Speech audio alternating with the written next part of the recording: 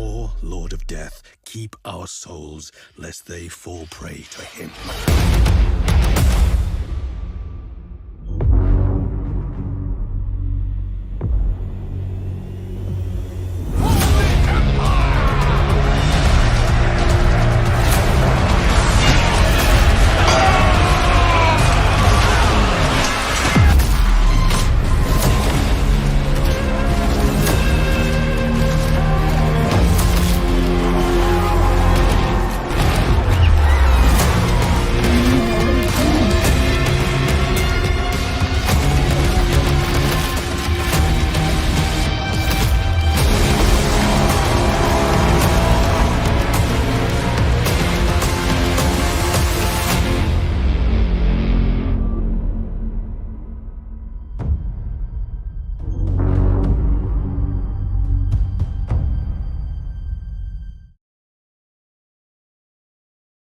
Welcome, ladies and gentlemen. We are live. Hope you're all doing well. It is tournament day, so we're going to be here for a full day of tournaments. We are at the first round right now, and I'll be casting all the way through ye old grand final. So I'm not playing today. Got to do a little bit of admin work. It's our first time trying a new format, so got to be more hands-on, but hope you're all doing well. First matchup is going to be Dark Elves facing off against Vampire Coast on the battle for Itza. Very excited for this one, and we will get this party started. How's everyone doing? I know it's been a while since we've had some stream.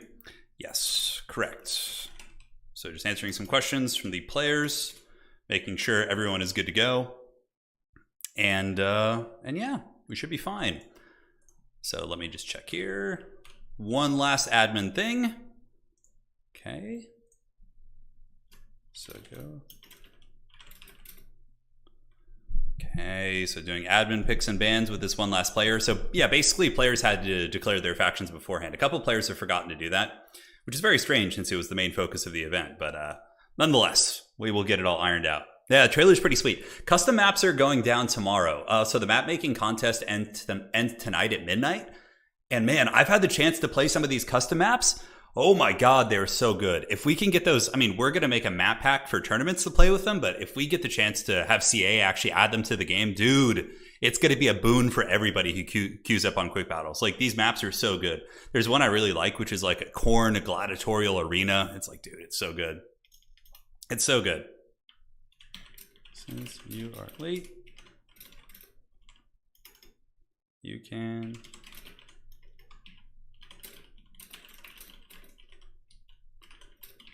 ask your opponent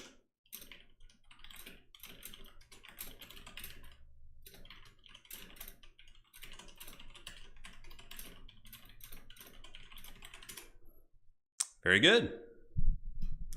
So the players are on it. Yeah, the custom maps are so good. And honestly, they're like, most of them are just straight up better than the creative assembly maps. Like, they're so good. Because the thing is, like, the maps that are made by the community, by individuals who play in tournaments and whatnot, they actually have tournament experience, right? So they play in these events and they know what makes a good map. Whereas like some of the CA maps are just basically repurposed quest battle maps with a little bit of editing on them, nothing like serious. So you guys are going to be very pleasantly surprised. So tomorrow, either tomorrow or the next day, I'll be doing a stream where I just play all the custom maps, which is going to be very, very fun. Collecting Beasts of Chaos in preparation for the Old World. I'm pretty sure Games Workshop said something about having some news on the Old World this week, so I'm really excited about that. It'll probably just be something like, all right, guys, well, we're still working on it. It's coming along. Thanks for your patience. But even still, any news is certainly better than nothing, so yeah. Any news is better than nothing. Okay. So let me just do this. Just got to do a little bit of admin work as we go along here, because obviously it's a relatively complicated new format. So what is this? Do I have anything here? That's weird how it's not like pulling it up. Yeah, did the bot delete that on accident? It doesn't look like it. Should be able to search this chat room. What's the deal with the Lore of Vampires passive being banned for Coast? So there's currently a bug in the game. Go for it. Tell me. There's currently a bug in the game where Vampire Coast can get infinite ammunition. Yeah, it's pretty nonsense. So if you heal something or cast any spell from the Lore of Vampires, it triggers the Lore of Vampire passive, which heals your entire army. But that healing effect also replenishes ammo at this point. So basically, Vampire Coast can get infinite ammo on like their deck gunners and all sorts of stuff like that. So yeah, it's a little bit unfortunate. So All right, so let me type this out.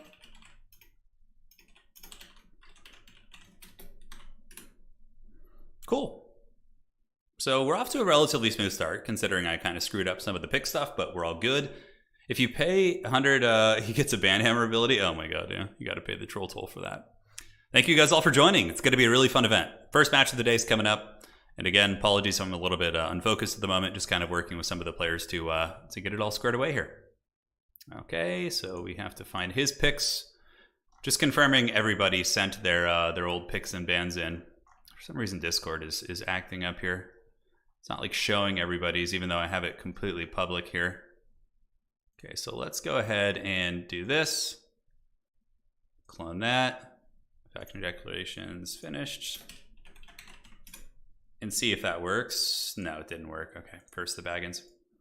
Curse the Baggins. So just give me one more second, guys, and then we'll get focused on the game. So can I create a clone of this channel? But will it keep the text? I don't think so. Very, very strange. Very, very strange. Okay, should be fine. No, I'm not playing today. Yeah, there's a lot of new adminning with this new format, so going to be focused a little bit more on admitting side of things, and then of course I'll be casting games the entire day. So that's going to be the plan. Ladies and gentlemen, we are here in the first match of the day. It's going to be, I think it says Catholic Alcoholic here on the Dark Elves, facing off against the forces of Grun 59. So it looks like for the forces of the Dark Elves here, it's going to be a front battle line of Dark Shards backed up by Bleak Swords and Dread Spears, the Hellebronai, Alice Beamblade, not bad, you know, certainly gives you some good armor piercing, something to kind of work on some of the depth guard units, and Scourge Hunter Chariots are just good at shooting at crabs, animated hulks, big characters, monsters, and also can run through infantry and guns and certainly do very well. Yeah, it's weird, Gunhound, because I can see all the messages, so I'll have to take a look at that after this, but yeah, should be fine. Scourge Hunter Chariot's going to be doing a little bit of poke here in the front line. We do have depth guard backed up by halberds. Oh my god, it's a full-on depth guard rush, baby. Check this out. So in the front line, it's all depth guard. I think 1, 2, 3, 4, 5. Now, depth guard are very, very weak against dark shards. Dark shards can just cut them to pieces very efficiently. However, I mean, if they can get through that front line and get into the dark shards, the dark elves could be very heavily overwhelmed. Now, Scurvy Dog's going to be chasing down Scourge Hunters. So what you would want to do if you were the dark elves in this situation is you would simply want to turn around and run down the Scurvy Dogs. Scurvy Dogs are an infantry-sized unit. You can look in the tooltip up in the top left. So Chariots do have the bonus versus infantry. They can actually kill them really, really quickly in melee here. Now, Dark Shards are in, and the Depth Guard rush is just going all out. I mean, this man does not care about the objectives at all. And he's just going to be moving in for the kills. There is going to be a bombardment. Oh my god, big winds of death. Is that going to be hitting the second unit? It looks like it does tickle the pickle of that other unit. And the Dark Shards are going to be shooting into the Haggard Depth Guard rush of the dreaded Grun 59. So big damage. Looks like there's going to be a Pit of Shades going down, which is a very good usage, but some of the Hulks have gotten through, Hulk Smash, and the Bleak Swords who did get hit by ye old Winds of Death are certainly suffering a little bit, but the Depth Guard rush didn't take that much damage on the approach, and you can see that there's several units of Dark Shards that are already on the run and aren't shooting, which is very, very problematic for the Dark Elves. They needed probably a little bit more buffering, and here you can see there is a response of some Cold One Knights. Cold One Knights might do okay against basic Depth Guard. They'll definitely do well against animated Hulks, but it looks like the Depth Guard rush is actually pushing through the Dark Elf front line in a very brutal fashion. I mean, the damage value does favor the forces of the Dark Elves from that initial punch that they got, but now that most of the Dark Elf army is en route, it could be a little bit scary. However, the Dark Elves have also fanned out in a couple different directions. We have Dark Elves on this objective. It looks like they just totally ignored the coast push, like went around them with their mobility and grabbed all three of the objectives. Dude, this is such a wild, wild game here. Look at this. We got Scourge Hunter Chariots running into the Bomber Mobs. Very cost effective, and one of the reasons why Scourge Hunters are so good is the dual purpose. They can kill large units with their shooting and also are quite good in melee against the zombie pirate gunnery mobs here. So running into those bad boys, and on the old backfield, we do see the Cold One Knights and the Dark Shards kind of circling about. Depth Guard still getting a pretty good push here, though. Oh, that's a big Pit of Shades, but I think it's going to be a swing and a miss. A good idea. They were bunched up there for a hot moment, but for the most part, the Depth Guard were able to avoid that. So Cold One Knights and the Dark Shards are going to be kiting away here from the Depth Guard rush. And the Dark Elves somehow managed to triple cap. Oh my god. So there was like a huge bull rush from the Vampire Coast, and what ended up happening is the Dark Elves like fell back, went around, and secured like all these side objectives, which is just ridiculous.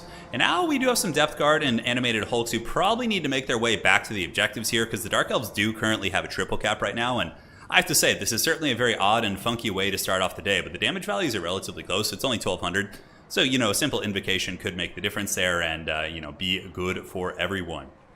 So Dark Elves going to be moving their cav back to the middle. Depth Guard have come back from their grand push here, and now they're going to be moving in and starting to pick off these Hellebroni. These are the polearm variant, and they will, of course, defeat Hellebroni very decisively.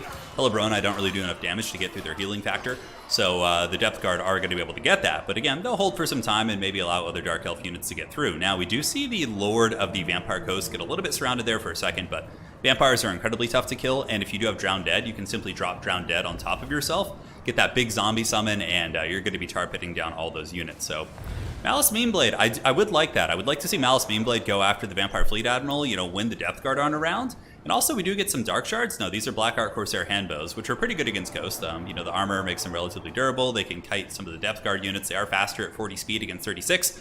But very, very wild game for sure. So up on the high ground objective, you do see some Scurvy Dogs coming to get that point. Scourge Hunter Chariots from the Dark Elf player being used very effectively to go after some of these gunnery mobs here, and keeping them from advancing up onto the points. Gunnery mobs are a very good unit for Vampire Coast, simply because they do have Vanguard deployment, so those are very, very cool. But in the middle, looks like Vampire Coast is able to swing that objective back. Grun is up to 4,800 damage value against 52 of the Dark Elves. So the Dark Elves kind of faltering a little bit in terms of their early momentum. Granted, they still have the mobile advantage. Dark Elves getting a pretty good fight over here. Multiple Cold One Knights, Velociraptor Cavalry, getting in and fighting the melee Depth Guard, who actually just got crumbled by a full surround. So crumbling does work occasionally. And you can see that, again, the mobile Goon Squad was able to take out some isolated Depth Guard. Malice in the middle did go after the old Vampire Fleet Admiral. And that's a great choice. Vampire Fleet Admiral is a decent fighter, but Malice is a raid boss. Malice is one of the harder, stronger kind of duelists in the game there, so I always accidentally hit that button. Yeah, it seems like the Dark Elves still have an advantage. Despite only being up about 600 value, the army of Vampire Coast is very static. And when it tries to move to side points, it seems that the Dark Elf mobility is kind of able to pick it off. But now we do get more Halberds coming in, so the Halberds are going to be slightly tougher for the Dark Riders and Cold One Knights and all these different units to effectively take down. Dark Shards here, in the meantime, going to be continuing to drop shots and yeah, getting a little bit of DAC into those polearms. It's got to feel good. And this is a little bit of a strange one. We do have some Depth Guard basically living in the spawn point here of the Dark Elves, although I suppose they're just kind of accruing value with things that are summoned out, right? Like, look at the healing on these things. It's pretty serious for sure. But yeah, we've gotten about 700 damage value, which isn't terrible. Now, up on the high ground, objective number 1, we do see animated Hulks as well as Depth Guard polearms coming in. So all those units are going to be hustling up here.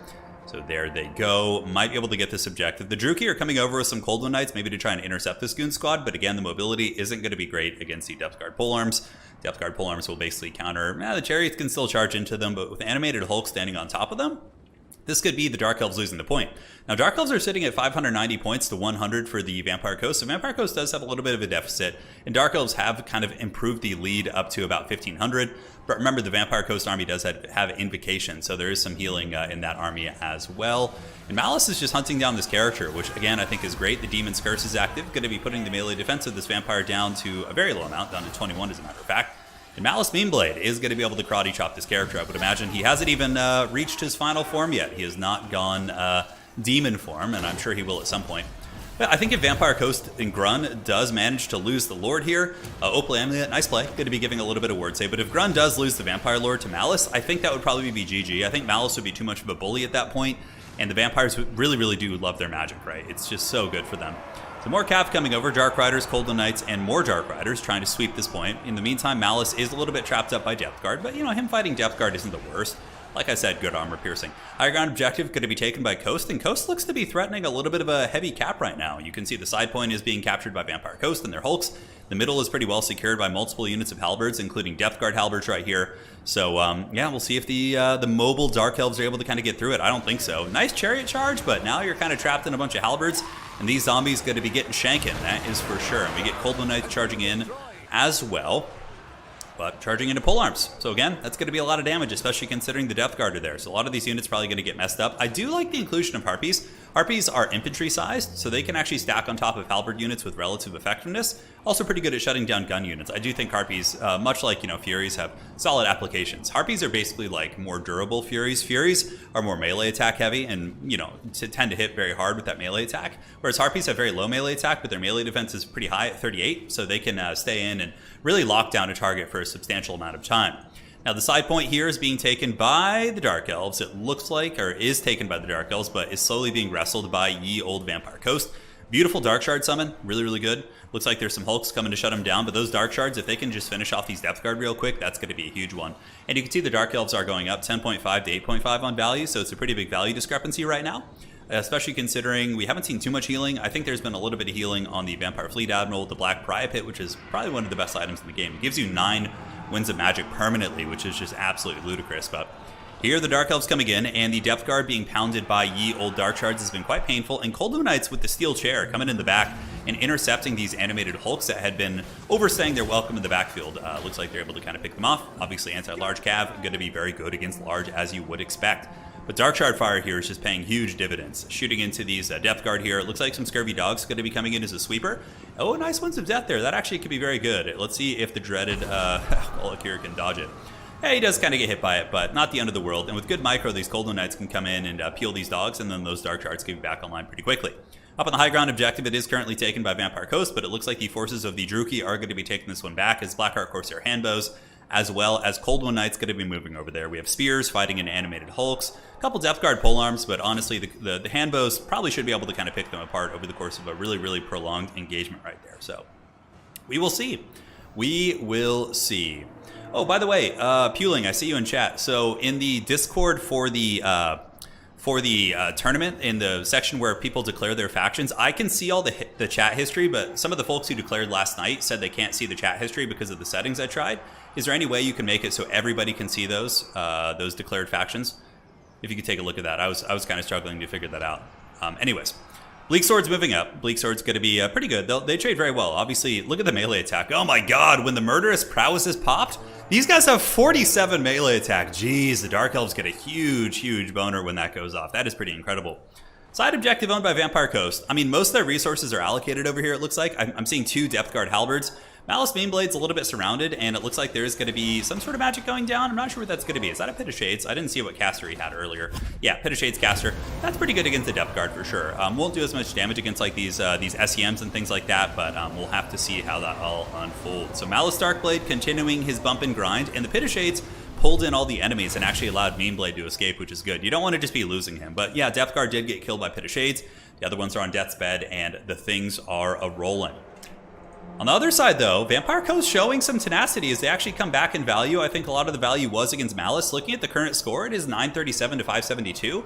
It looks like the forces of the coast had some pretty good engagements over here for the dreaded Grun, who has now pulled the value lead within 300. And again, with healing taken into account, he's probably slightly ahead in this situation. So the Winds of Death going down. Winds of Death does tickle some of those Bleak Swords, but ends up only doing friendly fire damage to the zombie pirates because of good micro from the Dark Elves here.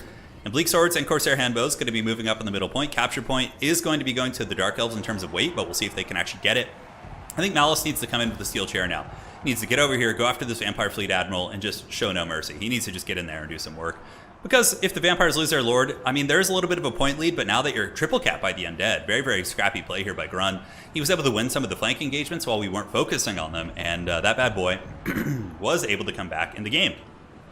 So what is Malice doing? Malice is going after some of the pistol mobs in the back. I would like to see Malice maybe bounce over here and go after the Vampire Fleet Admiral. I think it'd be so good. I mean, currently he's fighting some pistol mobs, which is shutting down some low armor-piercing shooting. Dark Elves do get this point back, but currently as it stands, if the Vampire Coast maintains a double cap, they're going to be winning this game. I mean, Dark Elves need a little bit more weight than that. And here we do see some Dark Riders battling Scurvy Dogs with Cold Moon Knights, but the Depth Guard who have gone in this long odyssey, this long exodus over here into the opponent's spawn zone are now coming back in, so Grun is probably going to be keeping this objective most likely, and this is going to be putting a heavy clock here on the Druchii. And Malice Beamblade being used pretty aggressively here. I mean, he's not invincible, and even though his healing does outpace the damage that he does to himself, it looks like Grun is able to get this surround with the Haggard Depth Guard Rush, but this is going to be a beautiful Pit of Shades. That's going to hit the Scurvy Dogs, it's going to hit the pistol mobs, and probably will free up Malice. And I think with Malice's dying breaths, he certainly needs to take out the Vampire Fleet Admiral, because, you know, the Dark Elves probably going to start running out of steam if they don't get that. Nice Pit of Shades going down right there. Very, very nice. That's going to be hitting all these different units. Malice is currently at about 500 HP. He does have the Bloodstorm active, which is going to be giving him 20% ward save against all forms of damage. Dark Rider's coming in to free him up. And Malice, is he going to go for the Steel Chair kill? He is. I think he's eyeing the Vampire Fleet Admiral. No, Meanblade turns around. He's about to be healing capped, though, so you better get busy. That Vampire is no slouch in combat. Might be able to defeat Malice, but here it comes. The Velociraptor man gets in there. He does nail the Vampire Lord, I think, and doesn't get hit in his first attack, but he's only got 200 HP. 250, I mean, he's got to get some work in here, and he does get a big attack, so Malice in the fourth quarter, putting up as good of a fight as possible. 148 HP, oh my god, but the Vampire Fleet Admiral's on death's bed. This is really big. If Malice manages to get the kill here, that could just potentially potentially get the Dark Elves back in the match. We'll have to see. 153 HP. The Vampire's knocked down, crumbling, enfeebling foe going down as well, so the stats are just potato level. And Malice with 70 HP, is he going to get the kill? It looks like it. He might. He's being shot by pistol mobs. And the Vampire has 112. Malice does get the attack. And it looks like there's going to be a big winds going down, but it is canceled. And Malice, with the steel chair, ladies and gentlemen, goes out. Very, very good. Man, that was super impressive. Malice able to get the kill before going out. Now, that gives the Dark Elves a fighting chance, in my opinion. Dark Elves do still have a value, not a value lead, but a points lead, but it's very, very precarious. You can see 2 objectives. So we have objective 1 up on the top, owned still by the forces of Coast, but I think Corsair Handbows will be very good at taking this. Depth Guard, Polearm, Zombies. It looks like there's going to be some Harpies coming in, moving after the Deck Droppers right there, so they're going to be hunting down those Bomber mobs, keeping them from causing problems. On the other side, we do also have a Dark Shard unit, which is going to be accruing pretty big value. You can see these Zombies are getting wrecked pretty bad by those Dark Shards. And yeah, looks like the Dark Riders will also be coming in to hammer them a little bit. So some proper cycle charging. Maybe they'll be able to get the point. We can see Grun, the Lord of the Depth Guard. It's going to be moving across with some more Depth Guard here, as well as Animated Hulk. So all those guys are going to be moving up the battlefield. And we do also see the Dark Shards with shields continuing to shoot in there. So middle objective is owned by the Dark Elves, but is being taken by Vampire Coast. It's still going to be really tight. I mean, it might be a situation where the Dark Elves can get like some sort of a wild triple cap in the late game, but it seems like Vampire Coast has kind of taken over the game a little bit. They've gotten better trading as the match has gone on, and Malice, you know, probably needed to be alive right now for this to really go well. Zombies crumble down. Scurvy Dogs coming in from Grun are going to be hunting down ye old Dark Shards right here, and the Dark Riders might be able to intercept them. You know, the Dark Elves have had good micro with their cav this game. They've certainly been doing well, but it seems like they've been having a lot of trouble kind of trading on the objectives. And now, you know, the point lead is gone. So that little cushion that the Dark Elves had from their very cheeky cap in the beginning is now, you know, pretty much null and void here. And the Zombie Pirate Deckhand mobs have securely claimed the high ground objective. I think this game's over. I think that the Dark Elves have lost it. It's been a very good scrap, but the Depth Guard rush worked pretty well. I mean, the only thing they really had against Depth Guard was the Dark Shards, and the Dark Shards seemed to mostly get shut down, which allowed the Depth Guard to trade well. Initially, the Dark Elves were able to trade okay and also pull up on points because the Depth Guard overextended and weren't playing the objectives, but as soon as they kind of pulled back and started playing the points, I think we saw the paradigm shift start to really change in this match here. So GG, well played. It's a great game. Both players had a good chance of winning. And now, remember, today's tournament is double elimination. So players, even when they lose, will go to the loser's bracket, and they will then have the opportunity for a redemption arc, which is very fun. We'll show you guys the brackets and everything after this. We have a ton of great players playing today. It's a new fun format that we're experimenting with, and I'm very excited to get some feedback. But again, this game's pretty much over at this point. I don't see any way the Druki are going to be able to get any points back. We have a very secure Vampire Coast position up here. In the middle, we have a bunch of durable, you know, regenerating undead units, which are just designed for sustained combat. And over here, we have some cute Dark Rider play, but it's going to get hunted down by the Scurvy Dogs and Depth Guard again. Good luck removing those off objectives without using, you know, either Harganeth Executioners or Dark Shards. But, you know, you're not going to see Harganeth Executioners. That was a cool game. Malice actually did well. I think he should have hunted the Admiral a little bit earlier, and just the entire game should have just been hunting that Admiral down. That would have gotten rid of Winds of Death, Invocations. Dude, the Chad Depth Guard rush, though, man. I love it. He opened with 5 Depth Guard and had even more in reserve, dude. I love it. That was a really fun game. So GG to those players. Thank you for starting off our tournament with an exciting game there. Malice still managed to get 3,000 value, which is very impressive. Yeah, like the rest of the Dark Elf army didn't really perform that well. I guess the Dark Shards did, but they didn't do enough. And Malice really carried that game. So we will jump back. GG, well played to those mighty champions. And now let me make sure there's no admin drama. Going to be checking here. All right, very good. Let me see here. Who is your opponent? All right. So a little bit of admin stuff right now. Okay, 1 second here. Perfect. So just double checking the brackets to make sure we have no admin stuff. Some players didn't quite understand the format, so they didn't declare their factions beforehand, which is something that we're experimenting with today, but hopefully for next time people will know and we can get those good events. All right, so checking ye old brackets. Looks good. Checking with Ulrich, looks good to me. Obviously it can be a little bit tricky. We have a lot of different languages being spoken. And checking here. So do we have anything from... Okay, so that is the wrong one. All right.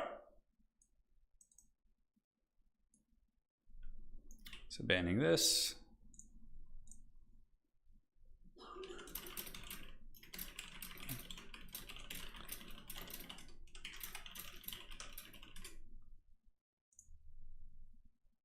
There we go. Perfect. So sending them over.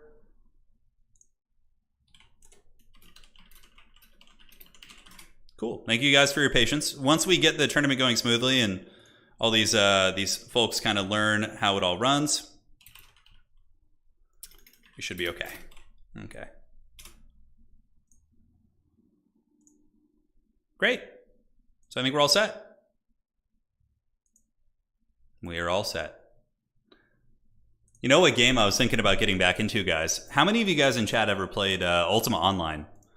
I've been looking at some of the free servers for that and just have been like, oh man, it calls to me once more in the deep. Okay, so trying to find one of the tournament matches here. Looks like we have this one. I will see if there's any spec slots. I have a feeling this one is probably for our tournament. We'll double check here. I don't want to just jump into some random lobby. Just cast some random people's games. I will. Hey, Richard, thank you for the 15. Loving the content. You got to show off your tabletop models. I will. Okay, I don't think these two guys are in the tournaments because they're playing land battle. Just show up and cast their game. That would be pretty funny. All right, so let me see what matches are going down. A lot of people are probably finishing their first round matches, so let's go ahead and take a look at the brackets. So let's do this. Dude, Richard, thank you so much, and I will show off the models. Ooh, Bruce, I'll take a look at that. That sounds really fun. So we had a drop there at the top, no problem. And looking around, we have Riffle Shuffle versus Anticity. Ooh, let's go see if we can get in on that game. So again, you can see there's a bottom bracket. So even if an individual loses, you're going to be sent down to this bracket here, and you are going to be getting a redemption arc, which is very exciting. So let me go ahead and see if Anticity's game has a spectator slot. So let me go ahead and type this here. Let's do that. You got a spec slot? Outstanding. I got it. Perfect. And it looks like we are good here. All right. So we'll see if Anticity has a spectator slot, and we'll try and jump into his game. I'll keep looking around to see if we can find any. I don't think that was one. Is he playing in today's tournament? I don't think so. He's sitting on Death Pass. Okay, so we'll just hang tight for a minute until we can get a spec slot. Yeah, so the new pick and ban system, the way that it works is you declare 5 factions before the tournament starts, okay? 5 factions before the tournament starts. Those are the only factions you can play all the way through the up until the semifinals of the tournament. And then you ban 2 factions globally. So you can't play those factions and your opponent can't play those factions. So then you get into a series with your opponent. You share your 5 factions that you pre-declared, and you share your global bans. The global bans are taken into account, and then you both blind pick from your 5 factions that you have. And that's basically it. That is basically it. All right, let's do that. Cool. So we got Anticity versus Riffle Shuffle. That should be pretty fun. Let's do this. Outstanding. The legendary Kraken King himself is playing today. Obviously, he's at the top of the leaderboard right now, so this should be quite interesting. And it's going to be Skaven versus Dark Elves on Death's Pass. Okay, it's pretty fun. The maps, dude, the maps are so good for the contest. I'm going to be doing a stream in the next few days where I show all those. I'm so incredibly hyped for that. I'm so hyped for it. It's going to be so much fun. Okay, looking around. Okay, where are we? Getting tagged in Discord somewhere, but I can't see from where. So Dark Elves versus Skaven. Yeah, Dark Elves are a very, very popular faction these days. They have just been doing really, really good. All right. Outstanding. Yes. There we are. Okay, so I was tagged in the artist channel. Let's go see what's going on here. Oh, it's pretty great. Pretty great. Somebody made some Imperial Guard that have Limp Bizkit hats on. Oh my god, that's so funny. I love that. Thank you for sharing that, man. That was really funny. Didn't give me you a heads up I was streaming. Yeah, YouTube's weird like that sometimes. Hey, I'll still take it over Twitch any day of the week, but you know, it's got its problems. I love it. The Limp Bizkit Marines, dude. Oh my god, or the Guardsmen, yeah. Dude, I love the maps, guys. They're so good. They're so good. If we have time at the end of today's stream, if today's stream doesn't go like 10 hours, then maybe we could take a look. But tomorrow I'm going to have a dedicated stream just for looking at those maps and playing them. Is the true Bretonian playing? Yeah, he is. He's playing today. He can play Bretonia every game if he wants, unless he runs into an opponent who happened to globally ban Bretonia, but that's not going to be like a common circumstance, I don't think. Yeah, I'm really excited. Well, with that system, only 2 out of the 3. Yeah, so here's the thing. If you are playing in this format, and your opponent comes in and happens to have globally banned 2 of your 5 factions, you still have 3 factions to choose from. And that's also the risk of being someone who really only plays high meta factions, like overpowered factions, in that you run the risk of having less faction variance because your opponents may have banned your meta factions, right? Like if you're playing, mid-tier factions like Skaven, Empire, whatever, any of these factions, the odds of those factions being banned are very low. So you're going to have more faction variance. But if you choose to take the risk of having vampire counts be one of your 5 factions, you probably have like a 50% chance every single match that they're going to be banned, simply because most people are going to use their global bans against them. So there's a lot of mind games with this format that I think is very fun. So far, the feedback I've gotten has been pretty good. The execution was a little bit sloppy in the beginning, but yeah, it is what it is. Yes, it is.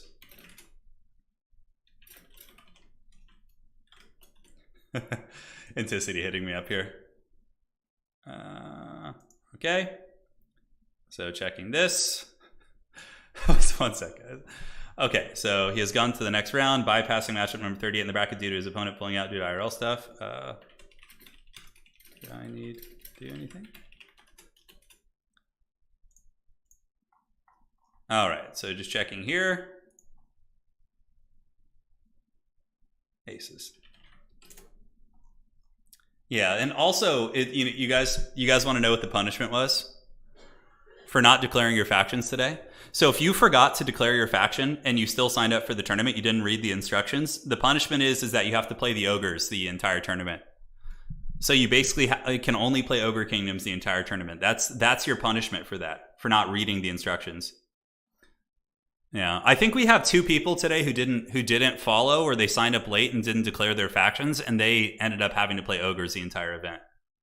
Am I planning any Banner Lord stuff? Oh, I don't know. I might do something. If I can get Italian Spartacus to do something with me, I'd be interested. Like playing like some multiplayer PvP or something could be fun. Brother, thank you for the donation. He says, just got a new job after losing my last one. Can finally give you some support. Me and my wife love watching your content and live for the tourneys. Hey, thank you so much. Those are some seriously kind words. Thank you. And hope you and your wife are cozy, enjoying some coffee, and having a nice afternoon, morning, night, wherever you are. Yeah, there's at least 2 players who are playing the ogres today. Dude, it's just like, yeah, like the tournament was announced, over 24 hours ago. Like, yeah, a long time ago. You've had time to read.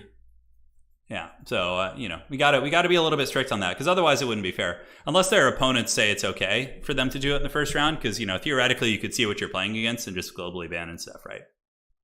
Yeah, it's one way to get ogres in the event, right? It's one way to get ogres. But I didn't hear, I think I wasn't looking at chat when we talked about Ultima Online. How many of you guys ever played that game? Let me just do a poll real quick. Ever played? This is really like a boomer thing, Ultima Online. I'm curious because the wife and I are going to be starting to play some Ultima Online. We found a server, like a legacy server that apparently is really active. It has like 2,000 people playing on it. And we're going to be playing on it. So I'm thinking, like, if you ever played it, we could do a guild. We could get a bunch of people from the community together and have like a guild on there where we pool our resources and we get like a castle and, and play the full Monty. I think that'd be really fun. Out of region, bro. You had all the time in the world. You had all the time in the world. I know. I'm sorry. I feel bad too. I feel bad about it, but it is what it is. Wow, 12% of you guys have actually played Ultima. That's pretty surprising. I'm a boomer. I played. Yeah, baby, let's go. Glacius, I don't think I've learned more about Total War multiplayer from anybody else. Love the stuff you do, man. Hey, right back at you. Thank you for the donation. And we're rolling. It's called Ultima Online Outlands. Dude, it looks so good. I'm so hyped. I'm going to play an animal tamer, a ranger, like a archer with fletching, and make my own bow and arrows. And dude, I'm so hyped for it. It's going to be so fun. So yeah, maybe we'll create a section in our Discord if you want to join, where we'll have like our Ultima Online guild, and we can all jump that server, and if you get enough people together, you could finally start your own fiefdom. Yeah, I know. Come join the fun. We could start a guild. It'll be great. My dad played Ultima Online. Yeah, dude, it's the business. Okay, hey, 11% of you guys playing, at least who voted, is pretty impressive. That's probably my favorite game of all time, like straight up. The most fond memories I have of gaming are from vanilla Ultima Online. I remember being like an 8-year-old, or how old would I have been? So I was playing in 1997, 1996, I think? 97 was it? Yeah, so I would have been like 9 years old. I remember just getting like PK'd so hard. Just like having a red show up. So in Ultima Online, if you are someone who kills other players, because you can just kill a player and take all their stuff if they're out in the wild, outside of the cities. If you do that too many times, you get your name becomes red and your character becomes red, and you can't go in cities anymore. You become an outlaw. If you go into a city, the guards instantly kill you. So you become this like brigand who like lives on the outskirts of society. It's so funny. All right, guys. Anyways, here we are, ladies and gentlemen. It is going to be the great Kraken King Anticity facing off against Riffle Shuffle. Riffle is going to be coming in with the Supreme Sorceress of Fire up in the sky. So Burning Head has always been very, very good against Skaven. And the legendary Kraken King, obviously, I think Anticity is number 2 or 3 on leaderboard right now. And the only reason why he probably isn't number 1 is because he hasn't been terribly active lately. He's been, doing a lot of streams and different things like that. But Anticity is hands down one of the best players in the entire world, and a really good guy as well. So coming in here in the front line, Poison Wing Globadier is going to be trying to nuke down the Druchii battle lines. We have a single Jezzail, we have a Warp Lightning Cannon, and a Plague Claw Catapult. Okay, that's pretty awesome. We do also have a Chieftain. So the Chieftain is going to be the Skaven Warlord. This is the dreaded tactic of using the Skaven Chieftain with the Power Grab, which is really good. Basically, you put a Skaven Slave as the Lord of your army. You unsummon the Skaven Slave, and then the Skaven Chieftain uses the Power Grab ability, becomes the Lord of your army, and gives your entire army +8 leadership. So every single one of these Skaven units is going to be getting +8 leadership, which is very, very good. Now, for the army of Riffle Shuffle, it is going to be Corsair Handbows. We got Bleak Swords, Dread Spears. Oh, I like this. This is pretty cheeky. So they have some Shades with dual weapons up on the high ground, which could put some serious hurt on these Poison Wing Globadiers. Very, very cagey play there. I like that quite a bit. On the other side, we get Blackheart Corsair Handbows, as well as Bleak Swords moving across. We get more Bleak Swords here, a Master, and up in the sky, it is going to be a Supreme Sorceress of Fire.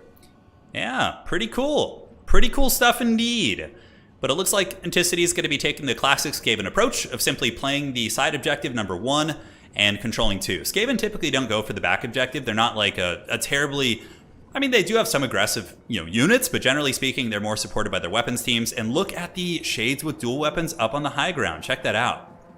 So the Shades with the dual weapons going to be setting up, dropping some big pot shots into the Poison Wing Globadiers, and honestly getting some decent damage, but the Kraken King is able to get his Globadiers, and they move around there, and the Globadiers, if they are able to get shots into the Blackheart Corsairs, will do some huge damage. The Chieftain is also here providing a little bit of a leadership buff. I certainly think that's a huge buff. Like, getting that Power Grab ability is very, very strong.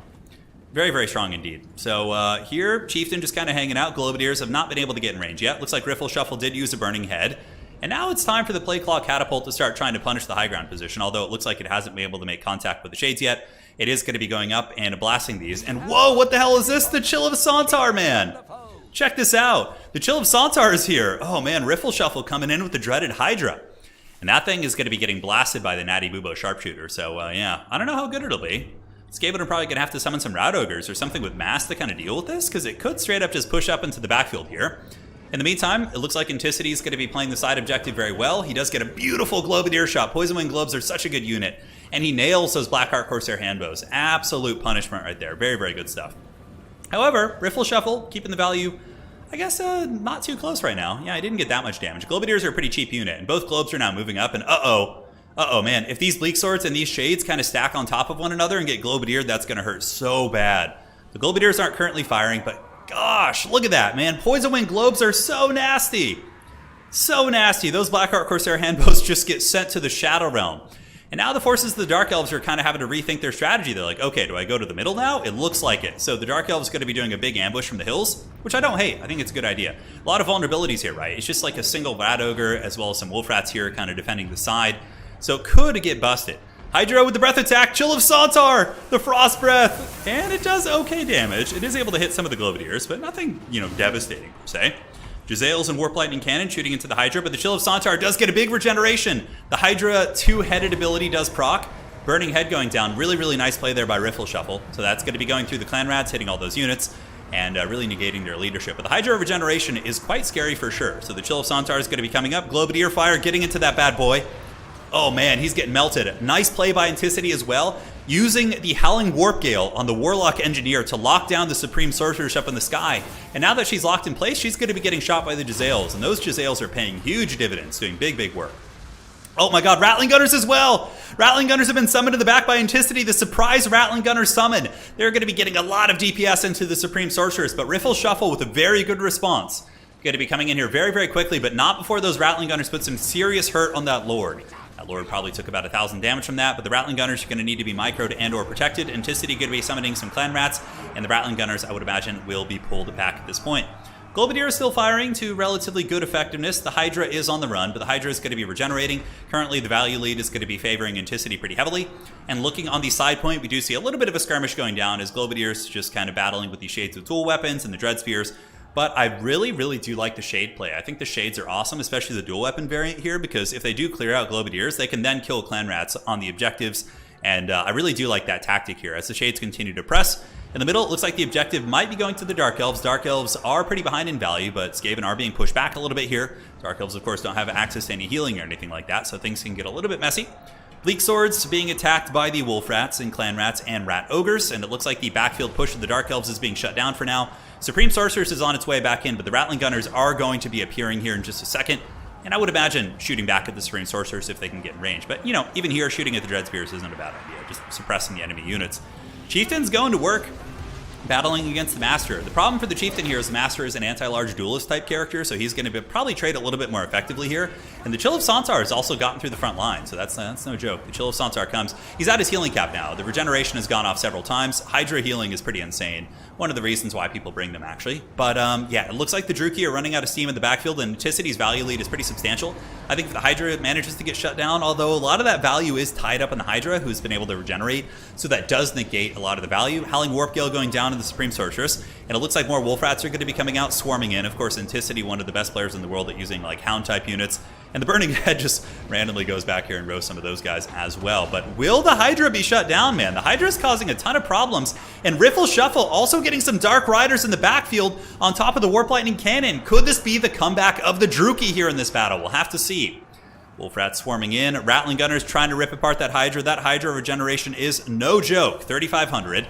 And there are also going to be some Rat Ogres attacking this bad boy. Down to 3,400 right now with a couple Spears moving in. Chieftain's going to be pulling back here. And you know what? The Skaven are kind of being put in the back foot a little bit. The value lead is being heavily diminished. We see 2 artillery pieces going offline, but Anticity still is able to clean off the flanks. Oh man, he even has the Dwarf Thing Menace. So he's bringing it out with the ROR Doomflare, which has armor sundering, if I'm not mistaken. Yeah, so it's going to be sundering the armor of these Corsair units. Oh, I love it. I love seeing these weird tech pieces. I think that's one of the most fun things about Total War. Globadier Fire coming in. Oh, truly a Skaven tactic. They're just Scorched Earth, man. Scorched Earth. As they just nuke their own artillery piece to get rid of the Dark Elves. And here we do see the Chill of Sauntar being broken, so even though the Kraken King has been pushed back, looks like he's starting to stabilize. 7.4 to 5.6, and he's moving up with some Clan Rats to go steal the back objective. And over here, it looks like the Shades that we were looking at did a very good job. Look at that. The Shades actually able to clear off the Globadiers, but now we get Wolf Rats with Poison coming in, and Anticity is going to be microing them around. But the one thing the Dark Elves really have going for them here is the fact that the Shades have dual weapons, which means against Wolf units, which are infantry size, they're going to do a hell of a lot of damage. And you can see the Wolf Rats are already getting their butts kicked pretty bad. Granted, they are putting damage into the Shades. The Shades are trading upwards very, very effectively there. Dude, this is a super scrappy battle. It honestly looked pretty one-sided early on, but the Dark Elves have managed to get in here and cause a lot of problems. We do see the Dark Elf Lord in a little bit of a precarious situation, and the Rattling Gunners in guard mode being used to drag down the Feral Manscore, a classic tactic from Old Skaven. So you can see the Feral Manscore is currently suppressed, taking a bit of damage. Harpy's being sent back here, but Anticity able to summon out some Clan Rat Spheres to kind of defend this point right there.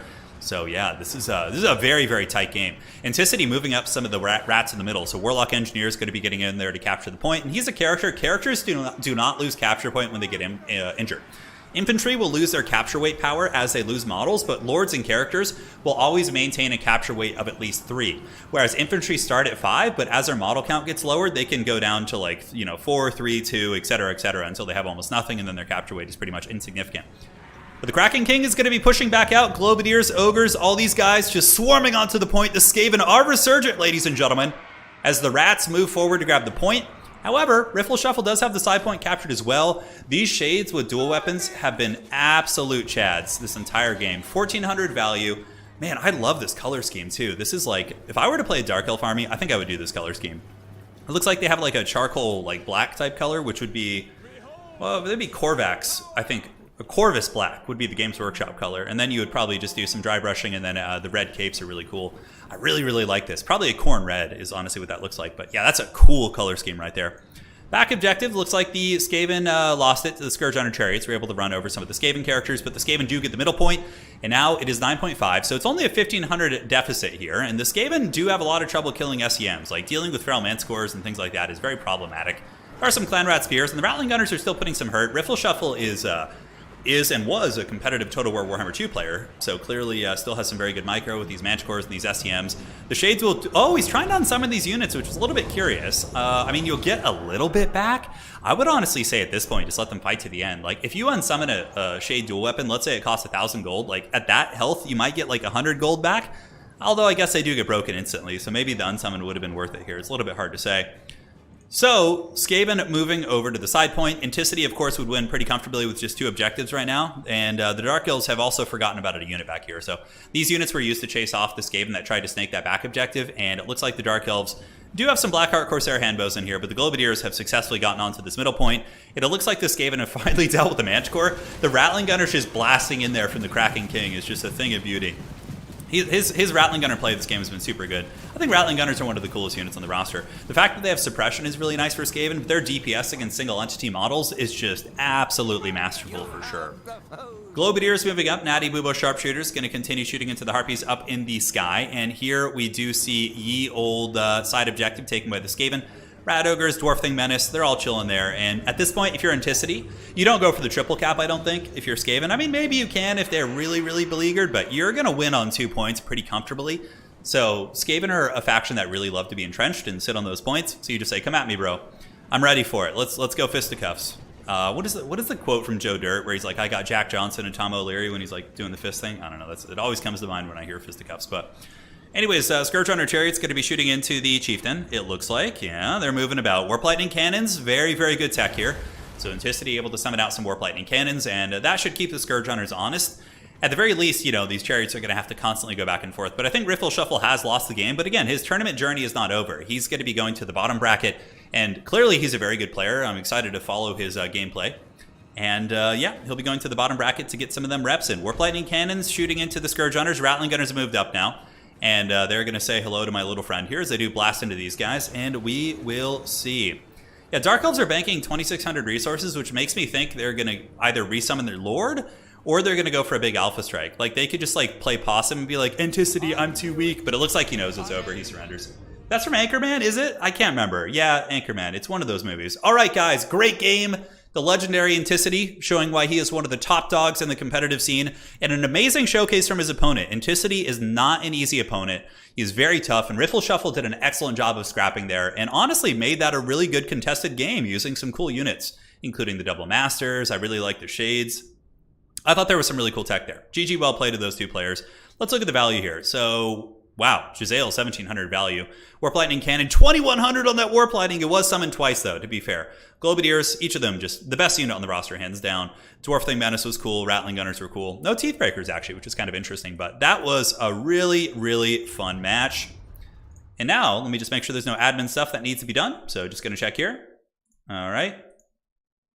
So let's go ahead and do this.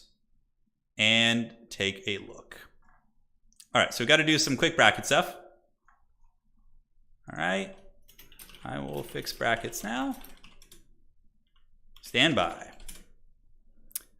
So just got to do some quick admin work, ladies and gentlemen, so give me just a second. All right, let me see here. And I'm just going to message my web developer right now, so here we go.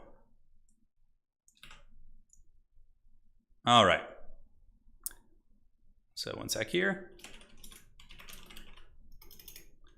Drops on double elimination. So yeah, we had a little bit of a bug on the website where it didn't advance somebody because their opponent dropped. So I just have to take care of that real quick.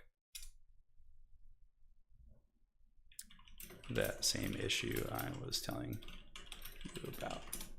All right, very cool. So going to fix that bad boy right now. Yeah, great games today. Really, really good games. Let's see if I can find another one, get into the lobby while I fix these admin issues. Anticity, I think, is going to be sitting in that lobby. So if he's just going to sit there, we can sit in the lobby with him until his next game. Because honestly, Anticity is just super fun to watch, like straight up. Like very, very fun. When will faction guides be coming to Total Tavern? I'm not sure. Probably in the next 3 months. I need to find some people who are willing to write them. Because typing is very hard for me with my hand problems. So long form typing. All right, so let's do this. So how do you spell that name? Okay. Refresh this. And the lower bracket was not auto advance because their opponent dropped. Okay, cool. So let's take care of this right now. Thank you guys all for joining. It's been a fun day so far. We've had some really good games. Let's see here. Okay, so I'm gonna check this out here. And this is on the bottom. And that will be loser of 27 versus this.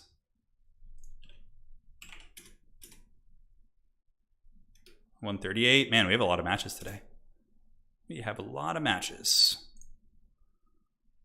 How's everyone doing, by the way? It's been good. Not as many streams. I had a little bit of either really bad allergies or a cold for like 3 or 4 days. Yeah, it was like weird. I was just laying in bed like Palpatine. Do you ever get... No, I don't have a new PC. No, my old one is still doing the job very well. I'm also very stingy, so... Yeah, not yet. We will be getting one soon. I think there's going to eventually be a game that forces me to get a new PC, but it is not this day. This day we fight. No, yeah, no. So we're holding on to the old beast for now. All right, so let's do that. So that's fixed, great. And then the other admin issue is here. Almost got it. And 104 should be Noctrum here. Thank you to the Gunhound for helping me out here. In relaying these issues to me, it helps me fix them more expediently. All right, so this is going to be Noctrum. And just letting the web dev know, I had to... cool.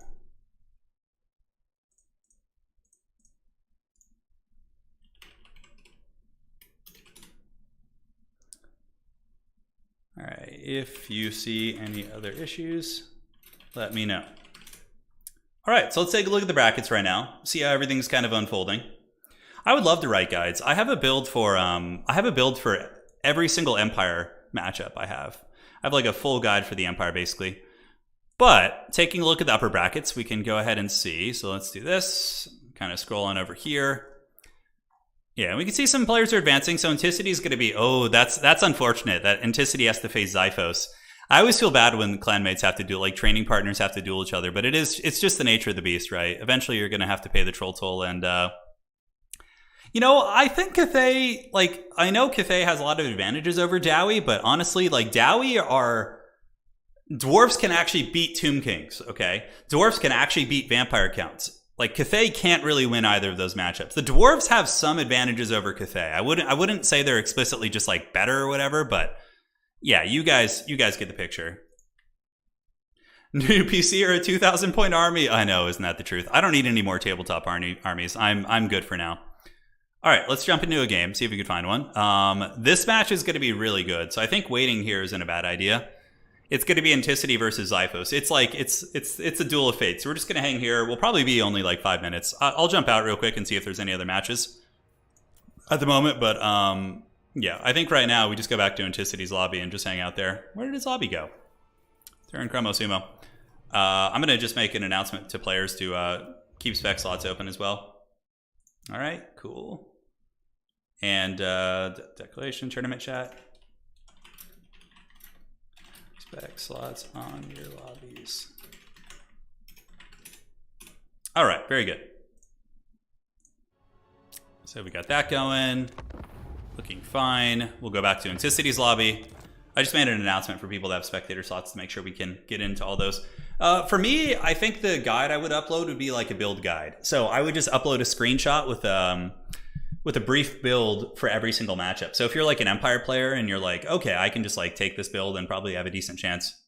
Chromo Sumo, you just opened one? Sounds good. I'll get into your lobby. Yeah, there you go. All right, let's cast it, baby. The great Chromo Sumo. I think Chromo smashed me with Wood Elves a couple weeks back. I think it was on Mountains of Morin. Yeah. Oh, Beastmen versus Bretonia. Oh, baby, yeah. This is a matchup right here. Are there any matchups that are severely Empire favored? Yeah, I would say Norska and Nurgle. I think you just hard counter Norska, and I think you hard counter Nurgle. Like, Norska can't really do much against Empire, in my opinion. Because, like, your Hellstorms nuke their infantry. They don't have any flying units to shut them down. When they try and dive your back line with, like, Skinwolves and Hounds, Knights of the Blazing Sun counter all of those units. War Wagons counter the Marauder Horsemen. Grenade launchers wreck Norscan infantry. It's, like, as an Empire player, I would say that Norska is, like, probably favored for you, like, 70-30. Yeah, it's pretty solid. All right, no, never mind. It's Wood Elves Bretonia, which is still a very fun matchup. All right, so let's go take a look at the stats. We haven't done that for on Tavern for a long time. So yeah, currently Tomb Kings are obviously the strongest faction. They've been banned from most tournaments nowadays just because they're just so egregiously broken. So they don't have any counterplay. Like, there's nobody that has good matchups versus Tomb Kings, really. I don't know what this is, because I can tell you from experience, Khorne and Nurgle do not win that. You'll see, like, if you look at Tomb Kings, the only matchups they have below 50% are just like this is not actually like accurate. Like, I think this must have been in like on the lower brackets where somebody playing Tomb Kings maybe didn't know how to play them. But look, like, nobody beats Tomb Kings consistently. Same Warriors of Chaos are the same thing. The only faction that beats Warriors of Chaos right now are the Tomb Kings and like Vampire Counts, right? Like, two other broken factions. So, but if we look at Empire, somebody wanted to, yeah, 50%. We brought the Empire back up to a 50% win rate. Empire apparently hard counters High Elves pretty effectively. 16-4, yeah, and see 13-5 against Norska. Like, that's for sure accurate. I think we counter Khorne. War Wagons are so good against Khorne. They really struggle to shut them down. Yeah, Empire honestly doesn't do bad against Tzeentch either. Like, Empire's got some teeth. Now, we do have our bad matchups, though. For sure, we do have our bad matchups. Yeah. Yeah, High Elves are coming up. They've been doing very well lately, yeah. They were, like, at a 20% win. Now they're closing in on 50, which is pretty cool. High Elves actually do pretty well against Vampire, some of the Vampire factions. Like, look at this. High Elves have a 53% win rate against Vampire Coast. And they also have a 3-3 record against Vampire Counts, which is, like, one of the best factions in the game, right? High Elves are actually not bad, guys. They're really, really not bad. Yeah, which is pretty exciting stuff. Pretty exciting stuff. What makes Tomb King so good? It's okay. So here's the thing. The reason why Tomb Kings are so good is that in Warhammer 3, they changed the way healing works to be percentage based. So healing got stronger. So Tomb Kings with Realm of Souls, which is their army ability that heals their entire army, they get like a fat heal from that. On top of that, the Lore of Nehekara passive is basically like casting a mini Earthblood on your entire army every single time you cast a spell. So the amount of healing Tomb Kings get is just like absurdly gross. Absurdly gross. That's really the big thing with Tomb Kings. They like everything on every Tomb Kings unit, if it has like 10,000 HP, it realistically has like 16,000 HP because of the amount of healing they just get for free. It's a Wood Elf mirror match? Holy shit. Oh my god. And that's crazy that it happened this way, yeah. Lord Baconbane says, I'm testing a Stegadon Lifeslon build. It's working okay. Yeah, it could work. Yeah. Lizardmen are definitely on the weaker end of things, but they're not helpless. Yeah. Yeah, Crumbling Change was a big deal. B-Master, a.k.a. Umai's in chat, definitely nailing the point there. Yeah, healing is percentage-based, but Crumbling is not. Yeah, Crumbling is not enough. Crumbling needs to be worse. Units don't crumble fast enough. Like demon units, oh my god, look at this. The Sisters of Twilight mirror match, dude. Oh my god. Oh my god, look at this. It's treason then. It is. It truly is. Jeez, look at this matchup. Getting a lot of fun games today, guys. So far, we've had some really interesting ones. We had a Depth Guard rush. We had a Skaven Shade showdown. Now we got a Wood Elf mirror match. I don't mind watching Wood Elf mirror matches. As long as it's not like a Warriors of Chaos, Hellstrider, Horseman mirror match, sign me up for that shit. Sign me up for that. Yeah, the sisters, there are 4 sisters in total on this map. Yes, that's correct. There are 4 of them. All right. Very cool. And looks like we're good. Looks like we are good. Yeah, mirror matches aren't the best, but they're pretty uncommon actually. They're pretty uncommon in this format. Like, they're not going to be something you see a lot. So, Deepwood Scouts and the Hawkeyes of Jakira coming in for Chromo Sumo. Well, Chromo is a very, very strong Wood Elf main. I would imagine Solo Spaghetti is as well. I played Solo as well. Very strong player. But a Solo, I think usually... Is it Kislev? I think he's a Kislev player too. It's going to be Dryads, backed up by Dryads, and some Spears in the back. So very standard bows and spears. And the other sisters are also going to be up on... It's an Eagle versus a Dragon. So Chromo has the Eagle, and Solo has the Dragon. Okay, so we can differentiate them a little bit. On top of that, it's going to be Deepwood Scouts, backed up by Spears, and very similar armies. Very, very similar. Although, did Chromo not start with a caster? Or Solo? Oh, that's a little bit strange.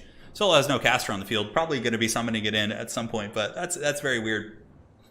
Very, very weird. You definitely want that caster. Although, is there no caster over here either? Am I missing some tech? No, it is going to be Earthblood, Flesh to Stone, kind of an interesting one. It can make your Wild Riders very durable against enemy Wild Riders. And Dweller's Blow, obviously, is very, very meta. Yeah, Slaanesh is going to be, anytime elves are battling, Slaanesh is happy, I'm sure. Slaanesh loves to prey on the elves. Sisters of Twilight up in the sky, going to be exchanging missiles. The Eagle is definitely more maneuverable, but the Dragon will just win in a straight-up fight. The HP pool, 4.7 against 7. So both Sisters of Twilight do have the Conjoined Destiny. I think, so with good micro, you shouldn't be losing either of them. It's a really, really strong ability. Basically, when the Sisters of Twilight get below a certain HP threshold, they just start to heal themselves, and it's very, very strong. Yeah, with the Dragon, I think you don't need heals as much with Sisters of Twilight. Let me show you why. When they get below 20% HP, it starts like a Dragon Ball Z wind-up, where you have to wait several episodes to see the final battle. But eventually, it heals them for 25% of their HP. So you don't necessarily need to bring healing with Sisters of Twilight, which is very, very good. Is Aerial viable in Domination? I was thinking of some builds with Aerial, actually. I think Aerial might not be terrible. So look at this. It's like some juking from Chromo Sumo. The Dragon, obviously, a little bit more of a vulnerable target. Side objective going to be taken by some Eternal Guard. Very, very high leadership durable units. So I would imagine the battle's just going to go down in the middle. A little bit of a mistake here by Solo. He's using the Spray Fire shot against these sisters, whereas he should be using the SEM shot. The Archers of Chromo able to rip some good shots, and it looks like the initial Dragon duel does go to Chromo Sumo, and Solo Spaghetti takes a little bit more damage there. In the meantime, Deepwood Scouts continue to blast away, but it's going to be a very, very cagey match. This is going to be very much cat and mouse. We're going to see him make some mistake. Yeah, it's a lot of healing. Aerial does have good bounce spells and can cast Dwellers. Yeah, she's for sure viable. I think there's a lot of elements of domination mode that is unexplored. Like, up until a week and a half ago, guys. A week and a half ago. Most of the high-level players, and myself included, were saying like, oh yeah, Bretonnia is not very good. Right? They're bad. They have like a 30% win rate. People aren't making them work. And then suddenly, this player from Korea shows up. The true Bretonian. And he just shows up in some single faction tournament and is smashing meta factions with them. He's smashing vampire counts. He's smashing Dark Elves.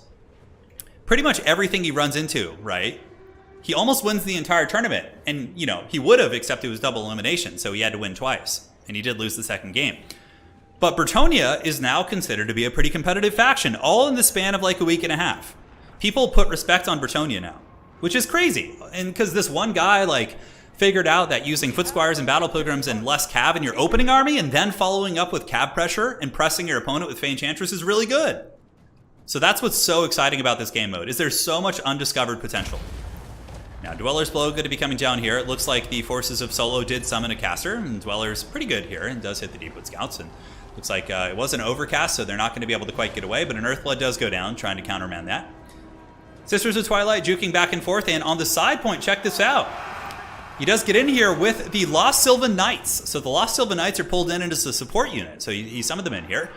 And they are fighting Dryads, though. This isn't the most cost-effective fight for the Lost Sylvan Knights. Dryads do magic damage. If it were anything else, it'd probably be a little bit better, but again, that does give Solo Spaghetti a little bit of value, as his Dryads do trade very cost-effectively into the Sylvan Knights. Sisters of Twilight also do magic damage in melee with their dragon. Looks like there was a breath attack coming in. And oh my god, one of those cav units just got roasted right there. Absolutely roasted. But nonetheless, I think that Chromo should be able to hold on to this. Looks like he's moving some of his own dryads over. He does have the middle point. And Solo Spaghetti is basically moving up in the mountains here and is going to be going for a push this way. So it's just looking to overload this back objective. The Lost Sylvan Knights could have been a little bit of a blunder for sure. There's a lot of magic damage in the Wood Elf roster, including Dwellers, and again, Deepwood Scouts, I think with the Swift Shiver Shards, I think they do magic damage. I can't quite remember. I don't know if they're here. But like, these things are not good against Dryads. Like, Dryads will basically trade upwards into them so cost effectively. So that's going to be a little bit of a tricky pickle. Eternal Guard trying to hold this position, but Dryads are pretty good against them. We get more Dryads coming in. And now the forces of Chromo are going to be moving from the middle, realizing that this fight is actually kind of a losing effort so far. And up in the sky, we do see the Sisters of Twilight being hunted by the Solo Spaghetti's dragon. I mean, the dragon is a much more impactful character.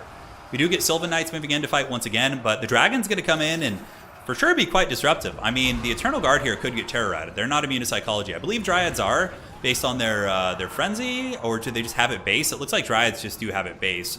But the Sisters of Chromo are able to get back, and now spray fire shots are going down. We do see an Earthblood coming down on the forces of the Grey Elves here of Solo Spaghetti, so that is going to be dropping on all those forces. Archers getting a nice little concave fire, so they have that classic RTS kind of semicircle here, and they are going to be shooting up into the old archers up on the high ground, so good positioning here from Chromo. But the army, including the dragon, seems to be trading pretty well. We see the forces of Chromo being pushed back a little bit. Lost Sylvan Knights not trading well here at all. That for sure has been one of the reasons why Solo Spaghetti has been able to get back in terms of value, is because those Sylvan Knights are not doing well. And honestly, Dryad spam is just doing excellent. We see a lot of Dryads getting down here, and they are just trading so well into these units.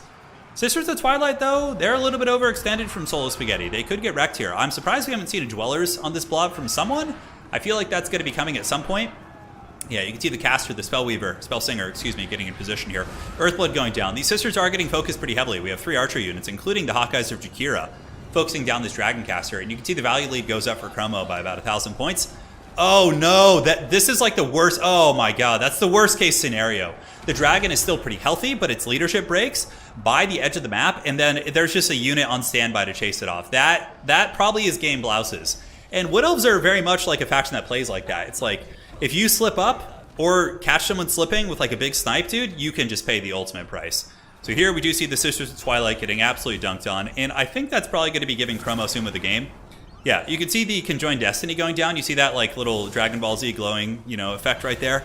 Yeah, so that it becomes a heal. After 20 seconds, it's going to heal that unit. But again, the dragon's going to get forced off the battlefield. That is rough. The dragon charge initially was good, but when the archers got in position, I think it was a little bit precarious at that point. And now I think Chromo's going to take over the game, because now there's one faction has their lord, which is relatively impactful, and the other faction simply does not. Very good Dwellers below going down by Solo Spaghetti, but Spaghetti's going to have a hard time getting back in this game. And I wouldn't be surprised to see the Grey Elves tap out at this point. I would not be surprised. Here on the back, we do have Dryads moving across. Dryads going to be hunting down into the Deepwood Scouts. More Spears moving up to battle these Dryads as well. The Slaanesh Ogres are in chat. Slaanesh Ogres, oh my god, imagine how disturbing that would be. They would probably just be, I mean, Ogres are already obsessed with eating, like, compulsively, right? So what would Slaanesh Ogres, yeah, that'd probably be some scary shit for sure. Anyways, Sisters up in the sky, and it looks like the Spellweaver is also caught. Some of the Glade Riders of Spears able to capture this caster right here, so the Spellsinger of Life is fully encircled here, but the Glade Rider's probably going to be going down. I would imagine the Sisters actually go in and just snipe this character out. I think that would be the right play for sure. Sisters of Twilight bombarding in the middle. Chromo Suma might lose this middle objective to some good pressure, mostly Eternal Guards as well as some Glade Riders here. But the Sisters probably going to be coming in, making the big difference. Back objective is very, very secure. And now you can see there's a little bit of a counter push coming out as Sylvan Knights and Glade Riders continue to move up, including Wild Riders up on the flank. And they are going to be just hammering into those units. So somebody in chat asking, can routed units be resummoned? Yes, they absolutely can, but resummoning a dragon character that costs like 2,600, you're going to lose a massive amount of momentum and capture weight on the battlefield, and your opponent is going to just keep pouring out units. And honestly, the dragon wouldn't be able to recapture the points probably, and there are times where resummoning a lord is a good idea, but typically, like I would say 80% of the time, it's a bad idea. Like, you just got to pay the troll toll and just try and win the battle back in other ways. Yeah, that would be my 2 cents. So middle objective owned by Chromo, and you can see a bit of a mass rout going down from Solo Spaghetti. The Sisters of Twilight sitting here and just raining shots down on these blobs. with their spray fire mode. Really, really decisive. We see a couple units maneuvering over from the side, but this game is over, 100%. I think that Chromo Sumo is going to win this one, and Solo Spaghetti will be dropped to the bottom brackets there. But again, a chance for redemption. Honestly, both were great players. It just came down to that blunder with the dragon. Like, the back pressure from Solo Spaghetti was very good, but the ultimately just losing a big expensive centerpiece character like that is just not feasible. You're going to really pay the price, and that's the risk of going with a big character. It can make a big difference, and honestly was trading pretty well, but at that point it got popped. GG, well played. And yeah, that was going to be that. Yeah, that's something that somebody in chat brought up, the discourage effect. So the Hawkeyes of Jakira have a discourage effect on their missiles, so they helped to break the leadership of the Sisters of Twilight, which then led to the victory for the forces of Chromo Sumo. Yeah, very, very cool. All right, so let's see what other games we got. Looks like Anticity's still in his lobby waiting for the match of Xiphos. We have Serkia versus the dreaded Thundernut down here, so let's go check that one out. We'll see what matches are going. Ooh, Empire versus Kislev. We're here for this. Let me just make sure this is actually in my in the tournament today. Not just some random lobby. Yeah, hey, don't worry, Ben. It happens. You played like a champ. And are you still in the tournament? How would the Glady do? Gladies are great. Pravenoth Rama is still very good. All right, so... Okay, so... Let's do this. This is a lower bracket game.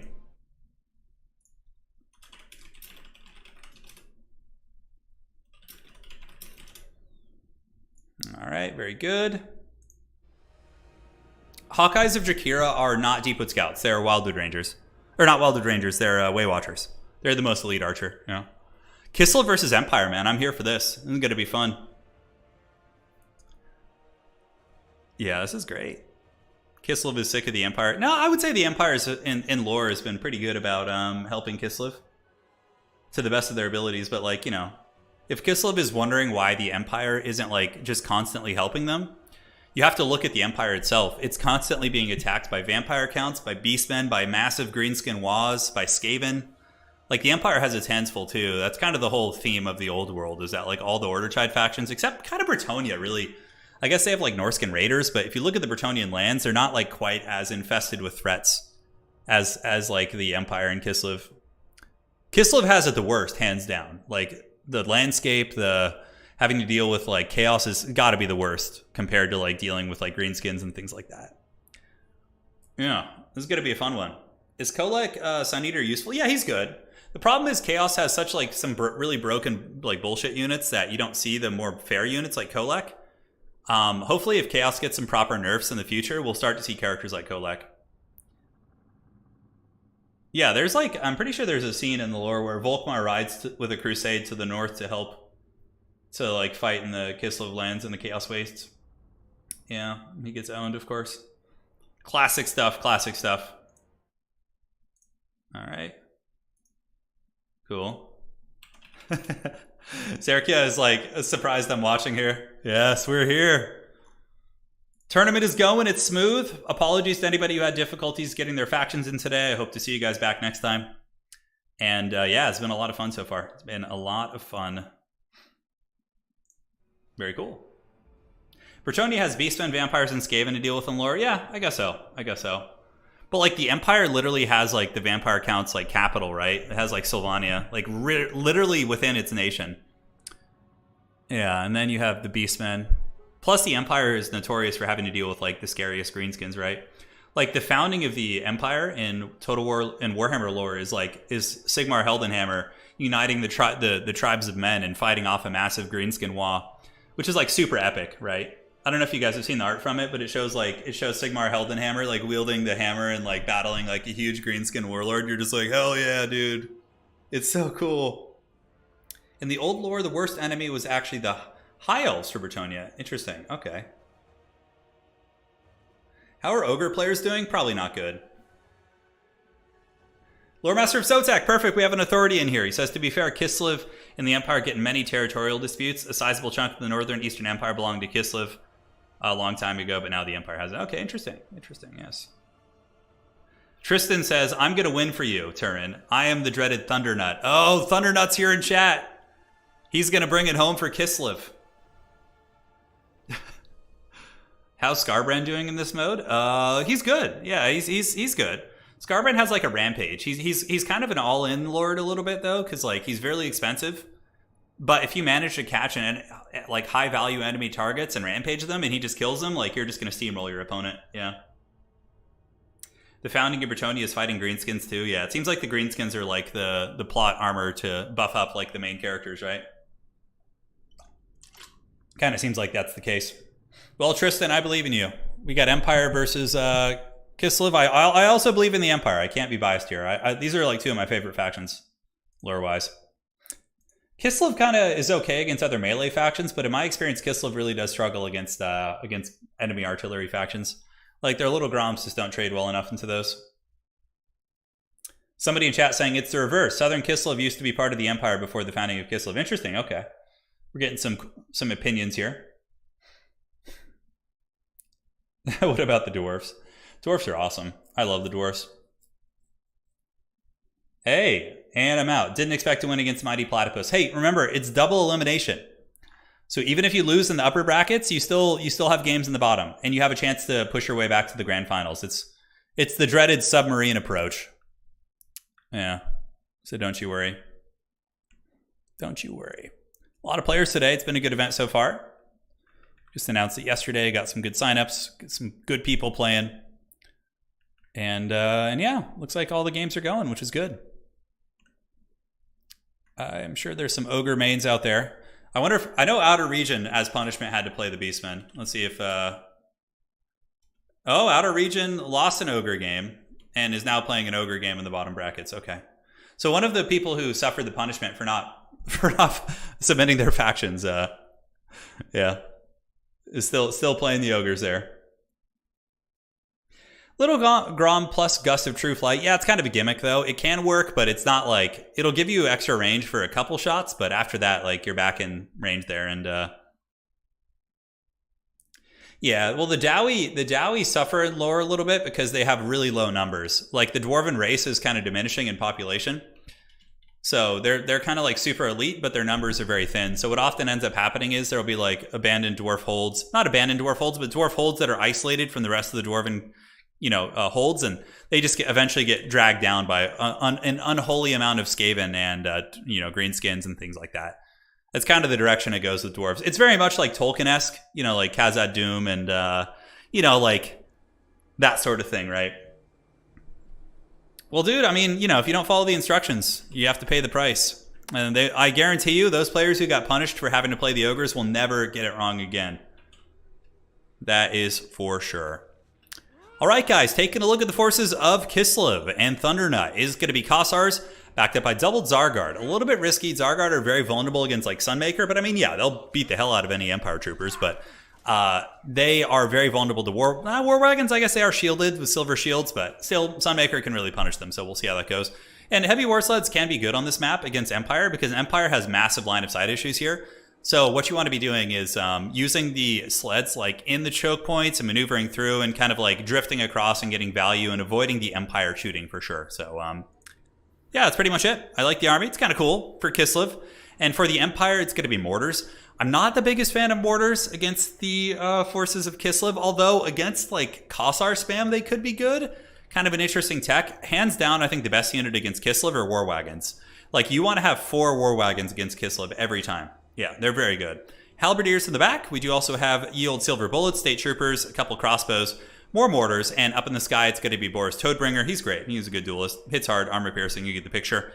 And a single war wagon. I think you need more war wagons in my experience. They just absolutely hard counter the heavy war sleds. They have better range, I think, at 130. They actually have the same range, but their shooting is exponentially better. So they can typically just stay at a range and trade well. So we'll see how it goes. Boris versus Katarine. The Duel of Fates is on, ladies and gentlemen. Who will win this civil war of sorts? And 2 allies, perhaps having a little bit of a dispute. Boris does seem like a relatively difficult character. Difficult guy to kind of work with. We've seen Karl Franz have problems with him, so... Yeah, I can understand how this would go down like this. It totally makes sense. All right, so the battle is on. State Trooper is going to be moving up. The single wagon is on its way. I do also think Empire Great Cannons are also just very, very good against Kislev. You can shoot against their elite troopers, and you can also hammer down their chariots. But on this map, if I were playing the Empire against Kislev on this map, I probably would bring only like the Sunmaker in the back, or keep it in reserve and summon it in, and I would use like mass war wagons and then maybe just some like cheap state troopers. That would probably be my approach to this. Grenade launchers also aren't bad. Like grenade launchers on Zargard will do good damage. They don't have like a massive amount of armor piercing damage, but they're still a very, very good choice. And typically are one of the staples of the Empire. The one thing that's nice about Kislev is the hybrid units can shoot back, like at skirmish cav and things like that. But Zargard obviously are not hybrid. They are just like pure efficiency fighting melee unit. And they get to do their jams. So spearmen on their way up, and we do also have yield crossbows moving up to put a little bit of hurt on these units. So the heavy war sleds have gotten in position, and they are getting ready to pop, lock, and engage these Empire forces. Silver bullets here, though, will be very, very good. If the silver bullets can be protected from being run over by the war sleds, they should, in theory, trade very, very well into that. As far as Katarine's magic, Ice Maiden's Kiss, good low armor piercing tool for clearing out state troopers. You also have the Ice Sheet, as well as Death Frost, which is like Walmart Spirit Leech, and Heart of Winter. So very, very heavy on the magic. I would typically recommend doing like 2 or 3 spells. In my experience, bringing 4 of those is a little bit tricky for sure. Are you excited for Warhammer 1 and Warhammer 2 factions getting general voice lines at the start of battle? Is that actually happening? Because if that's so, that's very, very cool. But the trading is on. War wagons, of course, ranging very well. Silver bullets with a huge Sigmarite volley right there are going to be getting some big, big damage into the sleds. You can see one of the sleds drop down pretty low. Their leadership tanking very, very quickly. And immediately Thundernut's going to be pulling back at this point while the Empire State Troopers do move up to grab the objective. Middle objective going to be going to the Sons of Sigmar as well. We have some loose Halberdiers over here. Halberdiers will get massacred by Zargard, but they probably would do about 30-40% damage. And yeah, you got mortars bombarding them as well. Mortars, man, their damage output can be really, really lackluster, especially against armor. And it looks like the heavy war sled's going to be moving in here. Oh, Demogryph Knights with halberds hiding in the trees. Guys, it's like the cinematic trailer for the Empire. The Demogryph Knight's going to be popping out. If those sleds try and Last Samurai in, which it looks like they're trying to do, oh my god, the Last Samurai is not going to go well for you, bear sleds. Oh, the Empire guns are just pounding into these sleds. Thundernut, no! No, not the bears. Okay, one bear does make it in there, but Boris Toadbringer should be able to hunt them down. Now, Demogryph Knight's probably going to pop out with good micro from Norska here, and they are going to be jumping in to the heavy war sleds, and those war sleds should get trapped and beaten pretty badly. As that single heavy war sled has 22 HP, Toadbringer comes in, and it looks like one of the state troopers with like their prison shank little like cutlass or dagger they had, their arming sword, was able to drag down the sleds there, which is pretty funny. Demogryph Knights moving in. Looks like there's going to be a nice Ice Maiden's Kiss. Very, very good cast there by Kislev, but the Tsarina is getting absolutely hammered. Serkia moving in. Boris Toadbringer with the steel chair. Demogryph Knights charging into the heavy war sleds. And, you know, Thundernut, man, I appreciate the aggression and the valiance, but this is looking pretty good for the Empire here.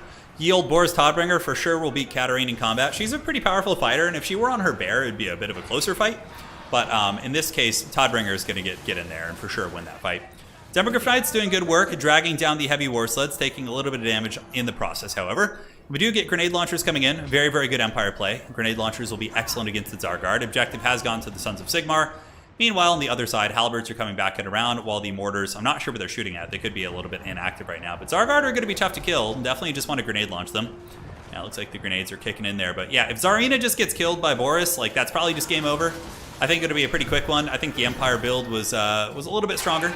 And we can see the Tsarina here getting her Jewel of Fates against Boris. And Boris, of course, is on Imperial Griffin. And she's very strong for a caster character. Like, Katarine's got good combat stats. She's basically unbreakable for a long period of time. But, yes, here it comes. Boris Toadbringer, 600-something HP. Demogryph Knights still cleaning up the sleds. Looks like there's one heavy war sled left. A couple state troopers could be unsummoned or moved back on the points. Kislev is able to get some decent momentum here. And honestly, I think if Kislev had just played it a little bit more conservative, had pushed up like as one and maybe just played these 2 points instead of spreading so thin, it could have been a little bit better for sure. But grenade launchers, you can see, are still doing great damage against the Zargard. And the value discrepancy is 6.3 to 3.1. I don't really see too many avenues for Kislev to get back in this game after the Tsarina kind of got her butt kicked over there by Boris. And we do see state troopers moving up to battle against the armored Kossars here. Demogryph Knights with halberds. Not a bad unit. I would say the best matchup in the game for Demogryph Knights halberds is probably against Kislev, because Bear Riders actually do beat them in combat. Demogryph Knights do lose to Warbear Riders, but I think Warbear Riders cost like 100 gold more, if I'm not mistaken. Yeah, Demis do well. Demis have the advantage of having access to life magic, right? like Kislev doesn't have access to healing outside of Patriarchs, so, you know, Demogryph Knights can get a fat regrowth, and then suddenly they beat the Warbear Riders, right? On the side, we get a lot of Kislevites coming in. A big core of Dervishes. So Dervishes going to be coming around the side, looking to swarm in on the Outriders with the grenade launchers. And here we have Ye Old Swordsman, going to be battling against the Zargard. Really nice Dwellers Below. That hits like the whole Kislev missile line here. And also the mortars in the back are still shooting and generating value. We see the leadership tanking for these units. The only thing keeping them stable is the Buy Our Blood trait. So Kislevites, of course, very hardy people. In the backfield, Empire Knights sent in to intercept the Kosovo Dervishes. Demogryph Knights also peeled back here. Looks like some of the artillery of the Empire might be taken out. Thundernut is definitely doing a decent job of getting into the backfield here with some of the Cav. You know, Kislev Cav are one of the best units that dive in the backfield because they have crazy good leadership and are unbreakable. So once they get on top of a target, they're like a bulldog with a bone or something. They're just going to kind of hold, and it's very tough to get rid of those guys. Kislev moving into the middle, but again, we have silver bullets shooting down the lanes. State Troopers still here in pretty prevalent numbers. We do have Boris Todbringer coming back in. He's going to be able to hammer on top of the Streltsy once he gets in position. And yeah, the whole Kislev backfield dive is not working out super well. Demogryph Knights and Empire Knights will trade very well here into just basic Kosovo Dervishes. I don't think any of these were winged Lancers either. And that's probably going to be game blouses. We do also see some Empire Knights getting into winged Lancers. I actually don't know who wins this fight. I don't think this was a fair charge, but Empire Knights might actually win this. I think Empire Knights probably do beat Winged Lancers on the charge, but Winged Lancers have 84 speed and a better charge bonus. So like Winged Lancers are better at the job of being like a shock cavalry unit, but Empire Knights are like just so heavily armored and they have better melee defense. So I'm pretty sure that would make the difference in this fight, and we can see that going down right there. So we will see. We need more Age of Empires 4. Hey, I know they're getting new factions soon, and when that comes out, I'll for sure be hitting the game again. Right now, it's just, you know, I'm just kind of waiting for that. Here we do see the Dwellers Below going down on the Kossars, and in the main battle line we have the Spearmen moving up, Dwellers doing some big damage, and in the backfield the last of the Kislev Cav Corps was really punished. We see a 4k value lead as the Demogryph Knights and the Empire Heavy Cavalry are going to be moving on over and claiming the side point, and it's only a matter of time here before the triple cap goes down. The Thundernut has been banished to the Shadow Realm, and I think that's his last game too. Since this is a bottom bracket match, whoever loses this is straight up eliminated from the tournament. So James says, why does Turin say game blouses? Okay, so there's a Chappelle show from the early 2000s. There's a skit where it has Prince playing basketball against who is it? Charlie Murphy and a couple other folks. Was Dave Chappelle involved in that? I think he was, yeah. I think it was Charlie Murphy and Eddie Murphy, and Chappelle is doing a skit making fun of it, and Prince defeats Eddie Murphy and Charlie Murphy in basketball, and when he finishes the game, he says game blouses because he's like wearing a blouse when he beats them. Yeah, it's a hilarious skit. It's one of my favorite comedy sketches of all time. So highly recommend checking that one out. But yeah, this game's pretty much over. Kislev going to be scrapping. I mean, they do have the 2 cap. Empire does have such a big value lead, though. I'd be thoroughly shocked. Kislev is just due to sheer willpower and the durability of their troops holding on to objectives a little bit longer than they should, obviously, considering the circumstances. But there's just so many trades going badly for them that the Empire is eventually going to bust through this position. We see the Winged Lancers starting to lose this fight pretty decisively now that Halberds have gotten up here. They're going to be moving up to that point. And Objective 1 is going to be captured as soon as the Empire wins this fight in the Avenue here. This little like alley against these Winged Lancers, which are unbreakable for another 20 seconds. You know, the Empire is going to be able to move in and grab that point. You guys want some pancakes? Dude, I love that. That's like one of the best comedy sketches. I actually knew that. You knew that one? Yeah, it's kind of a niche reference though, for sure. I completely understand not catching it right away. Man, the Chappelle Show was just such a masterpiece. It's such a masterpiece of comedy. It's so funny. Me and my friends in high school back in like 2003, we used to cry like tears of laughter watching those bits. Oh my god, it was so funny. Alright, so we do have the Empire Knights up on the point. Halberds coming as well. Halberds probably able to fight off the Zargard in their beat up state. Maybe not, actually. Zargard are pretty insane with their combat stats. But grenade launchers have come in, and grenade launchers, again, very good, even against these armored units. Oh my god, instantly 800 damage. Grenades are so good. Just nails those guys. They're like the Empire version of Skaven Globadiers. Not quite as good as Globadiers. Globadiers only cost 500, so it makes them really cost effective. They also have 100 armor, so they're very tough to kill. But even still, Kislev just gets absolutely hammered by those grenades, and that's a triple cap right there. The dreaded Thundernut has paid the troll toll. Hey Tristan, if you're still in chat, man, well played to you. But this game looks like it is over, my friends. It is over, ladies and gentlemen. Yeah, troll tolls from It's Always Sunny in Philadelphia. Yeah, it's a great skit. Danny DeVito is hilarious too. He's so good.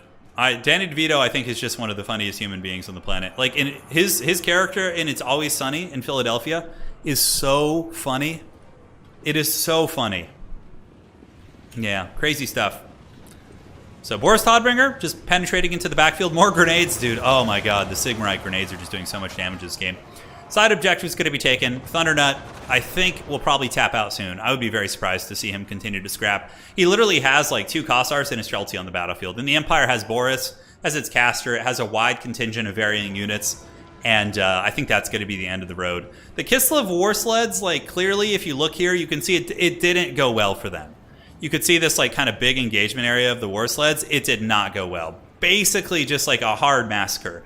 Moving into Demograph Knights and like powder fire with sleds, not going to be your best friend. However, if you use the sleds like a little bit more in the terrain, like came back this way, play the middle, line of sight the shooting, the heavy war sleds can be very good. Just in this circumstance, I don't think it's going to be great. If the Empire had a passive, well, they do have one technically. It's called Hold the Line. This is the Empire quote-unquote army thing, which gives melee defense. It's pretty terrible, honestly. The Empire, like, I feel like the Empire could get some really cool abilities. I'd have to think about it, though. I'd have to think about it off the top of my head. It'd be really cool if the Empire had 3 army abilities, okay, on the side, called Faith, Steel, and Gunpowder.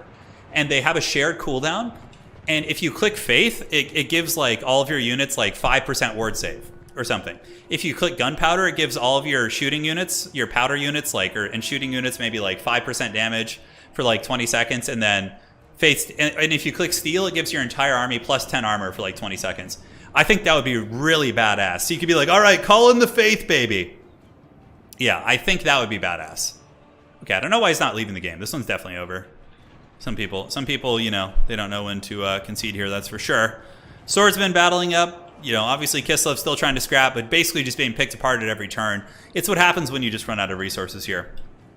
How cool would that ability be, though? Like the Faith, Steel, and Gunpowder one? Oh my god, that would be the most badass thing ever. Yeah, there's like, you could implement that in a couple different ways. Like with the Faith thing. Yeah, I don't really know how you would do the Faith. Yeah, I guess just like ward save, like a prayer for your army. Utter a prayer to Sigmar. Yeah, that's how that could be. And then the Steel would obviously just be like an armor buff to your... That would really help State Troopers hold. Make Empire mod. Yeah. Oh, I think it'd be really cool. And then to call them all 3 at once. Yeah. Thunder has the Kislev passive IRL. He does. Zintler's Reichsguard, a beautiful unit. Really, really good. Heavy armor, good combat stats. Able to get in and just mulch down these Streltsy. Even though Streltsy are pretty durable and also fight back well, considering they have armor-piercing great weapons. But yeah, a little bit of charging coming in from the Kosovo dervishes on the sides, looking for some opportunities. But again, I've never seen anybody come back from a circumstance like this. At all. Never give up, never surrender. Leadership for Faith? Yeah, it could be a leadership buff. Yeah, like your whole army gets like, you know, plus 10 leadership. But like, I think you would have to share a global cooldown, because if you clicked all 3 of them at once, I don't know. Like if maybe like you click one and there's like a 2-minute cooldown before you can use the other one. That would be really, really badass. That would be really, really cool. So we get some heavy cav coming around. Winged Lancers. Kislev actually making a decent effort to get the side objective despite being super far behind. We do see more Zargard coming in, but the Empire grenade launchers are just like, hey man, you back for round 2? Grenades going to be coming in. These Zargard going to be getting their gooses cooked pretty bad. And yeah, instantly, dude, one grenade salvo just does like 30% of their damage, like instantly. Arid, hey, thank you for the tenor. Always fun to see you live. Hey, it's always fun to chat with you. Thank you. And hey, look at that. Kislev's able to get a side objective back. That's pretty impressive. Empire has pulled ahead pretty hard. Should be able to hold on to the 2 points. Boris Todbringer trying his best, and we do get some swordsmen on their way over. Swordsmen will get massacred by Zargard, so, you know, Thundernut didn't hear no bell. He's going in. He's going hard in the paint here. Kosovo dervishes able to clean up those grenade launchers. And we have a Hellblaster volley gun coming out for the Empire. Check this out. The Hellblaster volley gun parked in the avenue here is going to be ripping some big shots, so check that out. Oh, that's so cool. And just tearing apart some of those Kislev cav. Dude, look at the Winged Lancers just getting like instantly routed by both Boris, who does have a leadership discouraging effect if he brought it. Yeah, he's got the Blood Roar, so it's plus 8 leadership. He didn't bring Crush the Weak. Crush the Weak also lowers leadership. Like, Boris Todbringer can potentially tank leadership by -16, which is pretty nuts. So, Outriders with grenade launchers going to be shooting into Winged Lancers. It looks like there are some Empire Knights protecting here. We do get the Kosovo dervishes coming in, and they will get on top of the Hellblaster volley gun. As Kislev continues to send more and more troops, the point discrepancy becomes even more stark as we see 1250 against 900. And the Hellblaster volley gun, hey, at least we got to see that. That's pretty cool. Empire troopers lost the objective. We do have a lot of state troopers on the point, though, including Boris. And the grenade launchers have come back, so it looks like there's going to be 21 of the 48 grenade launchers. Should be able to clear off the Zargard with the help of Boris Todbringer. A couple of Kislevites rallying up to the point, but being shot by the entrenched Silver Bullets, who are in a very, very good position right now. So Silver Bullet's going to be sitting, taking some nice pot shots downtown at ye old armored Kossars. And on the side point, Kosovo Dervishes and Kosovo Dervishes going to be surrounding wagons. But Empire War Wagons are very good. They have 90 armor, and I would imagine their value has been pretty good. See, this one War Wagon got 1,600 value. Imagine if there had been 4 of them, right? They're so good. And the thing about War Wagons is, if you calculate their DPS, they have roughly half the DPS of a handgunner unit. And they're just so much more mobile and durable than a handgunner unit. They're just so good. I still think like bringing handgunners is good. Like Silver Bullets, things like that. Dweller's Blow is going to be going down. It'll actually kill the wagons too. Dweller's Blow does do friendly fire damage, I think. Yeah, so you can see the wagons here getting popped a little bit. Are they? Yeah, hard to tell. GG, well played. Sigmar has endured. And the Empire is going to be claiming victory. Yeah, martial prowess for the High Elves is actually good now. Yeah, no, it got buffed. It's actually good. High Elves have crazy good stats. You just like look at a Lothern Seaguard and you're like, holy shit, that thing has like the same melee defense as like a Chosen. Jeez. The Bear Sleds kind of lost in the game. The engagement with the Bear Sleds was not good, and that was really the deciding factor. Demogryph Knights also feasted. 2,100 value on those is very nice. Plus, Katarine getting her butt kicked. She had nothing to protect her against Boris's attack there, so that was it. GG, well played. Let's go see if we can find another match, and we will load in. All right, so let's see this. Looking for ye old lobbies. Wow, there's actually a lot of lobbies. Ooh, Ulrich Rahl versus Subutai. Let's go get that game going, man. Hell yeah. It's going to be a fun one today. Thank you guys for joining. It's been a lot of fun.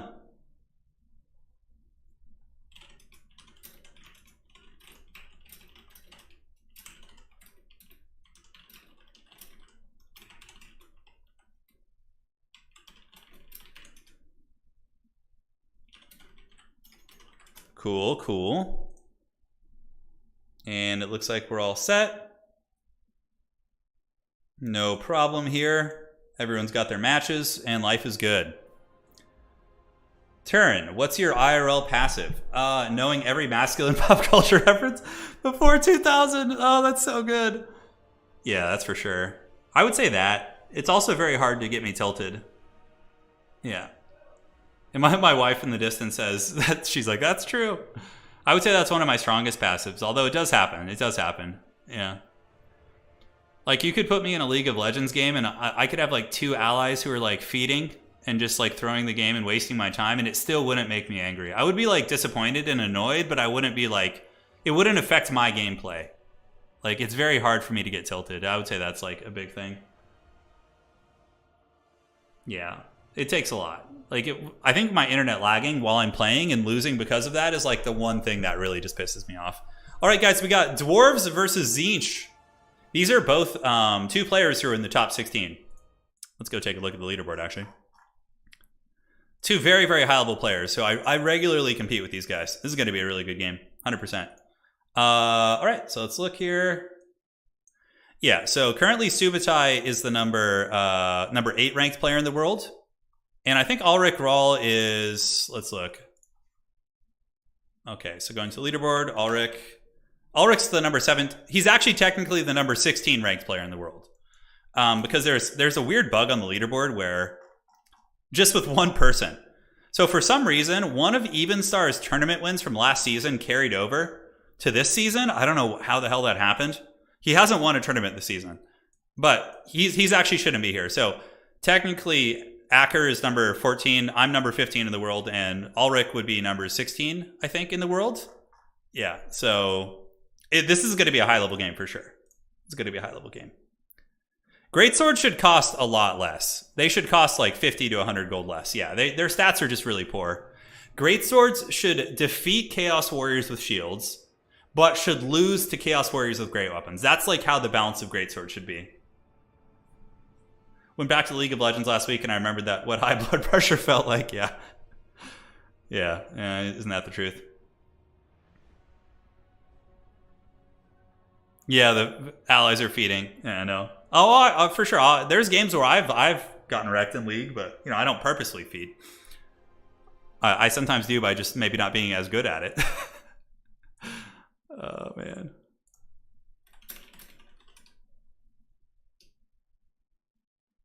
So it's a classic server with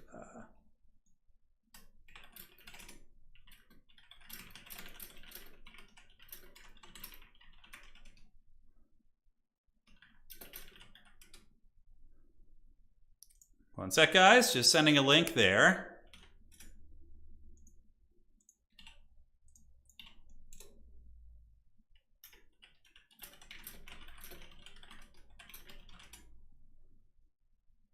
Very cool. All right, so they give me the matchups. Dwarfs versus Tzeentch is indeed the Duel of Fates. And yeah, hype for this one. This is actually a matchup that the Dwarves do pretty well in. But I played this matchup a couple weeks ago against Ulrich, actually, in a tournament. I was playing Dwarves. I was a little bit too greedy. I sat back and I got like a 4,000 value lead against him, but I waited too long to get on the objectives and I lost. Yeah, Ulrich was really, really good. His micro was very good that game. Very, very good. Shouldn't the Empire... Yeah, the Empire probably should get an Ulrich DLC at some point. Either give Boris Todbringer his own sub-faction or like add them to the Empire. That'd be really cool. Turin, as a brain teaser, if you could make 5 changes... Oh, no, dude, don't... I'm not doing math. No, it's not happening. Don't put that witchcraft on me, Ricky Bobby. All right, so let me hide the dreaded Slanesh bots. Yeah, look at that. The Slanesh bots have come for blood. They have.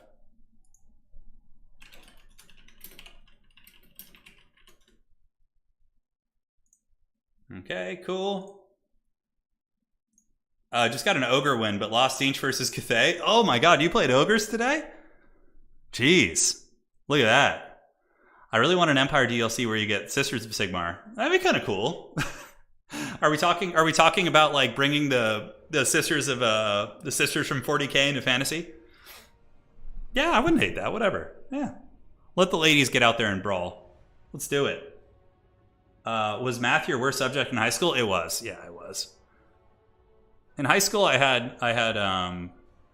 had pretty much straight A's, but except in math. Like in every subject, I was in like honors or AP, and got like A's, just nailing it all. And then there would be the dreaded math class, which was just like, I just like struggled so hard in math. Oh my god. Yeah, I still passed obviously, but it was like way worse. Yeah, it was rough. Yeah, I got karate chopped by my math teachers all the time. I used to have nightmares about math class. How many of you guys into your adult life, like occasionally still have nightmares about like a high school subject, like showing up to that class being, yeah, Anna says I do, being like unprepared for like a test or like being brought up in front of the class and not knowing how to solve a problem. I don't have that anymore, but like up until I was like probably 25, I had like nightmares about math class. Oh my god. Yeah. Sisters of Sigmar are an actual unit that already exists from the Mordheim. Oh, badass. Yeah, add them to the game. Hell yeah. Let's get the Sisters of Sigmar in there. Oh yeah, all day. Let's do it. Yeah, all day, dude. I didn't know that. That's cool, though. The high school test stream is universal? Yeah, it is. All the time, and you're 27? Yeah. I have a nightmare about sitting in my psychology exam, says Nugget. Yeah. 26 and you still have it. I'm 38 and still get those. Yeah, Rich. Oh no. I have them about college. See, in college I took a pretty easy major, so I didn't have that problem with college. It's just, yeah. Oh my god. Never did until college. And one class I flunked, I had dreams about it for years. Yeah, it's trippy how that stays with you, isn't it? Yeah, we'll do some merchandise again on the channel. Yeah, we will. I'll work with Anna. We'll do some stuff. Sisters of Sigmar were like armored flagellants. Dude, give me that. Give me those units. Hell yeah, that'd be so badass. Like armored flagellants? Oh yeah. All day. I'm 24, says Overtyrant, and random flashes of cringe moments that could make Mike... yeah, yeah. You're over 50, says Arid, and you still get them? Yeah, I feel like it's just going to be forever. Oh my god, it's pretty funny. All right, ladies and gentlemen, Duel of Fates here between Subutai and Ulrich Rahl. Subutai going to be the Lord of the Dwarves, the King under the mountain. He's going to be coming in with Dwarf Warriors, backed up by Great weapons to deal with Forsaken. Rangers and Quarrelers most likely to kill Spawn, and Horsemen, and Thoric Ironbrow with the Steel Chair. So Thoric is going to be dropping the good old Rune of Doom, which is like the Dowie Wa. Gives your entire army some pretty good stats. So now looking up here at the army of Tzeentch, it's going to be a big angry chicken in the sky, aka Kairos Fate Weaver. Chaos Warriors on the ground with Spawn, so going pretty elite actually. Probably going to go with Chaos Warriors simply because they're not as vulnerable against blasting charges. So I would wager that is kind of the school of thought with these units. So we'll have to see. On the ground, we got Chaos Warriors, and some Spawn. So what's going to happen is Tzeentch is going to play the high ground, and then once they take that, they're probably going to crash down the hill here and play that way. Or they could play the outside objective. I mean, there's plenty of options, obviously. But, dude, you guys are going to be so hyped once you see the new maps that have been finished for the map-making contest. Like, I went through last night with you, Mize. Him and I looked at all of the maps that were made for the contest. And, dude, like, every single one of these maps is like tournament ready, with like some, maybe one or two need like a minor change, but they're still better than a lot of the CA maps. Dude, these maps are so good. And starting like literally after tomorrow, we're gonna put together a map pack for these and just start playing tournaments with all these new maps. It's like Christmas. It's like a DLC. We're gonna be getting like 10 to 15 playable good domination maps that are just beautiful. No longer will you have to sit here and watch like Arnheim, Black Ark, and Itza every single game. We are going to have badass, solid maps. I'm so excited. And we're going to be having a video on it soon. And again, we'll be having a vote on the contest. You guys can vote. It's going to be really, really good. So 1 sec here before the battle starts. Just going to be checking in on this. All right. Let's see here. So checking that out. Sounds good. Sounds good. Tell them to play next round. Or have their opponent score. Cool. Thank you, Gunhound, for the update. And now we're back in business.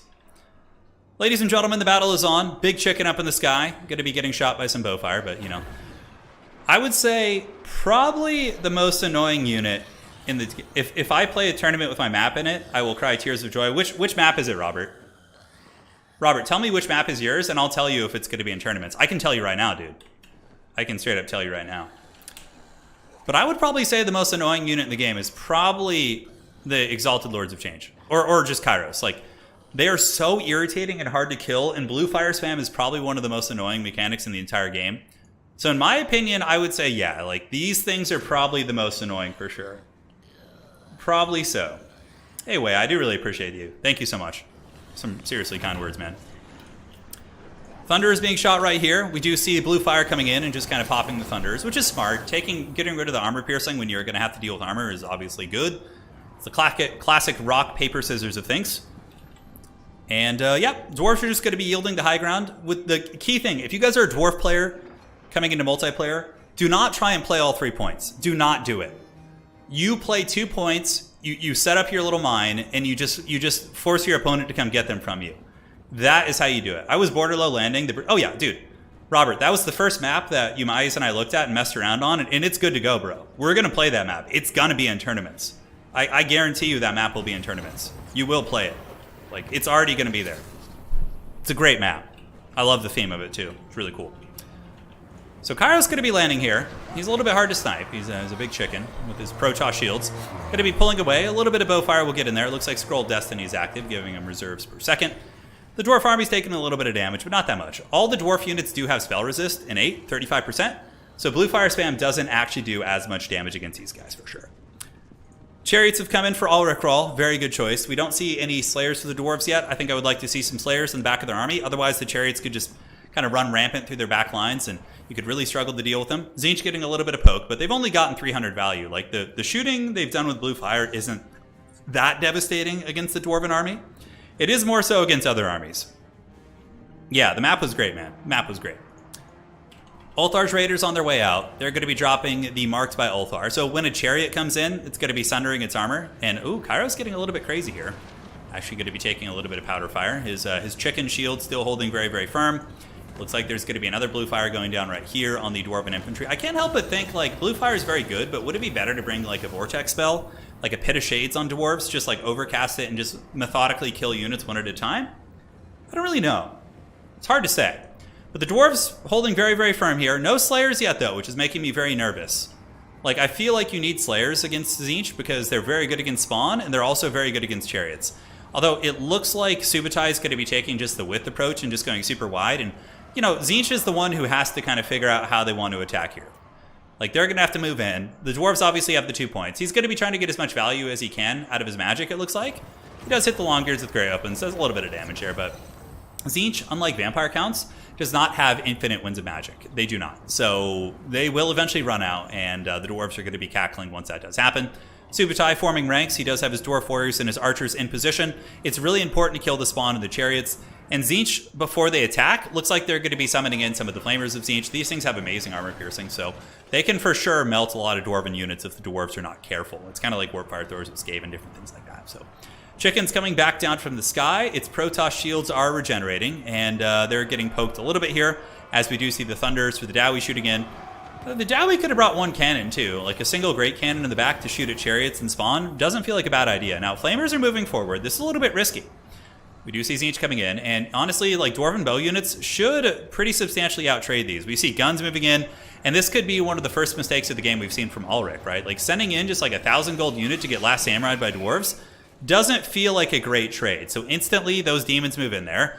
Oh, the Rune of Slowness going down. Oh, look at that, the Master Rune. They only have 20 speed now, and the Dwarves are really going to hammer the position. And I think Ulrich knows that this is a little bit rough, and he's going to be coming in with everything right now. So here it comes.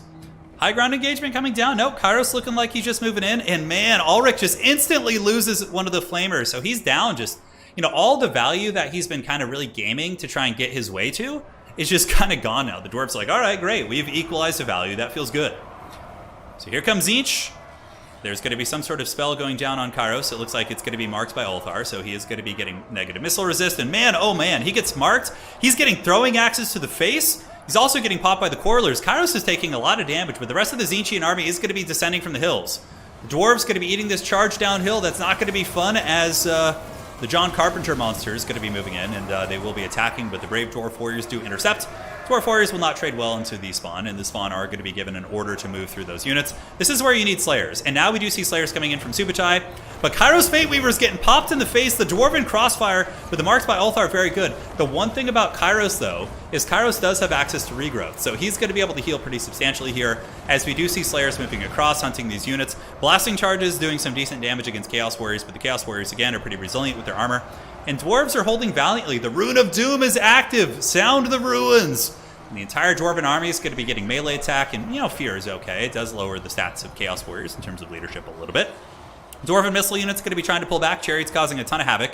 Slayers going to be hot on their tails as we see Spawn start to get worn down here. And Dwarf Warriors are going to be hunting these blues. And these Dwarf Warriors should be able to deal with these, or at least hold back these Chaos Warriors for quite some time. But the Chariots here in the center really are the kind of epicenter of action, and they're running and doing a lot of damage to the Dwarven army. I think that's the one thing that's kind of keeping Ulrich in this game a little bit. But the value lead is for the Dwarves. But remember, a lot of that is damage on Kairos, and Kairos has been able to heal, so that is going to be mitigated to an extent. Slayers are catching the Chariots, and Thoric himself is getting in there and smashing these heretic Chariots, getting in there with the big ruin and doing some beautiful, beautiful damage against these things. He's an armor-piercing fighter. Thoric is no joke. Chariots are getting relatively close to breaking. It looks like Subutai is going to maybe be pulling a little bit of a value lead here. As we do see Ye Old Rangers moving up, we get more Rangers on their way. So those will be very punishing against the Spawn and can also wear down the Chaos Warriors.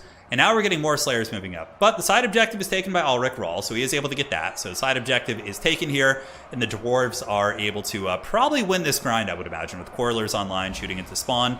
I think they'll eventually be able to break through the position. Chariots are also being shut down. One Chariot shut down. The other one right here is in very, very bad shape. And this Chariot's also a little bit tattered. Dwarves are just kind of maintaining up on the objective. But I really like this play from Ulrich, summoning in some of the Flamers, you know, to kind of clean up these overextended Dwarf units. That could actually be a very, very strong play. And Ulrich is actually getting a very aggressive bull rush. We do see some more Forsaken coming down, and the Dwarf position is looking a little bit stressful, to say the least. Although I think the Dwarves are winning on value. I can tell you, though, I played Ulrich like 2 weeks ago. I was in this exact same situation. I was winning and trading. His army looked very beat up, but I took too long to get back on the objectives, and I just barely lost on points. This is something that is a really big skill for Dwarf players to master, is maintaining how greedy you want to be with value trading and just playing defensively versus playing the points. which I think is one of the really interesting things about Dom in general, is like kind of the paradigm of like balancing those two things. This is huge for Ulrich too. He gets 2 Chaos Chariots that are just on Death's Bed, and he catches like 2 Rangers, 1,000 gold worth of units for free, and he's going to be dragging those units down. The Tzeentch army ability, dropping some big damage there as miners with blasting charges, as well as Dwarf Warrior Great Weapons move on to the point. Rangers getting a position here as Dwarves should be able to re-secure that side objective, although currently the Dwarves are triple capped at this point. It's getting very dicey for them. Forsaken are being bashed a little bit.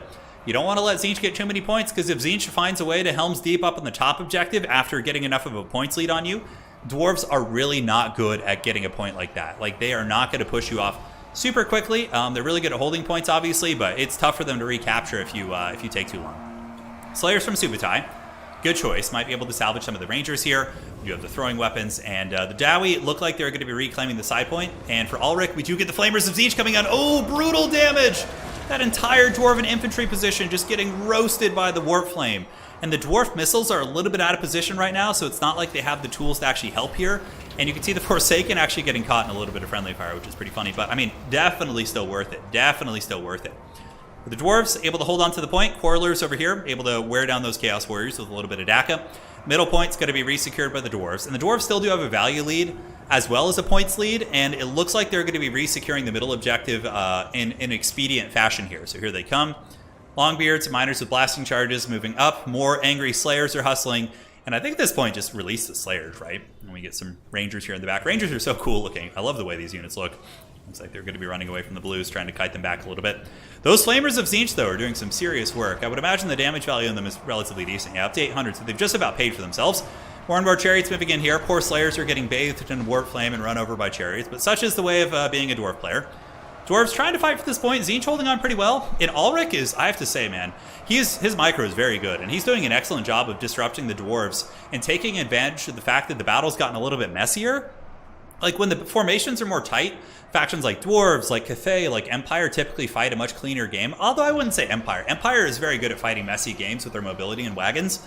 But Dwarves are not good at fighting messy games. That's where your opponents really start to catch up on value, can get you on points. But the Dowie are ready, and they get objective 2, they get objective 1, and now Tzeentch is on the back foot, being down, almost 4,000 value. But I would say the value discrepancy isn't quite 4,000. It's more realistically probably like 3,000, considering the regrowths and the regenerations of the shields that Tzeentch does have. Now, Tzeentch does have some units on the high ground, but it looks like blasting charges have come in from the Dwarves. I don't know if the miners will beat the blues. Miners have terrible stats, although I think with the armor they probably will. So the top objective probably going to be going to the Dowie. Yep, look at this. More blasting charges coming in as well, guys. And I think the Dowie are going to be able to secure the objectives here. The Overtyrant says, at the end of the season, can you do a bottom 5 faction tournament? Oh, it's something to consider. It's something to consider. I think I would do that as a fun tournament instead of a leaderboard tournament, but yeah. Maybe. We'll see. So Dwarf Warriors on the side point. Tzeentch going in for the cap. They got some spawn. Kairos is still very much alive, and Tzeentch is going to be maneuvering over, but Dwarves also have some Slayers hustling, and these Slayers are going to be very tough to remove. They got their Mohawks out, and they will be very ready to deal with Chariots as well as the spawn here. Ooh, Gaze of Fate going down. Okay, so Gaze of Fate on the Slayers. What sort of magic is going to be the follow-up? Thoric Ironbrow's on his way over as well, so here he comes. And the middle objective, very, very firmly owned by the Dwarves. Yeah, a lot of Longbeards. A Tzeentch army ability could actually wreck this entire Dwarven army here, which would be very problematic for them. The Dwarves are also taking the high ground objective. We see some blues coming out, but the Blasting Charge is able to just Shadow Realm these guys. I think Blasting Charges are just so incredibly good. They're so incredibly good. In one of the videos I made a couple weeks back, I said that the Skyhammer was the best thing the Dwarves have, but I think it's just straight up Blasting Charges. I know in the video I said it was Blasting Charges and the Skyhammer, so I had a caveat about that. But in retrospect, I think Blasting Charges are just like the best thing the Dwarves have. They're just so incredibly good. Are there any really high-level players who main the Beastmen? Yeah, Dodokison is a very good player. I think he's currently ranked 16 or 18 in the world, and I know he's like a big Beastmen guy. There's not very many who do it because they're relatively weak. I honestly don't even enjoy playing them that much these days, but I think Beastmen will make a comeback someday. I don't know. They need some minor buffs to some of their other units, and I think they could get there. But at this point, Subutai holding on to the points. It looks like the Slayers here are able to hunt down the spawn. You can see these spawn are just being hunted by the Dark Lords of Mohawks, so they're just right on their tail right there. And these spawn are going to be getting the dreaded karate kicks of the Dwarves. Rune of Doom active. Slayers with 62 melee attack is no joke. Objective owned by the Dwarves. The middle is going to be retaken by Tzeentch, maybe. You could see some spawn and horsemen being used to maneuver and grab the point. But I think the Dwarves are going to be able to get that one back. And on the high ground, it looks like the Dwarves have a decent stranglehold. It's going to get to the point where Tzeentch is the one who's going to have to, get a bunch of objectives here. But you could see, like, even if you're ahead on value against Tzeentch, it's very deceiving because their shields give them basically map-wide healing. And on top of that, they do, of course, have the Kairos with the regrowth. So he's able to kind of heal through a lot of that as well. Yeah, the colors for these two factions are very similar. It's a little bit hard to tell who's who, but, we're getting there. Spawn in the backfield being shot by Quarrelers. Quarrelers ripping some nice shots into those bad boys, as we do see Slayers continuing to drag them down. As far as summons for the Dwarves, we do see some Quarrelers coming out. Up on the high ground, it's going to be more Quarrelers as well. Quarrelers will basically counter both blues as well as spawn, so I don't think there's any threat for the Dwarves losing these two top objectives. Somebody in chat asking, what is the best faction for beginners? I always recommend like a faction like Norska is very good for beginners. They typically trade pretty well. Yeah, Norska is a very good faction for beginners. They have like a little bit of everything, and they're relatively strong too. Like Berserkers just trade well. That's a grudgeon. The grudges are being satisfied right now, guys. Middle objective going to be going back to the Dowie. Tzeentch pretty much runs out of steam down here. We see some Chaos Warriors on the run. But really, Tzeentch is just spamming in Forsaken. Ulrich must know this game's over. Subutai is going to be triple capping him here. And I believe this is an RTK Civil War. I think both these guys are RTK clans. So unfortunate, but that's what happens when you're in clans that train some of the best players in the world. You're often going to run into each other as tournaments do progress. So Thoric just being an absolute dwarven king here. I don't know if he's a king. I guess he's a rune lord, so he's not a king, but we can call him a king for now. Hammering down these chariots. Going to be losing the side objective, but Ulrich doesn't have enough time. Only 100 points until dwarven victory, so that's going to be, 50 seconds until the dwarves win, so less than a minute. And Ulrich he would need a miracle to win this. Like, the dwarves would have to abandon all the objectives literally right now and just let Ulrich take the points. Moving here, miners with blasting charges moving up. Spawn of Tzeentch are on their way, and Ekron's miners are going to be able to kind of pin them in place, while the Quarrelers are easily going to be able to just pound them to dust. So GG, well played. Subutai able to claim victory. Satisfy the grudge. So let us hear it in chat. If you guys are dwarf fans, do let us know. Has the grudge been satisfied? Are you appeased, or do the grudges flow ever eternal? GG, well played. That's going to be it. Thoric is a king of runes. There you go. See, we're getting into it now. Hey, Hop, I'm glad you're enjoying everything, man. For Rock and Stone, a great game. It's a scrappy matchup, dude. Well played. I honestly think this matchup is a little bit dwarf favored. Ulrich has beaten people on it before, but it's it's not easy. It's not easy. Dwarves are very durable, and they get the job done. GG, well played. Yeah, Quarrelers, probably some of them got good value. Just mass width with blasting charges and slayers. What's not to love? What is not to love, ladies and gentlemen? As we jump out, let's go find another game. I really like casting tournaments like this because we could just kind of like jump in between matches, which is very fun. This one is called Turin's Tournament, so I assume it's one of my games here. Yes. Oh, do we have Khorne versus Wood Elves? Okay, that could be kind of interesting. This is Grun from earlier, so let's go see where they are on the bracket. So let's go ahead and switch over here and do this and head over to the tournament here. Let's see what we can find. Yes. Good. So I believe this would be a losing bracket match. Let's see.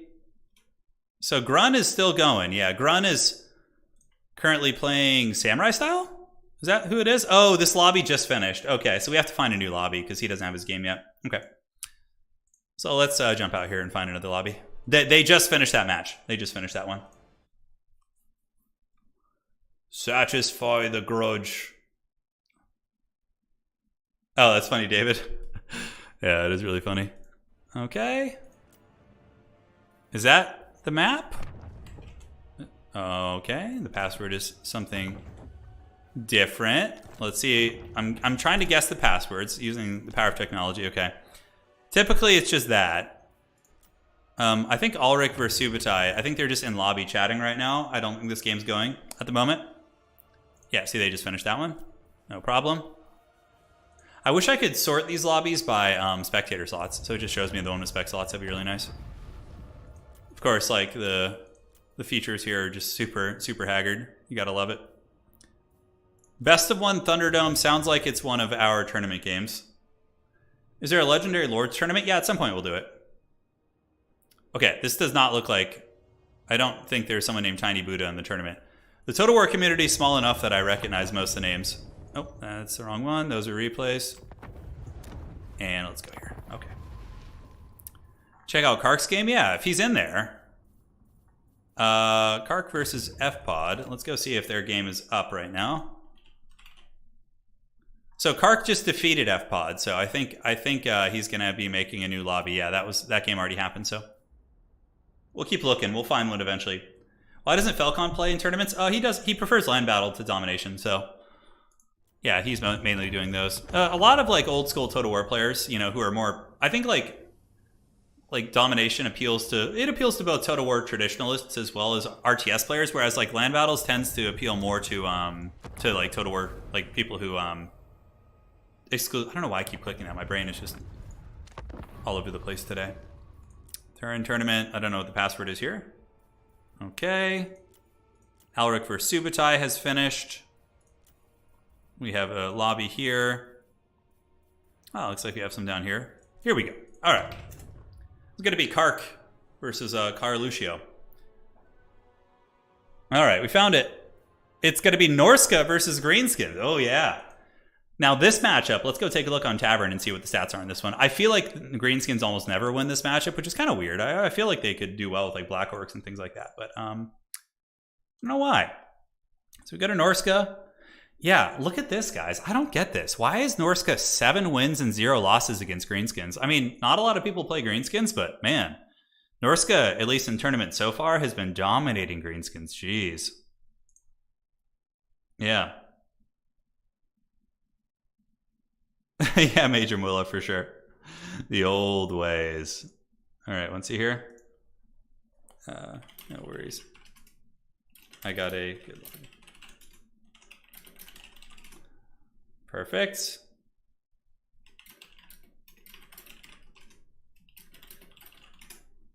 Very cool.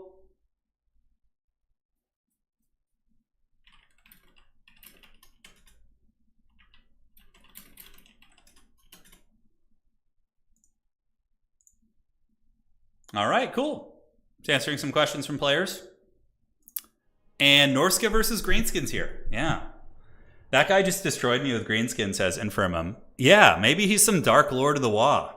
Maybe he's going to bring the Greenskins back to their former glory of dominating the meta like they did in Warhammer 2. Huh. I don't know what you do against Norska. Okay, against Norska, what would I do? You know what I honestly might try against Norska? Would be Black Orcs. Like going with like a triple Black Orc opening with some biggins and just like really try and surprise them. And maybe bring like a Grom... like a Wurzag is probably the must pick, yeah. And then you just bring like a bunch of Spider Rider skirmishers. I don't know. There's some interesting ideas here. The Death Leader, thank you. In terms of the Empire roster, I noticed Witch Hunters, Warrior Priests, and Volley Guns see little play. Okay, so Hellblaster Volley Guns are actually very good on certain maps. Battle for Itza and Death's Pass, Hellblaster Volley Guns can often be a superior artillery piece to Hellstorms because the range isn't a factor. Witch Hunters have extremely niche applications in my experience because the problem is Empire doesn't have a lot of caster lords outside of Balthazar Gelt, so typically your hero slots are reserved for your casters. Warrior Priests actually are decent against undead, more specifically vampire counts with the Banner of Eternal Flame because they can give fire damage to your units. But yeah, they're still niche picks.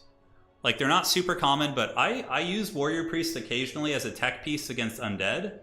I'll just bring like a really cheap one with the Banner of Eternal Flame to give all my troopers fire damage against Crypt Horrors. And Witch Hunters I occasionally use against Dwarves and just to get like an armor piercing piece that can lower armor. No, Emmanuel, at the moment I do not, no. If he does the same thing, yeah, pump wagons are also pretty good now too. Like the flapping ones apparently are very strong. I've seen, Hadri sent me a replay of them doing very well, which will be going up in the channel soon. One sec, guys. Gonna go refill my water. I will be back in just a second, so enjoy the old hype trailer while we do that. More, Lord of Death, keep our souls, lest they fall prey to him.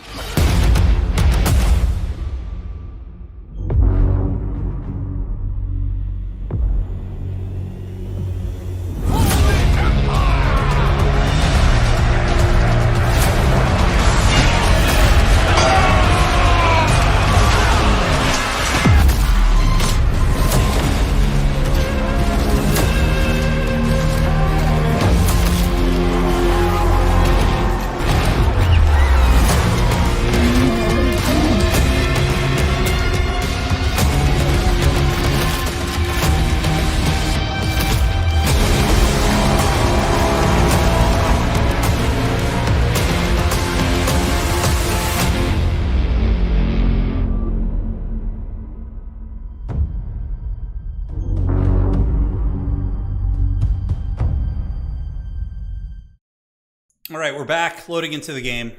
Oh my god, what the hell is this? I'm so happy we joined this lobby. I'm so happy we joined it. It's the Rogue Idol ROR. Oh my god, what the hell is this shit?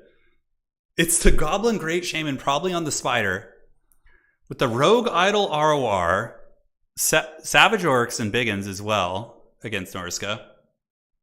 Holy shit. Oh my god. The Rogue Idol hurts and is a tanky nightmare to take out. Yeah, dude, are we being educated on the Greenskin meta here today? Is this happening? Okay, it looks like the war boss or the Great Shaman is just on his wolf. I guess this thing's more expensive than I thought. Oh, the biggin, dude, Carluccio with the great pick. I love it. Oh, yeah, dude, what a Chad. Okay, so we have the Rogue Idol. Savage Orcs will trade okay into Norska. Savage Orc Biggins also will, I think they beat Berserkers relatively well. We got a Goblin Great Shaman with the sniping abilities, Savage Orcs, and not only is this meme lord going with that, but he also has the Swamp Things. He has the Arwar River Trolls, which do cause terror and of course have an aura of lowering melee attack to nearby units. Oh my god. Time for Norska to be 7-1 against Greenskins, we'll see. For the Norskan army, he's got a shit ton of Marauder Horsemen, Skin Wolves, Firecaster with Burning Head to roast hordes of crappy Greenskin units, and Wulfric the Wanderer. So, yeah. Oh my god, the first boulder toss and it nails Wulfric. a swing and a hit. Da Biggin. Dude, who would have thought we'd have Da Biggin fighting against Wulfric? Just like a duel of fates between those two units, right?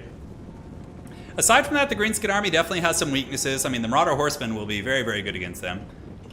Typically one of the better skirmishing units. Dude, the Biggin is 2 for 2 on his boulders, bro. He's just been nailing this. I love how after the Biggin throws 2 boulders, he's already winded. If you look at his stats, he's like already tired. He's like, dude, come on, man. Really, you can't throw more than 2 boulders? Chill out there a little bit, jeez. Here comes a boulder. Oh, the close range boulder picks off 4 horsemen right there. So 4 horsemen do pay the price. And the Greenskins, in the meantime, going to be chilling back here. Savage Orcs going to be attacked by Wulfric. I don't know if there's anything up here that can actually deal with these this mammoth. You could summon in some trolls or something with a little bit of mass, perhaps. But the Biggin's just kind of chilling right now, just throwing boulders. And the WA has not moved forward yet, being very, very conservative. As we do see the AP Gloonies chilling up in the objective, looking to take that. Wulfric is taking a little bit of damage from the Savage Orcs. These aren't Savage Orc Biggins, though, so they're not going to do that much damage against him. But HP is HP, and he still is losing a couple hundred, although mammoths are so exceptionally good at killing those type of units. Now, Savage Orc Biggin's going to be engaging versus the Marauders, and the little Goblin Caster is going to be using Vindictive Glare to pick off the Fimir Balefiend, and it looks like you actually get some good damage into that unit right there. Savage Orcs just get absolutely destroyed, though. They get run down by Wulfric, as well as the Condom Wolves, and now the other Savage Orcs probably are going to pay the price, as the Haggard Warhammer Werewolves are going to be right on their tail here. So, Wulfric coming into the Mammoth, there he goes, and yeah, really unfortunate for Carluccio to lose 2 Savage Orcs just right out of the gates. We'll see if he can get that value back somewhere else. Kark is a very strong player. Kark is a top 16 player in the world right now, so it'll be interesting to see if the Biggin is able to get value against him. In the meantime, Squig Hopper is coming out. Squig Hopper is probably not the best choice, considering Skin Wolves are a pretty good counter against them. Skin Wolves do anti-large, and Squig Hoppers are indeed large on their Squigs, and they have bonus for infantry against a large model, and Horsemen picking them off. Not going to be a great fight. Overall, the Biggin's trying its best. Value is relatively close. He's managed to keep it that way, I think, with the effective sniping against the Balefiend, using Don't Even Try It as well, which of course is like kind of an old school spell, that ability actually on the Goblin Great Shamans, which lowers spell cooldowns and all that sort of stuff. But on the middle objective, we do see the Savage Orc Biggins up on that point. Currently, Kark is going to be pulling back with the Marauder Berserkers, using the Horsemen to try and pick apart the army. Swamp Things, I don't think have any healing. They're not like, yeah, actually they do. They're trolls, right? They have all of healing. Duh, I'm stupid. But yeah, it's not like any egregious amount or anything like that. A little bit of lag kicking in, unfortunately. Hopefully it'll subside here. I believe we have players connecting from Korea and several other regions. But Wulfric able to clean up the high ground. AP Gloonies here battling the Marauder Berserkers. I do not know who's going to be winning this one. I don't know who's going to be winning it. 111 models. Berserkers are pretty beat up as well. 34-31 against 56-24. The poison is also a substantial variable here. I think the little goblins probably will lose it. I mean, Berserkers are just so good at killing infantry pieces. But the Biggin has moved up to the middle, and the Greenskins... Oh no, he left the objective! I hate when that happens. Oh no, Carluccio left the objective before capping it. You can see it's like so close to being captured. The middle is owned by the Greenskins, and here you can see the Savage Orc Biggins in a very tough fight versus Double Berserker. They're going to be having a bad time there. Rogue Idol going to be turning around, trying to help the Goblin Great Shaman, but it looks like Carluccio is going to be losing it. But the Biggin is going to be dropping some boulders here on these guys, including his head right there. You can see it's in his hand right there. So funny. Oh, such good animations. But the Goblin Great Shaman dying is going to be very bad. The entire Greenskin army is going to take a leadership penalty, and Swamp Thing's able to chase off some Berserkers, value trading those heavily favoring Kark. I mean, his Mammoth and his Skin Wolves are basically just out trading on all the flanks. Like, I think if you're going to go for a Rogue Idol build, you need to like keep your army a little bit more consolidated. Like, moving in this very spread out formation has basically allowed Norska to just get free real estate. And now the Mammoth is just going to completely destroy these units. So, yeah, they're going to go into the can. Hey, but what a beast, man. He brought the Rogue Idol, you know, and that alone, he deserves something for that. That's pretty cool. And apparently he won some games in the earlier rounds with this thing, so it's pretty rad. It's pretty rad.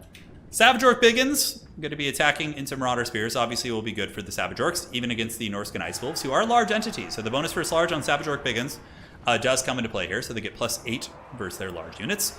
Not bad at all. Rogue Idol trying to hold it down up on the high ground objective. We see a very close, scrappy fight as we see Savage Orcs and Goblins battling it out. Squig Hoppers coming in. Squig Hoppers will be very useful here against the Berserkers with their bonus versus infantry, and armor piercing's not terribly pertinent here, but even still, looks like Greenskins are going to be winning up on a point. Now, value is 3.8 to 6.2. Kark is able to clean out most of the army. I think what's going to end up happening is that Kark is probably going to kill everything except the Rogue Idol, and then just triple cap from there. The Rogue Idol might be able to get like 1,200 value. I don't know what it's got. It's gotten about 900 so far. But I know it's early on in the game, but I do think it's kind of one of those games that's been decided relatively early, although the Greenskins maybe can scrap something back. If Kark makes some big mistakes and like lets Wolfric get beat down by Biggin here, maybe. You can see he's just running now, which is smart. Like, just try and run away from it and sit on objectives. Over here, Condom Wolf Squad, as well as the Skin Wolves and the Horsemen, able to chase down the Morgub's Magi Marauders. So those guys are going to be, you know, just getting some serious hits right there. Man, these things do cost 600 gold too. They're not cheap. Savage Orc Biggins versus Spears. Probably going to be a victory for the Savage Orcs, despite the very beleaguered HP, kind of tattered state they're in. Savage Orc Biggins are absolute beasts in combat. 51 melee attack, almost 50 weapon strength. They basically have the charge bonus of like Empire Knights, which is pretty insane on an infantry unit. That's why the Savage Orc units are really cool in general. I think they have a lot of applications. I actually do think Greenskins have some tools against Norska. I just think we didn't really see them this game. We obviously saw a very, very heavy meme build via the Rogue Idol, as well as the Swamp Things. It wasn't like there was just one meme, it was like double. Although, yeah, good performance by the Greenskins on the flanks. Here we have the Squig Hoppers. Obviously, they should defeat the Marauder Horsemen in combat. I'd be surprised if they didn't. Granted, we do have some Condom Wolves coming in.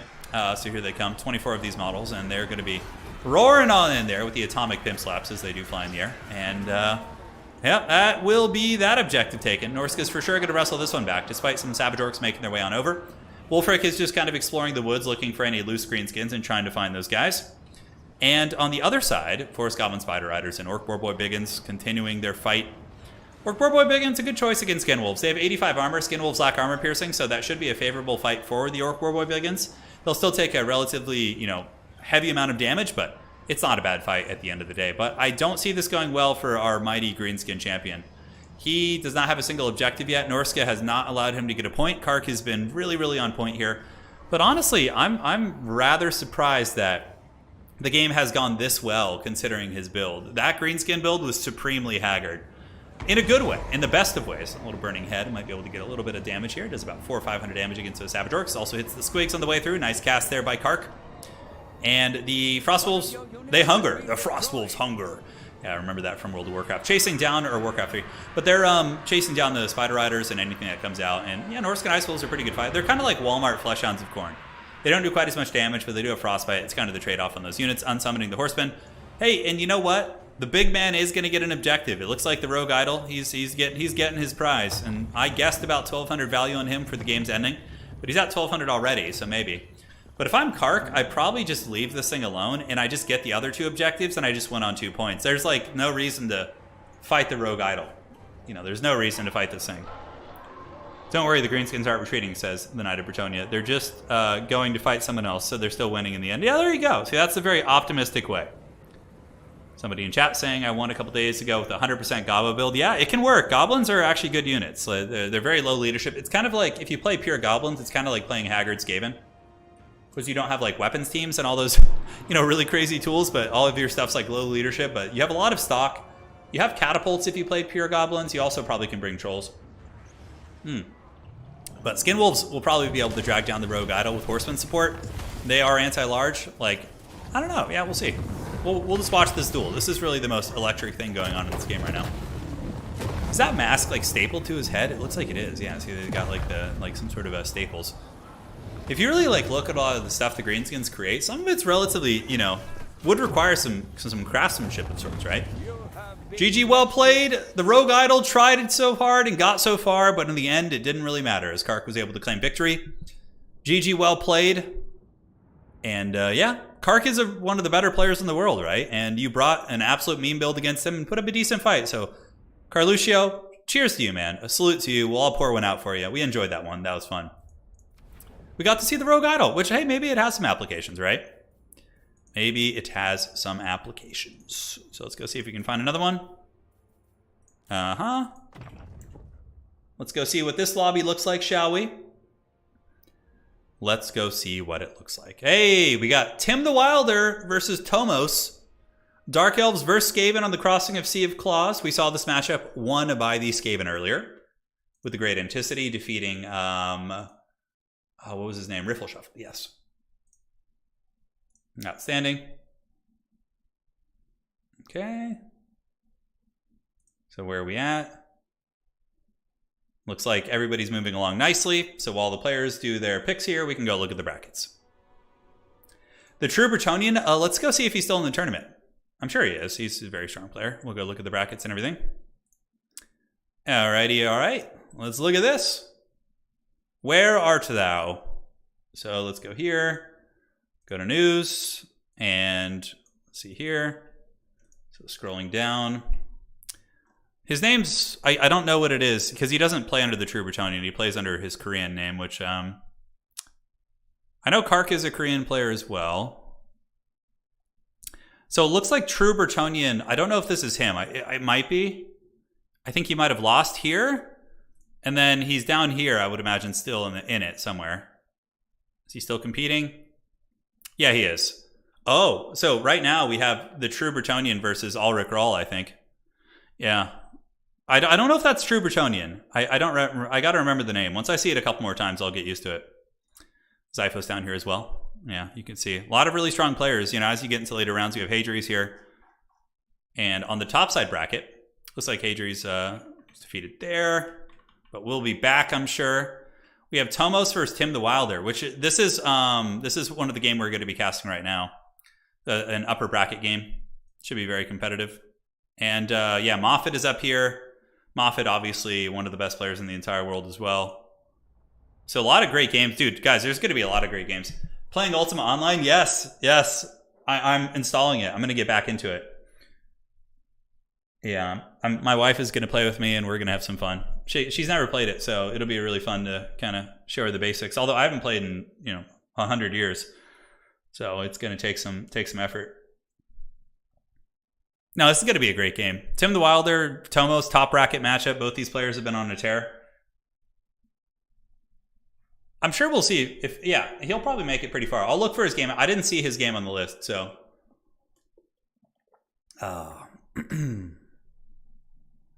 All right, guys, here we are. It's going to be the Dark Elves against the Skaven. It will be a Supreme Sorceress of Death Magic against the dreaded Skaven Slave Lord, which is pretty funny. Using the Chieftain for the power grab, obviously a pretty common funky tactic, but yeah, it has pros and cons. Like, you don't necessarily get like a really good like Grey Seer Lord, but you do get extra leadership in your army, so it's a bit of a trade-off. It is a bit of a trade-off for sure. It gives the Skaven that nice little leadership buff. Yeah, Ultima Online's a great game. It's probably one of my favorite games of all time. It was one of the first. It was one of the first games I really got into as a kid. Any chance you watched League Worlds? No, I didn't. No, Bretonia is actually really good. They don't need too much love. I mean, giving him some new units would be cool, but Bretonia is actually very strong right now. All right. You said your missus knows Korean and says the true Bretonian's name translates to I love the battleground. Okay. Cool. I don't know if that's him. I'll have to check. So, taking a look at Tim's build, Scourge Runner Chariots, the caster is going to be a Buna caster against Skaven? Whoa, that's really interesting. So what are you trying to kill? Are you trying to kill Council Guard? Are you trying to kill, like, mortars? Like, Arwar mortars? Is it for Globadiers? Death Runners? Like, I'm trying to think of the application. Tim the Wilder is one of the best players in the world. I think he's ranked number 5 or 6 in the world right now. So he's clearly got some tactics here. I'm really curious about that. So it is going to be a Supreme Sorceress. Scourge Runners, obviously very good. They can shoot Rat Ogres and large threats, and they certainly will be enjoying that aspect of things. Bleak Swords, just amazing. If there's no Globadiers, Bleak Swords will dominate Skaven. Dark Shards in the back, Dark Shards, and some Blackheart Corsairs with the single bolt thrower just to park right here and shoot into the Skaven. If they bring any artillery or SEMs, you can kind of shoot at those bad boys. So pretty cool stuff. I definitely dig it. He also has a Master in the back. We saw the Master being used by Riffle Shuffle earlier, but it looks like the Master is here now. Turin was a min-maxed mage in Classic WoW. I was a PvP mage, so in Classic WoW I played a rogue and a hunter mostly. But when I played the game at the most, it was during Burning Crusade, and I was a Gladiator Frost Mage. So I ran Frost Mage and Rogue in my 2v2 combo, and then I ran Frost Mage, Rogue, and Priest in our 3s combo, and we reached Gladiator in those. And then eventually they made it so you couldn't get the rewards for Gladiator in 2v2s, so I started focusing on 3v3, but yeah, it was a lot of fun. Long time ago. Mainly PvP. PvP's always been my jam. All right, double Bolt Thrower. Bolt Throwers can still snipe, Skaven weapons teams. And it looks like there are some Jezzails coming out from Tomos. So Tomos is going to be getting the Natty Bubos, which is a really good tech here because the Bolt Throwers can't see them, and they are going to start ripping some fat shots into the Bolt Throwers, and Tim the Wilder isn't really going to be able to reposition after that. So I really, really do like the Bolt Throwers here. Or excuse me, the Natty Buo Sharpshooters. I think that's going to be very, very good. Yeah, I'm curious about the Buna. That's a interesting tech. Now, side objective, it looks like Bleak Swords are heading over there with Corsairs. Tim the Wilder taking a massive portion of his army over to this objective, and he does have a single Master holding up on this point right here.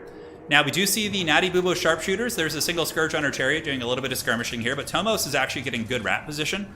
The Gutter Runner is going to be getting the Slinger Fire. The Jezzails just ripping into them, and Bolt Throwers are now in Spray Fire mode, going after the Avalanche. Oh, wow, Avalanche Mortars. Okay. So we got the Avalanche Mortars. That's pretty crazy. Check that out. Those things thump. But yeah, the Jezzail's doing a good job. I mean, keeping those Scourge Runner Chariots honest, really punish them pretty heavily. We do see some Death Runners for the Skaven get a little bit overextended, might get run over by Chariots, but it looks like they weren't actually attacking them there. And the Death Runners should be able to survive. Now, Tim the Wilder is going to have to find a way to play the middle, most likely. Although the Skaven aren't really contesting this objective, which is a little bit strange. I don't know why they wouldn't send like some clan rats up there to try and grab that one. I guess they're afraid of the Skaven mobility. Maybe the Skaven are going to be focusing a little bit more on value trading. But Tim the Wilder does lose one of his chariots, so one Scourge Runner chariot does get absolutely karate chopped off the board. So that bad boy is going to be running for the hills. Blackheart Corsairs here, going to be getting nuked by the mortars, the Avalanche Mortars. I mean, if they're online, man, those things hurt really bad. Bolt Throwers being shot by the Natty Bubos. I really like that tech quite a bit, but Avalanche Mortars probably need a line of sight here. I think if you're Avalanche Mortars, you run this way, and then you can nuke over here. Because as it is right now, the 2 artillery pieces, the Bolt Throwers, are still getting a ton of value against the Avalanche Mortars. So I think that is the way that you want to do it. Jezzails continuing to shoot in. It looks like one of the crews is trying to get back. The Reaper Bolt Throwers trying to reposition. Skaven are now going to start playing the top objective, so Tomos is going to be sending some clan rats over there. And it looks like the Dark Elves are going to be trying to play the side objectives, which I kind of like that, because Skaven are an army that does not want to move around too much. They just want to kind of sit on 2 points and control them. But Skaven do have good triple cap potential compared to like Dwarfs, for example. But I do like that, because when the Skaven move to the sides, you can isolate their weaker units that, fight better in numbers, right? Skaven are very much like a strength in numbers type faction. Tim the Wilder going to be moving in with Corsairs. Globadiers are very, very needed here. Poison Wind Globes need to start absolutely wrecking these units, but they have not yet. Tim the Wilder coming in with a very heavy push. You can see Dark Riders and Dark Riders looking to find an opening in the army, and we'll see how quick the micro of Tomos is. It looks like there's a big opening, and Tim, of course, has incredible micro, impeccable micro. I mean, most of the people who are, the top 16 on the leaderboard are just going to have insanely good micro, right? And these Dark Riders going to get in. Globadier Fire doing a little bit of work. We see Ogres coming out from Tomos. I've seen Tomos competing in, I believe, beginner tournaments as well as regular tournaments, and doing very well in both. I think Tomos is definitely a very, very strong player. You see the value is reflecting that, okay? So Skaven continue to rumble. Avalanche Mortars raining an avalanche of hellfire here on the Dark Shards as they get absolutely pounded. Oh, Ikit Claws here. Oh, Ikit Claws is brought in. Check that out. Yeah, baby, let's go. Ikit on the Doom Flare with the Flensing Rune, which is just super broken right now. That spell does so much damage, it's insane. But Tomos is pulling up value. It looks like the push into the backfield with the Dark Riders was partially shut down. Rat Ogre play was able to mitigate that. And Ikit Claw is out on the battlefield right now. Middle objective owned by the Skaven, back objective by Dark Elves, top objective by the Druchii as well. But the Vermintide is coming for it. We get 2 units of Clan Rats with spears moving over to that side point. They should be able to wrestle that. Meanwhile, the Skaven continue to value trade very well. Ikit Claw was able to get a Flensing Rune, it looks like, on top of the Supreme Sorceress. And if you guys haven't seen Flensing Rune, it's a crack. It's broken. It basically does 3 times as much damage as a Final Transmutation, but costs like around the same Winds of Magic. It's absolutely nuts. So Biker Mice from Mars. Oh my god, look at it. So Ikit's going to be hunting down this caster here. Look at how long it lasts. Jesus, it lasts so long. And I think the Supreme Sorceress of the Dark Elves is going to pay the price here and probably go down. Globadier still online. Skaven pouring out more and more Ogres to try and support Globadiers. And I think that's really the recipe for success here. Ride or die. Yes, yes, he says. I know, on the flare. It's so incredibly cool. Bleak Swords moving over. Vermintide has gotten on the objective, and the Bleak Swords will lose to 3 Clan Rats. As good as they are, 3 Clan Rats is too much. So side objective's going to be taken. Middle objective, though, is wrestled by the Druchii. The Blackheart Corsairs heavily out-trading Clan Rats here. But Skaven are resurgent. They have a lot of Ogres moving in and can certainly move up on this point right here. So Rat Ogres hunting down. Poisonwind Globadiers are heading over as well. Yeah, dude, F-Pod. Flensing Rune is insane, bro. I got wrecked so bad by it the other day. I was in a game. I thought Flensing Rune was just a shit spell, and I saw my opponent had it, so I didn't pay any respect. I had 3 War Wagons blobbed up, and Flensing Rune literally, like, almost killed them all. It's gross. I can show you guys after the game how good Flensing Rune is. It's absurdly good. So Gutter Runners trying to get up, shut down the Dark Shards, but the Skaven seem to be taking the momentum in the battles. Right here, big victory for the Skaven. The Dark Elves are leaderless at this point, and there's a Chieftain. We have Ikit Claw on his Limp Bizkit mobile. He's rolling, rolling, rolling as he gets through those units. I love seeing the Skaven do well. Like, they had such a low win rate in the beginning, but I think people are starting to figure them out, and they have a lot of strong tools for sure. As Ikit Claw continues to roll over these infantry. Oh my god, look at the flare. It's so ridiculous. Yep, so Dark Elves there, definitely going to get owned. Middle objective is getting Globadier Shadow Realmed. Harpies coming in as a bit of a disruption piece, and I don't know if there's anything to peel those Harpies off. We'll have to see. Skaven do take the side objective. Middle objective most likely going to be going to the Rats very, very soon.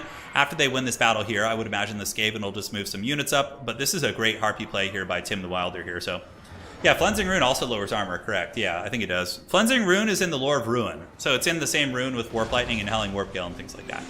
Yeah, it's really good. I'll show you guys after the game versus AI. After this match, we'll just like jump in and I'll show you real quick how incredibly good that spell is. Harpies battling against Poisonwind Globadiers on the other side of the battlefield. We do see ye old Gutter Runners starting to work their way onto this point. Dark Elves are catching up in value though. Tim the Wilder is an incredibly scrappy player. So he's going to find a way back. And the Manticore is a great way of doing that. Manticores are an absolute pain to deal with. And it's getting some decent damage into Ikit Claw, but it does get Howling Warp Guild, locks it in place. Flensing Rune is so good! Oh my god, and it's going to hit these Bleak Swords and kill them too. Look how quickly that Manticore died. Oh my god, it got wrecked so fast. Jeez. So Gutter Runners moving up here. They're going to be getting onto the point.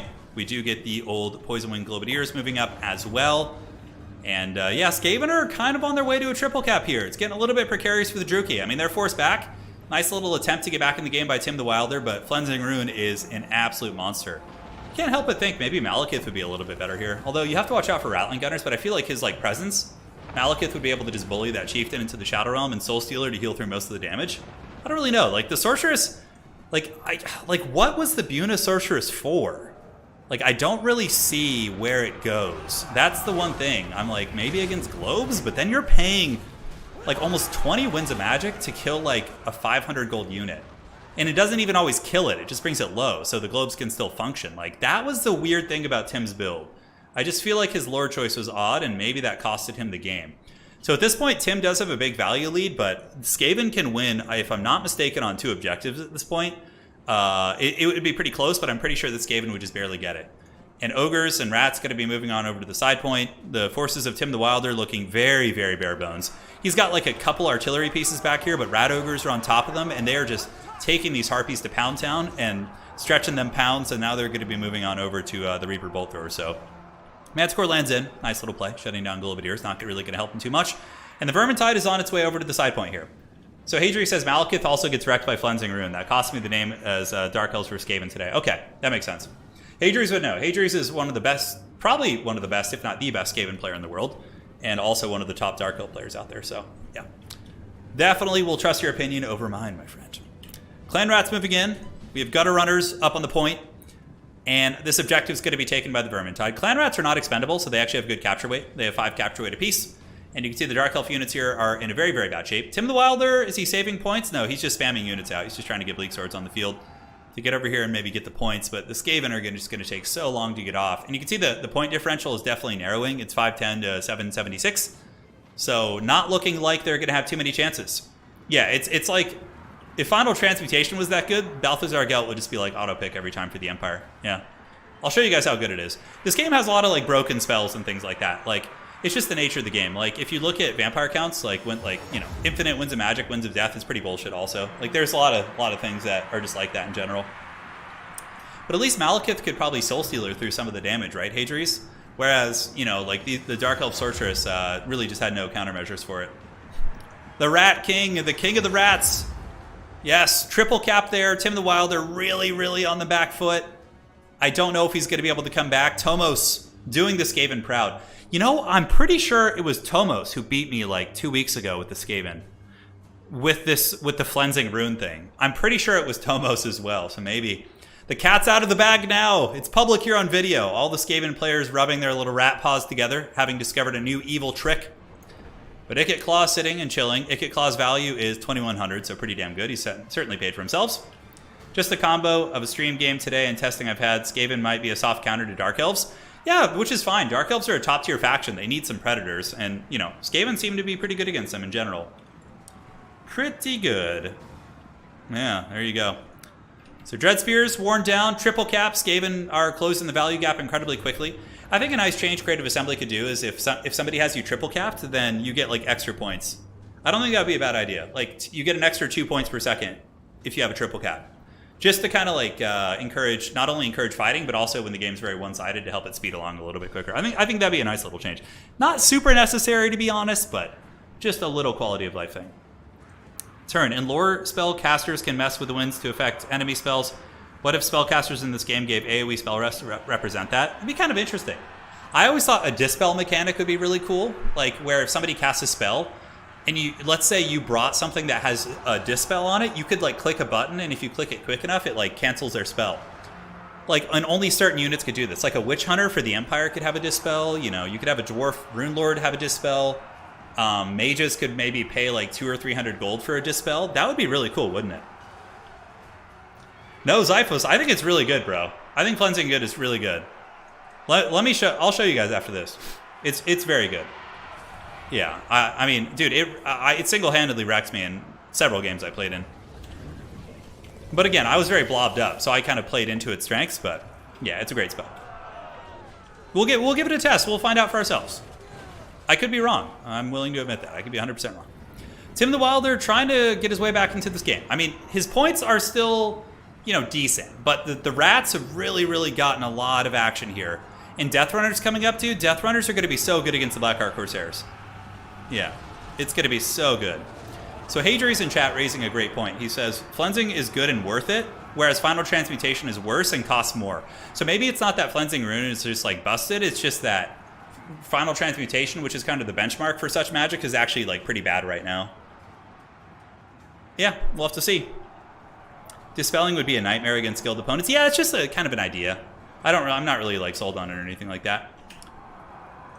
So, Rat Ogres here, continuing to battle. Objective is still owned by the Rats. Tim the Wilder, very, very behind on points. Obviously, a very scrappy player. Going to be going for a dual-pronged push to try and get his cap going. But the Skaven army is going to be very resilient here. They just have good numbers. And if you look at the Dark Elf army, every single one of the units, I believe, should have some sort of a leadership penalty. No, he looks like he unsummoned his lord before it died, so he didn't actually end up paying the troll toll. If a lord dies, your entire army gets a penalty of -15 leadership. It's pretty insane. Like when Skaven lose a lord, or like low leadership factions like Greenskins or Beastmen, dude, it is not good. It is not good at all. Here comes the Scourge Hunter Chariots moving in there. Looks like the Skaven got this game in the bag though. Tim the Wilder trying his best. He once again tried so hard and got so far, but in the end he paid the price. And the Dark Elves, maybe learning that Skaven are a bit of a counter against them. I've heard whispers and rumors from many top players here today that the Skaven appear to do very well against the Druchii, which I think is very cool. I think it's very cool. Skaven, you know, considered to be on the lower echelon of factions, but I don't think that's necessarily accurate. I think in the hands of the right players, Skaven can be an absolute menace. An absolute menace. And again, on the side, Tim the Wilder tries to push. Doesn't work out for him. Bleak Swords and Dread Spears are going to be swarmed by hordes of rats, and very thematic, right? Having just hordes of just filthy rats drag you down is very much an end time scenario. The Skaven will be feasting well tonight. And looking at the score, 1350. Don't know why Tim the Wilder hasn't tapped out yet. You know, he's quite a veteran, but again, it's easy to get lost in the moment and not realize how far behind you are. Like, he's basically just sending units into the grinder now. Like, wherever a unit goes, the Skaven just intercept them and they do their thing. Man. GG, well played. What a great game. What a great game, dude. Certainly an upset, right? Tim the Wilder is ranked number 5 or 6 in the world, and Tomos, I know, is a very strong player, but this is a huge win for Tomos. And also, this is on the upper bracket, so we'll see how they do going forward. We will see. Yeah, there's a lot of weird tech coming in, guys, for sure. A lot of weird tech. Opinion coming in from Bryant. Says, secretly Skaven are an S-tier faction in the Shadow Realm lurking. Yeah, maybe. I don't know about S-tier. They're not, like, S-tier is like Tomb Kings, Warriors of Chaos, Vampire Counts. They're nowhere near any of those factions. But maybe like A-tier? Yeah, maybe. We'll have to see what our Skaven friends do. GG, well played. Tomos is going to be claiming victory. Tomos moving on to the final 8, ladies and gentlemen. Yes. I think Slayers are fine as they are. Yeah, somebody in chat asking about Slayers. Yeah, the Buna caster was a big weak link in Tim's army. What about like a Malice Darkblade, right? Like a Malice or something. I don't know. Yeah, it just felt like the lore choice was so weak with the 2 masters. I don't know. We've seen people do that multiple times today, and it just hasn't worked at all. GG, well played. So we can go test this. Let's do this, and we can get Cleansing Ruin. So let's get our boy Ikit Claw on the Doom Wheel, and we could just test it again. So let's just use like some Empire or something. They're not like the tankiest characters in the world, but let's get them, and let's get like some Empire Knights or something. Have Mob Blob in there. Let's see how it looks. So SEMs, we got some Cav. Okay, so Ikit has all the goodies. Yes, he does. Cool. We're going to test it out right now and see how this looks. Obviously, this is an ideal situation. You know, it's like units blobbing on top of you. It's not like practical, so take it with a grain of salt. Khorne never gets picked. Khorne got picked earlier today. We've had a couple people play Khorne. Khorne is a decent faction. They're not like super strong, but they're like very average. Like slightly below average, I would say, for Khorne. Yeah. But I still think Khorne has teeth. Like, I think Khorne's decent. Just not having magic is pretty rough. Like, the dwarves get away with it because they're just so durable, but yeah, I don't know. Hard to say. All right, let's give it a try. All right, very good. So, Cleansing Rune, we need to pop unlimited power. Unlimited power! Does overcasting it, I think, increases the duration, right? All right, Ikit, you're going to have to get through all these units. How much is it to overcast? Okay, 20. Perfect. So let's go weave through here. Look at that. Oh, yeah, baby. Crappy AI movement. Okay. So come on, guys. Gather around. Gather around, ladies and gentlemen. I'm trying to get the AI to bunch in on me here. It's not the best. Come on. I know you want to. There you go. God, how is the AI just so bad at this? Like, what is happening here? Okay, so the Empire Knights are moving in now. I need all of you guys to get in here for the test. Come on now. Like, what is this shit? Does the AI not know how to fight? Jeez, dude. Like, why are they all just standing there? Okay, come on. Literally, that's all you have, so just bunch up here. Oh my, what are these cav units doing, dude? Oh my god, is this what campaign AI is like right now? Anyways. So let's just cast it right here on this guy. You guys are gonna get the picture here. Okay, so this is overcasted. And it hits everything. And, okay, we got everything there, which is good. So, The two captains are not even being hit. Ikit really isn't even hitting anything. Okay, so that's still going, and oh my god, it's still going. Jeez. AI is at its finest. I know. Wow. Okay, I mean that's a lot of damage. Several SEM characters brought down. It goes for another 5 seconds. So these two captains got brought down to like 30%. Okay, I mean that's a little strong, right? Like look at that. If you get like any blob, dude, you're just getting value city. Like look at that, and then we could just like potentially run away unlimited power. We'll try it again. That was an overcasted one. It's 20 winds of magic, but that's pretty good. This is not like all Ikit's damage, right? So now let's try this again and see how this goes here. Unlimited power. Ikit might break to leadership, but I mean, yeah, like that's pretty good damage.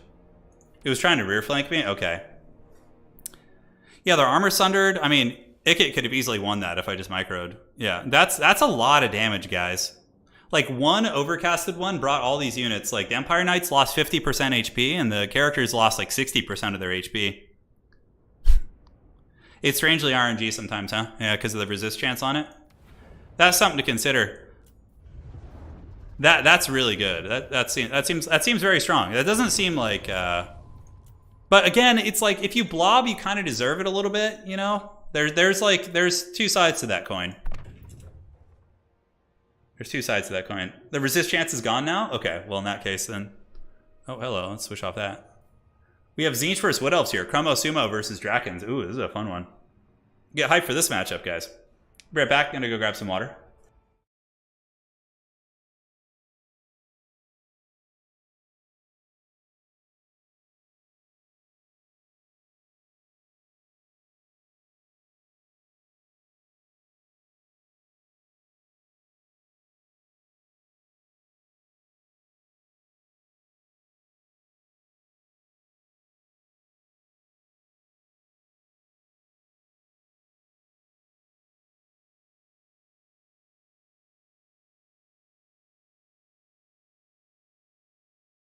All right, guys, we're back in business. We got Wood Elves versus Tzeentch.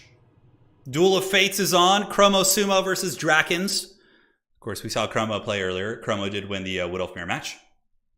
Yeah, it's going to be good.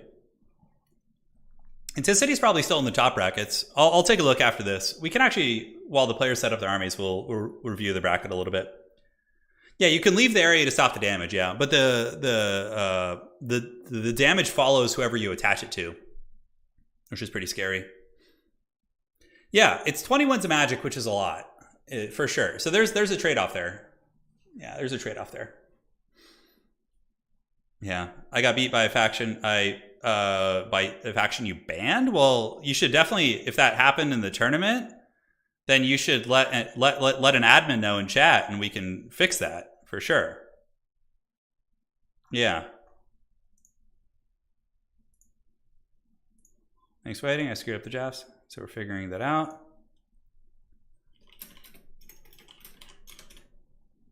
All right, so just talking to some of the players here. Let's see here. All right, so checking here. So Anticity, semis, upturning.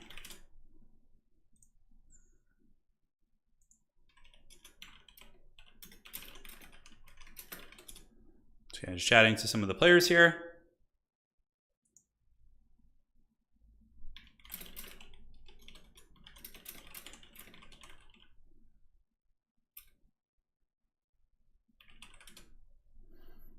Okay. Outstanding. Very good. Okay. Sorry about that, guys. All good. And here we go. So taking a look at the Wood Elf army here of Chromo Sumo. Sorry, I just had a little bit of admin stuff. I was talking to like 3 or 4 people. It is going to be Deepwood Scouts. Deepwood Scouts, of course, have 180 range and can really pound a lot of those squishy Tzeentchian units, like the Horsemen, like the Spawn. And it's going to be backed up by Eternal Guards as well as a Spellweaver of Life. Now, up in the sky, it's going to be a Glady, which is very risky. Very vulnerable to being sniped by blue fire, but you do have Prey of Anathema. So if that Tzeentch chicken gets a little bit too close to you, you can use the Prey of Anathrema and lock those bad boys down, and you can certainly do your business. On the other side, you do have Marauder Horseman of Tzeentch, a chicken, and Tzeentch is going to be taking a very conservative approach and hiding from the Wood Elves until the objectives open up, which I think is very, very smart for sure. I think that is a good idea. Chaos Warriors, and Chaos Warriors of Tzeentch. On the other side, we do see just Chaos Warriors into the sunset, and that is going to be that. So certainly good stuff all around. One sec, guys, just going to be resolving this. Cool. Looks like we got everything all ironed out, and we should be fine. Yeah, sorry, I'm adminning as well, so we're getting there. We are getting there. So spears all over the place. Looks like Wood Elves going to be getting a triple cap initially, but Wood Elves are a faction that can play pretty spread out. They can definitely play 3 objectives. With their speed, they can respond to a multitude of threats. Typically, factions that are a little bit slower are going to be struggling to play all 3 objectives at once because they can get picked apart, like Dwarves and Cathay, like you want to focus on a couple. But Chromo Sumo might get owned simply because he brought this Glade Lord. He did use a Prey of Anathrema here on the Marauder Horseman. But, like, is this really going to lead to heavy punishment? Let's see. So big archer volleys coming in. Massive damage, and they're locked down for another 6 seconds. So, okay, 1 horseman unit does pay the ultimate price. The Glade Lord probably going to have to be unsummoned at some point, though, if it does keep getting hammered by Kairos like this. And 1 Marauder Horseman does get buckled off the battlefield. So, also we see the Hawkeyes of Drakira in here, if I'm not mistaken. Because there was a discouraging effect. Yep, here they are. So the Hawkeyes of Drakira are the choice. Yeah, there's still a lot of matches left, for sure. We'll be casting a ton of these. A ton. So the Hawkeyes are going to pull back. We do have the Spears holding it down all over the place. What's cool about Eternal Guard is they trade very well into all the Tzeentch units. Like, they do lose the Warriors, but for their price, they trade well. They have good armor piercing. They have good anti-large. So they can trade into the spawn as well, which are relatively common as well, right? So Tzeentch just allowing the forces of Wood Elves to get a triple cap. Now, this is kind of the Mordor approach, as I like to call it. It's like Sauron building his strength before he surges out. You know, not trickling out with his orcs and getting rowed down by the Rohirrim. It's more so gathering up like a full Doom Legion and marching on, you know, Minas Tirith, right? Which is kind of like what he's doing right now. So you get a big critical mass. You can see both players are banking resources. This is kind of a playstyle which is, I don't know who the first person to do it was. I know Tim the Wilder does this quite a bit. It wins sometimes, it loses sometimes. It's a little bit of a risky playstyle.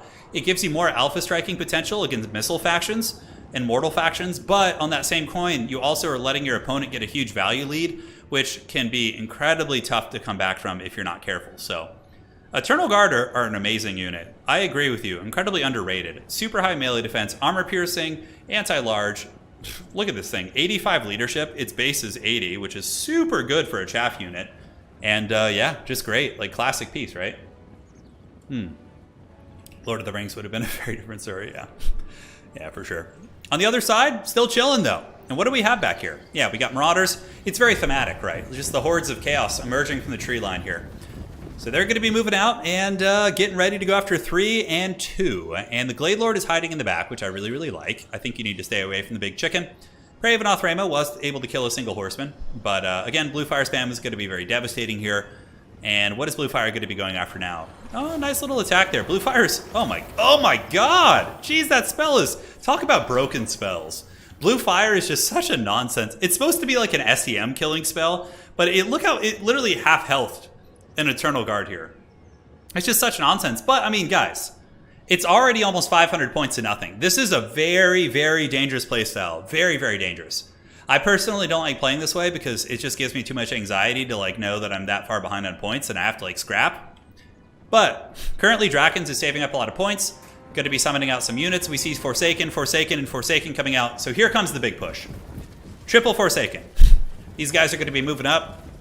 They hit incredibly hard and can for sure cut through the Eternal Guard well. So the Tzeentchian pushes on. Is the Wood Elf army too spread out? We'll have to see. Firebark Elders going to be holding down this position on the side. So they're going to be hanging out here. A couple horsemen going after him, but the archers are able to outrange them and do quite a bit of HP damage, immediately getting through their Protoss shields. Despite that, the horsemen maintain their fire and still are getting that old bump and grind going. If I were the Wood Elves here at this point, I'd probably consolidate my forces. I would like pull back down this hill and just try and control the 2 objectives. I feel like trying to control all 3 against a super wide push is going to be very, very scary. So I do like that the Wood Elves are pushing back. They're just kind of like taking the points they got and they're like, all right, that was fine.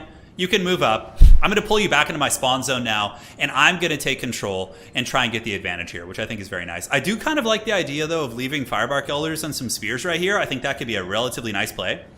Somebody in chat saying, Greenskins are up to a 41% win ratio. Hey, there we go, Carluccio. Great game earlier with the Rogue Idol. I loved it. You single-handedly brought the Greenskin win rate up, so props to you. That was a very fun Rogue Idol game, my friend. Dwellers below going down. Going to be nailing the Forsaken here. It hits them pretty good, so that was a great cast there by Chromosumo. Drakens in the big Tzeentchian horde has moved up, so both players kind of playing a little bit of tug-of-war, which is fun. Nice, great Stag Knight summon. Great Stag Knights have amazing armor piercing, and on top of that, they're probably one of the coolest units in the entire game from a looks perspective. I mean, come on, tell me this thing isn't just incredibly badass. It's like Rudolph Vengeance. Have you guys ever heard of that really haggard Christmas horror movie called Santa's Sleigh? It's like with the WWE wrestler where Santa's like evil. It's called Santa's Sleigh. Look that up if you haven't seen it. It's just like one of the most ridiculous things ever. But dude, the Stag Knights are going ham over here. Cycle charging into the Halberds, who do have Harmonic Convergence, but you can see how badly the Chaos Warriors are getting smashed. Although the Halberds are actually lending their aid and are dragging down some of these guys that otherwise wouldn't really be getting hurt. Down here, we see Prey of Anathrema going into the Forsaken, and they're getting charged by Glade Riders. Not going to be terribly devastating. Value trading is pretty even across the board.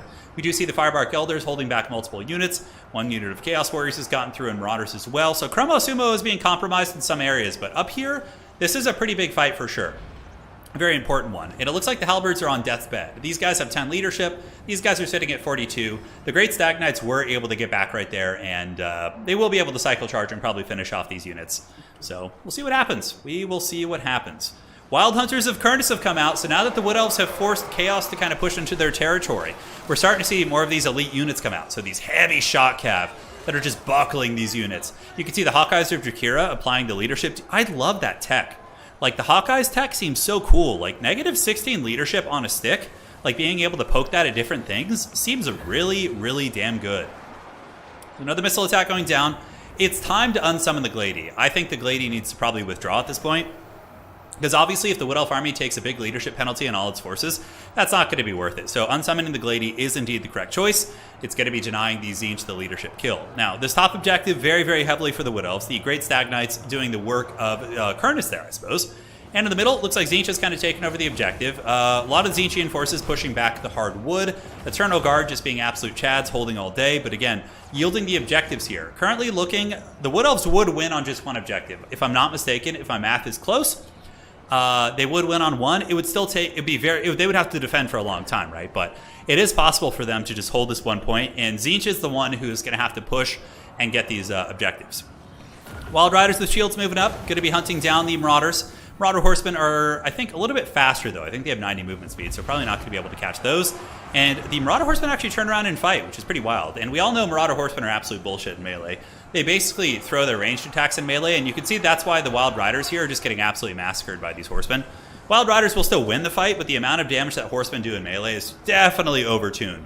But the Horse Corps doing great work, and it looks like there is going to be an army ability going down here. Which one is that going to be? Is that the single target one, or is that the big spray fire? Yeah, it's a single target one.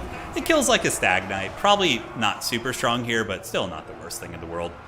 So, the Wild Riders do deal with the Marauder Horsemen there. Now going to be bouncing over after these Cav. It seems like the Wood Elves are weathering the storm. Like up here, they're pretty secure. Stag Knights stuff those units back, collapsing down to the middle. Wood Elves have several units free here. And the fact that Tzeentch had like overextended itself into the Wood Elf lands right here kind of means that the hardwood is able to get its way back in here. Wood Elves need 2 to cap. They would not win on 1. Okay, well, maybe you did the math. But I thought that with that discrepancy, it would be enough to win on 1 point. Maybe I was wrong. Who knows? Middle point's going to be going back to the Wood Elves right here. We will have to see, ladies and gentlemen. We will have to see. Looks like the Spellweaver is there. The Big Chicken. Kairos is up in the sky. Value trading is very, very even. This is a close, scrappy game. Firebark Elders have met their match. Obviously, Chaos Warriors with the Halberds going to be able to cut them to pieces. A little bit of an unfortunate trade for these Christmas trees here as they are taken down by the Chaos Warriors. Eternal Guard still grinding through, and yeah, Wild Rider Cav Man. I have to say, Chromosumo's Cav Micro is very impressive.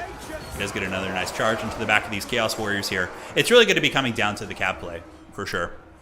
Chaos Warriors broken. Middle objective is resecured by the Tzeentchian forces as Chaos Heretics and Marauders from all across the land do surge forward.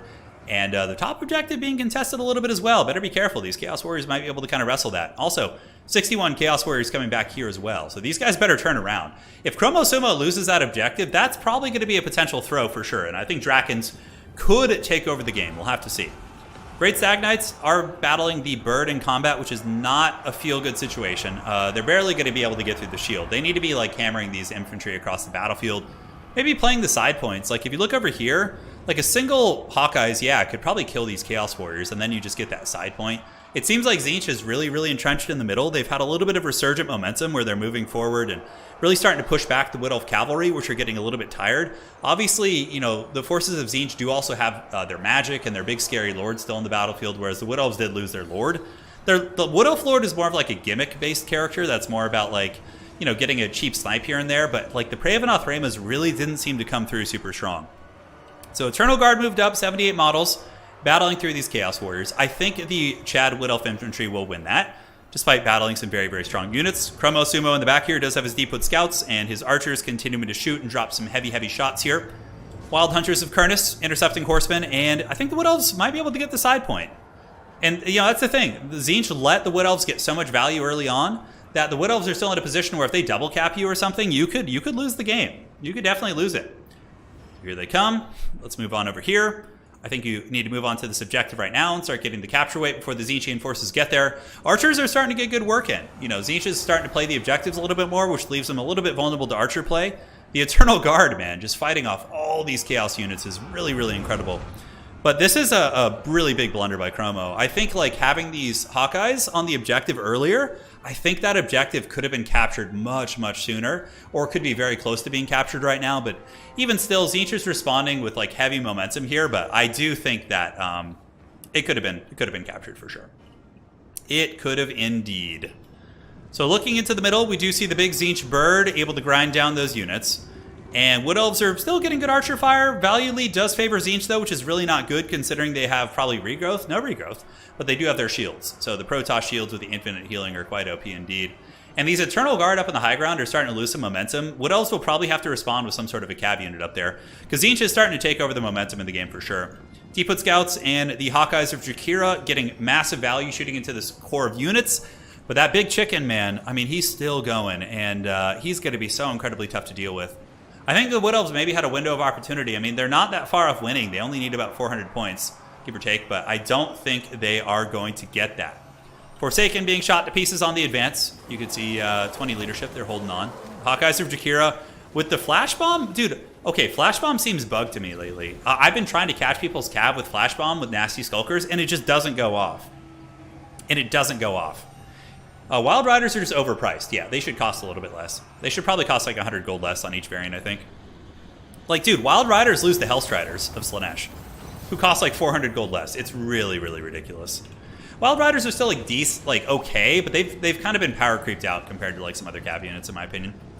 So Glade Rider's going to be moving up, attacking into the Marauder Horsemen, and Glade Rider should win that fight, considering the Marauder Horsemen are very, very beat up here. The Big Chicken is going to be going after the Wood Elf character, so the Spell Singer is going to be going down here. Top objective, you know, pretty solid core of units up here. Chaos Warriors, shielded stuff.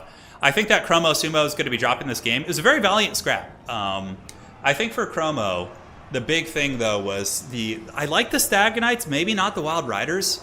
The Wild Riders just seem to trade really poorly. And also the Lord with the Praevenoth Rama, I like the theory of it in that you're like, okay, Tzeentch has annoying mobile lords. How do I stop them from dodging and ducking? Docking their boats. But how do I stop them from doing that? Praevenoth Rama is an option, right? But in theory, like, it's just not going to work. Tzeentch is going to sit back, and they're going to dodge that. GG, well played. Great game. That was a very good competitive match.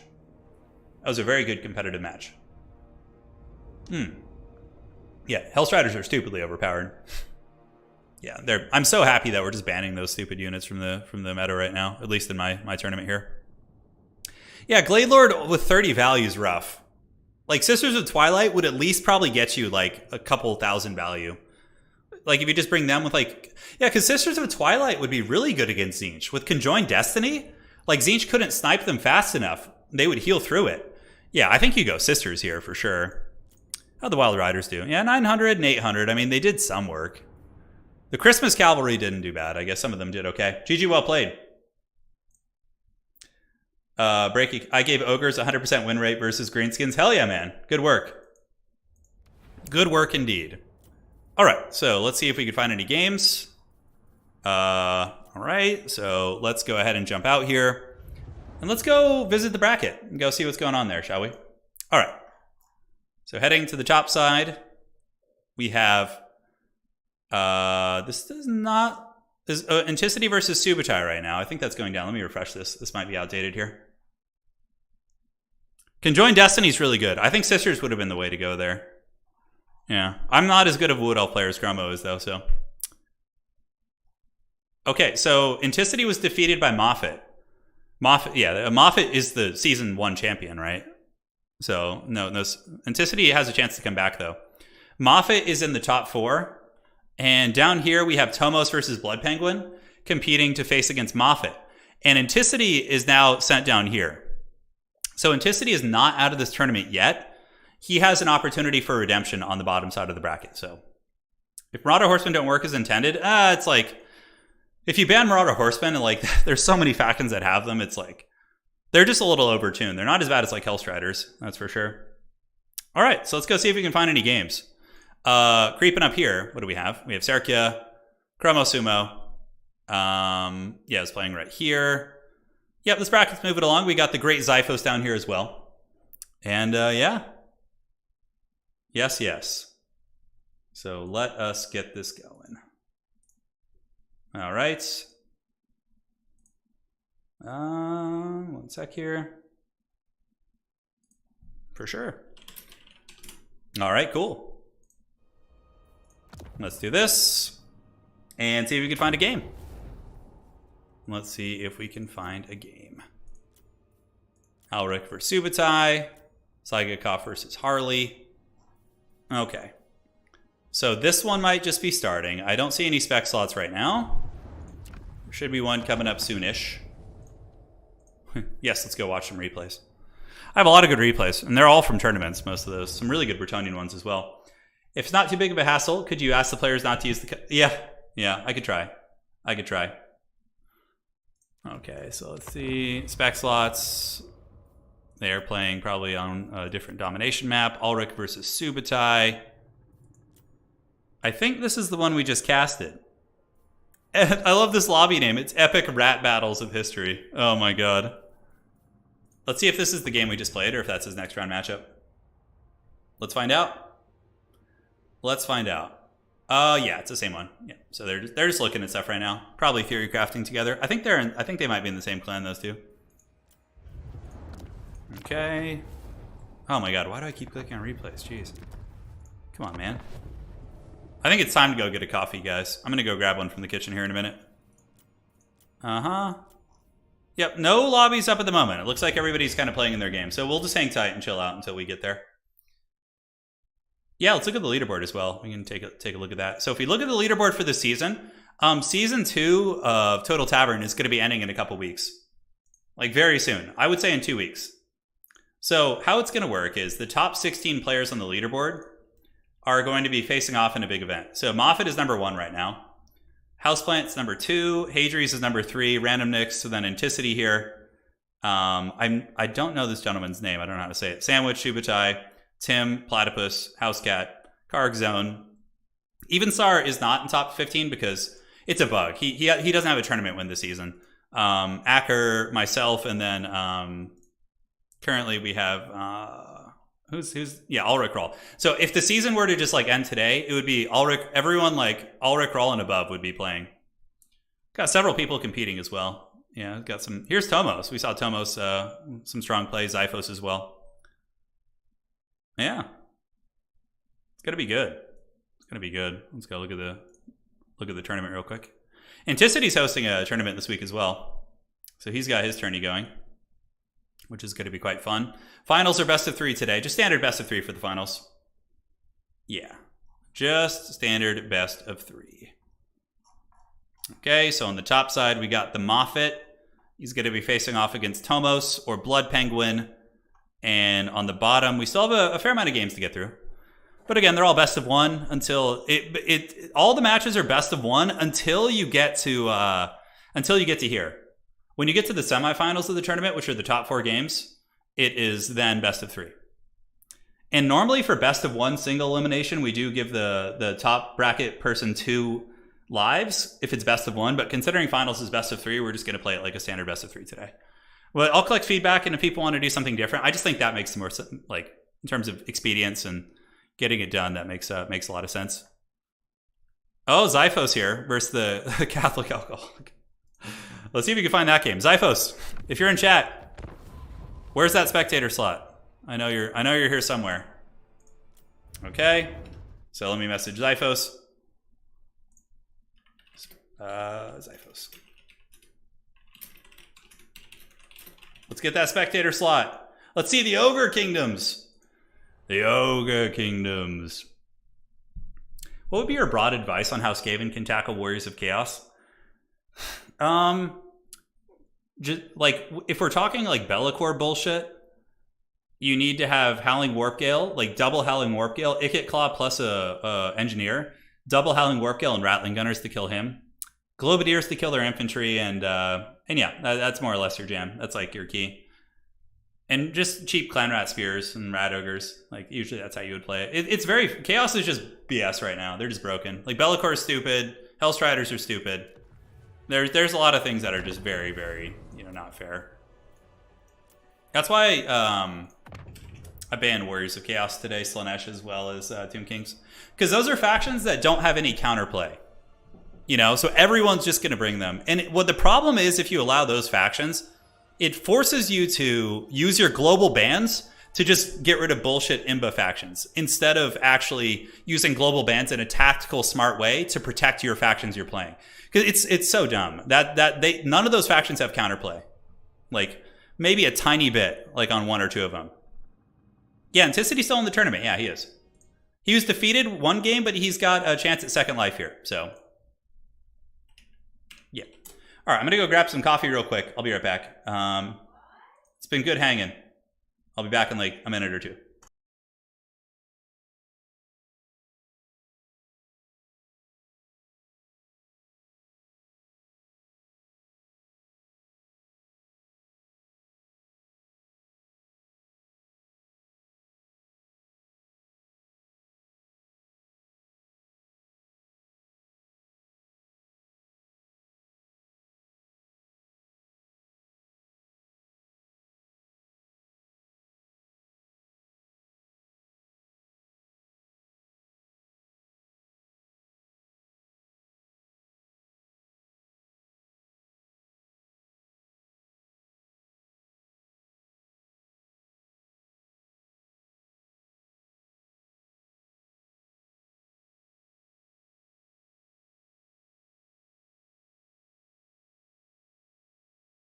Hey, Moffat and Tomos are in the first semifinal match. Okay, let's go cast that then.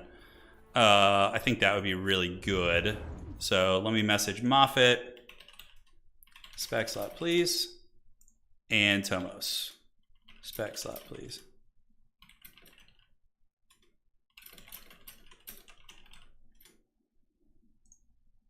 Okay, so Moffat's going to be setting up a spec slot. Should be good. You guys want to hear one of the most gratifying sounds ever? Here he comes. Oh yeah, that's like the very good opening and pop sound, yeah. Okay, somebody in chat with a fun question. If there was only Air Force battles, which faction would be S tier? Probably Vampire counts, as much as I hate to say it, because like Vargeists with like big scary vampire characters and Invocation and like, yeah, probably Vampires. Who else could compete in the skies? I mean, Elves couldn't compete. Their dragons would get swarmed. Bretonnia, Pegasus Knights, Lewin with like healing on the... they could get healing from the ground, maybe. Yeah, that was... Isn't that like a magical sound? Yeah. It's coffee. It's a nitro cold brew. Yeah, it's so good. It's so good. Probably Vampire counts. Yeah. God, Vampire counts are just such a faction of villainy, you know? So, let me find this. Is this the game? Let's see. I think it is. It does sound like a roar when it's opening, yeah.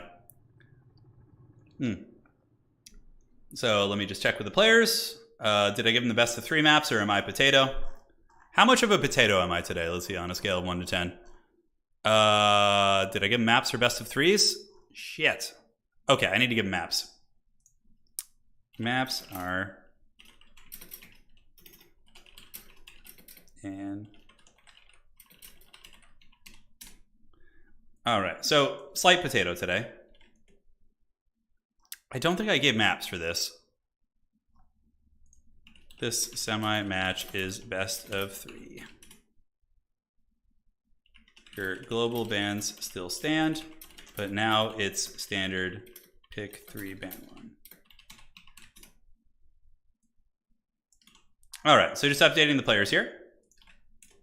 Because this is, if I'm not, unless I'm looking at it wrong, yeah, this is the semifinals of the tournament on one side to decide who's going to be going on to the grand finals here. Yeah, it's like a canned coffee, yeah. It's a canned coffee. We have a lot more tournament today, guys. It's we're what, 3 hours in, and we still have a lot more action. Yeah, yeah. I'll give them the maps. It's Black Ark and Mountains of Morn. So how it works is the global bans that the players established earlier are still in effect. So that you don't redo global bans because you just make those, which is much better because there's a lot of tactics to this new format. You pick your 5 factions that you're good at, and then or as many as you're competent at, and then you pick 2 global bans that carry the whole tournament. So you're global banning based on the factions you picked, which gives you a lot of cool strategy. Whereas global bans previously were basically I would get in a game, let's say I'm playing against like Hadri's, right? He's just like the Dark Lord of Skaven. I would just be like, oh, okay, it's Hadri's. I'm just going to global ban Skaven, which is kind of like lame. It's like just faction main ban like nonstop instead of doing it in a more tactical way. So we switched it up. I think this format also makes best of 1 a little bit more fair than just like, blind out of like every faction, right? Like I think we'll have to get some feedback on it.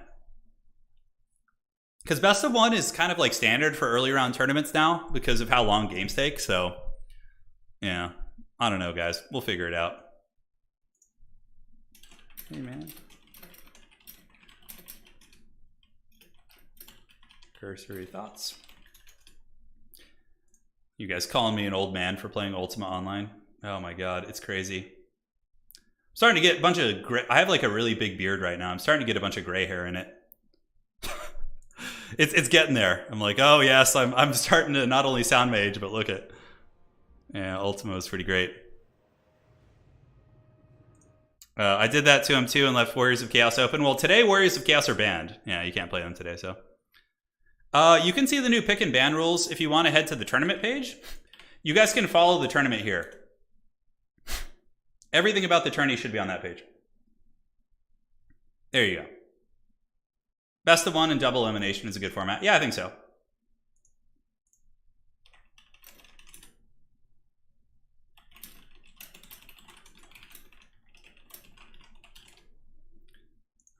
Okay, looks good. Players don't have any questions. You guys have access to the old tournament page. Is it Skaven versus Bretonnia? Oh my god, I would love to see that for the lady, man.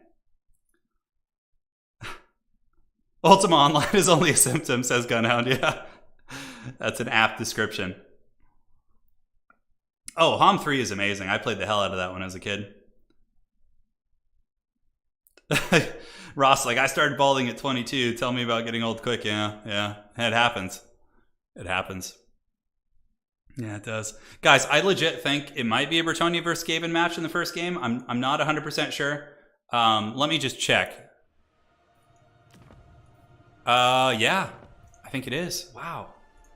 We get a Bretonnia game here. This is awesome. Yeah, Warp Lightnings are very good against Bretonian cavalry, but if Bretonnia goes mass infantry, you can certainly not get your value back. You might not get your value back on those. Turin is an ECL. So ECL, Andy, is now Total Tavern Seasons. So I used to have ECL as a league, and now we have Total Tavern Seasons, which are exponentially better and more competitive because Total Tavern Seasons collect tournament records over the course of several months. So you get really good, consistent data on who the best players are, and then you invite them all to a major tournament. So we had the season 1 grand finals recently, which was won by Moffat here. And season 2 finals are going to be coming up in the next month. Yeah, so there's like fresh seasons. So the leaderboard's going to get reset very soon. So you guys, all of you guys who want to like climb the leaderboard, but you might be like, oh man, like look at these people at the top. There's no way I'm going to catch them. You'll actually have a chance again. That's why like resetting the leaderboard semi-often I think is very important. That's very important for sure.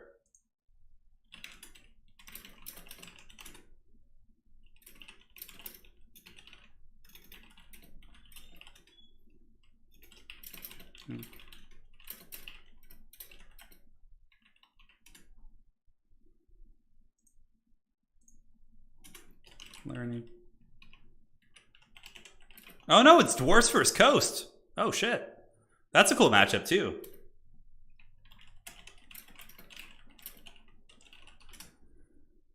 Okay, looking good. I think it's going to be a Dwarfs vs. Coast matchup in the first game. Hom 3 tournament? Dude, I'm not good enough at Hom 3. Like, I'm at Hom 3, I'm pretty good on the battlefield, but I'm not good at macro management on the map. Like, if you watch really, really high-level Heroes and Magic players play, it's just like...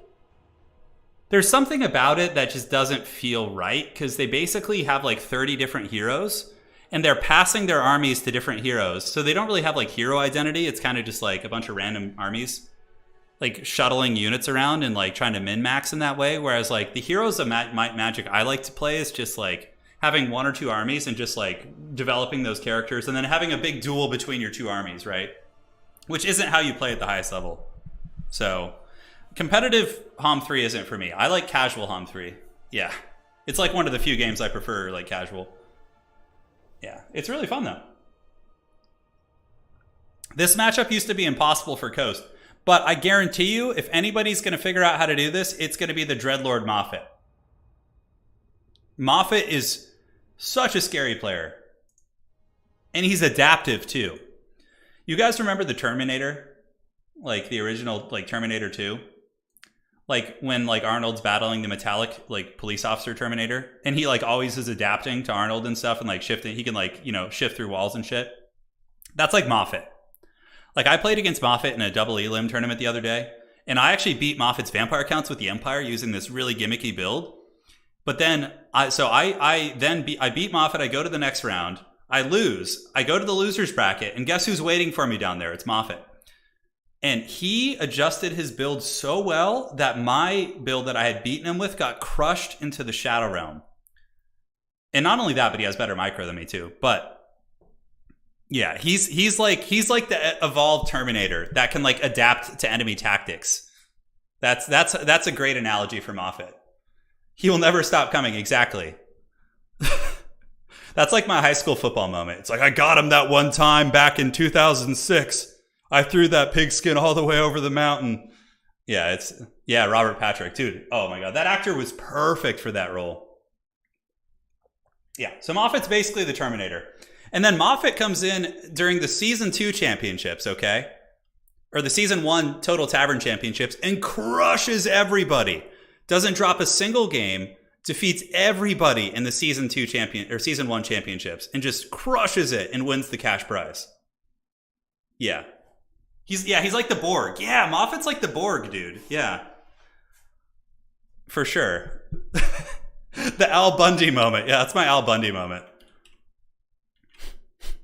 I'll be here like 9 years from now, be like, yeah, you know, remember that one time I beat a good tournament player back in 2022. Yeah, he's adapted for sure. He has. Although I don't think calling Moffat Borg is fair, because Borg don't have good micro too. Like Borg are kind of slow and reactionary. Moffat is not reactionary. He's like more like a Terminator who's like chasing you. And he's forcing you to react also. Yeah. 6 touchdowns in one game. I have done that before. Yeah, a long time ago. Queen Bessie. So Moffat's coming in with Queen Bess, which is going to be awesome. It looks like it's going to be a Vampire Caster with Invocation as well as the Drowned Dead. It's going to be a Depth Guard based build, so double Depth Guard against Dowie. Interesting. They don't have armor piercing, but their sustainability is insane, so they can definitely grind through dwarf troops. On top of that, we do also have deckhand mobs, bombers, and some gunnery mobs. And that is going to be that. So taking a look at the other side, we do have the forces of ye olde Tomos. Tomos coming off a very solid win against Tim the Wilder earlier. No small feat at all. And he is here trying to take down another top leaderboard champion and get his own place on the top of the leaderboard. If Tomos were to win the tournament, he would immediately jump into the top 16. So We will see. But this is best of 3. You know, getting a win off Moffat in a best of 1 is exponentially more likely, but beating him in a best of 3 is not easy, dude. Not easy. So in the back, it's a massive grudge thrower line. 4 grudges are going to be launched at a time. Quarrelers, blasting charges, and it looks like just more dwarf warriors on the side. Queen Bessie, oh my god, steaming hot payload from Queen Bess. Jeez, those quarrelers got wrecked. And where is he hiding Queen Bess? Oh, he's got Queen Bess like up on a hill here. Okay, interesting. The grudge throwers could for sure kill Queen Bess, which I think is what needs to happen. Like, if you're a dwarf player, the only way you're going to get wrecked really bad by Vampire Coast, in my opinion, is if, number 1, you don't deal with Queen Bess, and number 2, if you don't focus fire depth guard efficiently. I think that's pretty big. And yes, no matter what, whoever loses this best of 3 will still be in the tournament. They will go to the losers bracket, the bottom side of the semifinals. So that's how the double elim works. So big bombard shots going downtown, and let's see where they're going to be ripping. You know, we're really here for the Queen Bess shots, right? Ooh, and he dodges it. I once played a game against Dodokison, who's a really, really strong player, and I was using Queen Bess against his, I can't remember what it was, I think it was Korn. He literally, with micro, dodged every single Queen Bess shot I sent his way. I was so impressed by him in that game. It was absolutely nuts. So the Vampire Fleet Admiral's getting focused, taking a little bit of fire, but Moffat's going to be able to juke that. Opal Amulet also going down as well, and he is able to get back. But Dwarves are typically favored in this matchup in many regards. Like, their missiles absolutely destroy Vampire Coast missiles. Vampire Coast typically has to rely on, like, gimmicks like Queen Bess and different things like that. Oh my god, Queen Bess with another hot steaming payload on the face here of the Dwarves. Huge, huge damage coming down. Miners with blasting charges, also going to be hustling here. One sec, guys, just getting my little cup holder going there so I don't mess up my desk. But miners with blasting charges should be quite excellent. Handgun mobs have come out from Moffat. I like that he's using them on the flanks a little bit away from the center mass of the Dwarves. And yeah, they should be able to put some hurt on these guys. They have huge armor piercing, right? And in response, there's going to be some Rangers coming out from Tomos. Value trading is favoring Moffat relatively heavily. The fact that Queen Bess is just exacting her vengeance, her blood tithe here. Oh no. Oh, Tomos, not like this. Oh no. It was dodged. Okay. There was 2 dwarven units that were bunched up there, and if Queen Bess had hit both of them, that could have just been backbreaking. Like, absolutely backbreaking. So now we're getting animated Hulks and Fellbats coming in, and look at this! Moffat summons a legion of Fellbats. Just one, I guess. Dwarf Warrior Great Weapons are going to be sent in there. We do also have Thoric Ironbrow back here. Dwarven Artillery crews are definitely more stalwart than other factions. They still are dwarves. They're going to be holding on pretty well. As far as the objectives go, all 3 are owned by Vampire Coast. Dwarves have taken a very defensive posture here. We do see the crossbow shooting up into the sky. Oh, the Salt Lord Scuttlers from Moffat. The armor sundering ones. Okay. And they do take out the Rangers on the side while animated Hulks are moving in. Man. Moffat going full T-1000 here, dude. He's going full Terminator. He's got Fellbats tying things down. He's got dogs in the backfield. He's got bomber bats just working on the flanks. He's got handguns somehow online against dwarves and shooting. And in the middle, looks like the dwarves obviously having a decent trade here, as the dwarf warriors do cut through the deckhand mobs. Bomber mob's going to be trying to get in range here of the quarrelers, and up on the high ground, depth guard will fight dwarves all day. Like, dwarven infantry don't really have good DPS, and depth guard, if they're not being focused by some sort of artillery or thunders or bows, are just going to carry. Like, they're going to be super, super tough to kill. But yeah, Moffat is maintaining a value lead of about 800, and in conjunction with the healing, that's very, very strong. The Grudge Throwers will be back online soon. We see animated Hulks moving back here, but Dwarf Warriors should be able to intercept them. Blasting charges coming in and friendly firing some of their dwarves. Classic stuff. Moffat also getting the Scurvy Dogs. He's going to be surging around the side here and looking to hunt down the Grudge Throwers. So here they come, and ouch! That's going to be a painful one. Do the dwarves have any sort of summons? Because just letting dogs onto your artillery pieces probably is going to be game over. Like, if those dogs are able to get more than one artillery piece here, man, I don't see the dwarves coming back from that.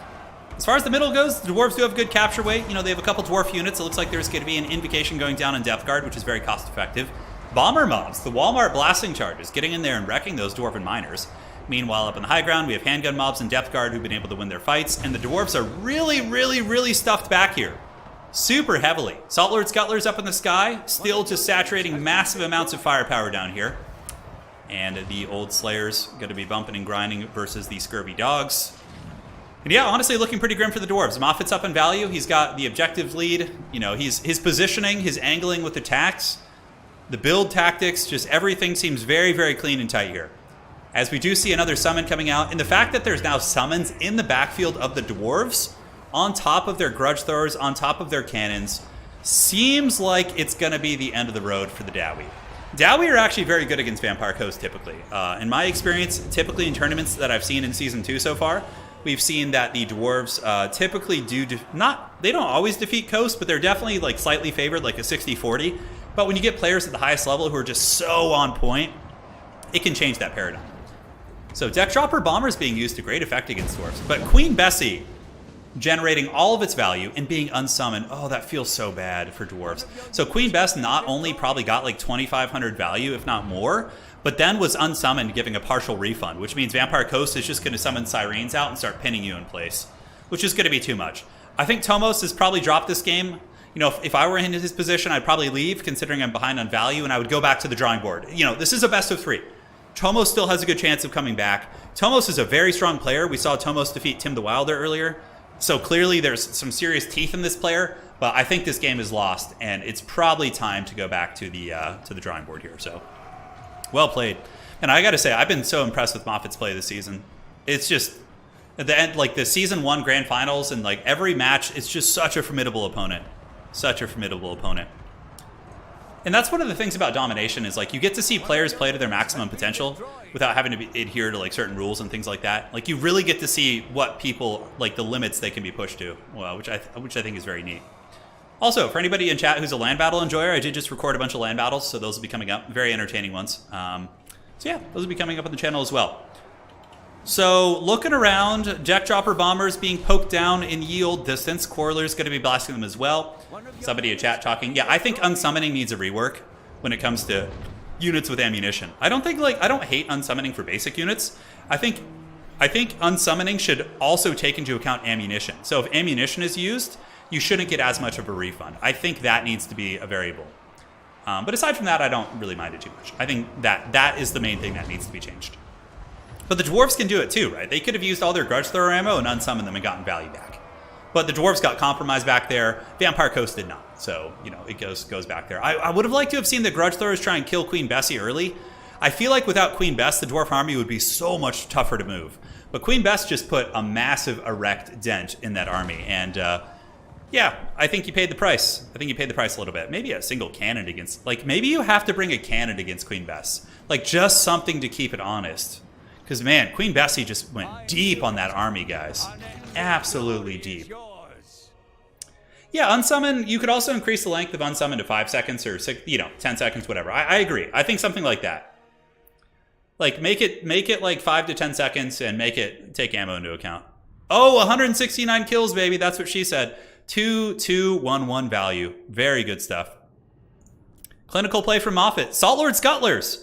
Arwar deck bats here. Check that out. 1200 value. Take notes if you guys have been struggling in this matchup.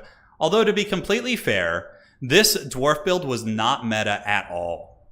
The quad Grudge Thrower is a really risky play. Typically, dwarves will beat Vampire Coast by just going super wide with troops and blasting charges and just marching on them instead of playing defensively. So maybe that was part of the variable as well. GG, well played. So now we're on Black Ark. Let me see here. And very cool. Let's go check the brackets, see how everything's looking, see how we are progressing in ye old world. All right, so let's refresh this. You can see the Ultima Online up here, guys. Maybe I'll play it on the channel. Once the wife and I get our characters leveled up, maybe we'll do some streams where we play. That'd be really fun. All right, so we got Moffat versus Tomos here. And we have Anticity still chilling down here, I think. The Great Kraken King. He'll be coming back for vengeance against Moffat, I'm sure. Tim the Wilder down here. We have the True Bretonian, I think, versus Clear. Clear also a very strong player. Very, very strong. Zyphos playing. Yeah, so we're making progress.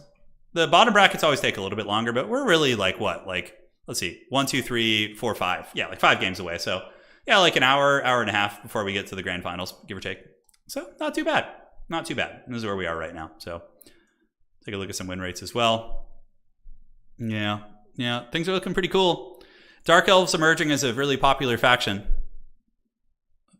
Definitely doing great. Ogre Kingdoms, someone brought them up a little bit. Somebody brought Ogre Kingdoms up to 30%. I don't know who it was, but apparently Ogre Kingdoms getting a couple wins off Beastmen and Khorne. That's not much of an accomplishment, but Beastmen have been trying to come up as well. Beastmen having good counterplay against Greenskins, apparently against Bretonnia. They've been beating Grand Cathay. Grand Cathay is a meta faction too. So that's pretty cool. Grand Cathay is also very respectable these days. 53%, very solid performances. Obviously, they have their counters, but even still, Cathay can win those matchups. So that's pretty cool. All right.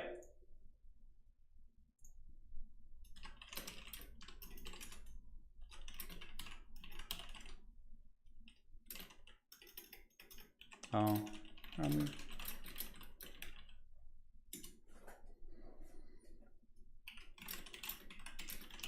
Okay, just chatting with some players.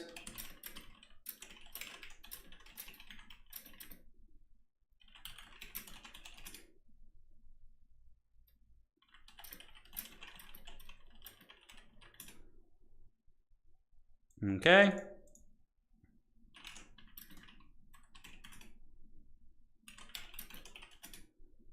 Cool. Yeah, High Elves are doing okay. Honestly, they're not bad. Like, High Elves can beat, like, they can beat vampire counts. They can trade pretty well into a lot of the meta factions. High Elves actually don't do badly against Coast either. I'm telling you. High Elves are a little bit map specific, but they're not a bad faction. The top 3 players should be forced to play Ogres. That's just cruel. Why would we do that to them? Ogres is just pure suffering, you know?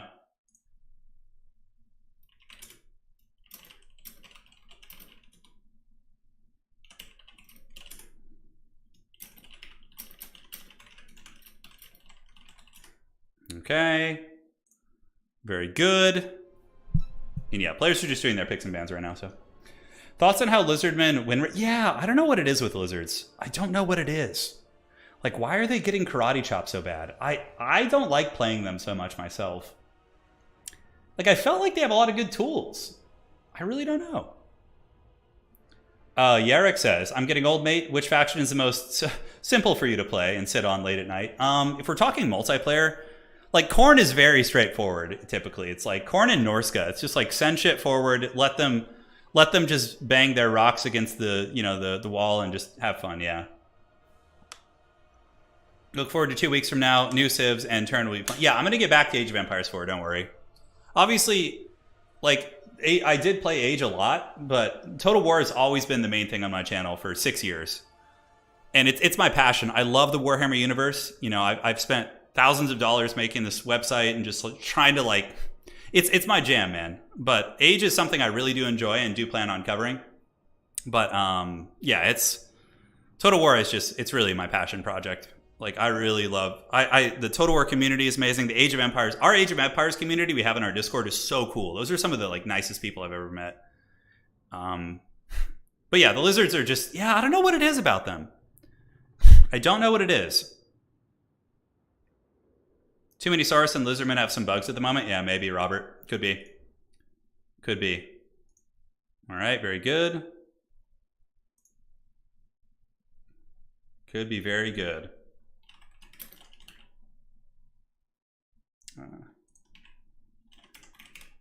Okay. And all set. Don't worry, I won't let Turin forget AoE. I won't. I've been playing it on my own. I played a couple games the other night and kind of got karate chopped a little bit. I won some, but it was weird getting back into it. Yeah, I'll play Darktide. I'm gonna try and get a stream going with my wife. Yeah, I think we would have a lot of fun playing that together because it has like a horror element to it. My wife's a huge fan of like horror games, so I'm like, oh, that'd be a fun one to play with the lady. We'll get in there and do a stream. What's a good beginner-friendly faction? Again, I've answered it a couple times, but Norska, I think, is very good for beginners. Like, very good leadership, very durable. They have, like, well, not super durable, but yeah, Norska's good. Khorne is a very good one for beginners. Like, Tomb Kings, honestly, Tomb Kings are probably the best faction for beginners because they're so easy to play and they're so strong. Yeah, Tomb Kings are very forgiving. Like, if you make mistakes with Tomb Kings, it's not a big deal. Would you rather play Warhammer 3 Ogres into Tomb Kings or Warhammer 2 Dowie into Skaven? Oh, probably Dowie into Skaven. Yeah. Like, Ogres just have no chance against Tomb Kings. They're terrible at killing infantry. that have spears. And like with Tomb Kings, you can literally just bring like max skeleton spears, Tomb Guard halberds, and like Ogre's just like, what are you going to do against that? Velociraptors riding chameleons. Oh my god. Yeah, Norska's really good. And if we're talking campaign, though, it's a different experience. I'm answering from a multiplayer. Like when you say an easy faction for multiplayer to play, like I would say, yeah. Yeah, that would be my 2 cents. Remember. Yeah, but undead factions are pretty beginner friendly. Vampire counts like maybe a little bit more complicated to learn because you don't have like shooting and whatnot. So it's more straight. Vampire counts are pretty easy. If you just bring like a caster with like healing spells and then just spam Cryptor, zombies, and skeletons, you're already going to be beating a lot of people. I wouldn't say that Cathay is objectively stronger than Dwarves, like by a much, because Dwarves actually have a chance of beating Vampire counts. Dwarves can beat Tomb Kings, and Dwarves can also beat the Vampire Coast with relative effectiveness, whereas Grand Cathay really cannot effectively beat Vampire counts consistently, nor do they have any chances against Tomb Kings. So Dwarves are actually what I like to call the Meta Slayer faction. Like Dwarves are hard to play because you have to be very like controlled with your formations and very tactical with where you send things. But Dwarves can beat like a lot of the top tier meta factions. Ironically, Dwarves struggle versus some of the weaker factions, you know, which is weird. But Dwarves like are really good Meta Slayer factions. Whoa, Moffat on Beastmen. No way, this is real. Beastmen versus Vampire counts. Oh my god, it's happening. It's happening, guys. Today's tournament's been so fun. We've had so many great games. Great players. My apologies to anyone who played in the tournament as well. And my organization in the beginning was a little bit haggard with the faction selection. So apologies. It'll be cleaner next time. It's my first time doing it this way. So I tried to get a little bit too fancy. Yeah, sorry about that. But it's, dude, Moffat picked Beastmen into Vampire counts. Bro, that is like one of the worst matchups you could run into. Like, I think Vampire counts have never lost to Beastmen in this season. Let's go check. I'll check on Tavern once we load in. Dude, a Beastmen pick against Vampire counts seems like insanity. This is crazy. Release the moves. I want to see all of your excited moves in chat because this is serious. Oh my god, how is he going to win this shit? I mean, other than just being a micro monster. This is wild. Okay, looks like they loaded in. The Beastmen into Vampire counts, bro. Oh my god. Kill anything without a moo. There's a first time for everything, I know. Isn't that the truth? Hubris? I don't know. Dude, if Moffat wins this, I will be so impressed. Beastmen have always been hard countered by Vampire counts. Like, always. Like Warhammer 2, Warhammer 1. Vampire counts have always plowed the Beastmen. At the higher levels, it's just like, yeah, there you go. Let those move. I like how Jabul found the cow emoji and is like linking that Nakamura with the cow emoji as well. I love it. I love it. Beastmen have won once against counts. Okay. Well, maybe this will be number 2. Oh my god. How do you win this? So let's like analyze Moffat's build. We'll look at the Vampire counts first since their build's going to be more simplistic. I'll explain it to you guys. So the build for the Vampire counts is the Infinite Winds of Magic build. You have double Necromancer with Forbidden Rod stroking. And then you have Manfred with the Sword of Unholy Power, which generates reserves. It's definitely a little bit of BS. Like, they shouldn't have infinite winds, but they do. So it's going to be skeletons, graveguard, zombies, backed up by crypt horrors eventually. It's very simplistic. You just push up, you grind, you trade. It's hard to deal with, especially for factions that don't have good shooting, like the Beastmen. Centaurs with throwing axes, in theory, are very good at picking apart crypt horrors, black knights, blood knights, corpse carts, mortis engines, all that sort of stuff. Torox is a great duelist. He's going to be obviously good at sniping things. We have a Bray Shaman of Devolve and Bray Scream, Traderkin, and Tuskor Chariots with a bunch of Ungor Raiders. Ungor Raiders can put hurt on Vampire counts. They have only 115 range, so they're a little bit vulnerable to being caught. But man, oh man. Yeah, some prime beef right here for sure. And Moffat, you know, is arguably one of the best players in the world. As of last season, he's the Season 1 champion and is, you know, certainly primed and ready to defend his belt in Season 2's championship coming up very soon. So we'll see what the Dark Lord Moffat can conjure here. As Tomos going to be gathering, looking to strike back in a very favorable matchup. Ungor Spearman herds on their way out to grab objectives, and what kind of value are we going to be seeing out of the Centaurs? And again, you see another Necromancer come in, and immediately he just starts just rubbing on that Forbidden Rod, giving that Winds of Magic to Manfred. Immediately, the Furious stroking. So here comes the Grog Hooves of Wolf's Run, going to be going after the Necromancer. Necromancer's going to Tokyo drift that corpse guard around, and yeah, he's going to be doing that. So big value on the Necromancer. That's pretty good. Nice little opening for the Beastmen. I would say one of Moffat's biggest strengths is I think he probably has some of the best micro in all of Total War. Like, when watching him in the land battle he played in, which was very miserable to watch because, you know, the Tzeentch infinite shields and the micro and the rule breaks and whatnot. His micro, despite all that, was just so incredible. Like, almost nothing misses a beat. So here we do see Manfred von Karstein going after the Tuskor Chariot, which is looking for some freebies. Throwing Axe is going to be going after Manny. Meanwhile, the zombies pushing forward, but the Tuskor Chariots are getting some good work. Now, is Moffat going to be playing the low ground? We do have Gore Herds against Crypt Ghouls. I actually don't know who wins that. I feel like the Gore Herd would win on the charge, but it'd be a pretty messy little fight. We'll have to see. So objectives are going to be opening up soon. So here they come. And objective 1's going to be opening up in 10 seconds. And back here, the Tuskor Chariots will be grinding through these zombies. Samael says, if you want to see some real moves, check out Anticity's recent videos. I will. I watch every single Anticity stream. If not live, I'll watch the videos afterwards because I really enjoy watching him play. He's, you know, and you have to be the eternal student. You know, you always got to be learning from these players who are better than yourself. So yeah, he's really, really fun to watch. Love Anticity's channel. Check him out if you haven't.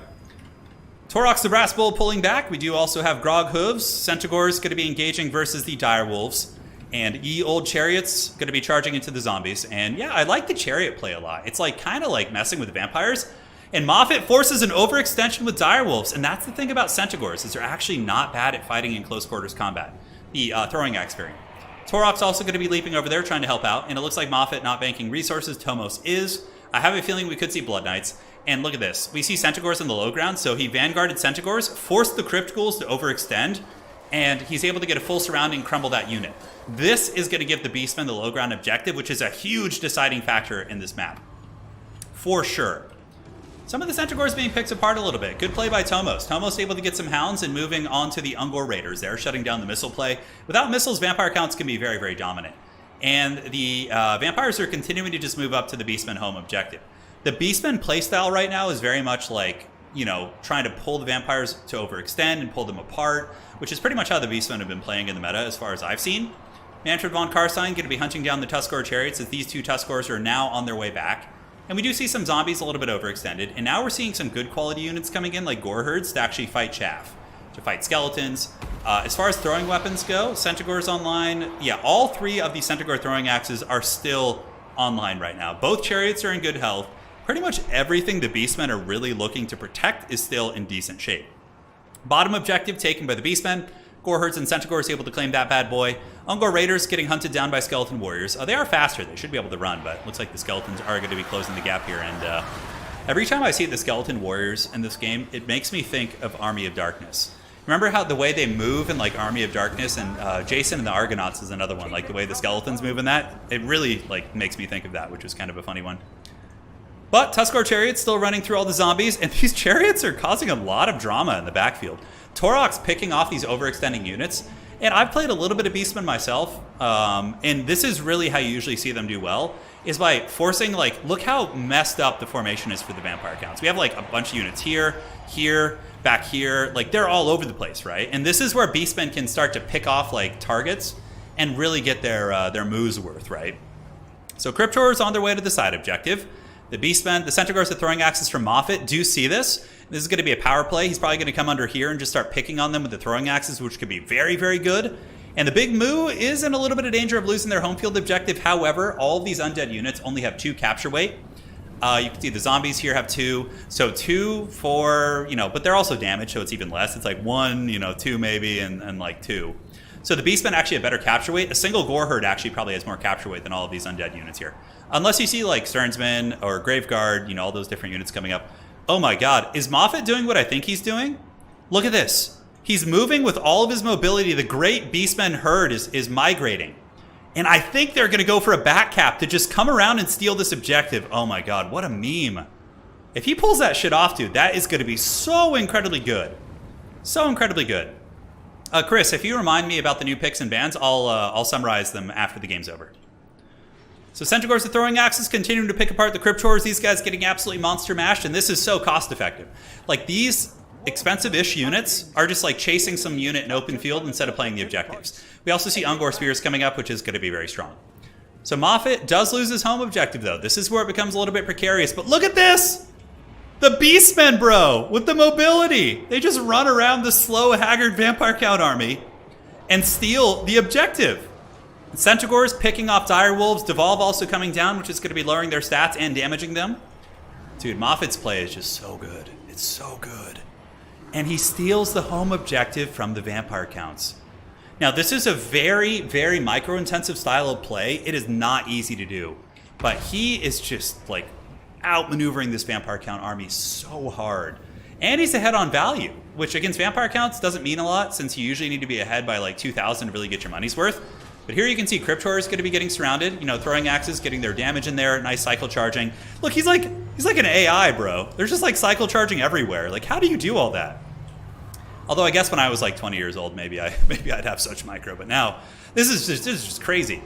Centaurs with Great Opens coming back in. The objective is owned by the Beastmen, so they were able to grab the objective here. And here we see Ye Olde Dire Pack going to be moving forward. Centaurs going to be countercharging them, which is going to do a ton of damage. Dire Pack should win against the Centaurs, considering their bonus first large. But Centaurs, Razorgore Chariots are on their way over. Probably going to kill the Dire Pack. Cryptors here, struggling a little bit. No, they're actually getting a nice pick. Moffat might lose his caster here, which could be a huge blunder. One of the few mistakes we've seen from the Moffat here. And a nice capitalization by Tomos. Tomos able to get that pick right there. So very, very nice play by the Vampire Counts. Obviously very stressful playing against this high mobility playstyle, but you know, Tomos is maintaining a 2-cap here, right? Tomos has got the 2 objectives. It's a close-ish game. All it takes for the Beastmen is a couple big mistakes, and the Vampire Counts just take the W, right? So this objective going to be taken back. The Beastmen are going to have to find a way to get an objective soon. And we do see Ungor Raiders. A little bit of a lapse in micro here by Moffat. He's not moving these up and having them shoot at the chaff. So clearly, you know, he is human. His micro is lapsing in a couple areas. Back here, Manfred kind of gets surrounded by all these Centaurs. Probably not worth it, though, because if you surround him and he drops a zombie summon on top of you, you're going to have a really, really bad time. Like, you're going to have a terrible time. Grog Hooves this way. Going to be moving back, intercepted by Fellbats. Grog Hooves could probably still win that. They have very good combat stats, but you don't want to be staying next to the Vampire Count Vanguard point, that's for sure. Torok's going to be battling some Cryptors, but a little bit trapped up. And now we're starting to see the oppression of the Vampire Counts coming in, right? Like, the Beastmen kind of running out of ammunition on some of the Centaur throwing axes, and it's getting a little bit dicier. Vampire Counts also just using their superior units to press these objectives. Moffat using Harpies and Ungor Spears to try and stop these Cryptors, and is going to be maneuvering down here to try and make sure he holds this objective, because, you know, he can't let the Vampire Counts get a triple cap here. He cannot. But yeah, good play by Tomos as well. He's staying scrappy. This is not easy to play against, like I said. This kind of mobile, like really harassing style of play. But the Vampire Counts, if anybody can weather it, it's going to be the Vampire Counts. The Raiders shooting in, clearing out some of the zombies. It's super uber important for the Vampires, or the Beastmen, to hold this bottom objective. Like, if they were to lose this objective, I think that could be a chance for the Vampire Counts to start to take over the game. Moffat maintaining a 1,300 gold value lead, with the Crypt Ghouls and the Cryptors here getting mulched. And there's another freebie here. We do have the Feasters in the Dusk, so that's going to be another, you know, 600-700 gold that is going to be going for free. And again, I still feel this is very favored for the Vampire Counts, typically speaking. But yeah, again, that's the thing about Total War, is like, good players can fight their way out of bad matchups. And there's so many weird builds and techs that you can still catch people off guard with things, which I think is one of the really rich elements of this game that makes it so fun to watch. Chaos Spawn going to be moving up, looking to start bumping and grinding, and that's a good call. You definitely need some units, but I mean, shit, double Graveguard here, guys? I don't know how the Beastmen are effectively going to get through that. I think the best bet for the Beastmen is another back cap, like dominating over here, which it looks like they're doing. Looks like the Feasters in the Dusk going to get hammered by the Centaurs again. And I think the Beastmen have to play a back cap situation. Like, wherever those Graveguard are, I just don't think the Beastmen have effective tools. Razorgore Chariots, I guess, are good against them. Yeah, I guess they are. Uh-oh, Professor Pone's here. He's going to win the tournament now, even though he didn't sign up. Feasters in the Dusk here, getting hammered, negative 26 leadership. And yeah, the Beastmen are going for their migration again, or moogration, as you guys like to call it.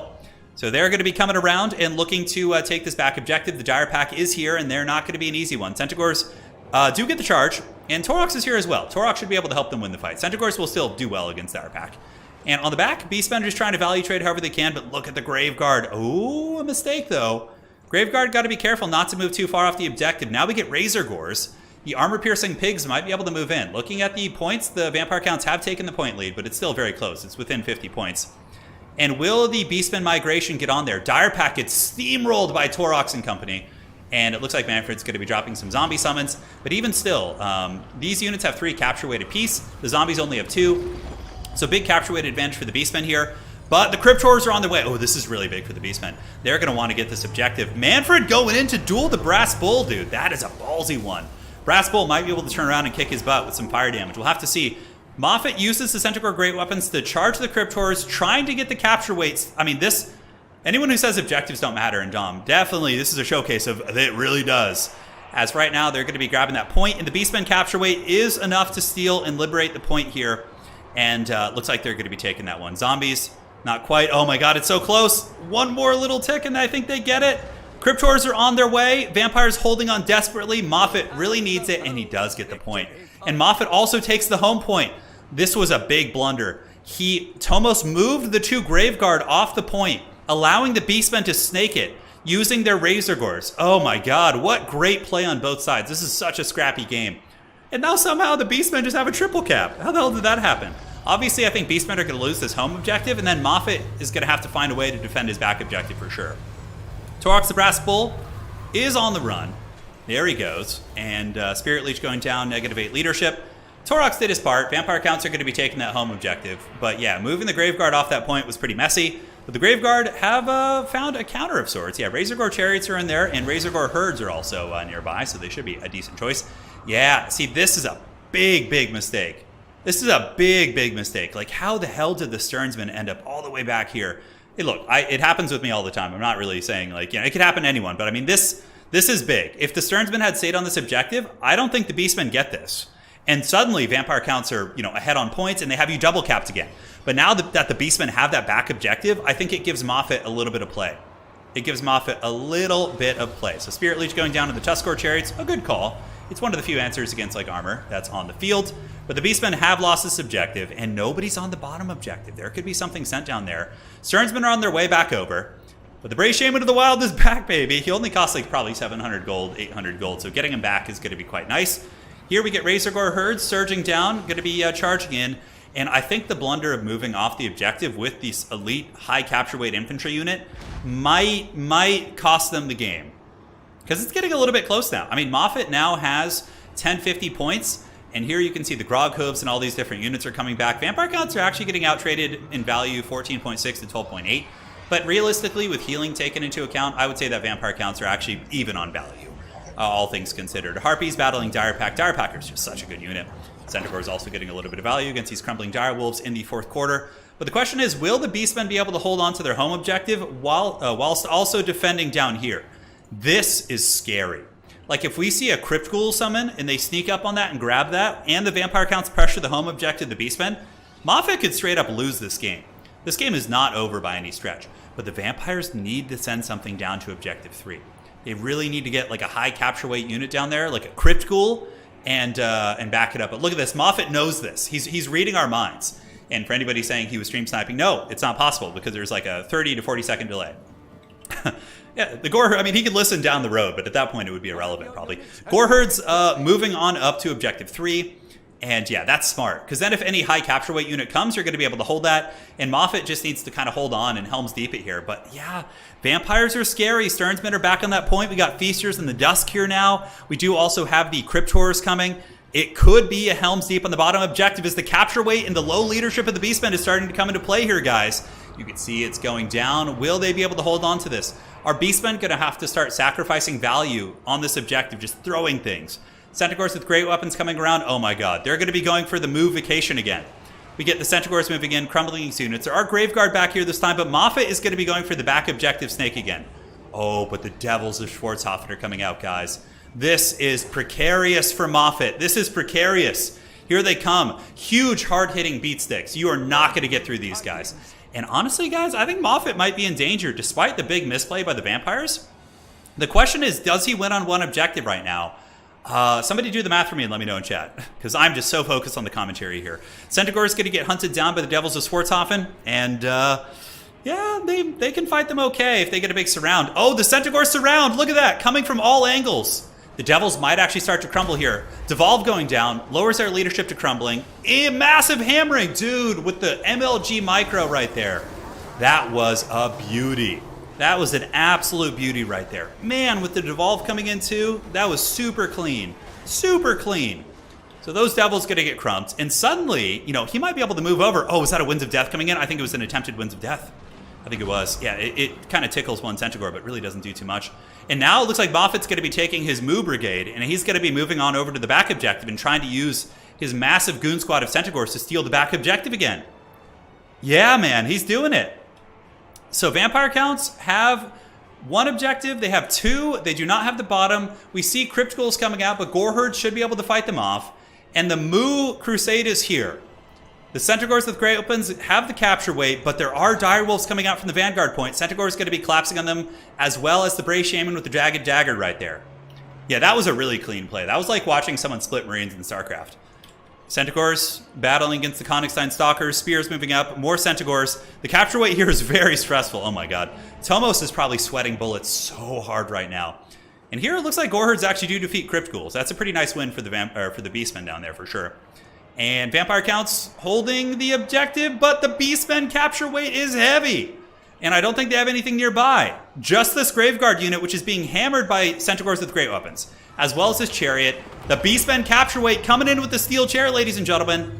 And it looks like Moffat's going to take the game. If he gets this objective, I think so. I think he even wins on 1 point. I think he even wins on 1. It's very, very close. Is Moffat going to flip it? There's some undead units coming. Nope, I don't see any zombies. I don't see any skeletons. Nothing coming up here. And the objective flips to the Beastmen. And with that, the movement of the Beastmen is too much. Yes, I did steal that from you, Exodius. That was very good. Shout out to Exodius in chat. But Centaurs with throwing axes is going to be pulling back. And I think the Beastmen have the game. The sneaky Beastmen backcaps, dude. Masterclass play. And honestly, a hard matchup. Vampire Counts are an absolute unholy terror to deal with. And the Beastmen didn't fight him straight up. They maintained just enough of a value lead to not get tabled off the battlefield, and they played those objectives like an absolute raid boss. Now, at this point, the Beastmen can move over to the side, and they can just defend Objective 3. They can just say, screw all this shit. You can have it back. I've gotten enough points off you. I'm just going to Helm's Deep on Objective 3. And that's it. Let those moves commence. The Beastmen got some hooves, man. They do. GG, well played. Yeah, easy game. Dude, the micro on that was so sweaty. That was some sweat micro. Probably just drenched at his desk. I love it. I love it. That was incredible, man. Great game. That was one of the best games we've had in a long time. GOAT game, literally. Yeah, quite literally. So let's take a look at the breakdown. Centaurs are throwing axes. Amazing value. 1200, 1700, 1400. Taurox didn't do so hot, but the Brave Shaman also did good. And what else? The Centaur play was just so clean, too. I like that he brought great weapons. Look at that, like 1200 value, 900 value there. Very good stuff. Very, very good stuff. I like this format. One thing I would add is one local ban per player before the blind pick. Okay, something to consider. Something to consider. Although I don't want people to just ban out faction mains is the thing. Chris, love the streams. Gentle reminder to bribe to summarize. Hey, thank you. Go Wood Elves, big Zyphos fan. Zyphos is still playing. Yeah, he's in it. What did Manfred was 3,000 value from those Spirit Leech ban. Very good stuff. No Blood Knights. Dude, I think the play that broke the back of the Vampire Counts was that full surround on the frickin' Devils of Swartzhofen. Dude, they got surrounded and hammered so hard. Oh my god, that was a brutal play. And with that, Moffat's going to be advancing to the Grand Finals. No surprises in that series. Crazy stuff. So for Chris, thank you for the donation. Let's go ahead and summarize the breakdowns for you. So let's do this. Go to the tournaments here today. It was a high stakes game, if you know what I mean. Yes, I know. I love it. All right. So today's pick and ban system, how it works. And you can all go to totaltavern.com and go to the actual tournament and look. Prior to the event, you, the player, will list 5 factions that you will play through all the best of 1 matches in the tournament. Okay. As well as 2 global bans. So I, Turin, am signing up for today's tournament. I'm going to pick Empire, Skaven, Bretonnia, Dwarves, Cathay, whatever. 5 factions. And then I will ban Vampire Counts and Slaanesh. None of your opponents for the entire tournament can play your 2 global bans. And you can only pick from your 5 factions. When I reach my opponent in the first round in a best of 1 game, we share our factions. I'm like, okay, opponent, these are my 5 factions. Let me see your 5. You share them. You share your global bans, and then you blind pick from your 5 factions, having the knowledge of their 5 factions in the global bans. So it's kind of cool. You can be like, okay, like I have this faction here, and they're not really bad against anything my opponent has, so I'll play that one. It's kind of it's a little bit different. You pick like only 5 factions to play the entire tournament. Hey, Simon says, loving the 2 lives tournament format, by the way. Yeah, it's great. Double Elim is really fun. It takes longer, but it's a really good format. Thank you, Simon. Dude, I really appreciate that. Thank you, man. And Reginald says, I think Vampire Counts lost way before. So many direwolves died with almost no value. Yeah. They did get crumped. Lich says, I've just got the Rona, managed to avoid until now, so thanks for the stream. Hey, man, I hope you feel better. Any Nurgle players playing today? I don't know. Like, you can have Nurgle in your pool of factions. So it's a little bit different today. And once you get to the semifinals and whatnot, it's just like a standard best of 3, right? Hey. Zyphos has got a game up. Let's go watch it.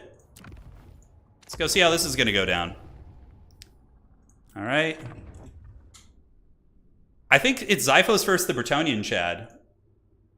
Oh, yeah. Dude, we're being blessed with all the good games today. It's Zyphos on High Elves versus the true Bretonnian. But he's not playing Bretonnia. It looks like he's playing Grand Cathay. All right. Hey, let's do it, man. Screw it. Checks out Total Tavern. It's really awesome. You did great with it. Hey, thank you, Michael. Yeah, it's a really useful resource for finding tournaments and seeing stats. And yeah, you can learn a lot about the game. It's really good for like getting into it. We need more guides on there, but I'm going to hire some writers. I'm not a rich man, but we'll hire some folks to write guides there. Nobody works for free, you know. You gotta do it. You're gonna make me run home. Oh man, Lich, I hope you feel better, dude. Let us know if there's anything we can do to help you, man. All right, so High Elves versus Grand Cathay. Check it out. We've seen High Elves have a good performance against Grand Cathay, and the true Bretonnian coming in with a double blimp. Oh my god. So if you want to beat Vampire Counts, you need insane micro and really good mobility. Yeah, it's a factor for sure. I know you're a UFC fan. You think Anderson Silva will beat Jake Paul in that ridiculous boxing? Yes. Dude, Anderson Silva just beat, like, who did he beat? Anderson Silva boxing record. Yeah, Anderson Silva is going to destroy Jake Paul. I don't care if he's like 46. I think he is. He's just like... Yeah, Anderson Silva defeated Julio Cesar Chavez in a boxing match at like 45 years old. I think he's going to take down Jake Paul. I think. I don't know. Anything could happen, but Anderson Silva is just like a phenomenal talent, even at his age. Turn in your rules explanation. You said ban Slaanesh, but they're already banned. Yeah. I didn't. There are some factions that are just outright banned in today's tournament to make it more fair for players. Yeah. Yeah, defeating Tito Ortiz is, you know, that's not as much of a feather in your cap, but Julio Cesar Chavez, like, I don't care if he's a little past his prime, that's still a big victory. It's a big one. Yeah, I love MMA. It's my favorite sport. I could watch MMA fights all day. All right, guys, back to the game. Ladies and gentlemen, it is going to be the legendary king of the elves, Zyphos, coming in with Dwellers Below to kill artillery. And the Armor of the Stars, a really powerful combo. If you're an elf player and you sit alone at night crying about, you know, artillery annihilating your forces, you go Armor of the Stars, you go invisible, you sneak up on their artillery, and you drop Dwellers Below. And then you kill them. And that's how you do it. So you got that. You do also have the Arcane Phoenix. You have Rangers backed up by Archers and double Bolt Thrower. So Bolt Throwers should be pretty good if they can get in range at shooting a number of these targets. And thank you for the great matches and the tournament streams. Guides sound great. It'll come in due time. Now, looking at the other side, the true Bretonnian, dude. I feel like the Korean metagame is so different than what we experience in like, you know, in some of these like, you know, tournaments in Europe and America.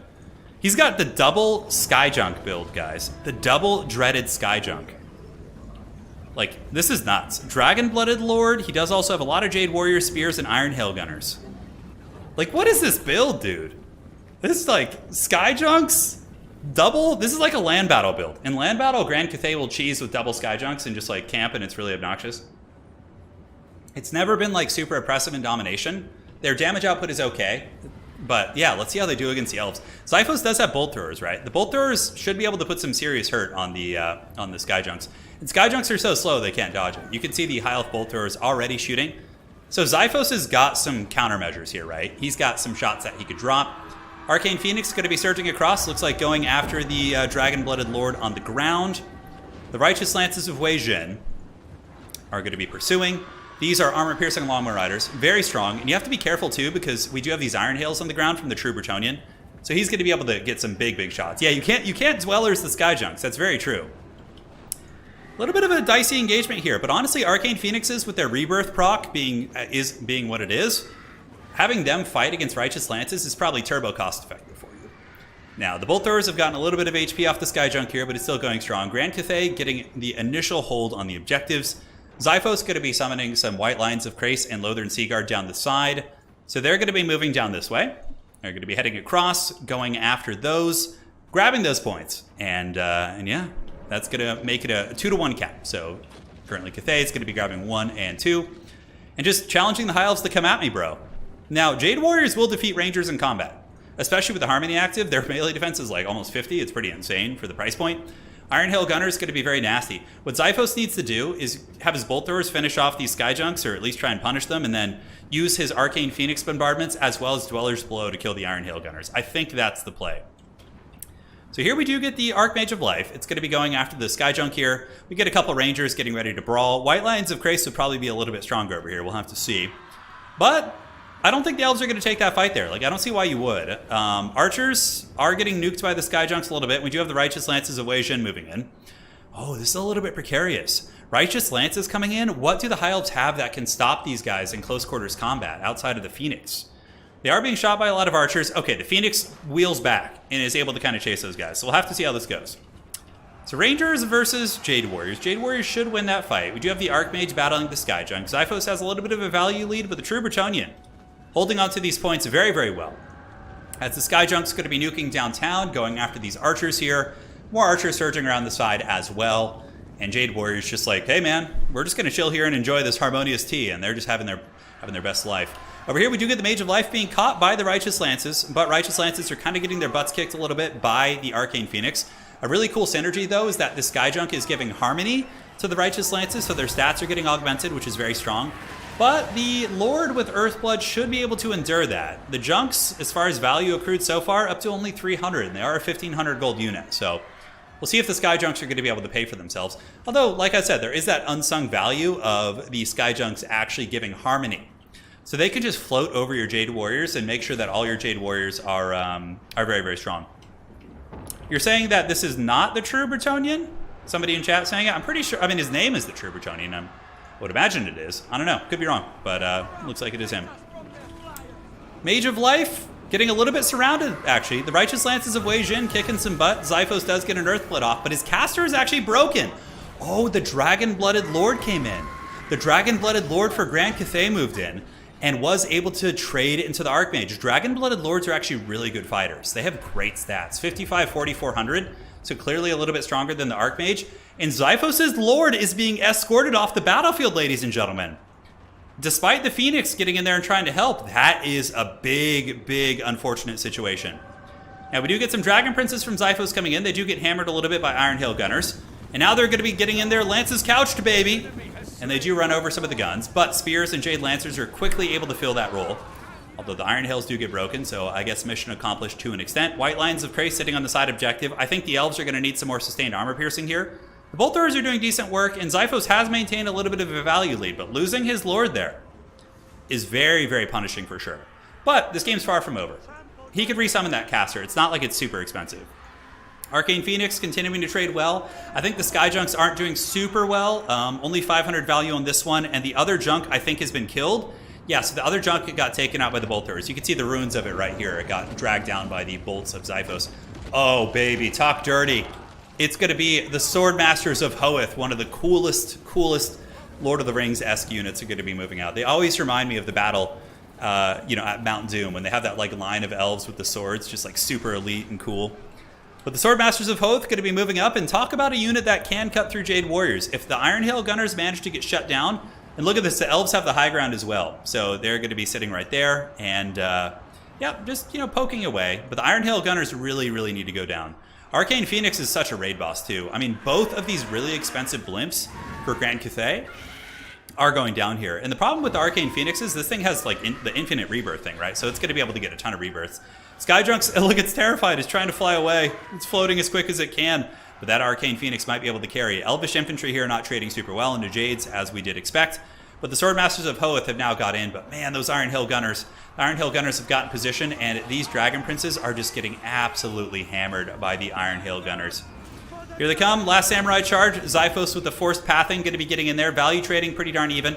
And he does manage to get those Dragon Princes away from this fight and gets on top of the Iron Hills, which is going to be freeing up the Sword Masters. Oh, Talons of the Night coming down by Grand Cathay, though. Beautiful.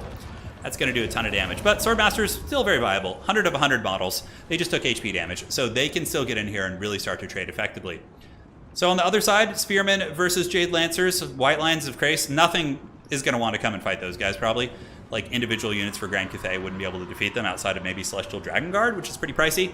And Sword Masters are now up on the point. And looks like Rangers actually not doing badly with a little bit of support.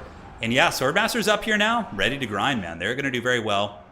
On the side point, this Dread Phoenix, look at this thing. This villainous bird. It's gotten 1,600 value. It's going to defeat the Righteous Lances for sure. And it took out the junk as well, which is so awesome. Here it comes, yeah. Arcane Phoenixes are such a cool unit. They're really good too. Their bombardment effects, not the Fiery Rebirth, but the Ember Storm actually does a bunch of damage. It's a really good spell. So yeah, Arcane Phoenix being an absolute chad. As the Sword Masters move up, a little bit damaged, but they do cut through some of the Jades, and they've now gotten into the Halberds. Now, the Cathay Halberds do have armor piercing, so they will do some damage, but the elite High Elf Infantry just going to cut them to pieces. Oh man, another Talons of the Night coming out. Beautiful stuff. As they are going to get hammered. Now that's still 32 wins of magic to kill like one unit, give or take, right? Or 28, whatever it is, for two of those. But even still, very good play taking out that elite unit. You gotta focus all of your resources on those bad boys, and see what can happen.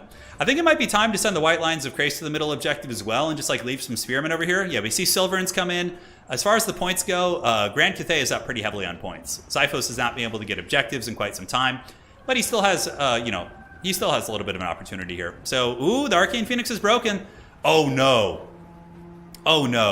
If the True Bretonnian chases off this Phoenix and it doesn't get its rebirth, oh, that feels so bad.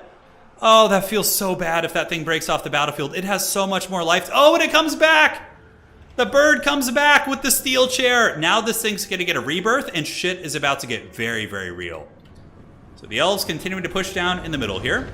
We see another lantern coming out, so it's going to be a second lantern trying to provide that harmony.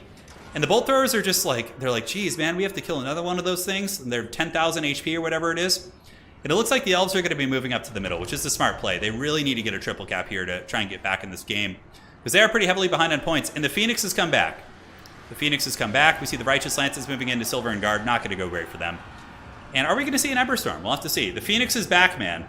Dude, that could have been a game-deciding moment. If that Phoenix broke, that could have been really rough. Okay, here it comes. I think Xiphos looking for the bombardment. Yeah, he's parking. And here comes the Ember Storm. Oh, so cool. Down goes the Phoenix, diving in. Big damage against the Spearman. And it pulls back up, leaving a little bit of a vortex. He needs to make sure that bird gets its regrowth. He really needs to make sure it does. Illyrian Reavers dominating peasants, not to be surprised. More Reavers coming across. The Spears are going to get terror-routed, most likely. And how is it looking in the middle? Just a very scrappy fight. Grand Cathay holding on to this objective for dear life. Just holding on for dear life. 100%. Sword Masters of Hoeth moving back in. Still could be a little bit formidable, even with 25 models. Talons of the Night going to be nasty, punishing these Xiphos blobs. Although Silver and Guard do have 30% spell resist, so stealing from their Dwarvish friends with a spell resist. And the Elves do overtake the side objective. This is really big. So Xiphos takes the side objective, and now he's got a lot of time to work with. That suddenly took a lot of pressure off him, and I think that the High Elves are starting to take over the game. We see the value lead is pretty substantial. I think that the junks have been the weak link here. I just feel like they're not doing a whole lot. I mean, this thing has gotten 1,100 value between 2 summons. So that's 3,000 gold to yield 1,100, and it has absorbed a lot of shots, I guess, but it really gave those bolt throwers good targets for sure. Yeah, it's like the elves have good flying stuff. Like, I feel like sky junks are really risky against high elves.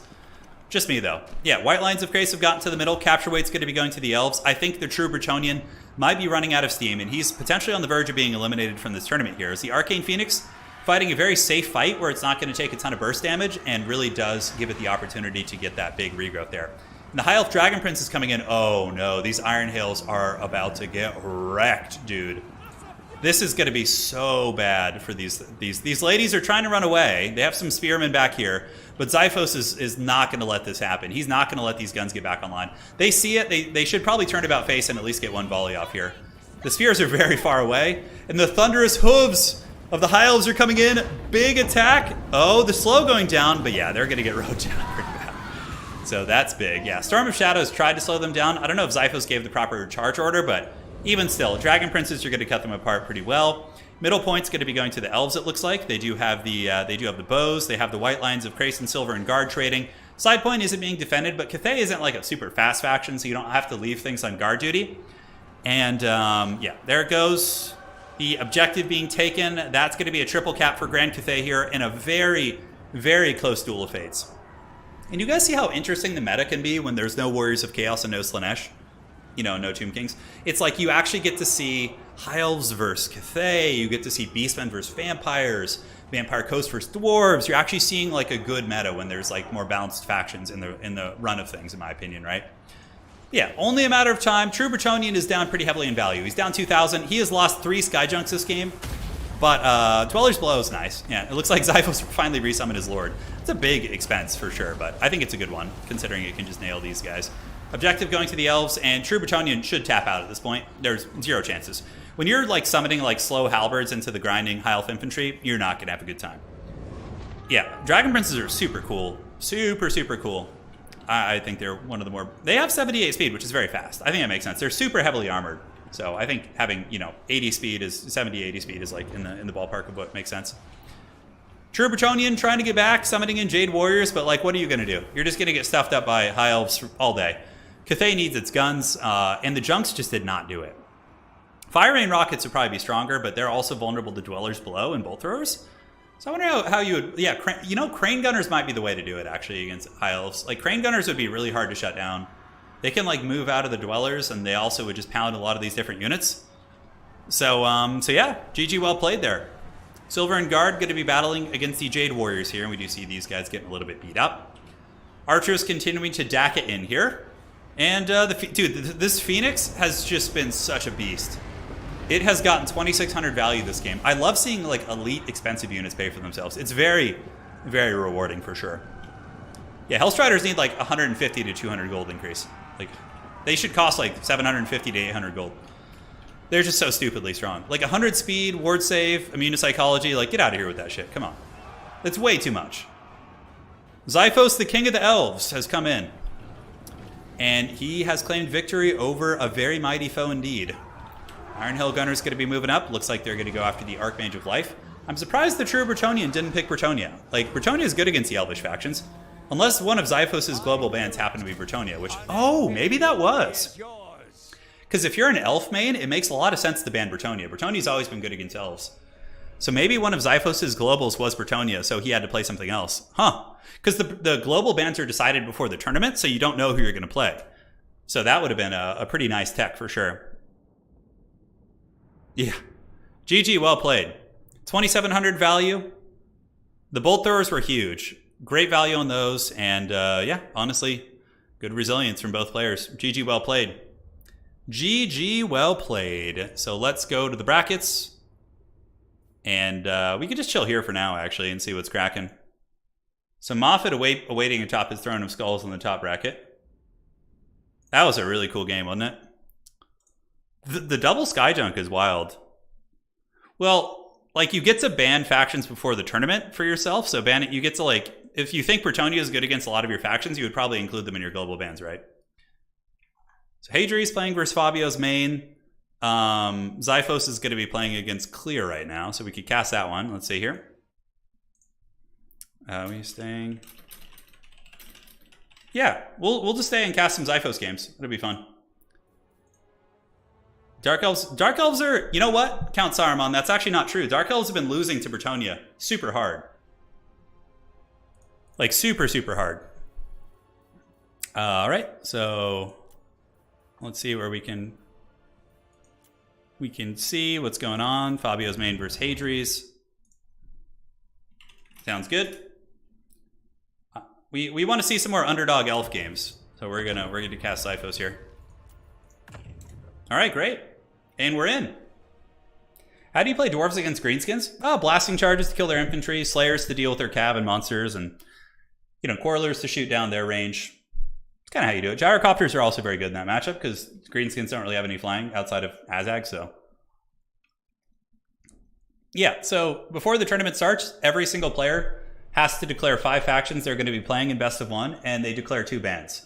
None of their opponents for the tournament can play any of those 2 bans, and they get to their best of 1, and they blindly pick from their 5 pre-selected factions based on what their opponent's playing. So they exchange factions, and then they do blind picks.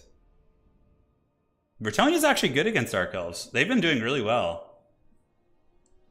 Bretonnia's a strong faction now. Yeah, people have figured out how to play them, which is really neat. Yeah. Empire's not a bad faction either. Empire has good and bad matchups. Okay, so Xiphos just messaged me. Here's an update on the last game. And Xiphos said that his opponent did not pick Bretonnia, even though it was in his pool of factions. So Xiphos did not ban Bretonnia, but his opponent decided not to play Bretonnia and opted to play Cathay instead. So he totally could have picked Bretonnia. Totally could have picked him. All right, so we got Xiphos versus Yuumi. Yumi's a very strong player. I think Yumi's main faction is probably Skaven. Like I've had some really, really intense duels with Yuumi in Empire versus Skaven. Like I had a single faction tournament like maybe 3 weeks ago where I ran into Yuumi in the top bracket. I lost. Yuumi beat me with their Skaven, and then Yuumi lost and met me in the bottom brackets, and I was able to get revenge with my Empire. So I think we were 1-1 in that matchup. But yeah, Yumi's very strong player. No, Dark Elves, honestly, I think a lot of Dark Elf players would be like, yeah, no, I think Bretonnia counters us now. Once people have figured it out, Bretonnia's good. Yeah, they're good. Why are accounts not global banned for the tourney? Okay, so here's the thing. Let me explain my rationale to you guys while we're waiting for the players to do their picks and bans and whatnot. So the reason why Warriors of Chaos, Slaanesh, and Tomb Kings are banned is because none of those factions have counterplay. If we look at Tomb Kings, look at the factions that these stats right here that you see Khorne and Nurgle being favored against Tomb Kings are they were from a beginner tournament. That obviously beginner tournaments also feed stats because we want to get a good range of skills in acknowledging stats. But this is not accurate. Like none of this is really accurate. Tomb Kings have, look at this. These are all of these are Tomb Kings favored matchups. Like all of these, including those 2 bottom ones. I can tell you, I practice them a lot. Maybe Wood Elves have something, I don't know. Tomb Kings are favored in all of these matchups, okay? We look at Warriors of Chaos. They are favored in all of these matchups. Warriors of Chaos are favored in all of those matchups. The only bad matchup they have is against 2 other bullshit factions, kind of. Okay? Like Tomb Kings and Vampire Counts. Like, they're favored against all of these. And that's not fair in a tournament with best of 1s. It's simply not fair. And Slaanesh has some more dicey matchups, but if you look at Slaanesh, they're favored in all of these matchups except Vampire Counts and like basically Tomb Kings. They've never even played against these 2. So it's just like these factions have no counterplay, or if any at all, like very little counterplay. So it's just not fair. And then if you look at Vampire Counts, the reason why I let them be played is because they're not quite as oppressive in my opinion, despite their win rate, because Vampire Counts actually have some matchups where they lose. Like Dwarves are favored against Vampire Counts, High Elves are favored against them, Dark Elves have a 50% win rate against them, Tzeentch has a 50% win rate against them, Grand Cathay contends with them. There's a lot of factions that can kind of compete with them, right? But like the other factions, not so much. So hopefully that kind of makes sense. Skaven for Yuumi. Yeah, Yumi's a very good Skaven player. Very, very good. Yeah, no, for sure. Hopefully that explanation makes sense. Especially in a best of one format. If like you're like a super sweat player who only plays the broken factions and like in a best of one, it's just so unfair. It's so unfair. Yeah. But like Warriors of Chaos, Slaanesh, and Tomb Kings really don't have counterplay. They don't. Like at the highest level, that's why you see so many mirror matches back in the day with those. Like you just see mirror matches. You know? Because yeah, there's no counterplay, so I'm just gonna mirror match you. Like with these other factions, even vampire counts, you know, I'm a decent player. I'm a top 16 player. Moffat is probably one of the best players in the world. I beat his vampire counts with Empire. Like, of course, he came back and beat me later, but it's possible. Dwarves can beat vampire counts. You know, high elves actually counter vampire counts relatively well in some ways. Like, there's answers for that faction, but there's not really answers for the other ones. So, yeah, counts have some holes in their game. So each player has 2 global bans before the tournament. Yeah. Each player has 2 global bans before the tournament. And your opponent cannot play any of those. So there's been a lot of matchups where players have like both banned the same thing and it's just whatever. But considering players don't have to waste their global bans on imba factions like broken factions, then it makes more sense. Yeah. Banning specific units? Yeah, I don't want to get into the maybe. If Creative Assembly doesn't do a good enough job nerfing Hellstriders in the next patch, my thoughts are for Warriors of Chaos, banning Be'lakor on Warriors of Chaos. He can only be played on demons, since he was really a campaign character anyways. And then limiting Hellstriders to 2. That's kind of like, if CA doesn't like bounce them correctly and they're still just bullshit, I think we limit Hellstriders to 2 only per army and no more Be'lakor for Chaos. That might be an adjustment I make to my tournaments.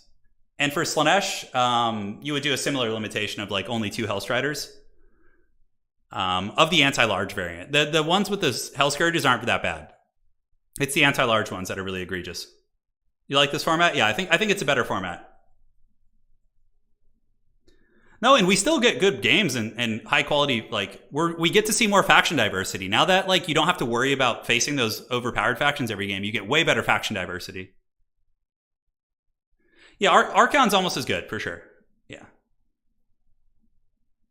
But you know, that should be the thing. They have to play Red Olgor. If they pick Demons of Chaos or Warriors of Chaos, they actually have to play demons with Red Olgor. Oh, what's up? That was you last night. I didn't beat you badly, dude. That game was really close. Dude, you had me sweating bullets, man. So, yeah, I ran into this gentleman in chat, what's up, in what's up, yep, what's up, in land battle, in a land battle. And I was talking to Umais, and I was like, oh, I'm just going to play like a casual land battle and take it easy and have fun. And then I ran into this Nurgle player, and I was like, oh, it's Nurgle. I'm going to handle Nurgle easily. And then I just got like this super sweaty, intense battle. I was like, geez. Yeah, that was... You played really well. That is a super favorite matchup for Empire, bro. And you almost had me. That was really close. Yeah, but the thing is, Seekers of Slaanesh are appropriately priced. They cost 1,000 gold. It's the anti-large Hellstriders that are BS. Yeah, sorry I wasn't streaming for the past week. I was a little under the weather for about 4 or 5 days. So I just opted to take it easy and rest and, you know, get my bearings and all that, so... Yeah, that's true, Central Scrutinizer. In land battles, it's worse. Be'lakor is horrible in land battles, but in Dom, he's not quite as oppressive. Yeah, like if they fix Marauder Horsemen and nerf Hellstriders enough, I think Warriors of Chaos could be fine. But the Lords are still incredibly strong. Yeah. And it's not like there's no chaos in the meta. You can play Tzeentch, Nurgle, Khorne, like they're all Norska. It's just Warriors of Chaos are a little bit kind of nonsense for sure. The key to beating Hellstriders is cheap mobility like dogs. Sort of. Not really. I mean, it kind of works okay. But yeah, it's still not easy. Yeah, Slaanesh is just... And they have like mass rampages too. Slaanesh has so many strong mechanics. Yeah, I'm doing good. You're saying it's good to take a break from work. You know, honestly, doing this doesn't feel like work. I mean, like, the only time doing Total War, like YouTube as felt like work was when I was hosting LAN battles and I had players arguing about rule breaks with me and I had to officiate. That was the only time where I was like, okay, this is like bringing me back to my old job. I used to be an athletic director and I had to like deal with all that kind of stuff. And I was like, okay, this is a job, like a serious job, but like, you know, just the LAN battle stuff. Yeah, I might host LAN battle tournaments in the future for fun. Like I'll do faction wars and LAN battles. Yeah. But like, I think for competitive, I think that domination is exponentially, it's just far superior. Because you don't need rules. And there's, you know, aside from maybe like putting our own rules about faction balance and doing things like that, but you don't need to like have attacking rules and all that sort of thing. So, yeah. All right, ladies and gentlemen, here we are taking a look at the forces of Yuumi. It is going to be play claw catapults against the Elves. A little bit vulnerable to bolt throwers, but they do have way better range. So we'll have to see how that kind of plays out there. On top of that, we do have rat ogres. We have a warlock, a chieftain, and the chieftain probably going to be going for the power grab strategy. Yeah, so basically you see all the Skaven players doing that today. It's the new hot thing. Basically unsummoning your Skaven slave lord and just getting the power grab ability, which is pretty cool. So slingers on the sides, Skaven slave lord to unsummon. The chieftain is actually the true lord of the army. And for the elvish king Xiphos, high elves again, dude. Making high elves glorious here. You have an arcane phoenix as well as an archmage of life. White lions of Krace against Skaven seems a little bit overkill. Maybe he'll prove me wrong. Rangers, of course, very good. They cut apart Skaven chaff, a couple archers in the back, and bolt throwers are going to be scooting up here. So we will have to see. Do players have to stick to the same build? No. It just so happens that a similar build is good here. Yeah, players change builds and factions every game if they want to. This isn't a single faction tournament where they only play one. Yeah, 100%. The Might of Safri. I love this color scheme. It's really, really cool. Like the white and the royal blues. I think it's super awesome. Arcane Phoenix is going to be juking back and forth. And, yeah, I think a little bit of DACA, but the Phoenix with rebirth abilities is going to be a nightmare. But Yuumi is no noob to Skaven. Howling Warpgale is here, and that's going to lock this bird down. There's no, not Giselles, but Rattling Gunners here. Oh, Dwellers coming in, and it hits the Skaven artillery. See, that's why Dwellers is so good. It's just excellent at killing static artillery positions. So for Xiphos, that's a very strong opening. Will it actually destroy the artillery pieces, though? We'll have to see. Dweller's still going for a couple seconds. No, the Skaven get to keep their catapult. That's got to be a pretty feel-good situation here. Xiphos, of course. Xiphos is like one of the true OGs of Warhammer. Like, I can't think of a single other player who is one of the best players in the world for every single Total War game. Like, in Total War Warhammer 1, back when the wheel was invented, in 2016, Xiphos was a top 15 player in the world. In Warhammer 2, he was an ECL champion, which was, in my opinion, one of the most competitive formats we had. Obviously, I'm biased because I was hosting it, but like it was very competitive. Like we had Felcon and all those guys competing, and Void Laws and all this. And in Warhammer 3, he's a top contender too. Like very few players stayed that long on, and are like still really, really competitive. So big shout out to him there for sure. But yeah, really good start for the Elves. Like the Plague Claw catapults are in range, and you can see the bolt throwers are picking them off. But both catapults are still online. It might take another Dwellers below to finish off these catapults. It didn't quite get the crew. Now here we do have Arcane Phoenixes just waiting to dive and terror out some of these Skaven forces. And it looks like Xiphos is mainly sitting back, like very cautious, waiting for those catapults to be taken offline. Bolt throwers, in theory, should be able to deal with the Plague Claw catapults, and they have. Yeah, 2 of these big artillery pieces are down. So these 2 have paid the troll toll, and the other ones, obviously the Dwellers hit them. But it didn't quite get there. Didn't quite get the other one. The Arcane Phoenix could fly over, actually, and use its diving ability. It could, like, dive there. And look at that. Phoenix getting in on top of the Warplock Giselles. And Howling Warpgale is cute and all, but it's still going to be in range, and it's going to be able to lock those guys down. Now, Xiphos moving in, but look at this in the backfield. One of the bolt throwers, no, both bolt throwers taken offline. How the hell did that happen? Just from the catapults? That's got to feel really good for Yuumi. And if Yuumi wins the artillery duel, that is going to be huge. Like 2 of these big catapults just nuking all day is going to be brutal. So Xiphos getting some silver helms, some relatively decent quality cav, and stuffing the Poison Wing Globadiers, which is very nice. And it looks like the bird is going to continue to run through. One of the Globadiers here are going to be hammered by those high elf heavy cav. Catapult's still doing big damage though. The archers are really getting wrecked pretty badly. And now the elves are having to move into melee. Into Globadiers, right? There's still 2 Globadiers here that are in relatively good shape. Oh, look at the Dweller's bait! He lands the bird and it hits that. It hits, oh my god, that Dwellers was so good. It hits the Globadiers, hits these ones, and the Ogres. And the Elves are getting huge momentum there in the middle, pushing back those units. Now, a couple Clan Rats are going to be pushing by. Archers getting into range, shooting into the Warplock Jezzails. Rangers need to pull back here and deal with these Clan Rats, and it looks like White Lions of Crace are coming around. So the fact that Yuumi just lost both of those Globadiers... Wait, is it Deathmaster? Oh my god, we have Deathmaster! Oh, he was in reinforcements! Look, Deathmaster snuck into the battlefield. He tried to lock down the Archmage, but the Archmage was able to get back up in the sky, which for Yuumi is very, very unfortunate. But so far, the Elves able to control the middle. Skaven are up a little bit in value, but losing both Globadiers here pretty much kills the anti-infantry tools, and Yuumi is going to be summoning out more Globadiers. That is probably the most important aspect of this game for the Elves, is to shut down the Globes. Oh man, nice volley there by Yuumi. Beautiful. It friendly fires the other Skaven, obviously, but who cares about that? It hits Silverhelms and Rangers. The far superior Elven units are going to be getting pretty beat up there. Now, Deathmaster getting attacked by the Arcane Phoenix. Okay, but the Archmage should not have landed on the ground. The Archmage is getting shanked by Deathmaster a little bit, and there's a Chieftain there as well, which is a pretty good combat character. Zyphos falling behind in value as the Globadiers and the Jezzail sitting in the back. Yuumi able to get a beautiful firing line here. So you can see here Natty Bubos. We do also see Warplock Jezzails. They're getting some big shots. And Zyphos is suddenly on the back foot as the dreaded Rats are starting to get some solid momentum. And the Elves are looking very tattered. Like, having that Arcane Phoenix a little bit trapped up here certainly doesn't feel good. Flensing Rune going down. We've seen how powerful that spell is. Zyphos was in chat earlier saying Flensing Rune isn't as good as I was making it out to be. But let's see how he feels after this game. We'll get Zyphos in chat. And we can be like, all right, how is that Flensing Rune feeling now? As his lord runs into the Shadow Realm and dies to Flensing Rune. So Catapult's coming. You can see the Silver and Guard going to be moving up on the point.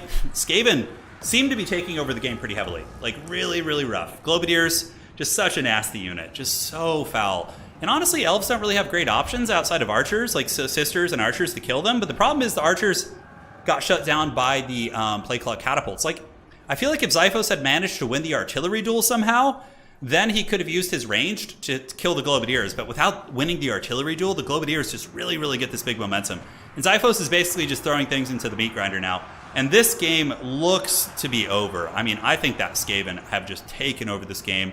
Deathmaster able to shank the Arcane Phoenix, and that Arcane Phoenix did not get its rebirth. It looks like it might even get chased off the battlefield. We'll see if something's able to kind of keep pace with it. It'll probably rally in the corner, but that is going to be the end of our Elvish trend here. As, again, it's like a rock, paper, scissors thing, essentially, right? Like, if you beat Skaven artillery, your archers are open, your archers can kill their globes. If you lose the artillery duel, Plague Claws kill your archers, Globadiers kill your infantry. So it's tricky, right? It's definitely tricky. And that's going to be probably it. Zyphos going for a back cap, which is like a very desperate play. But look at the value discrepancy. 4.5 to 8.5, that is a brutal. And the Skaven are just simply going to dominate the game from here. They're going to move to the back objective. They're going to take that. Looks like that is going to be it. How are Elves going to win the artillery duel with Skaven? For sure, Bolt Throwers almost won it. And I think maybe if you bring like a Spirit Leech caster, you could probably kill them quicker, or a Wild caster and maybe summon some Manticores. Or actually, do they summon Eagles? I can't remember.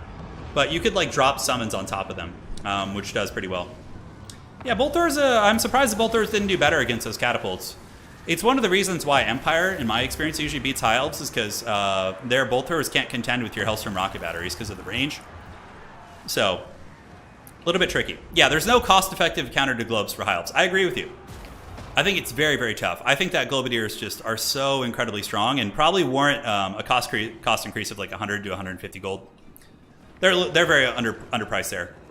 So Flensing Rune once again going down to the bird. Yeah, looks like it is able to hit that Illyrian Reaver right there.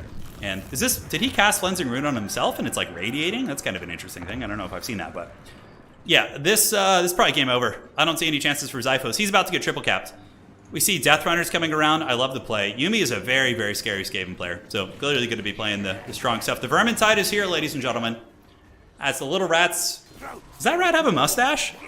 Oh, from a distance, the rendering, it didn't render his like side of his face, so it looked like he had a mustache. I was like, oh my god. It's an Empire rat. It's he's been spending too much time in the sewers of Altdorf. He's become a son of Sigmar with that mustache. Illyrian Reaver's going to be surging into the middle. Catapult's a little bit open, but at this point it's too late. Even if Zyphos gets the 2 catapults, he got pounded to dust in that middle engagement. Multi-shot would not have been better, no, in my experience, yeah, would not. We got some Wolf Rats sitting behind the spears. So they are the poison variant, so not going to be amazing against Silver and Guard, but should be able to do the trick. And that is going to be it. Triple cap going down. Xiphos has not quite realized the game's over yet. The Phoenix did get his big rebirth. That's his big hoorah here. I think there's some strategy to be said for the Elves playing the side objective against Skaven here. Like, play the side, force the Skaven to overload, and just continue, like, with triple bolt thrower in the center. I think if the Skaven become very weak against you when they have to overextend. Like, if the Globadiers had moved up here, and then you can Vanguard and, like, hammer them with Illyrian Reavers, like, I think there's a lot of options there. Xiphos had an amazing opening, though, but it just kind of fell apart when he wasn't able to kind of keep that momentum going. And here we see the cab being wrecked here. Arcane Phoenix going to be pulling back. Xiphos is triple capped. Again, I don't know what he really sees in this game. I think it's pretty well over. Deathmaster and the Chieftain cutting through these Rangers, and these guys got their prison shanks out. And the Rats have done it. Skaven, you know, despite having a 40-something percent win rate, I think people have learned how to play them, and they're learning what the really strong tricks are and good units. Skaven do have their bad matchups. They do. We can actually take a look at the Skaven on Total Tavern after this, but yeah, the old Death Runners, man. They're a cool unit. I love Death Runners in Domination. Like, being able to sneak up on a point. Oh, Deathmaster, did you see that? He just did, like, some triple backflip and took that character out. That was so cool. Damn, dude. That was badass. So Silver and Guard coming over, but Silver and Guard hard countered by Death Runners. Death Runners will absolutely give him the dirty. Xiphos trying to fight in the middle, trying to get a little bit of momentum. 6.6 to 11, so the value gap has kind of stayed the same. And what do we have coming here? It looks like it's more globes, which should be able to deal with the Rangers, I would imagine. Silver and Guard, obviously, like I said, relatively hard countered there. And the Elves are getting some momentum here in the middle. Xiphos has 547 to 760 in terms of points. And yeah, here comes the Silver and Guard. They're going to be hustling up there. Spears on the other side, holding that point valiantly for the Under Empire. And more Ogres, more Rats on their way up, just to ensure that the Elves aren't going to be able to get any momentum back. At this point, it's simply like a battlefield equity situation where it's just like, the Skaven have so much more on the battlefield. When you're down by like 4,000 value, unless you are really far ahead on points and you can get like a cheeky cap or something like that, you know, it's not going to be easy. So Reavers grinding into these guys. And on the other side, we do have the objective being held by the Skaven. This would actually not be a good Globadier attack because it would like, yeah, look at this. Yuumi with great control, pulling back the Death Runners so that the friendly fire only hits the insignificant Skaven units, which is pretty clever for sure. Arcane Phoenix is down for the count. GG. Well played. And the High Elves have been defeated by the Rats. Don't think there's anything. I don't know what Xiphos is seeing here. I don't know what schemes he's got. We see the Chieftain eat a little bit of a charge. I do like the Phoenixes. I actually think against Skaven, going double Flamespire Phoenix can be really oppressive. Like double Flamespire Phoenix with like a Death Mage overcasting Spirit Leech on artillery could actually be super devastating. Because you can use the Flamespire Phoenixes and do bombardment runs over the artillery, and I think that could actually be a tech that could defeat Skaven, for sure. For High Elves. High Elves are actually a good faction too, I think. You know, I know we make fun of them a lot, and myself included, but I think there's a lot of undiscovered tech for the High Elves. I think there is, for sure. Although this matchup seems a little bit hard on this map. Death Pass is very good for Skaven because of the choke points. They can really like corral you into their Globadiers and different things. GG, well played! Yuumi's going to be advancing on. I'm sure we'll see Xiphos back in our next tournaments. A champion, as always, doing himself, ODM, and France proud. Yuumi showing why they are a great, great Skaven player. Very clean Skaven play. Deathmaster coming in with the old Shanks. Globadiers, of course, very strong. All right, so let's go ahead and find another game. See where we are. Let's go look at the brackets. And here we go. Okay, so Skaven have a 42% win rate. So if we're looking at good matchups for Skavens, you know, actually look at this. So Skaven, up until this game, they had a 50% win rate against High Elves. It would appear that High Elf players have found a way to defeat Skaven, even with all these, you know, Globadiers and things like that. Skaven are favored against Khorne, favored against Wood Elves, Beastmen, Lizardmen. It's not that many matches, so it's not the best data. But where do Skaven struggle? Yeah, I can see Skaven getting wrecked by Tzeentch for sure with the sniping and like all the horsemen and stuff. Dark Elves, yeah. Corsairs wreck Skaven pretty good. And they also have, you know, Malekith on the dragon. Vampire Coast, I see that. Bretonnia, I see that. See, like Skaven have a lot of weaknesses. Look at this. Skaven are 3 wins and 13 losses against Greenskins. So Greenskins don't have that many good matchups, but apparently they're very good against Skaven. Look at that. Yeah, like Squigs just run Skaven over. And Globadiers don't do that much damage against them since they're not like infantry and their model count's low. So that's something to consider. All right, let's see what matchups we got. Okay. So let's see what's going on here. And let me check ye old website. Let's go check the tournaments. Yeah, Greenskins apparently counter Skaven super hard. I've heard that too.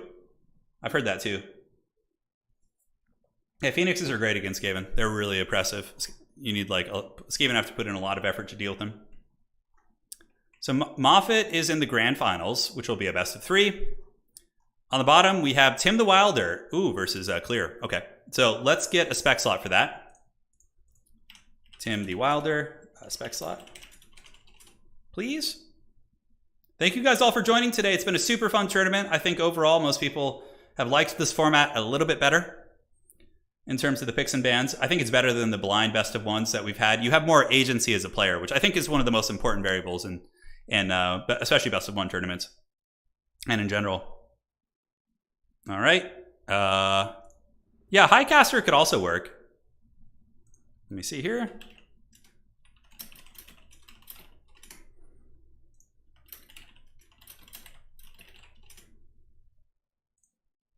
Okay. And here we are. Dude, the amount of micro, yeah, in a Greenskin versus Skaven. Greenskins are so high micro. So I played a Greenskins in a mono faction tournament like a week ago, and dude, I was like, holy shit, this is like, I play Empire, which is pretty high micro, but that was like next level. I was like, Jesus, dude, there's so much to control here. Yeah, and it's stressful as hell. Some people like that. They like thrive in that high stress, and I'm just like, oh God. You know, it's very, very intense.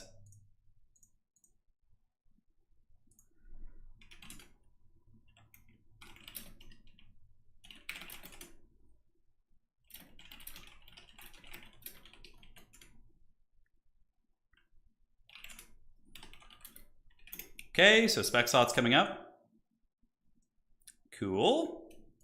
So we are going to watch that mighty Skaven player play again. So let's see if we can find the lobby without... Okay, that one's called Turin. Let's see here. We have Blood Penguin versus Hadries. I don't know why this lobby's called No Balance. It's kind of funny. Okay. And it is going to be Yumi versus someone here. We'll have to see who it is. Very good. Very good. Black Orcs aren't bad. I feel like they're unexplored.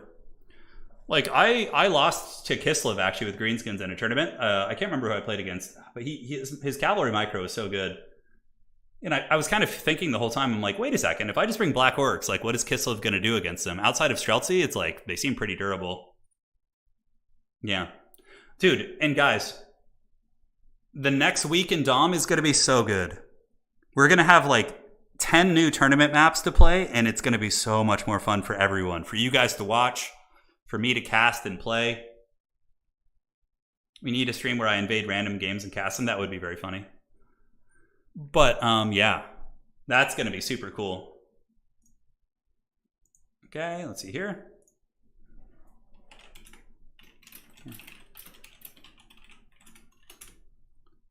Okay, cool. So Arnheim is the map, it looks like. So I foresee Skaven in the horizon. Oh, man, I just want to show you guys the maps right now. Yeah, heavy sleds are a pain for Black Orcs, but Black Orcs also have really high mass for an infantry unit, and they have huge armor piercing. So if Kislev gets lazy and leaves the heavy war sleds on top of your Black Orcs, then the Black Orcs will cut them up.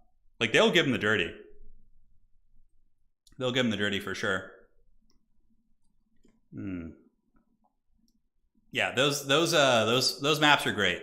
One of my favorite ones is a corn. So one of the maps for the contest, which is going to be concluding tonight at midnight, is a corn gladiatorial arena. It is so cool. It's like Battle for Itza, but even better. And it has like 3 hills with a bunch of like war-torn terrain in the middle, like just kind of hills and cliffs and things. And then it just has like this huge portal to the warp and a massive mark of corn. Oh, it's such a cool looking map. I can't wait for that. So I'm going to put together a map pack for all the tournament worthy maps, and we're going to just have players use that for tournaments, and we're just going to have a ton of extra maps.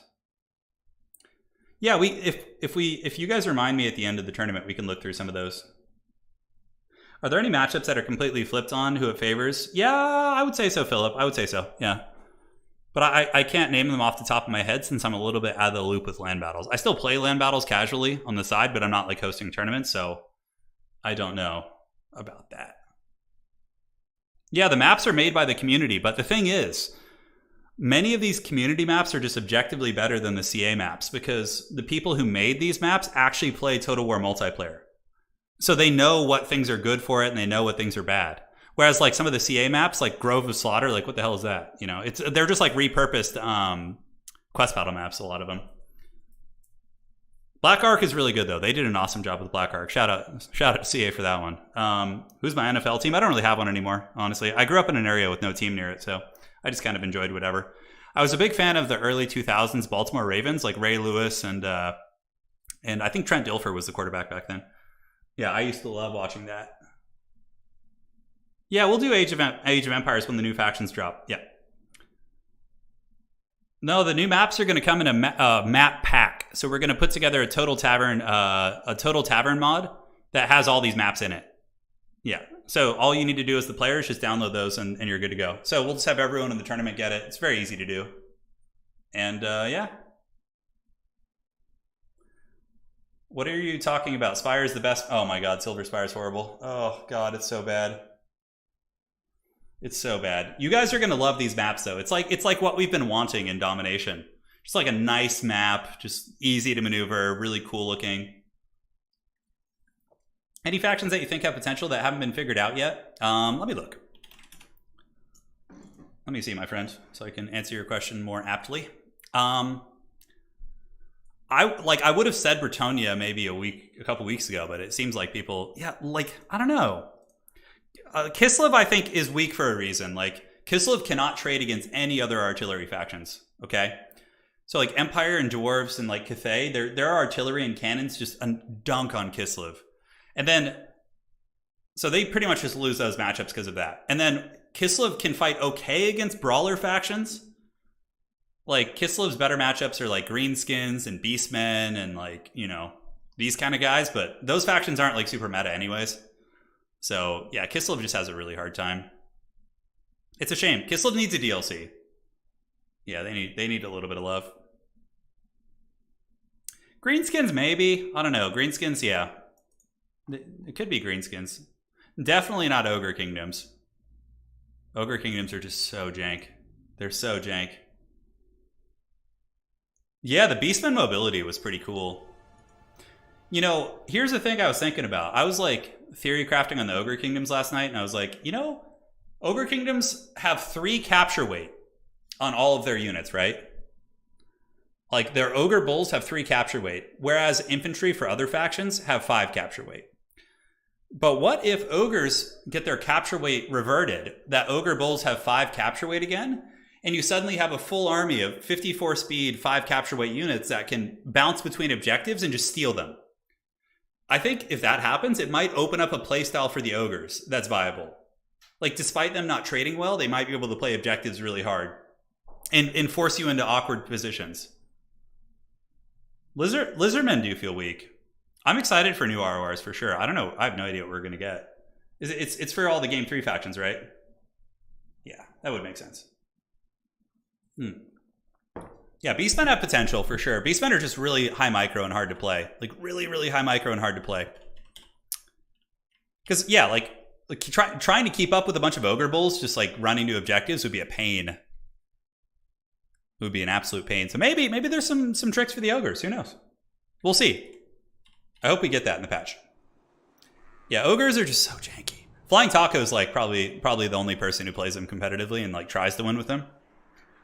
Yeah. So here we are. It is going to be Yuumi once again. Howling Warpgale, Flensing Rune, very meta. You have the Chieftain with the Skaven Slave Lord. We've seen that combo before. It's going to be Plague Claw Catapults, and, you know, that's it. Catapults seem to be very good. It's funny because like everyone was like, oh, mortars are way better. And now like this old archaic piece of equipment from the Skaven days of old is back.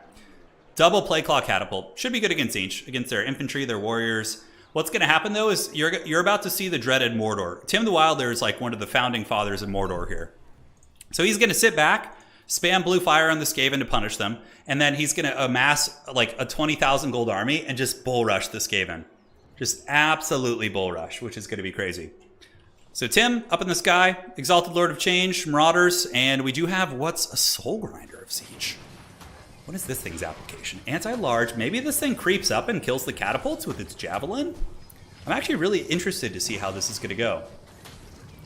Yeah, so Eledron, I remember your donation from before, and I have downloaded the Ultimate Apocalypse mod. It's coming. Don't worry. It is coming. I downloaded it just for you, and I'm going to be learning it. I need to find someone to teach me, though, so. We'll upload a video just for you. Soul Grinders do cause terror as well, so it could be pertinent against the Skaven as well. And on the other side, Poison Wing Globadiers. Pretty good against Tzeentch. Yeah, Tzeentch does a fair amount of infantry. I'm really curious about how the catapults are going to play. So you're about to see the dreaded Tim the Wilder Mordor build, which is where he sits back and gathers a Doom Legion. To me, it's like a really high-stakes playstyle, right? It's just like, it's like sitting at the casino, you know, building up all your chips and then throwing them all at the last, you know, one bet at the end. That's kind of what it feels like to me. It's very scary. But, you know, if he's comfortable with it and he likes to have that big alpha striking army, hey, kudos to you. Kudos to you for sure.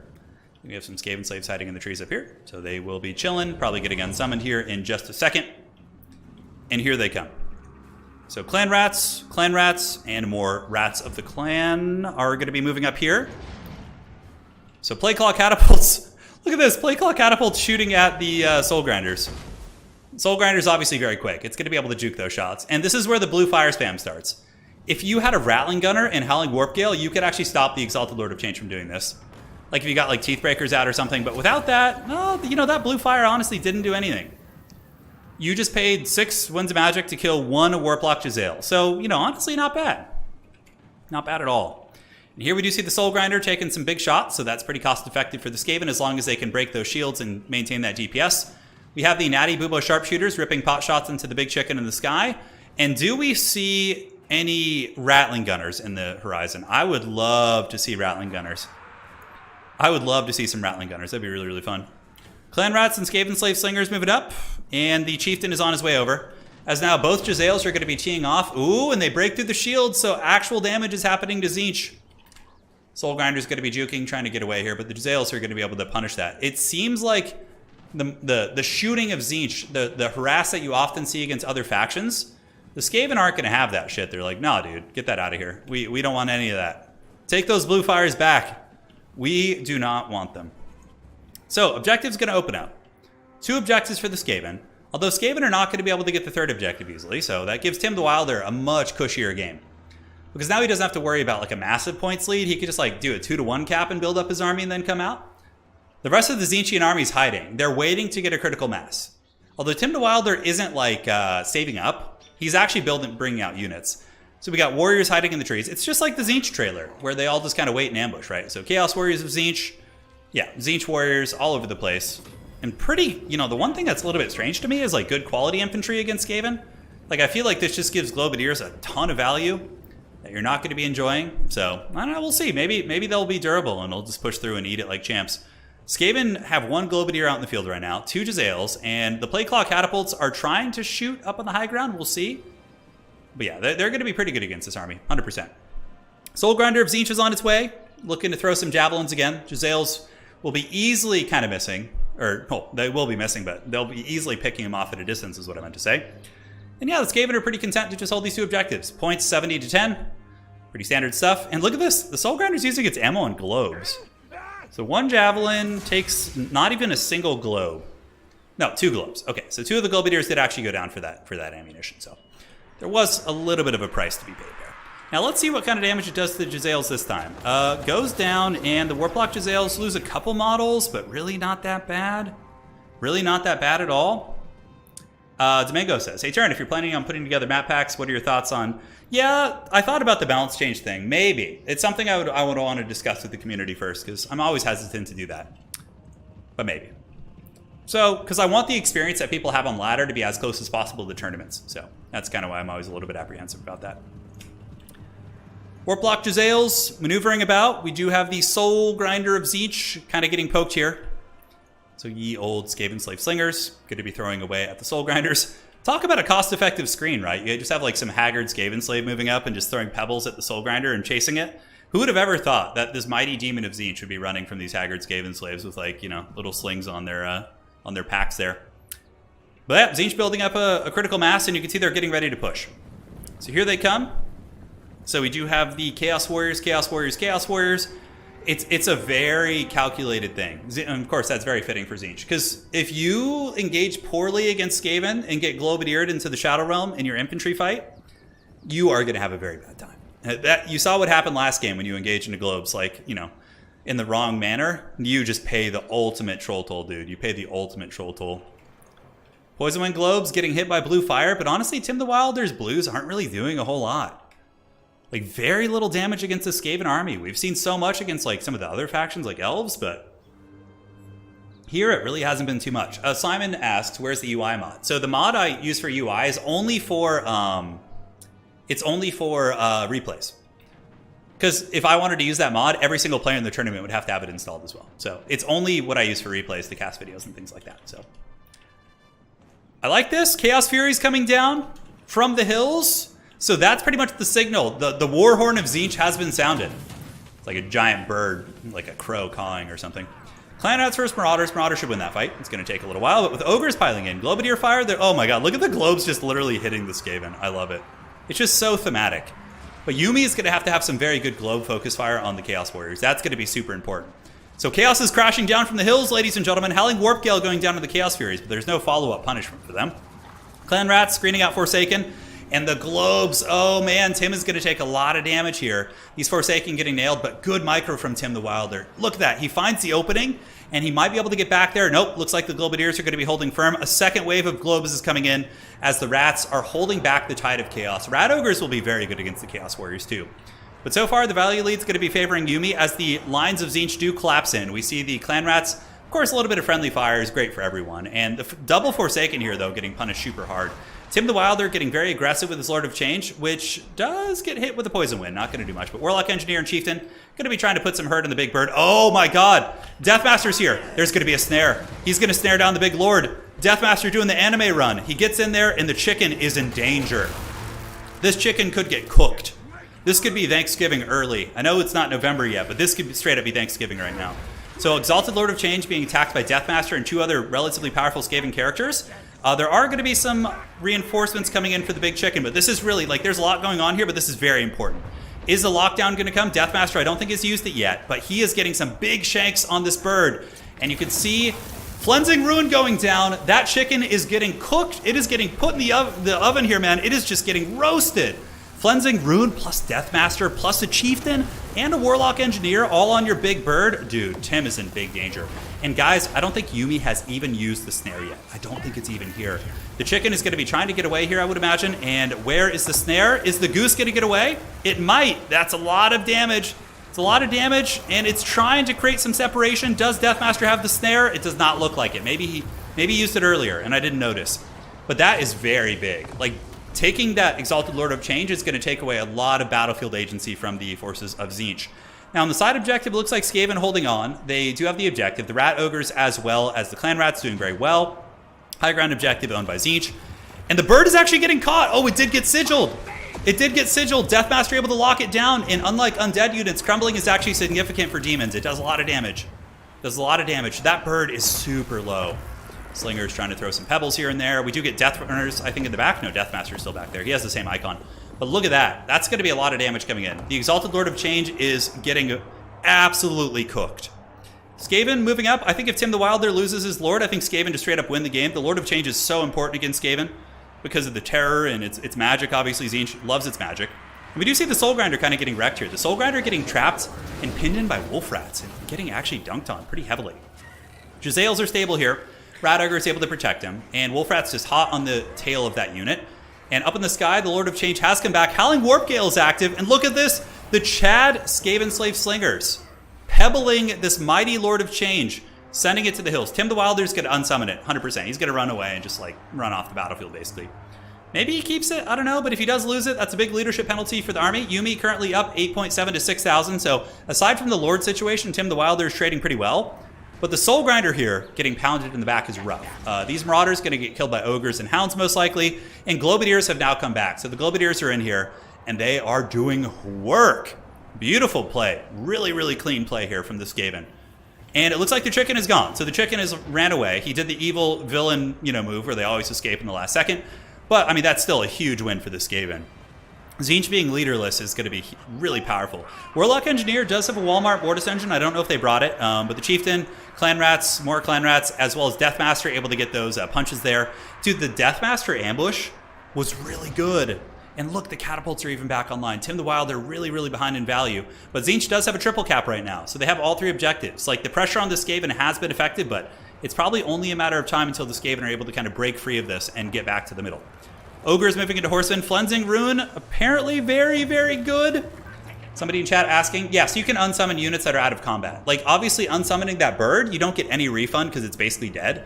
But you get to avoid having your lord potentially killed on the battlefield. So it's just like kind of like in campaign if you were to retreat your lord off the battle. Although I think that would count as fleeing. I'm not sure. I'm not sure, actually. Kind of an interesting one. But Chieftain moving up, Skaven going to be taking the middle objective. The current points are not looking great for the Skaven, but they are going to get the middle. And the Globadiers are now that Tzeentch doesn't have its diving elements, it's going to just, oh my god, double Chaos Warrior of Tzeentch getting hit by globes hurts so incredibly bad. It hurts. Deathmaster is still in the field, just cutting through. Death Runners, of course, pretty excellent against Chaos Warriors. The high ground objective probably going to be taken by the Skaven. Yeah, we get some Clan Rats with shields moving up, and those little rats going to be moving on over. Should be able to claim that one. And yeah, I honestly think Skaven are taking over this game. Tzeentch looking very bare bones. They have a couple like random Marauders around, but that goon squad of the Skaven. Deathmaster doing karate kicks. Look at it. It's Master Splinter here, guys. He's ready. Oh my god, all the javelins. He just got javelined by like all... Wait, did he just die? Oh my god. I thought he actually died. I was like, wait a second. But he's able to pick off a couple of those horsemen. And yeah, Marauders trying to hold. A couple tattered Chaos Warriors are on their way up. And Howling Warp Gale going down to the Chaos Furies once again as more and more Globadiers are summoned in. Tzeentch still getting a good press, and Tim the Wilder is kind of getting into the danger zone in terms of points for sure. He really is. High ground objective, horsemen are there, but the Clan Rats with shields should be able to kind of bully them off the objective and take that. The Rats are holding on to the middle point, and Yumi isn't so far behind that they won't be able to get the W with just two objectives, right? It's only 628 to 900, so the score is actually relatively close. Clan Rats up here, and we do have the old Chieftain, and Clan Rats holding. Let's see how this goes, ladies and gentlemen. It's a scrappy fight. Seeing the forces of chaos and their horsemen defeated by the mighty Rats certainly is on the table right now. Wolf Rats with poison, intercepting the Marauders, might be able to break them, we'll have to see. But yeah, the backfield pressure is really diminishing. Like, we have one unit of warriors here, one here, but aside from that, the Skaven seem to be pretty happy on all the points. Now remember, Tzeentch in terms of value trading is very weird because of their shields, so you have to take that into account. The top objective is going to be going to the Skaven. Death Runners, Ogres, look like they got a good stranglehold on that one. And on the far side point, we do have Tzeentch looking to hold it. Nope, they got nothing. Just rats everywhere. Just rats upon rats. Yes, yes. Globadier Fire, absolutely just taking apart Chaos Warriors. That's kind of the thing. I was like, seeing all these good quality expensive units, I was like, maybe Blues and Marauders would be better against Skaven instead of these like tanky, high value targets that the Globadiers can just tear to pieces. Tim the Wilder is probably one of the best Tzeentch players in the entire community, but I don't know. That was just like my tinfoil hat kind of observation here. So now it's a reverse. Skaven have the triple cap. Tzeentch is going to be trying. They're sending up Marauders, but Death Runners, Ogres, going to easily dominate most of these engagements here. We do have the Horsemen in melee combat, which of course, as you know, the back rank fires when they're in melee, which is ridiculous. That's the reason why they were able to do so much damage against these Clan Rats. Normally that type of damage just wouldn't happen. And I'm fairly certain that's going to be getting fixed in the upcoming patch. I can't see CA overlooking that. It's just nonsense. And this objective, one, secure. Globadiers pounding out the last resistance of Tzeentch here. And Tim withdraws. GG! Skaven getting in there, man. That was some wild stuff. That was some wild stuff indeed. Deathmaster did great, yeah. Shanking, that was really, the game was pretty even, but when the big chicken got shanked, that changed everything. And also, like, the Soul Grinder. These two units, like, this matchup's totally winnable for Tzeentch. But the big bird and the soul grinder getting like no value, that's basically what loses you the game, right? Yeah. 850, 600, I mean, that's pretty rough. Yeah, these two big expensive pieces, very, very painful to lose. Very, very painful to lose. Yeah. GG, well played. Perhaps more people will add Skaven to their global bans in the next tournament. We'll have to see. Should be fun. The Deathmaster play was super clutch. It was super, super clutch. Uh-huh. All right. Are we still continue to stream here? Or let me go ahead and look at the brackets. So next it is, sure, yes. We have Anticity here. Ooh, this is going to be a heavy-hitting Duel of Fates. So let's see what we got here. Oh my god, get out of here with that, whatever that is. Grab it. All right. So making sure there's no admin stuff. I don't think there is. Looks like we're okay. And awesome. All set. Yeah, new maps coming in. I think the Domination map making contest had some new ones kind of put in, which is good. And outstanding. Thank you guys all for joining. It is the legendary Anticity versus Yuumi. Yuumi clearly a master of Skaven. Although Empire can actually deal with Skaven pretty well. I know some of you guys were asking about that matchup earlier. Empire can use Hellstorms to just like crush Globadiers. You can just melt them like butter. So yeah, Empire I would say has more tools against that. I'm curious what Anticity will do.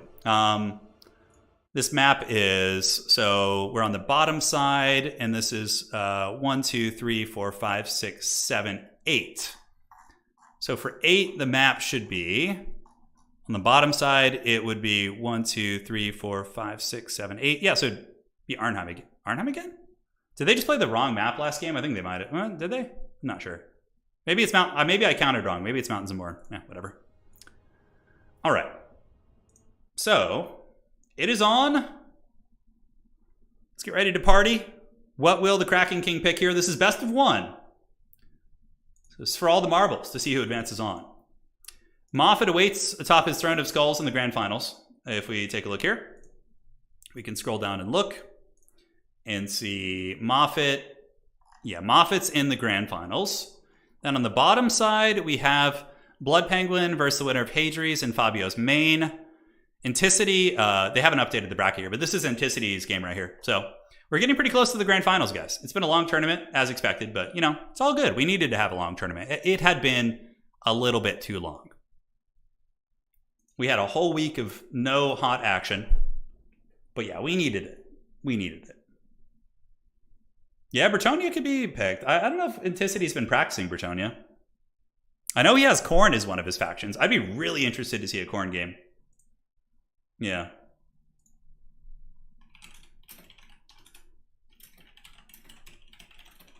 Yeah, it's chatting with Tim. It says GG. Okay, so looking solid. And we're good. All right. Yeah, Skaven got some tricks for sure. They're no joke. Anticity on Bretonia could be very cool.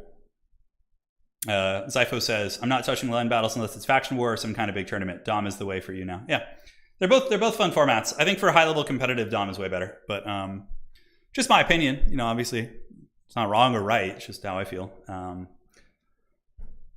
Just having hosted a lot of big tournaments with a fair amount of prize pool and land battle is very stressful. It's very stressful. Voice is great for falling asleep too. I do that too. There's a couple YouTubers that I definitely the biggest sleeping aid for me was a tabletop channel called Winter's SEO. He's a tabletop Warhammer channel that I used to watch when I was first getting into Warhammer. And dude, if I listen to him, I love the content. Like I watch it, but I'm just out in like 5 minutes. I'm just like drooling and out of sleep. Yeah, it's a lot. 4 Grail reliques. Oh, that'd be pretty heavy metal. Oh yeah, Red Duke is pretty good, Rich. Yeah, you can play him in multiplayer. He's good. You know, Elsif is a good ability, and he's a strong duelist, and he's a vampire, so he's got all the magic and everything like that. Okay. So I wonder what Anticity's bans were. So I'm going to go look at the picks for these players real quick. Let's see. Faction declarations. So Anticity declared yesterday. So Anticity's 5 factions. And this is public knowledge. The players share these. So Anticity banned Vampire Counts and Tzeentch as his bans for the tournament. And he has Norska, Vampires, Dark Elves, Skaven, and Khorne. I think we might see a Skaven mirror match here. I legit think we might see a Skaven mirror match because Anticity probably saw these previous games and is like, okay, let's test your might. Oh, Vampire Coast versus Skaven on Mountains of Morn though. Yeah, because Arnheim was the last map. Mountains of Morn is this one. So, yeah, Vampire Coast versus Skaven. Wow. What is Anticity going to do with the line of sight on this map though? Well, they both have mortars though. They both have like Queen Bess type units. Yeah. So that's something. That is something. Oh, that's funny. 3 Growler leaks. Oh, on his last stream. That's pretty hilarious. Yeah, it's pretty hilarious. I actually have that with, hey, that's cool, action window. Yeah, there's always something like that. Matthew's like, I need to go to bed. Why are the games so fire? Well, it's because we have a lot of great players playing today. There's so many top contenders, any of whom could win this tournament, that we're getting so many good quality games. Yeah, Winter's SEO is the man. He's so cool. Seems like a really good person, too. Yeah. Unfortunately, I have no one in my hometown to play Warhammer with. Yeah, there's like literally no one. I think there's... Yeah, I haven't met anyone here who plays. So I haven't played a Warhammer game in a long time. Zypho says, interesting map for this matchup, but I'll bet on Anticity. Hadri says, lost my Greenskins into Dark Elves, so I'm dead. Hey, no worries, Hadris. A great run, my friend. And Hadris, you don't need to stress, brother. Like, if we take a look at the leaderboard, you know, a lot of these players are... The main thing you're competing for is obviously unlocking avatars, which is very fun, but also for the top 16. If you're in top 16, you're guaranteed a spot in the season finals, which usually has, you know, close to $500 to $1,000 in prize money, right? Hadri's is currently number 3 on the leaderboard with like 4 big tournament wins. Like, you're good, Hadri's. You're chilling, man. You're just practicing now. You've already earned your spot on the grand finals here.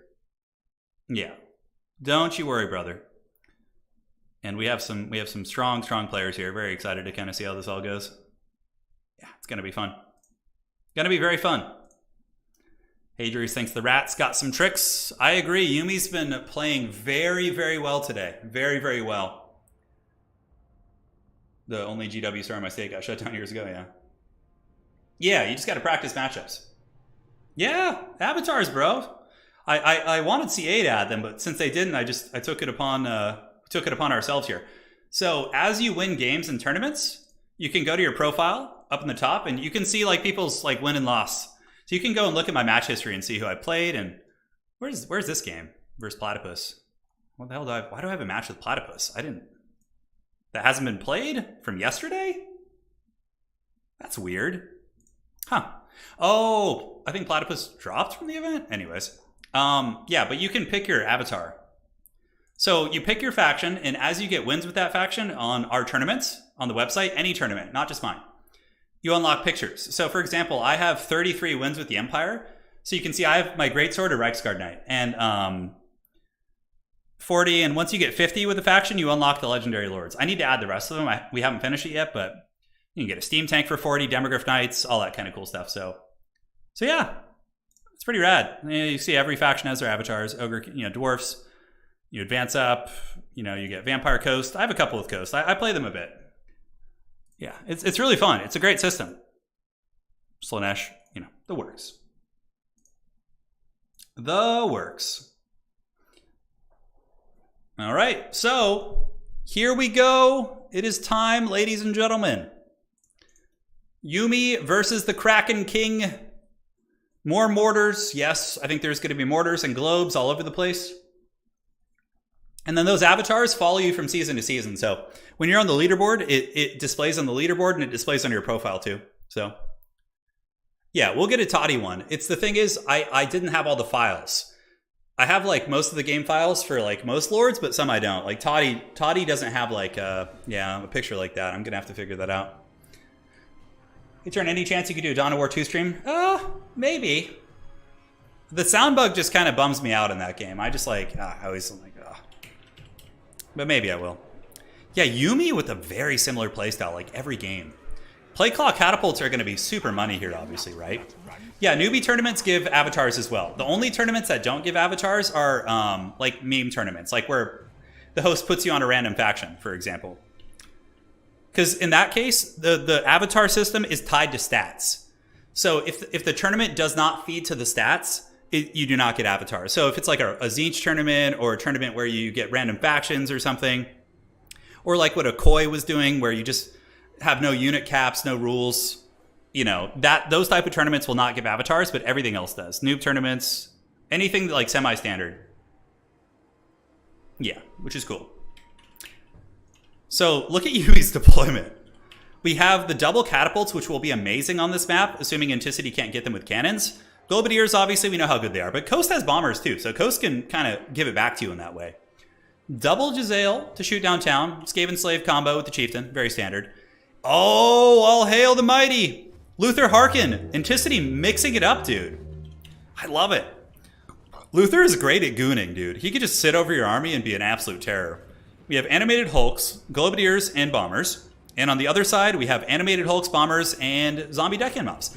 So a very aggressive build from Coast. Not looking to play the artillery game, but rather looking to just be really pushy against the Skaven.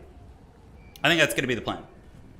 We have noob tournaments all the time. Big shout out to Platypus for that. Platypus is one of the best top 16 players in the world, also in Clan RTK. And Platypus hosts 1 to 2 noob tournaments a week and puts in all the work. You know, with this, it's great. So shout out to Platypus for doing that. We got 2 of those. Yeah, Luther is a terror, dude. I mean, he's really hard to kill. And Anticity has, and this is like a land battle style. Invocation, Drown Dead. We're not seeing like Winds of Death and, you know, these crowd clearing spells. Man, I don't know why that was such a tongue twister.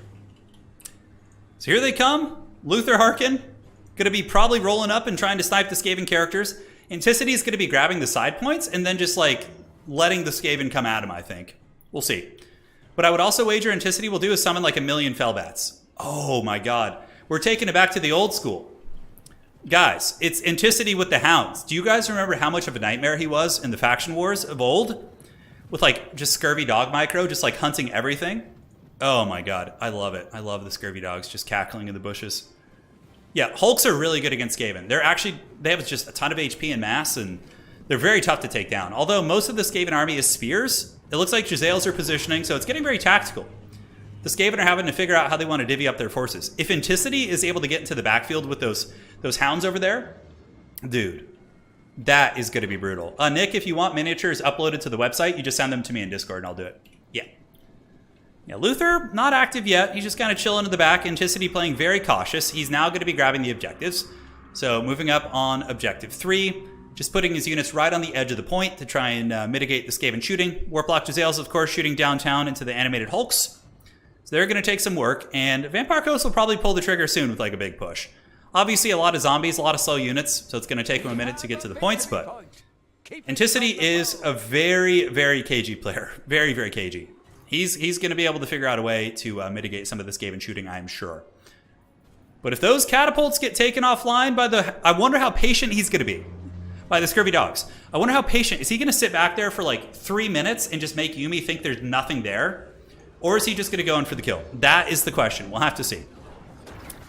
So animated Hulks, all these different units just standing at the ready. We do have the Warplock Giselles shooting in and doing a little bit of damage, but it's just deckhand mobs. It's really not that significant. And now we get Rout Ogres coming around and a Pistol Summon. So Pistol Summon is summoned out. Going to be dropping some shots into the Clan Rats, I suppose. Coast is going to be taking the objective on the other side. Middle is not being contested. Luther Harkin still being uber conservative. He's just sitting back, trying to feel out the battlefield, see what's going on, and just playing it safe. So, Pistol Mob's moving up. Looks like Skaven might be able to take this objective. But now Vampire Coast has pulled the trigger. They're like, all right, let's go, baby. Animated Hulks, a very cheap unit. They only cost 500. And if those animated Hulks can get on top of the Globadiers, that's a super cost-effective trade. Although Globadiers, they're rats. They scurry relatively quickly. Luther Harkin's coming in for the kill now. We see the Howling Warp Gale and the Flensing Runecaster moving this way with the Chieftain, so Skaven going to be getting ready to party in that regard. And now Mourngulls are coming in as well. So the big scary vampire blob is on its way in. Luther Harkin looking to hunt down ye old Poisonwing Globes. Disrupted. Okay, interesting. Luther with the disruption. But he is on top of the Globadiers. Mourngul's going to be tearing apart the Skaven army. And the Hounds are getting in position to party as well. Beautiful catapult play. Yumi's getting a lot of value here. The dogs are just waiting in the brush. So we'll try and keep tabs on that. We'll try and keep tabs. But the Skaven army here getting buckled pretty heavily. But again, everything here is very low quality, so it doesn't really matter that much. Luther Harkin going to be trying to get away. Bomber fire saturating into the ogres. But again, not doing a whole lot of damage. Globadiers, though, still not online, and it looks like Anticity is force pathing some haggard zombies after them, so the zombies are going to be chasing down the globes. And if they can get in melee there, that's going to feel very good. This is very risky, though. The fact that 2 Skaven characters are, like, overextending this far, Luther Harkin could just go over here and start killing them. He could. And it looks like there's some debuff going down. Power Siphon. Wow, and now the Chieftain is getting hunted by Luther. Luther could probably 2v1 these characters with a little bit of love. Felbat's on their way in, and Skaven are now Globadiered in melee. That's definitely not good for them. But again, Yumi's getting good value, but remember the vampires have access to healing. And the dogs have still not gotten the ambush yet. Luther Harkin hit by a Flensing Rune, which is nasty, dude. That spell is just so good. It's so incredibly good. And Bomber Bat's coming out. So Anticity with the triple Bomber Bat. What is Yumi's response going to be to this? Yumi moving through the alley, but oh my god, the Bomber Mob's getting huge damage on the Skaven in the alley. Huge damage. As Anticity moves around the back, grabbing the zombies to pin in this formation. Oh, it's going to be like Battle of the Bastards from Game of Thrones. All these rats like trapped here. And Anticity has emerged. He's got the triple Scurvy Dog trying to break through these clan rats who are sitting on 9 leadership. They're probably going to break. And Yumi sending in Wolf Rats. Wolf Rats get massacred by the Scurvy Dogs, in my experience. Well, like, really, really one-sided trade. But this is just a wild blob fight here. As the value trading favors the Skaven ever so slightly, but it doesn't take into account healing. And the Chieftain gets nailed by a breath attack from Luther Harkin. And now Luther is maybe going to be going back down into the Chieftain? Yes. So the Skaven are going to be losing their power grab. If Luther is able to kill that character, they're going to take a big leadership hit on their entire army. Objective going to the Vampire Coast, and ye old Deathmaster tried to get through. Look, Deathmaster coming in again, but he's not able to get through the zombies. He's not able to get through those zombies right there. A little bit of lag here. And again, if somebody disconnects at this point, you know, you make the call based on you know, who disconnected at this point in the game. Otherwise, people could just disconnect when they start to lose, and you know, it wouldn't be fair. But hopefully the lag will simply subside. Scurvy Dogs, like I said, absolutely wreck Wolf Rats, especially with animated Hulks backing them up. So we do see the Wolf Rats starting to rout here. The other Wolf Rats probably in a little bit of danger. And if these doggos of Anticity are able to get around and just like get into that catapult line, oh man, Skaven are in trouble. But Luther kills the Chieftain. The Chieftain is gone. Luther Harkin has done it, I think. Yeah, no, he's running. He's on the run. Luther Harkin's going to chase him with pistols and try and get rid of the power grab. And the Bomber Bats, like, sitting on the terrain here is pretty solid. Like, they're kind of at a weird elevation where it's hard for the Skaven to really get them. And now Anticity is going to be moving up here on this point, and it looks like he's taken the middle. Meanwhile, the Hounds maneuvering around the side and looking to get into the backfield. Although Yumi, very good, quick response, had some Ogres in position, and Anticity's just going to pull back. Like, if these Ogres are chasing Hounds instead of actually contributing to the battles, you know, it's still not bad for the Vampire Coast. It's still not bad at all. A couple of the Bomber Bats look to be diving at the Natty Bubo Sharpshooter. Luther Harkin trying his best to finish off the Chieftain to get rid of the Skaven leadership, which I think is quite a strong play. Bomber Bats saturating away, just getting what value they can into some of the Skaven Slave Slingers. And this little choke point battle for the Skaven is so not good. Like, the Mourngull Haunter is just buzzsawing and terror routing things. And I think this catapult, if the Bomber Mobs start to focus it should be a pretty easy kill. Chieftain in the back in a little bit of danger. And look at the sweaty Cav Micro from Anticity. It's like just running laps around the Skaven army. And that, like, this is forcing Yumi into such a defensive posture. It's kind of like in Jiu-Jitsu when somebody has to go into, like, you know, a turtle position or, yeah, one of those really unfortunate, like, half guard or something. But, yeah, the Scurvy Dogs are just, like, running laps around the Skaven army. And, like, Anticity will eventually sink his jaws into something here. I don't know what, but he does have the triple cap, which is very big. Skaven are getting routed a little bit. And I think the reign of the Skaven tyranny might have come to an end here in this match. Those Hounds are eventually going to find a home. Luther Harkin, super cool tech piece. Super cool tech piece. I don't think Skaven are ever going to expect that, because every Vampire Coast player and their dog was basically just bringing a cheap Lord with a Pry Pit for infinite WOM. Not infinite, but really high WOM. And now the dogs are coming in, and you have Luther Harkin with the Terror Route. So these Clan Rats and Wolf Rats are all just going to die instantly as soon as being summoned. That's brutal. Oh my god, look at the route. Anticity just farming that spawn point right there. Crazy, crazy stuff. Animated Hulk's going to be moving up, and looks like Vampire Coast still pushing up onto the Skaven position. Globadiers trying their best, but kind of getting stuffed out this game. And it looks like the Catapult's probably going to die here as well. This is the dreaded Game of Thrones. This is the dreaded Game of Thrones Catapult play. Move it into melee, and, you know, use it as a frontline screen against the Nightwalkers, or what were they called again? The White Walkers, yes. Very, very good. Yeah, I used to do jiu-jitsu before my hand problems, yeah. A long time ago. I love it. My favorite submission was the head and arm choke. That was like the only one I could consistently pull off. Everything else I was like just messing up arm bars and classic stuff. Depth Guard coming out from Anticity in the fourth quarter. I really like this pick. I think it's very nice. I think it's going to be a sweeper piece, and when Skaven are a little bit less organized, it's going to be hard to take down. Luther Harkin still just reigning tyranny in the backfield. We see some Death Runners coming out, but obviously Anticity is very aware of that. And what are Death Runners going to do against Deck Dropper Bombers? They are going to do absolutely nothing. Absolutely nothing. They're going to be able to drop some shots on the Death Runners and just tear them to pieces. On the other side, Skaven are getting a little bit of a pushback. Yumi not giving up. Yumi, a very scrappy player. Looks like a little bit of momentum, but Depth Guard are coming back out, and we still see a bunch of Deckhand mobs. And that is a shit ton of HP to get through. Like 11,000 like base or something. It's crazy. Catapult shooting into the bomber mobs, but again, being undead, they don't really care. They're just going to take it like champs and sit. Globadiers coming up, though. Skaven might be able to get some momentum here and push back on this side. We'll have to see. Anticity's Hounds are still just causing havoc here, dude. Look at this shit. Look at this. Look at Anticity with his Hounds. They're all still alive. Like, after all this time. That's so annoying to deal with. That is so annoying. Because Wolfrat's loose to them, so you can't, like, effectively do that. And now he's going to be just sweating furiously and moving back through here and getting on top of the Plague Claw Catapult and sending some of them over here. Dude, the Hound Micro is just incredible. Anticity on a path of vengeance, looking to find his way back to Moffat. To have a duel of fates in the best of three finals. So he does get on the catapults, and the Hounds pull back and through, and now they're going to end up on top of Globadiers. That's so strong. This Globadier is going to get munched pretty well. Side objective firmly in the control of Vampire Coast. Luther Harkin is like, hey man, Deathmaster, I know you're a good duelist and all, but I am the Pirate King. Luther Harkin, one of the OG best duelists in the entire game. He shoots his pistol while he fights. He's got breath attacks. Your boy Deathmaster is not going to have a good time. Deathmaster is good when he gets like the jump on you and you're busy with other things, but in a straight duel, Luther Harkin is going to be exponentially stronger. And you can see Deathmaster is probably just going to die to some Mourngulls now. Mourngulls, anti-infantry, terror, lots of scary stuff. Yumi getting a side objective back, so one objective is going to be going back to Yumi. Anticity has pulled a value lead, which against Skaven and healing taken into account is not good. Depth Guard surging in, and the Scurvy Dogs are finally sacrificed to shut down the Poison Wind Globes. That is very, very strong. And again, yeah, it's like Harass. Even if the Scurvy Dogs don't kill a lot, it occupies a ton of your opponent's attention. It keeps them chasing you in these areas, right? Instead of actually pressing the objectives. Like summoning ogres to chase you and all these different things like that. And now the Depth Guard are coming in for the final push. This is almost like a sequence battle. This is what's so cool about Dom, right? You have like layers of battle. And now that the Vampire Coast is taking care of the Skaven for the most part, the big heavy hitters are coming in to like finish the job. Depth Guard are so badass. They're so cool.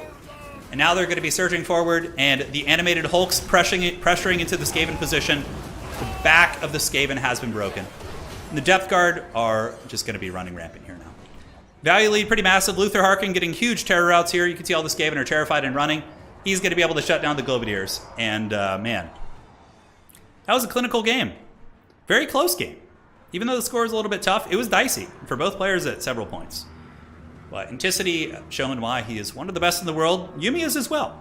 But that was a scrappy, scrappy game. GG, well played. The side, Doggo's going to be capturing the point. Vampire Coast did not let Skaven get that one. And Yumi's just pushed back into the Shadow Realm right here. And I don't think there's going to be anything else going on.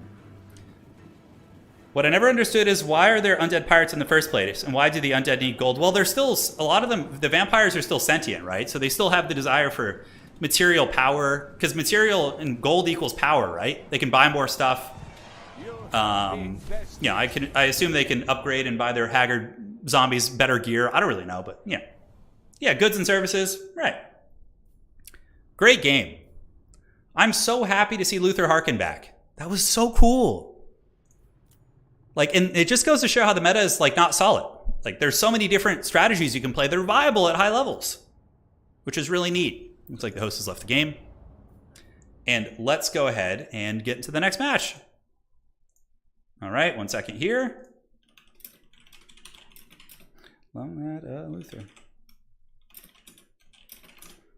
Okay, so let's get to the next game.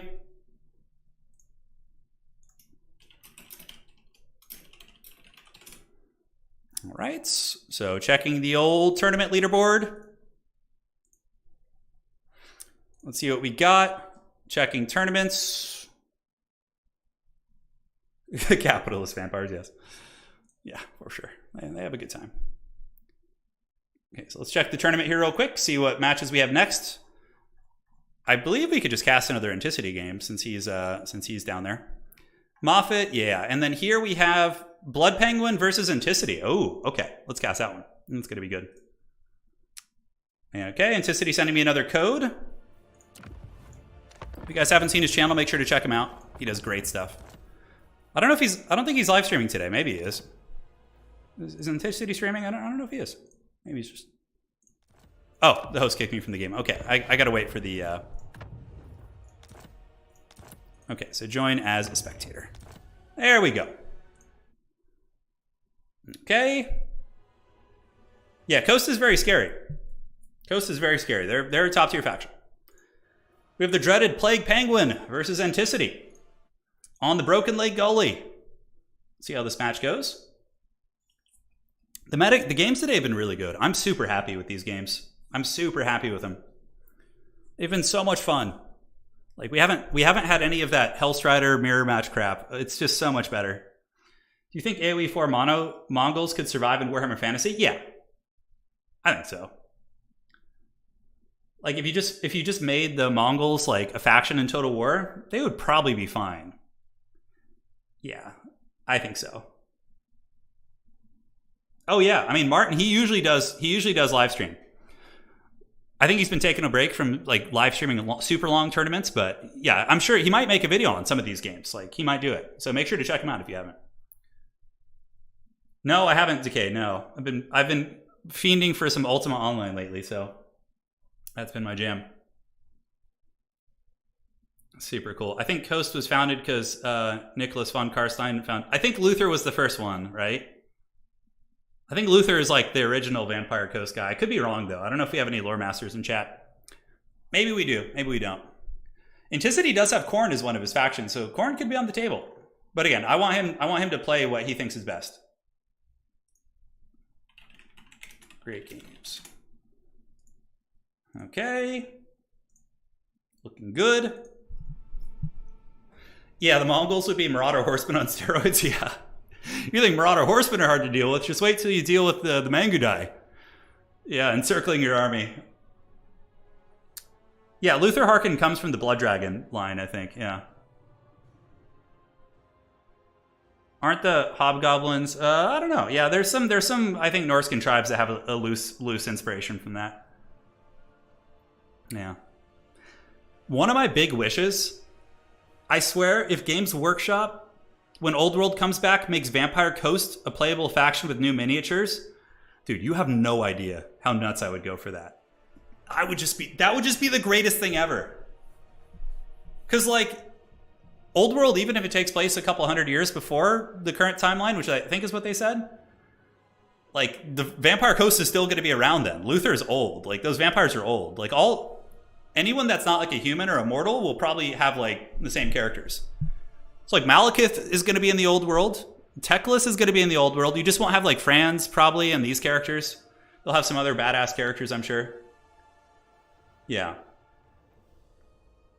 So we'll see. We will see. Doing their picks. We are on the Black Ark. And yeah, it's going to be great.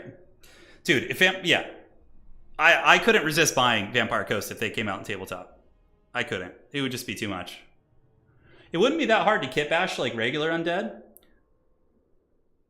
I think if they don't make Vampire Coast playable, I might even just kit bash a Vampire Count's army to look like them. So you would make a Luther Harkin, you would put pirate hats on your zombies. You just wouldn't have the guns is the problem. Because, like, Vampire Counts don't have any range units in tabletop, to my knowledge, so... Yeah, I'm not sure.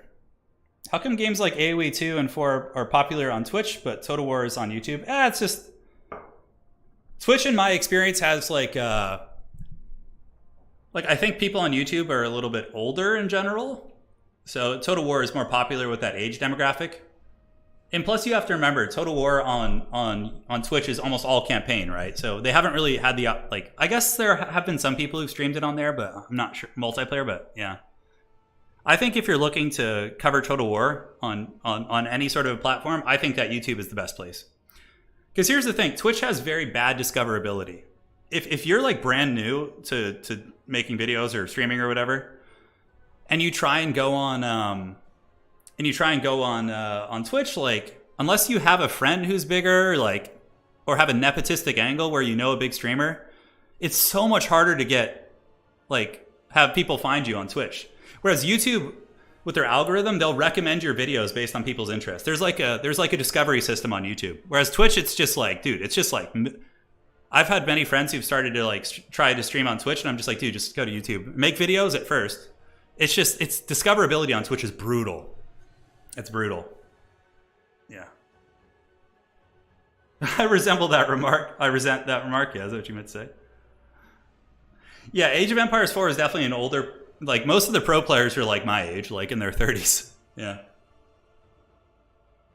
You're welcome, AVL. Yeah, because I think going, like, if you want to stream on Twitch and you prefer it, like, I think it's starting on YouTube with videos and then segueing into Twitch once people find you. Yeah. Twitch boosts longer streams with long content. YouTube boosts. Yeah, Total War battles are short content for sure. Yeah.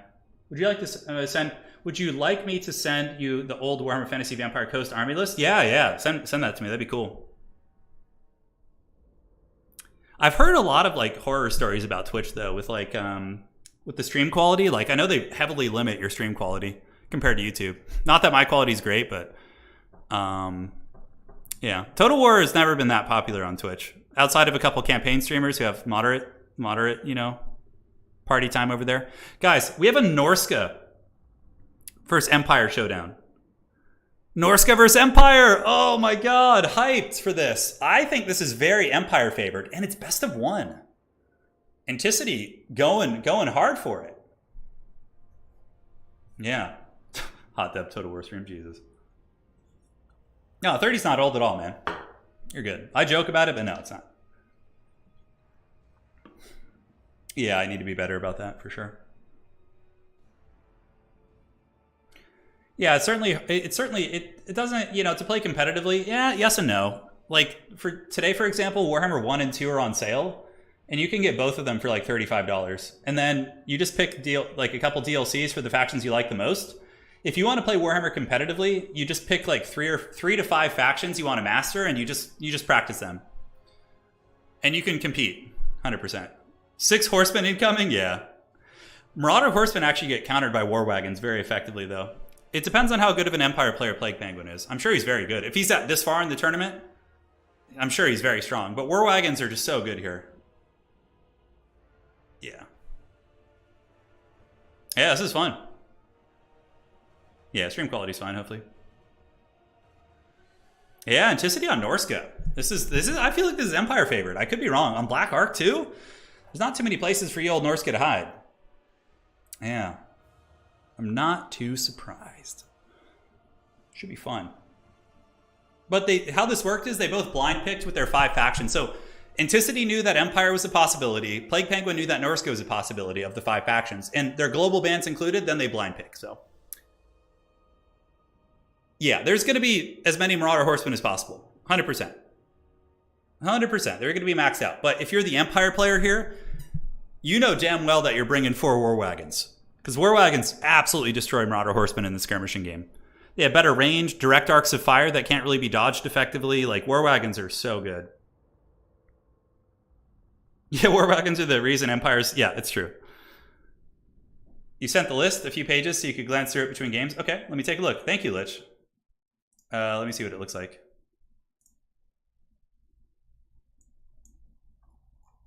Oh, check this out. Okay. Wow. Okay, that's pretty cool. Oh, man. That's rad. That's so cool. I'll take a look at that after the stream, man. I'm actually really excited for that. That's super fun. So the winner of this game is going to be playing Tomos in the semifinals, and then Moffat is the game after that. So yeah. It is going to be good. It is going to be good. Playing solo campaign right now, sailing the White Dwarf to Cathay. Yeah, that sounds fun. Yeah, we got a lot of faction diversity for sure. Skinwolf Rush, no. Armored Skinwolves, maybe 1 or 2, because they're not bad against Empire Heavy Cav. More specifically, the Maws of Savagery, which are the ROR ones, which have better AP values. You could run into that. You could run into it. Dude, I'm getting so hungry. Oh my god. How long have you been streaming for, dude? Almost 6 hours, jeez. That's a deep stream. Let me do some hand stretches here while we wait. This is a hard one because Anticity is a good friend of mine. Like, we're close friends, but I'm also just like the Sons of Sigmar just call to me all day. They call to me. So this is tricky. So taking a look at the builds, ladies and gentlemen, it is going to be the dreaded triple war wagons, only 3. 1, 2, 3. Backed up by just some State Troopers, a Jade Wizard, Silver Bullets, and Karl Franz. So Franz is coming in. All right, Prince and Emperor. I'm hyped for this. Blood Penguin knows how to live.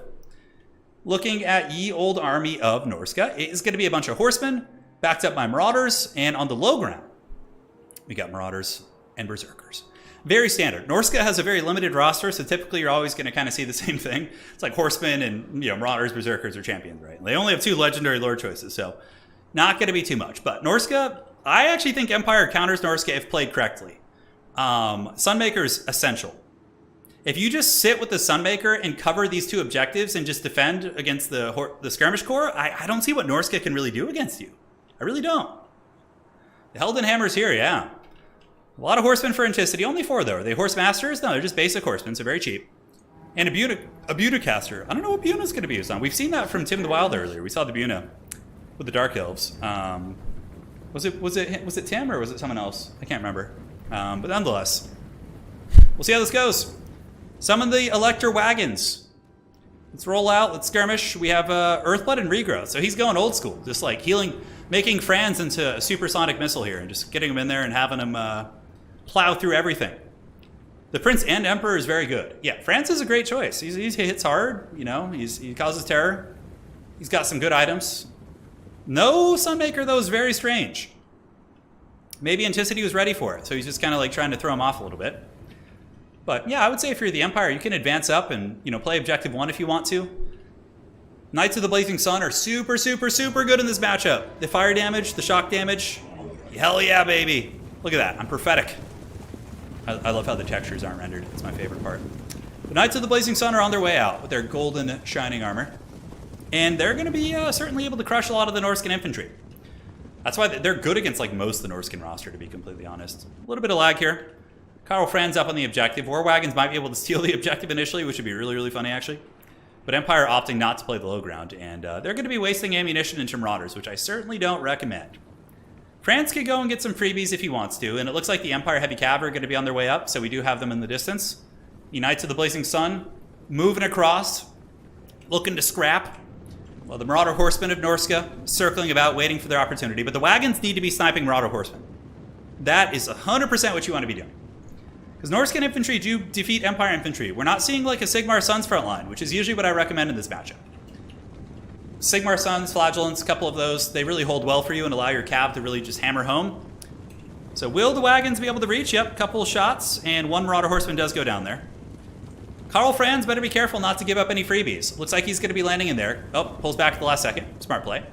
And Empire needs to make sure it gets its home objective. That's going to be super essential. So Franz pulling back, and no big artillery, dude. This is kind of making me a little bit nervous for the Empire. It kind of feels like they're taking a head-up fight, and they're not like playing into the strengths of the Empire, which is the artillery advantage they have over Norska. But, maybe I could be proved wrong. Plague Penguin's a very strong player, obviously. And look how hard the War Wagons own the Marauder Horsemen. It's like, if you just play those strengths, it's so good. Okay, Buna, Knights of the Blazing Sun feels pretty good. That's a good play. They do have spell resist of 25%, and some Norskan Ice Wolves are on their way out. A little bit aggressive with the Knights of the Blazing Sun. Now they're going to be attacked by Beasts of Tashnar, which the Knights of the Blazing Sun will fan out and countercharge them. A little damage going down. Fran's going to be jumping in, backed up. Okay, we do have some Sigmar Suns, which is very, very strong. But good scrapping. Franz could pop Galmaraz and go after Throg. With War Wagon support, maybe could get some good Daka there. And despite the Knights of the Blazing Sun kind of getting karate chopped, they still do break the Beast of Tashnar. So Knights of the Blazing Sun, absolute chads. Getting Bunid, still fighting, breaking off a pretty expensive Hound unit, and trading very, very well. So value trading's even. Fran's going in and going to be trying to pick off this caster, but he does miss his first attack, so the melee attack does not quite connect there. But the second attack is a home run, and that caster is getting beat up. But Anticity circling all his horsemen. Regrowth probably going to be coming down soon, but look at this, guys. The Shaman Sorcerer is almost dead. Franz is going to need some help, though. Zitler's Reichsguard on the side, getting a beautiful charge into the Marauder Horseman. Very, very nice. And Karl Franz gets an Earthblood, but he's going to need more than that. Probably a regrowth as well. Bring me to my men! The Reichsguard Knights coming in to free the Emperor from the clutches of the Troll King. And the Reichsguard Knights do drive back the Haggard Marauders. Meanwhile, the War Wagons continuing to shoot away. So good scrappy play on both sides. Value trading honestly very even. Anticity with that catch on Franz does pull ahead a little bit. But again, both players have access to healing. And the Zitler's Reichsguard probably want to retreat at this point. They're not in a good position. They're being attacked by Throg. Although Fran's getting back in there. He didn't hear no bell. And now he's going to be attacking Throg, but Throg is an anti-large duelist, so you got to put some respect on his name. Horseman slowly being worn down. Huntsman coming in as well. I do like the Huntsman pick. Berserkers cutting through spears. No surprises there. And Fran's getting some work. Galmaraz not popped. Reichland Runefang is active, so that's going to be giving a nice little buff there. As we do get the Zentler's Reichsguard overextending into the back line. So a little bit dangerous. Marauder Horseman can definitely drag you into deep waters. Probably better to keep them back here because now Norskan Warhounds are going to jump on top of the Huntsman. That's going to feel pretty bad, losing a good missile unit that would be very useful here. Very, very useful for sure. So Norska owns the 2-cap right now. Very scrappy fight. Silver Bullet shooting into Marauder. Oh, Marauder Champions for Anticity. I didn't see this. That's pretty cool. Huntsman getting crumped, and in the backfield we do get some Knights of the Blazing Sun coming out. As the Zentler's Reichsguard are causing quite a bit of havoc in the backfield for Norska, but Kraken King is pulling ahead a little bit. But man, oh man. All I can see right now is there not being a Sunmaker. Like, it would just be absolutely plowing this army. It would just be doing so much damage. But Marauder Champions being attacked by Franz is somewhat cost-effective. The wagons being used in melee is not a bad choice either. They can run into cheap hound units with their 90 armor and kind of rout them while shooting at them with a little bit of gunfire. Zentler's Reichsguard charging into Berserkers, bouncing back and forth, but the Horseman core of the Kraken King is back online. They haven't taken too much damage, and more hounds are being summoned out. The Knights of the Blazing Sun probably going to be able to cut through these Norskan Warhounds and maybe save some of the Huntsmen. It's hard to say. Fran's going after the Marauder Champions, and the Jade Wizard trying to help out as well. State Troopers holding to the best of their abilities, but eventually going to be dragged down by the Norskan Infantry, which are a little bit of a stronger piece. And Throg seems pretty comfortable. Got a lot of HP, he's healing. Reichsguard Knights are pretty chad. They've had some good fights, but overall, trapped by an unholy Zerg of Horsemen. Not going to be pretty for them. As you do see the Knights of the Blazing Sun surging in, going after the old Beast of Tashnar. So here they come. Beast of Tashnar maybe going to get away. Obviously, we know Anticity is renowned for his cavalry micro, or hound micro, I should say. And Buna going down to the Knights of the Blazing Sun. Spell resist will help them, especially if there's like an Earthblood active. They'll be able to mitigate a lot of that damage. And Free Company Militia being summoned in. Interesting. Free Company Militia will be okay. Norska does have a fair amount of lightly armored targets. All it would take, though, is a little bit of favorable value trading for the Empire. They're pretty close. Uh-oh. Look at this. The Deathcaster overextends, and Franz with Galmaraz active is going to just tear up that caster. He's coming in with the steel chair of the Emperor, and that Shaman is done. And now Franz is going to go to pick a fight with Throg. He's on fire at the moment for some reason. I don't really know why. That's weird. How did he get lit on fire? Did something shoot him? Oh, Knights of the Blazing Sun are nearby. Okay. Throg getting his butt kicked pretty bad by Franz with Galmaraz. And, taking that caster out is pretty big. Is the Prince and Emperor going to get this game back? He's doing a ton of damage here. But now, Earthblood going down, trying to keep Franz in the fight. Probably going to need a regrowth. The Empire player needs to get all these War Wagons and focus fire Throg. I think you could actually kill him here. Silver Bullets shooting into Throg Daddy as well. Franz pulling back, and it looks like there's going to be some more hounds. The Beasts of Tashnar are looking to get into the backfield. Very, very scrappy fight between these two players. Value is only 1,000. It's pretty close. Free Company Militia in combat with Marauder Champions. Not going to be a great fight for them. Throg getting pounded pretty bad here by the Silver Bullets, but they're about to be compromised very, very heavily. Being chased down by a lot of horsemen. Franz trying to protect his boys, but he's getting, close to healing cap, so not going to be a whole lot more that he can do in this situation. Knights of the Blazing Sun coming in. Huntsman on the flanks. Also ripping some shots into the Horse Masters, who are relatively low at this point. Franz coming in to try and save the Jade Wizard, but he's getting hit by a lot of Javelin. Knights of the Blazing Sun also hammering into the Marauders. A lot of horsemen, but horsemen are actually running out of ammo. Could be a little bit of a scary situation for Norska once that happens. Silver bullets able to stabilize once again and are back in business. Probably going to start ripping in big powder shots going in to that Norskan army. Horsemen getting absolutely peppered by that salvo of fire. And Empire's just summoning in heavy cav at this point, which is pretty much the best play they have. Pull back with the wagons, try and catch Norska in a mistake. Nothing going to the low ground. Looks like the Empire is not really going for that. I would love to see some grenade launchers too. Grenade launchers would be very nice to try and clear out some of these pushing units. But first you have to stabilize against the hounds and things like that. Oh my god, Fran's going in again! Reichlin Runefang is active, but he retreats as soon as the Manticore comes in. Fran's thought about it. He saw that wasn't going to work out well. Empire Knights, Knights of the Blazing Sun, trying to hold back the tide of chaos. Franz does take a lot of damage there. He's down to 1500 HP. Jade Wizard fully trapped, Power Stone active. Will Norska overextend though? Because now they're in Empire territory. This is a chance for the Empire to do very well. The War Wagons are force shooting at Throg, and if Throg is to die, that could actually change the momentum of this battle. The entire leadership of Norska getting a big penalty would be rough. Fran's going in. He gets a big attack on Throg, 1500 HP. Fran's at 1500 HP as well. Empire Knight's going to be saturating in, getting a big charge, but Throg is able to get away. But so too is Franz with some good control. Norskan army's looking pretty beat up here, guys. Could the Empire be re-securing some momentum? I would love to see some grenade launchers down here, but I think you have to put all hands on deck here. And the Empire getting a nice countercharge. Manticore getting surrounded and beaten. The wagons focus firing Throg. 600 HP. Perhaps the overextend grenade launchers coming in from Vanguard is mega clutch. Oh man, Throg at 175. 75 HP. The Troll King being focused by the Powder of Sigmar. And down goes the Troll King. He has paid the toll. And the grenade launchers are now in position. And honestly, Norska is starting to look really ragged. They don't have too much. And remember, though the value lead is for Norska here, the true value isn't taking into account the healing on Franz. So the value is probably actually favoring the Empire right now in, all reality because of the healing. And now the Sons of Sigmar are moving up the War Wagons as well as the Outriders with the grenade launchers. Going to be moving into the Berserkers here. War Wagons doing their thing. Like I told you guys, the Empire has a lot of really good tools against Norska. I actually think it's like a 60-40 matchup, if not 65, for the Empire. Anticity obviously making it look more even because he's such a good player, but now the Empire has complete agency on the battlefield. I don't think Norska can do anything. Their Lord is gone, which means if you look at every single Norskan unit, they are going to get -10 leadership for their Lord being dead. Franz with the hard carry, ladies and gentlemen. Hitting like a truck, 2200 value. Empire takes that objective. Anticity, does he have any chances of going to the low ground here? We see some hounds coming out, a little bit of a desperation play, but they are not going to be able to get through the wagons, as well as the grenade launchers here.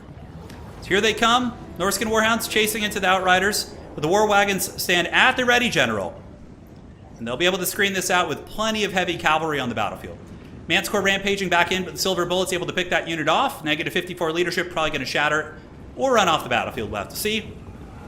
And nice charge coming in from the heavy cav, able to get a bit of a rout. Anticity with the second win, though. He summons in a ton of Marauder Horsemen. He was banking them to get like some sort of an alpha strike going here. But man, there's a lot of Sigmarites moving up, guys. No pressure on the back. It doesn't look like there's going to be any grenade launcher play. Grenade launchers are actually very good against Marauders as well. And it looks like Fran's going to be taking a conservative approach and just pushing some safe units off the battlefield, escorting them. War Wagons still in good shape. And the Marauder Horsemen, though they're trading okay, are getting blasted by a lot of superior shooting units for sure. Anticity with the bank in the fourth quarter was pretty cool. Yeah, that was surprising. I didn't notice that. I was so focused on other things. Free Company Militia are also pretty good against Marauder Horsemen. With their pistols, they can shoot into them. And Plague Penguin with a big Empire charge. The Knights of the Blazing Sun and the big wagons moving in, and those Berserkers get hammered. Absolutely hammered. They're on fire too, but it doesn't really mean much because they don't heal or anything. But even still, grenade launcher is going to be retreating away. I don't see any heavy cav around here for the Empire to deal with these hounds. Could be a little bit problematic, although Franz is going to be able to terror out them. The Prince and Emperor doesn't take any shit. He's going to move in, and he is just going to go for it. Pretty cool seeing a game that didn't use Sunmaker, though. Very different than I would have played it. And, clearly it worked well. I mean, worked well. It was much dicier, though, for sure. So Empire Heavy Cav doing their thing. We do get some Empire Knights charging into the Marauders. They should be able to win that. They might need to cycle charge a couple times, but in the end, they should take that objective. Currently, Anticity has a pretty substantial point lead, but with the Empire just continuing to trade upwards here, I think that's going to diminish, and that probably will be GG. We have to see. Hey, Shidoku, how you doing, man? Hope you're doing well. Hope you're doing well. Empire Knights chasing down these Marauder Horsemen, and Karl Franz getting into the Berserkers here. Big fight, as we do see the Norskan Warhounds moving into the Free Company Militia. And man, oh man, what an absolute scrap of a game. What an absolute scrap. You see these horsemen being pushed back. This is probably GG. I simply don't see any way that Norska can get this. Anticity's banking a lot, though. I mean, he does have a big points lead, but the Empire has taken this, and this objective's also in danger of being taken. The Empire Heavy Cav are cycle charging, which is appropriate. You don't want to be moving into them. Wagon nerf. Do not nerf wagons. The Empire would be so bad without them. Not bad, but they'd be so much weaker. Big charge. Marauders getting in there. Those Marauders getting buckled by the lances of Sigmar. And yeah, honestly, I just feel this is a bad matchup for Norska. Granted, Plague Penguin played like an absolute Chad with Franz, too. His Franz micro was so clean. Oh my god, Throg is back! The Troll King returns! That's not going to go well for him, though. There's a lot of units that can counter him. There's a lot of units that can counter them, for sure. Oh my god. So here they come. Karl Franz. Voidlal's in chat saying wagons really... Voidlal's, I don't want to hear anything about you saying wagons are OP when you're playing vampire counts. Vampire counts have so many OP things. Like OP, they have infinite magic with WOM. I mean, I guess land battles might be different, but even still. Yeah, it's crazy. The return of the king, baby. Here they come. Yeah, but arguably war wagons are very strong. And you know, in all honesty, they're probably a little bit overtuned, could use a cost increase. But there's a lot of things like that, and I don't think like they're high on the list of things that need to be addressed immediately. Wait a second, is Anticity gonna get back in this game? No way, dude. Horseman coming in, god, he's so scrappy, dude. He just never hears the bell. Throg is in here, he shuts down the silver bullets. This objective is owned by the Empire, but this is getting very close. It's getting very close. War wagons, of course, running out of ammunition. Probably have accrued good value. Yeah, about 1,400. Pretty good. Pretty good value on those bad boys. Franz is on death's bed, though. He's got like 600 HP. Grenade launchers are just launching all over these Marauders. The war wagons, of course, are going to run out of ammo. Could this provide an opportunity for Anticity to get back in the game? When the wagons run out of steam, maybe so. Yeah, if Anticity recaps the second point, he could for sure get this. This Empire Knight's been trying tooth and nail to get this objective from these Marauders down here, but Empire Knights aren't known for their damage. This might be a situation where you unsummon Franz to avoid the leadership penalty. We'll have to see. Oh my god, Anticity's so scrappy, dude. He's so scrappy. And Throg is up on that point. Marauder Horseman trying, but about to eat a full charge here from the Zintler's Reiksguard. So the Reiksguard Knights do get that downhill charge, and the Horsemasters, of course, they'll do good damage back because they do throw their javelins in melee. And man, this is crazy. And I don't think Soulfire is very good in domination, Loopy. Maybe in land battles it's better, since it often devolves into having to kill those characters. And Volkmar also isn't overpowered in domination. A lot of what you're saying is pertaining to land battles, which is completely fair. But let's not say it is a generalization that Empire has OP stuff like Infinite Soulfire, which, as someone who's plays exclusively almost Empire, it's not OP in domination. In land battle, perhaps it's good. But here it's not in domination mode, which is the primary game mode here that I cover. Knights of the Blazing Sun, in on Throg. That's a shit ton of fire damage, guys. That is a lot of fire damage, and that is going to be melting Throg like butter. Oh my god, look at Throg getting wrecked by those Knights of the Blazing Sun. Like I was saying, they're very good here. Very strong. And Franz, I think, was unsummoned. I think he's gone back to the war room to kind of strategize a little bit. More Knights of the Blazing Sun coming in. Throg being melted by this fire damage. Grenade launchers. Oh, look at that. The blasting scroll from the mage nails those Marauders there. Franz is cackling for sure. He fought tooth and nail, though. Let's give Franz some credit, man. He has been fighting like an absolute Chad. An absolute Chad. More Knights of the Blazing Sun are on their way in. We will see. And grenade launchers doing their thing. Knights of the Blazing Sun also getting a biggest round here. And ladies and gentlemen, the Empire has a triple cap. The bottom objective has been taken finally by those Empire Knights of Plague Penguin. But man, Anticity is just so scrappy. It's like you can never relax. Even when you feel like you're in control, there's still like a threat. So with that, the Sons of Sigmar and the Plague Penguin will advance. GG to both those mighty champions. And hopefully you guys enjoyed that one. That was a crazy game. Oh my god. Yeah, so if we're talking on the discussion of things that the Empire has that's OP, wagons for sure are their most OP unit. Outside of that, grenade launchers are good, but they're also very squishy and relatively expensive. Like, grenade launchers are not OP. Like, Globadiers, bomber mobs for Coast are way better than them. But they're still very good. I would say just war wagons, really. Like, that's the only really nasty thing they have going for them. They have a lot, Empire has a lot of good, decent stuff, like good stuff. But like, as far as like purely like maybe slightly overtuned, war wagons, that's it. Like, Volkmar is not dominant on domination. He's rarely used, actually. He's rarely used. Dude, the Elector counts, baby. The France play was so clean. But here's the thing, guys. We got to give a big props to Anticity because, in my opinion, that's a cursed matchup. And he still almost got it. That was such a good game. All right, guys. GG, well played. Yeah, if they were to nerf wagons heavily, they would have to buff other things because Empire has so many weaknesses. They would need to change things. All right. Make mortar wagons OP. I would say that's what we do next. Make war wagons the most glorious unit in the roster. All right, so next up we have a best of 3, I think. Let's see here.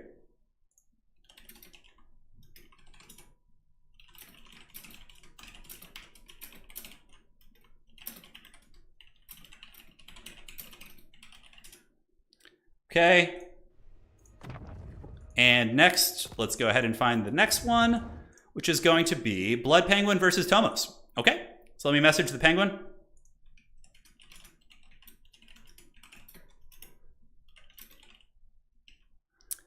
And where's the Penguin? Spec slot.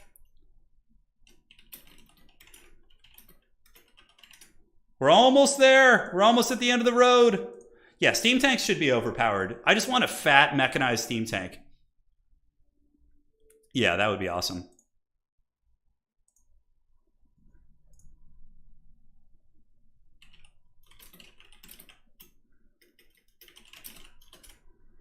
Okay, so, and then we have Tomos.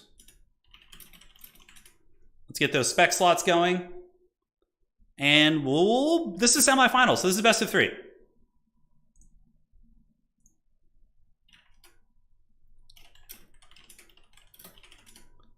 Moffat's like, is there going to be a best of 3 right now? Do I have time to go get some energy drinks? I'm like, yes.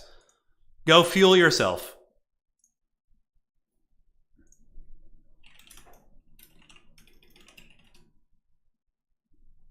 Okay, perfect. And they should have a lobby up in a second. All right, let's go find out. Multiplayer lobby and Tomos Turin. I believe this is the game. Let's get into the lobby here. And looks good. What if the Empire had repeater rifles on foot? You mean like handgunners? Like, what are we talking about? Grenade launchers? Like they have grenades on foot? Yeah, greatswords definitely need a buff. Greatswords definitely need a buff. Those guys are just so janky. They are so janky.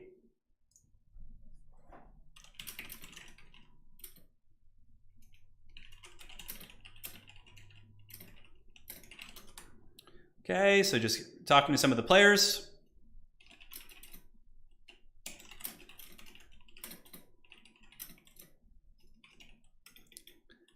And let's do the crossing.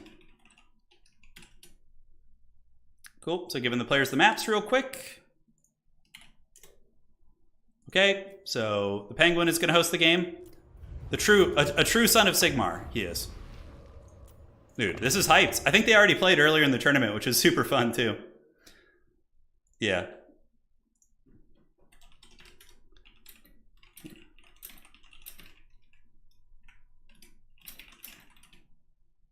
I'm just offering Moffat. I'm saying, hey man, I know it's like 3 a.m. in the morning for you, and it's been a long day. So if Moffat wants to finish the tournament offline, like with his opponent in the next day or two, and so do the other players, we can totally do that too. Because we've had so many good games today. We've had so many good games.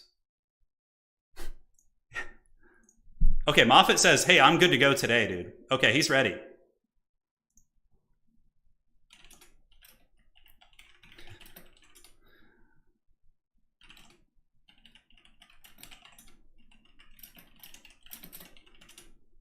Okay, looks good.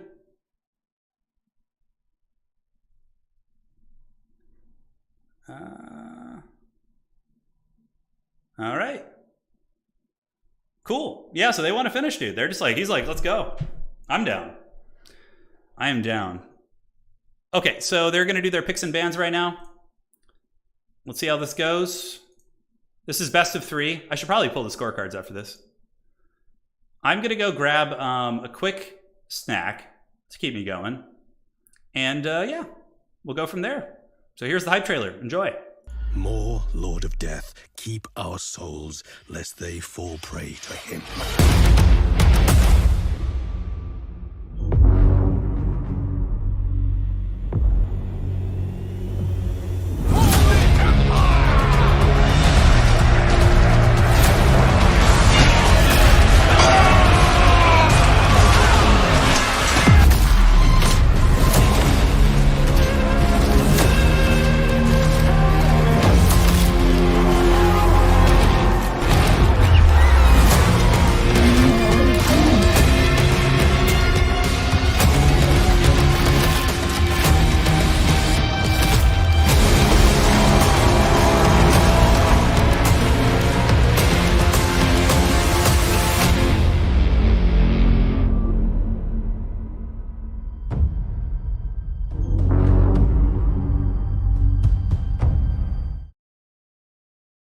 All right, guys, I'm back from my journey to the kitchen. I have gotten some salt and pepper chips.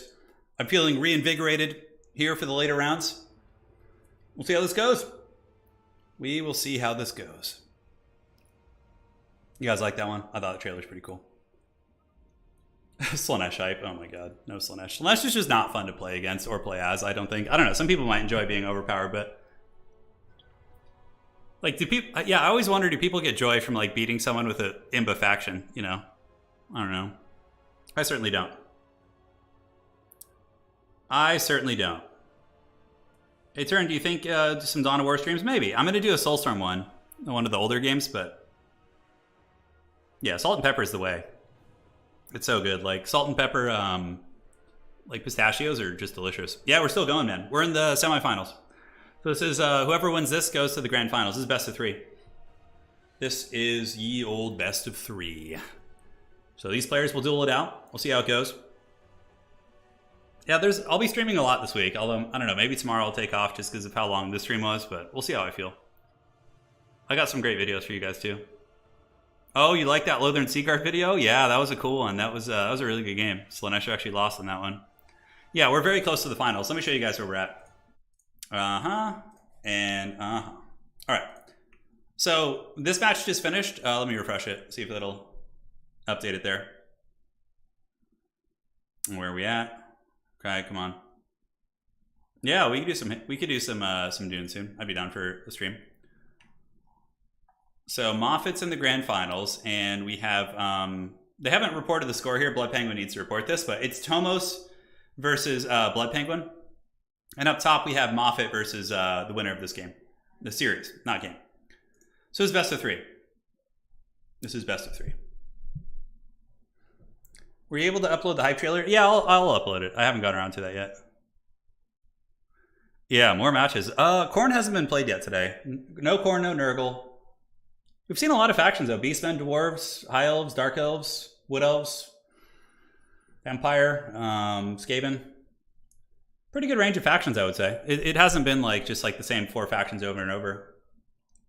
Yeah, even Beastmen. Beastmen beat Vampire counts. That was some crazy shit. I was like, dude, that's insane. No Nurgle.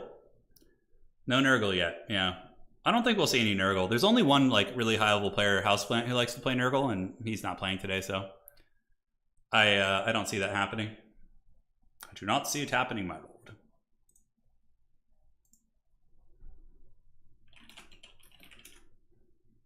Okay, very cool. The finals is best of 3. The finals is best of 3 indeed. Everyone except Ogres looks like they can compete. Yeah, Ogres just suck, dude. Oh, they just suck so bad.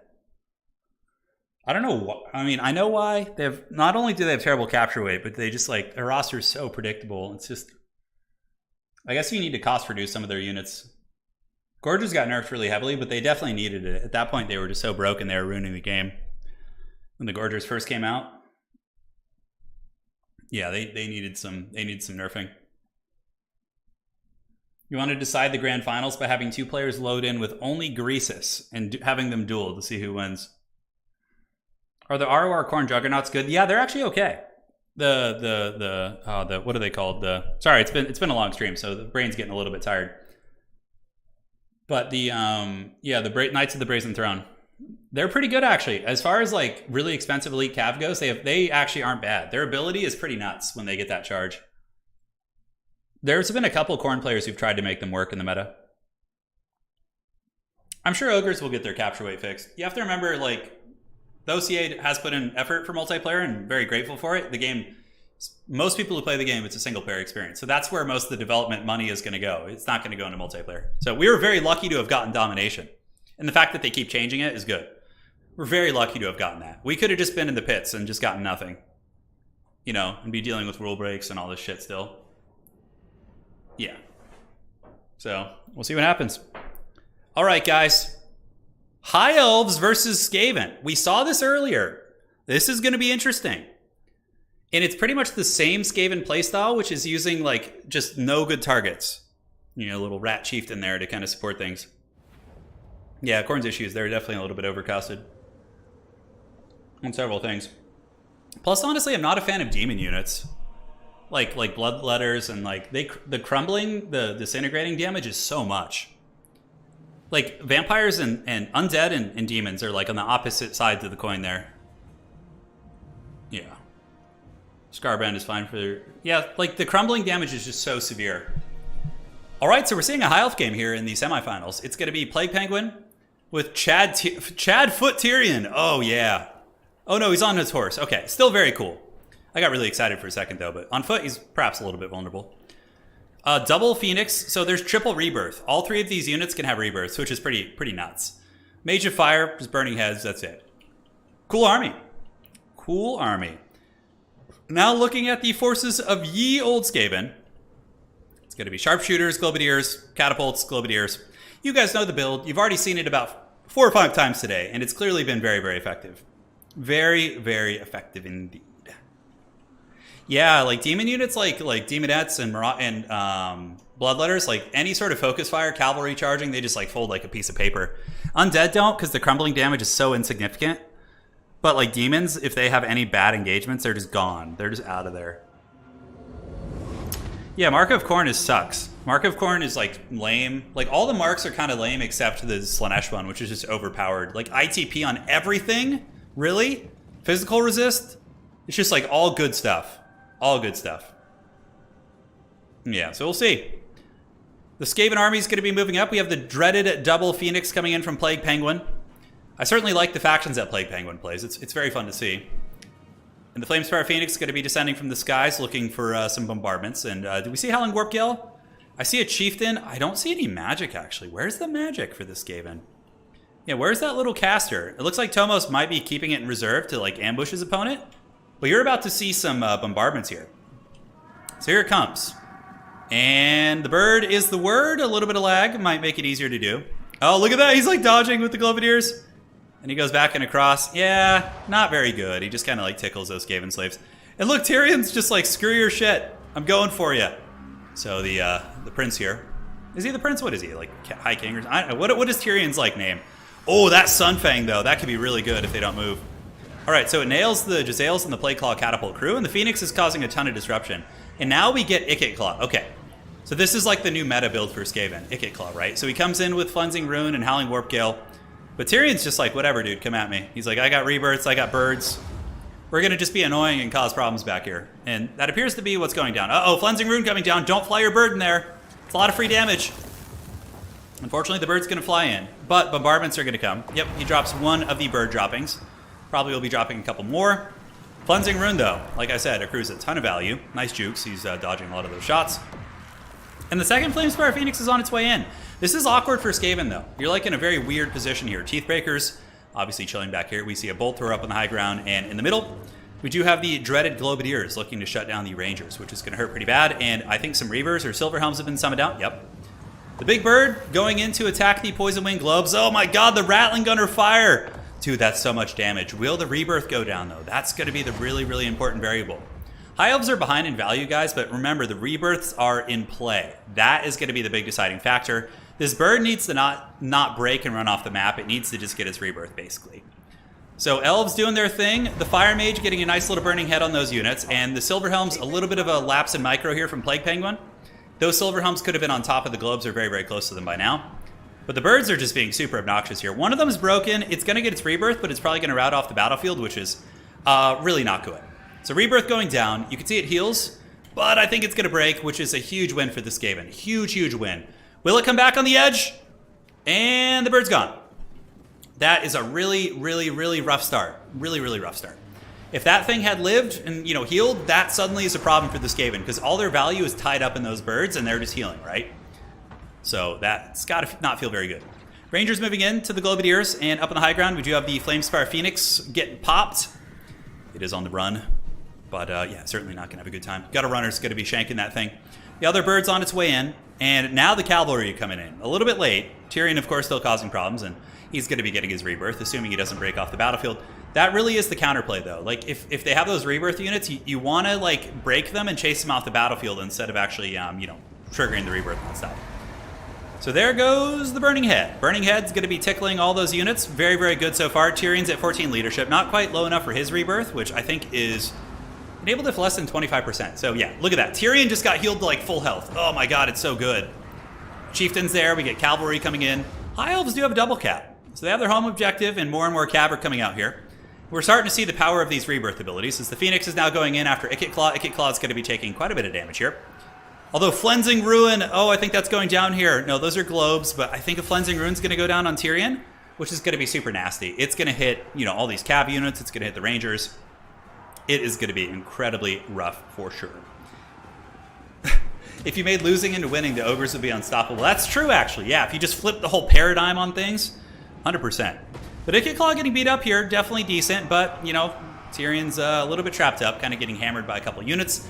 And in the backfield, I have no idea how this was allowed to happen. A rat ogre just like was like, all right, I'll just walk over here and kill this.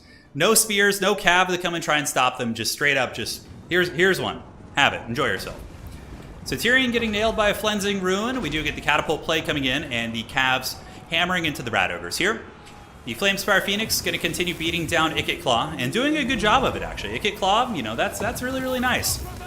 Poison Wing Globadiers hitting the bird, probably doing more damage via friendly fire into the clan rats there, but Tyrion, he's still going. He's broken, probably will come back, might even get another rebirth. We'll have to see how this all unfolds for him.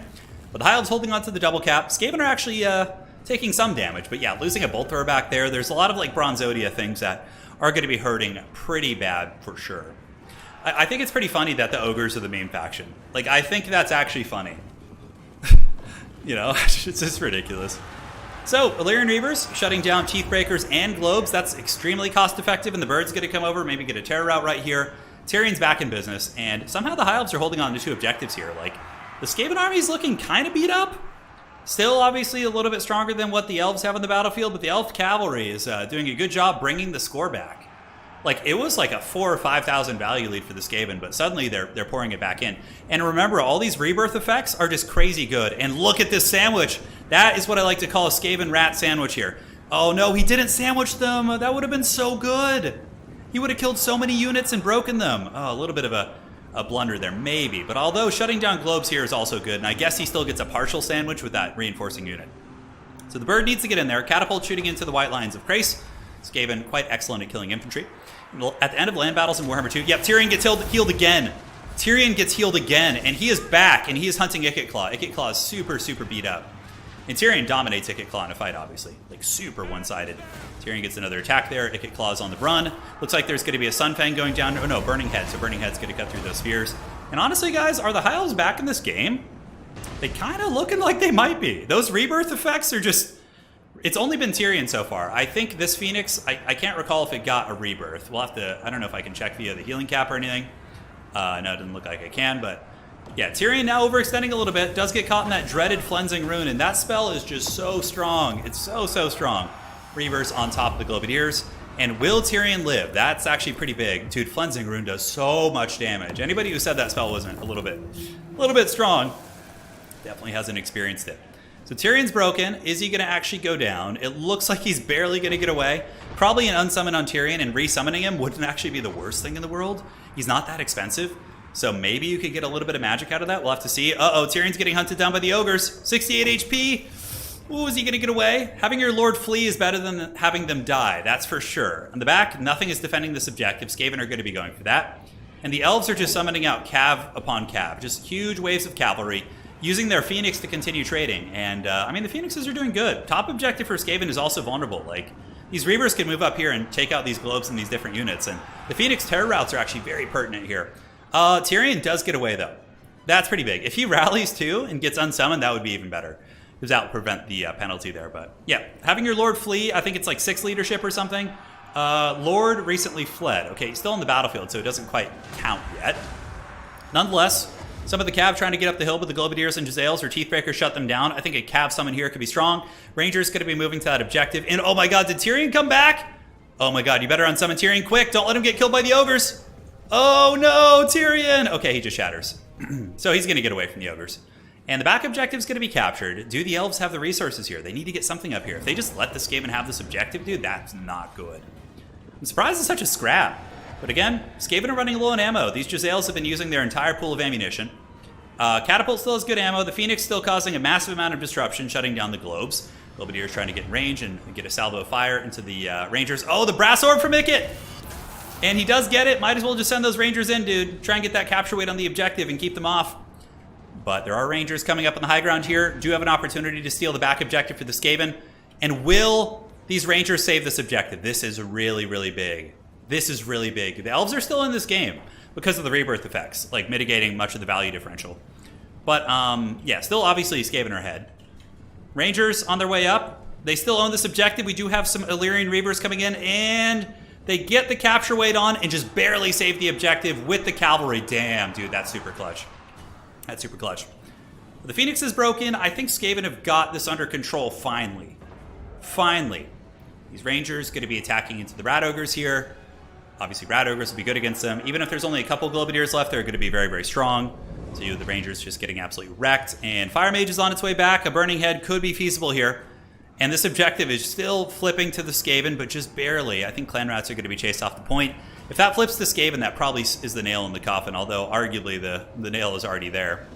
Especially with this Flamestar Phoenix perpetually breaking. That thing, if it breaks one more time, I think will shatter, actually. But it's probably going to get a heal again. If it gets a little bit more damage, we'll see. Something needs to get on these globes and kill them. Yeah, there you go. So Reaver's going to be crashing down. More globes being summoned to defend the back objective. Very, very nasty. And Rangers, of course, just getting melted by those anti-infantry poison attacks here. So back objective owned by the High Elves. Rangers are just holding on, but now we get some Gutter Runners coming in, which will be pretty good against their light armor, and more Clan Rats and just a lot of capture weight.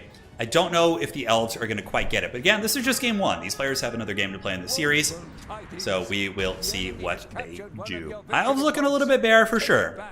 Looking a little bit bare bones, as we do get the Poison Wing Globadiers surrounding and getting hammered once again.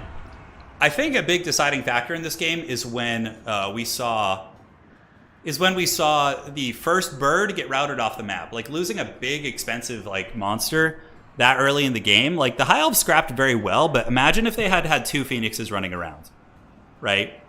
Then it's a totally different paradigm. Ikit-Claw going to be using overpowered Cleansing Rune again. And nailing the Flamespire Phoenix. Probably going to finish it off. Is it going to do 600 damage? For sure. Because there's no chance to resist such spells anymore. It just straight up does the damage. But the Rebirth goes down. Look at that. Flamespire Phoenix is like, I don't give a shit about your magic. I also have an overpowered mechanic. And he gets a fat heal in a Rebirth right there. And also does a dramatic opening with it, which is cool. So Rangers versus 2 Clan Rats. I think they do win that eventually, but it's going to take a while. And the bird is back, dude. I'm sure the Skaven player is just like, God, that thing just won't die. It just won't go. Plagueclaw Catapult's out of ammo. Like, Skaven are kind of running out of ammo on some fronts, aren't they? The Mage of Fire going to be pulling back. Reavers looking to contest the high ground, but they need to shut down these globes. If those globes are able to hit both of them, dude, that's going to be a real feel-bad situation. So you need to get that force path in there. Looks like some of the rats were not braced, so they will get punted. And the Globadiers are now trapped in melee by a fair amount of fairly strong cap. I mean, 38 melee defense isn't bad. Ogres and Spears will trade well into them, but we'll have to see how this goes. In the middle, more Reavers coming in. Phoenix still being very disruptive with the terror routes. And Objective 3 is probably going to be taken back by the Elves. If these Reavers just rear charge these Skaven troops here, that objective instantly goes back to the Elves. But Skaven with the triple cap here are really, really pressuring towards the end of the game. Right? They're getting very, very close to it. Still have this little chieftain too. He's an anti-large character, so he's no slouch. But looking around, I think Skaven got this. That triple cap is very, very strong here. Skaven have run out of ammo, and they do have a lot of loose units around the battlefield now. Globadiers trying to nail these cav if they can. I think these Reavers going to be jumping into globes. I have no idea why globes have like 100 armor. It's pretty crazy. I guess they're just like these little armored grenade rats, but yeah, I have no idea. I wish Turin had a Discord. I do. It's very active. You can go to Total Tavern and you can join it. Just go to the link at the top. You'll find it. Globadiers getting hammered there, and I would imagine these Globadiers will probably move in there. The bird is still trying to fight with some silver helms, but there's just spears and just all sorts of stuff everywhere. Rangers will move back onto the point, and another Flensing Rune coming down is just brutal. He's probably gotten like 4,000 value from it this game. Yeah, crazy stuff. But look at that. Oh my god, the Phoenix is just going to rebirth again. That's so funny, dude. That's so funny. Yeah, Hadri's with the comment in chat, like overpowered versus overpowered. Is broken mechanic versus broken mechanic really is the way. It's pretty great. We all accept that. Okay, the Phoenix actually didn't rebirth. Oh, did it? Wait, what happened to the bird? Oh, it shattered. Oh, yeah, because it broke too many times.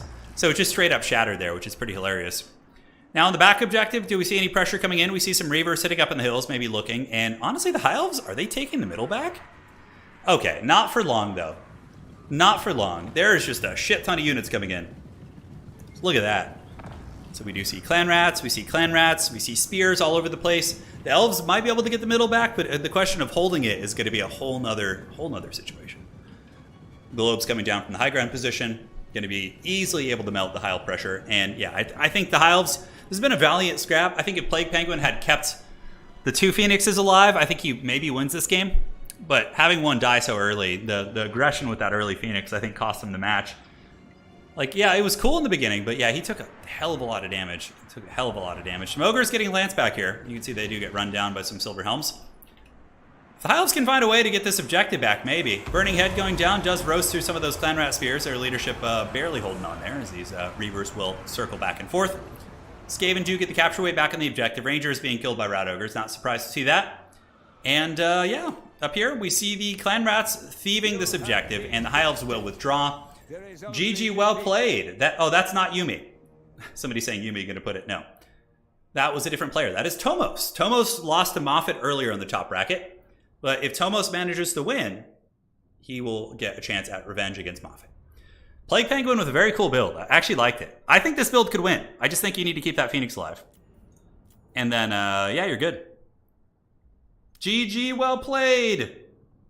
Scrappy game, Icket Claw with just a casual 5,000 value. Where are those players in chat earlier who were saying that Flensing Rune isn't that bad? Where are you at?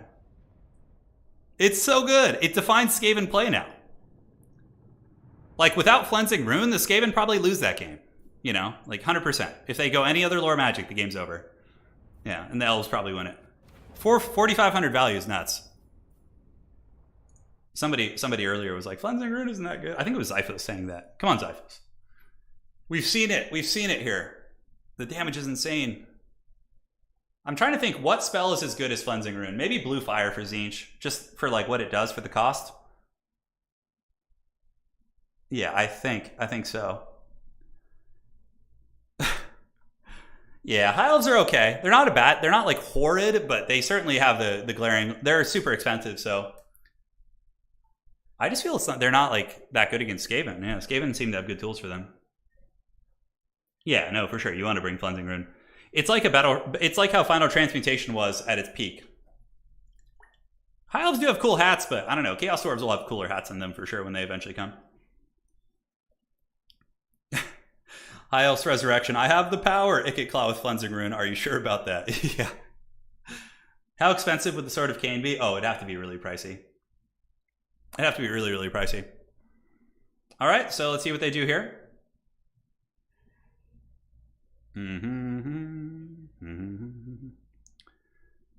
Dude, this tournament has been deep today, guys. Almost 7 hours. I feel like we've been on a journey to Mordor together, just trying to throw the ring in there. You know? Yeah, Traderkin had its moment in Sun, I think. It did. Who has... No, the Empire has the best hats. Are you kidding me? Dude, have you seen the floppy hats of the Empire? With these, like, epic feathers in them? Come on. How can you say that? Yeah. High Elves suffer in multiplayer because of how OP they are in campaign. Yeah, it's funny. High Elves are pretty good in campaign. They have, like, one of the easiest start. Lothern's start position for Turin is such a joke. It's just like... You just get this giant donut that just makes you a ton of money. Nothing's as broken as Chaos in campaign, though. Like, Warriors of Chaos are such bullshit in campaign. Oh my god, they're so annoying to play against. Especially in head-to-head campaigns, you just can't beat them. Like, I feel like if you put a good campaign player and PvPer on any of the Chaos factions and just had them play a 2v1 campaign, they'd probably still win against, like, most factions that aren't like them. Tomb Kings have cool hats. Eltharian's hat has, like, a Care Bear heart on it, doesn't it? That's the one thing I don't like about High Elves. Why do they have these, like, Care Bear hearts on all their shit? Maneaters? The Maneaters are basically wearing Empire-style hats, though, aren't they? No, that's the Powder Guts. They have, like, the Lanzknecht kind of style hat. Okay, let's see what's going to go down here. Yeah, it's like, dude, the Vassal Swarm is just insanely gross. Chaos Dwarfs will have some of the best hats. They probably will take over the crown with the best hats in the game. Yeah. You know, I'm going to make that video. I'm going to make, like, top 5 best hats in Total War Warhammer. Do we include helmets in that, though? Or hats? Does it have to be a hat or, like, helmet? I guess helmets are included, right? How dare you slander the Heart of Avalorn initiative? Yeah, I don't know. They have the power of love, it's true. Well, it didn't get them very far against Skaven, that's definitely the case. The Ogre Giant hat, do they have one? I don't know if they do, yeah. I know the Eldar, yeah, have the same hearts in the Bealtan, yeah. Helmets included? Okay, we'll include helmets. We'll do that. Top 5 best facial hair? Oh, that's, dude, I mean, that's Dwarves and Empire all day. Kislev has some decent stuff, but Rasputin just kind of has, like, a hobo beard a little bit. Yeah. Like, the Empire has glorious ones. Not so much Franz, he's obviously he's clean cut, but, like, Toddy's beard is pretty epic. And, like, the Empire captains, have you seen their beards? Dwarves have everyone beat on facial hair, I think. Like, their beards literally go into belts. Yeah, Knights and More are really cool. Yeah. Nurgle helmets are pretty damn badass. I agree. Yeah, they're really, really cool. They're really cool. Okay, looking good. Yeah, ogres. Chaos Dwarves will definitely... Yeah, they have some sweet beards too. That's the thing. So we're on Itza for this one. Players doing their picks and bans right now. Obviously, they could take a little bit of time if need be. It's a long tournament. The winner will be going on to the grand finals. Yeah, I don't know. I'll have to collect some feedback from players. Do you guys prefer the let me know in chat. Do you guys prefer the best of threes in the semis, or do you think it'd be like a more fun kind of expedient experience if we just push straight to the grand finals with best of ones? That was one thing that I've kind of debated, because adding 2 best of threes does add like a good hour and a half to the tournament. However, it does make it more competitive towards the end and, like, rewards the players for getting this far by giving them multiple chances. I don't know. Skeleton Warriors have a winning smile, do they? Yeah. Dark Elves for Tomos. Let's see what Plague Penguin's going to bring. Kislev, what the hell? Kislev against Dark Elves? What are you going to do? Oh my god. If he wins with Kislev... Oh, Plague Penguin's a really good Kislev player. I think he beat me the other day on him. Yeah, against my Greenskins. I was really shocked. I was like, holy shit. Yeah, granted, I'm not very good at Greenskins, but his micro was very good. I prefer longer best of threes. It makes the semis less random. Yeah, I like best of threes and semis. Okay, it seems like most people do. Just the tournaments are very long. Like, this is long for the players. It's long for me. If I didn't have my stupid hand problems, it wouldn't matter as much. What day of the week is it, by the way? It's, is it Monday? Going into Tuesday for all of you Europeans and folks in the rest of the world. Okay, so it's Monday. Dark Shards are going to be nasty. He's a good Kislev player. I love big competitive multi-day esport events. Yeah, those are fun. I typically like to conclude events in one day in Total War, but it's hard to get people's availability for 2 days unless it's like a big money event, right? Then it's worth it for them to set aside time. Become a Nurgle main, dude. Playing Nurgle is just suffering. I'm telling you, playing Nurgle is just pure suffering. Like the way to play Nurgle competitively, you don't even use the cool units. You're just using all the lame stuff like Horsemen. ASB, I hear you on that. Yes. Kislev can play soup. Yeah, this map isn't bad for Kislev considering how small it is. They can like close the gap. I feel like it's going to be hard.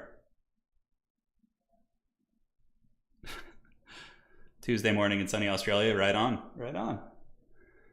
I can't wait for some cool weather, man. We've had like a heat wave for like 2 months here. It won't relent. It just won't. I'm just sweating like a beast in here. Just go back to streaming semis and finals. Covering the whole thing is hard. Yeah, I like covering the whole thing though, because we develop like a full story together, you know? We've all like discovered like and seen these players, you know, crawl and grind through the lower brackets to get where they are. I think that's really fun. It's really fun. But yeah, we'll see. If I started earlier in the morning, I think I could cast just semis and finals. The problem with doing that is it takes people a long time to reach those positions. Yeah, Swiss League is coming soon. Apparently, it should be working now. We just have to test it one more time. So we'll do that. give extra. Yeah, no, I don't know about underpowered because almost everyone except the ogres has a place in competitive. Like they have a niche matchup in which they're good or something like that. Yeah, like the Beastmen beat Vampire Counts earlier. Come on. How do you do Khorne versus Dark Elves? Their Chef beats your Chef, Elite beats Elite, while Dark Shards obliterate you. You're going to have to use a lot of Furies in that one, yeah. Probably against Dark Elves, shielded Marauders, shielded Chaos Warriors, Furies, Fleshhounds, Valkia. Yeah, that kind of thing would probably be the direction you'd play. I wouldn't bother with Bloodletters, they just die too quick. Like, where shielded Chaos Warriors will, like, they'll beat almost all the Dark Elf infantry decisively, except Harganeth, which nobody brings. So then you just have to shut down the Dark Shards, and then you can win the game. It's not easy. Scourge Runners are a pain.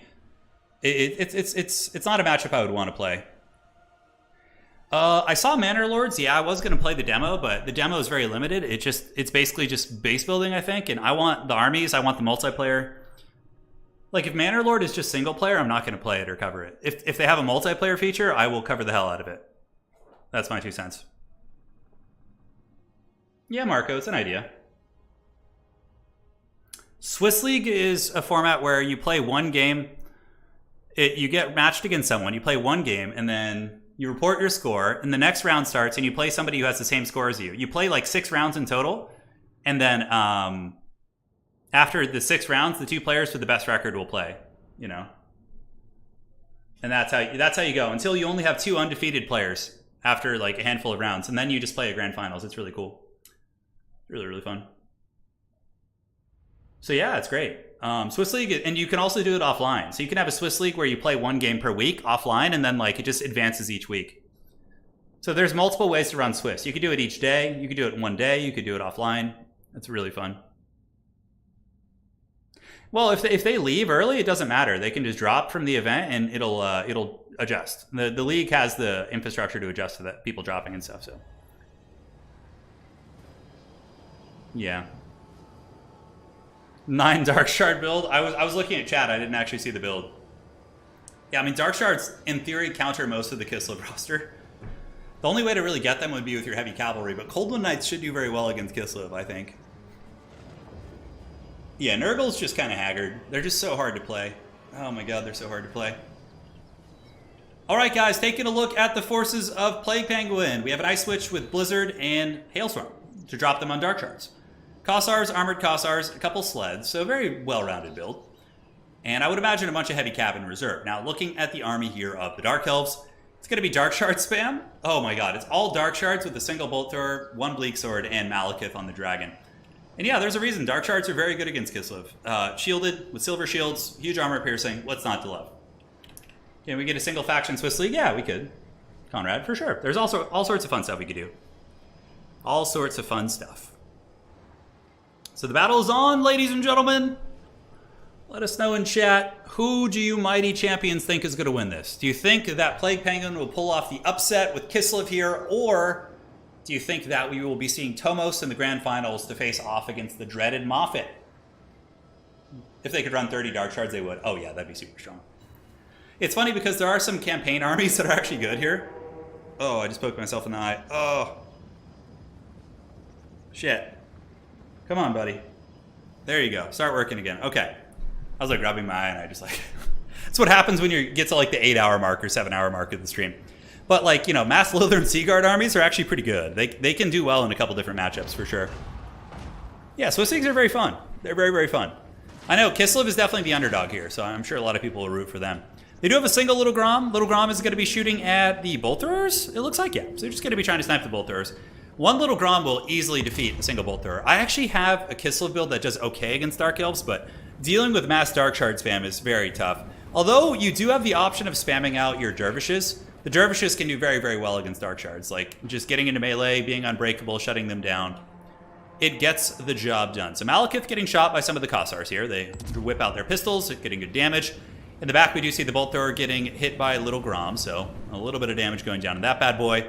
And now Kosovo Dervishes stand at the ready. But Dark Shards are just the Dark Lords of sniping armor. And I can't help but think this advance for Plague Penguin is going to get punished super heavily. Although we do see some slightly off positioning. These Dark Shards are going to be obstructing one another a little bit. But even still, they're able to shoot. And now we see the Kislev Dervishes and Cav coming in. And honestly, Dark Elves don't really have a lot to stop this. Like, where are the Cold One Knights? Where were the Cold One Knights when the Westfolds fell? Yeah, so the Dervishes get in there. They get a nice charge. Several Dark Shards shut down. So this is like some Bronzodia positioning a little bit. Obviously, players can get a little bit tired as the tournament progresses, but they should have been back here staggered away because now like 3 Dark Shard units just get shut down for free, which is not good. And look at this, the same thing. He's like stacking the Dark Shards here. So these colossal misplays from the Dark Elves could actually give Kislev the game for sure. Like, Kislev probably is full chub right now for this. Like, oh man, they're just like blobbing these units for me. Sounds good. Let's get in there and give them the dirty. Granted, Dark Elves still do have Malekith. They have their own Dark Riders. They can definitely force a lot of these units back, but those initial engagements were very, very favorable here as we do get more heavy war sleds running into Bleak Swords. And Streltsy have also come in. So Streltsy, the rifles of Kislev, are going to be unleashing some really, really nice salvo fire into Malekith, which should be pretty good. Malekith will definitely take a little bit of a beating against those, but he's got Soul Stealer, 100%. On the side, Dervishes against Dark Riders. Kossars continuing to blast in. The Dark Shards here kind of face tanking a little bit melee, and the value is actually favoring Plague Penguin a little bit, as we do see many of these units getting punished by tons of magic. That's a decent Kislev tactic, like blob somebody up around your chariots and then punish them with magic, right? So you can get the work done, and yeah, the Dark Elves honestly look like they're losing. The positioning of the Dark Shards is really costing them the game. Not having them staggered in like a checkerboard formation makes them exponentially harder to protect. And also, I think you need Cold One Knights. You need some Cold One Knights to come out and do their thing. So here comes the Winged Lancers. When the Winged Lancers arrive, we will see. Streltsy are pulling back. The Winged Lancer is going to get in here and get a huge charge. Malekith, of course, still causing a fair amount of disruption. But here it comes. The Winged Lancers getting in there. Big charge for Urson as they plow through those guys. And that was a clean charge. Right in the side, breaking the leadership of these guys. They are not going to enjoy that one. And only one objective has been taken by Kislev so far. It's more about value trading right now. And we do see the first wave of Cold One Knights coming out. So Cold One Knights are an excellent counter against heavy war sleds. But it's looking like Kislev might get the W here. Like, Malekith's beat up. He does get a Soul Stealer, but he's being focus fired hard by the shooting. Streltsy, Kossars. Malekith taking a lot of damage. High ground objective going to be attempted to be taken here by Plague Penguin and his Dervishes up on the high ground. Value trading is going to be favoring Kislev pretty heavily, as the war sleds are going to be kiting back against the old Cold One Knights, and this objective is going to be taken most likely by Kislev. So it just goes to show, I mean, this is high level. I mean, this is the top 4. Like, even super high level players make mistakes, and you know, it happens to all of us. So if you're a newer player, you find yourself making blunders like blobbing things, don't stress it. Like, these are players who are in the top 4 of a tournament. One of these guys just defeated Anticity. You know, it's like yeah, it happens to everyone. So don't you worry. Kislev kind of taking over the battle a little bit. Looks like they got Objective 2, Objective 3. They're probably going to take with the Winged Lancers. And Plague Penguin is an amazing Kislev player, like really good. I tasted his metal the other day, and his cavalry micro was impeccable with his Winged Lancers. It was so good and so clean. So Cold One Knights getting plowed there. We do get some more Winged Lancers on the other side. And they're just like, all right, man, you know, Dark Riders, let's see what you got. Going to be going in on those Dark Shards as well. And we see the value discrepancy being 6.4 to 4.6, including Malekith healing. It's still pretty substantial. As the Winged Lancers get a big charge, Lance is couched for Urson. And they get in, and that is going to be the end of these Dark Riders and probably these Dark Shards. As look at that, man. Brutal charge right there. Very, very good stuff. Now looking back in the middle, Malekith does get another nice Soul Stealer, and now we get more Winged Lancers coming out. Plague Penguin honestly kind of plays Kislev like how the true Bretonnian plays Bretonnia. Like that big infantry style in the beginning, followed up by just mass cavalry nonstop. So Winged Lancers cleaning it up. Definitely want to go get that objective to start creating a points lead against the Dark Elves as well to put that stress on them. But yeah, Dark Elves just seem tattered and beleaguered all over the map. Like not really too many good engagements for them. And Kislev's Winged Lancer spam is doing great work. I mean, they're just getting into these Dark Shards. Yeah, maybe that was too many Dark Shards to open with, and you just need some Cold Wind Knights to kind of protect those bad boys. Breath Attack from Malekith does some good, really, really good damage. Yeah, instantly does about 40% HP, but... Now, look at the Kislev Cav Charge. You're going to just get a full surround here on these Bleak Swords and really, really hammer those guys down. Side objective going to be taken by Kislev, and Ice Witch dropping some Blizzards. It doesn't do friendly fire. That's what's kind of cool about Kislev magic. I don't think it hurts your own units. I could be wrong, but maybe that spell does. No, it's Heart of Winter that doesn't do that, but I think that spell actually did do a little bit of friendly fire. So top objective, Cold Wind Knights versus Winged Lancers. Winged Lancers are much faster, 84 speed against 66. Velociraptor's not as fast as horses here, so they're just going to run away and go elsewhere on the battlefield and see where they can find their fortune. But really, I think this game's in a very precarious position for the Dark Elves. I feel like they've been definitely defeated here in this battle. No Scourge Runners either. Scourge Runners are so good against Kislev too. Yeah, they're very, very strong. Cosmic Dervishes just kind of bouncing around, just looking for loose archers everywhere, punishing all these Dark Shards for their transgressions in the early game. These ones just getting pounded, both of them are going to break, and what's probably going to happen now is he'll wheel these cavalry up like this way and get a full surround on these Cold Wind Knights. And look how he's parking his units right here. This is so good because it's denying the capture weight for these Cold Wind Knights. It's just like barely teasing them, which is hilarious. Now back in the middle, another Soul Stealer does go down. Cold Wind Knights are nowhere to be seen. We do get some Corsairs coming out, but the problem for the Corsairs is the Heavy War Sleds are waiting for them, and Heavy War Sleds are basically a hard counter against those guys. Yeah, there's a best of 3. Currently, the first game was won by Tomos, and this game is looking like it's going to be a Plague Penguin game, so going to be getting the rubber match. A little bit of a lapse in micro by Plague Penguin. He does get surrounded by ye old Cold Wind Knights, not surrounded but charged, and that's going to be a little bit unfortunate as Cold Wind Knights do decisively defeat those units usually. You know, good shock damage on the Winged Lancers, but these are anti-large cavalry, so they're going to be having an advantage there. Oh, look at this, and the Dervishes slip in behind them to grab the objective, dude. I love it. Very, very cheeky play. So, Streltsy still shooting at Malekith. Malekith is going to be paying the troll toll. He is very low in HP. He is about 2,000, give or take, which for a big dragon character is quite low. And yeah, you can see some loose elements of the Dark Elves trying to move up, like the Blackheart Corsairs, but they are just getting chain plowed by these Heavy War Sleds. I don't think it's going to work out too well for them. Yeah, I'll add us the title and bar and everything. Yeah, I'll do that next game. We've been doing best of ones all day, so it didn't really matter, but I'll do it for the next one. These guys get chased into the Shadow Realm. However, another unit of Streltsy does come out. Dervishes are also here. Top objective is going to be taken by Kislev, and I wouldn't be surprised to see Tomos tap out here. This game's over, I think. I don't think there's any way for him to come back. It would have to be like a colossal blunder. Like Kislev just has full control. They still have Little Grom, which they're going to unsummon to get some value back.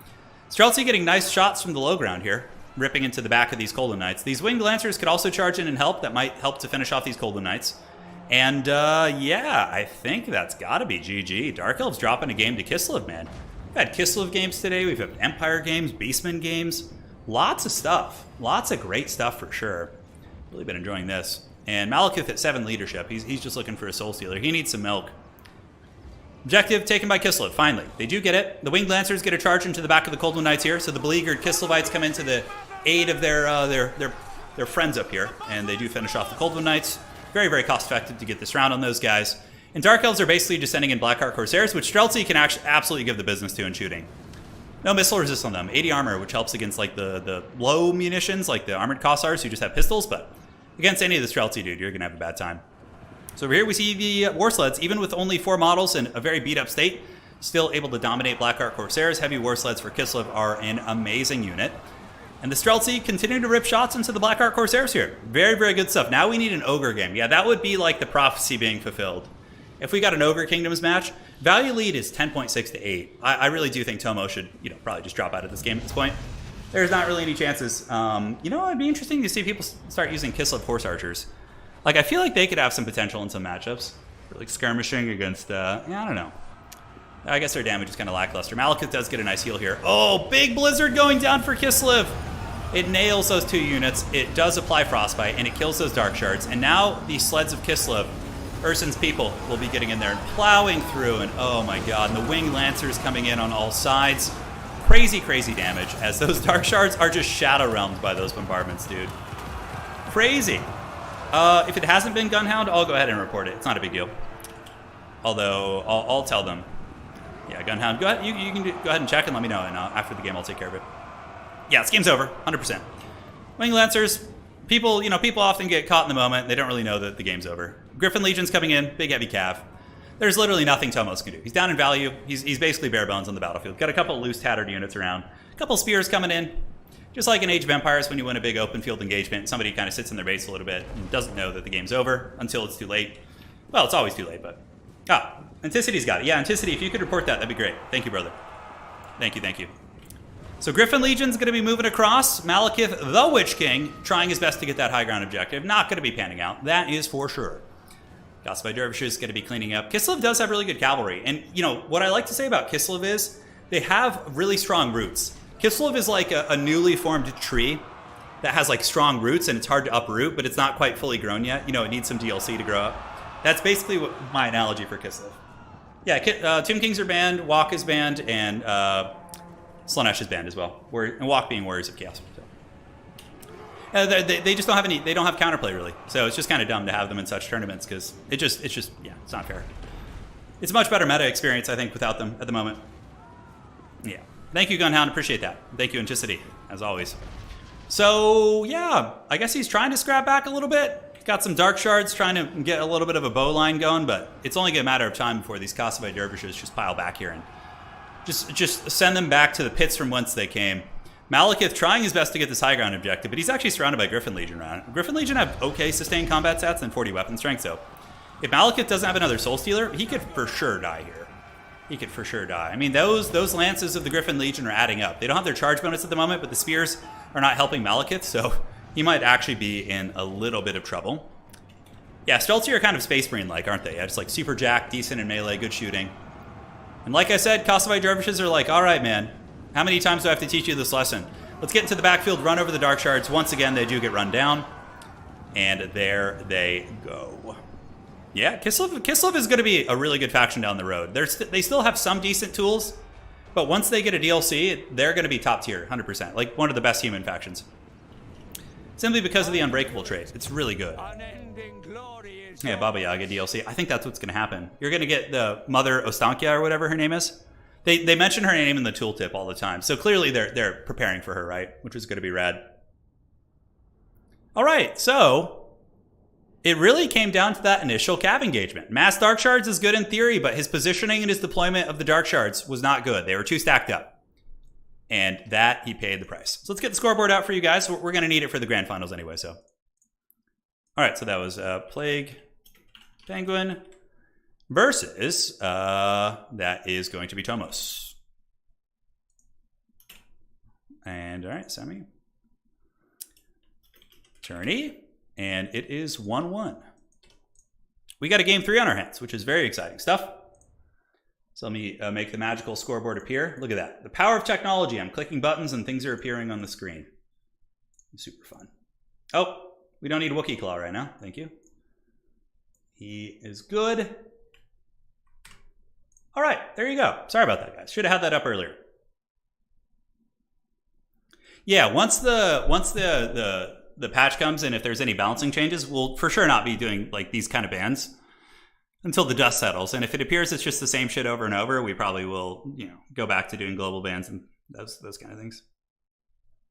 Crossing Sea of Claws, really good Empire map. Plague Penguin proved he's a good Empire player, so I would suspect an Empire pick on this map. They're so good on this. Like the Hellstorms like blasting into the choke points is just rock hard. It's so good. It's so incredibly good. All right, one sec. Upcoming tournaments. Looks like we just had some tournaments announced by Human Boy, which is very, very cool. In the Discord, so if you guys want to check them out, by all means. Not on the Tavern, because I think they're land battles. Although you can host land battles on the website and everything. And cool. Hyped.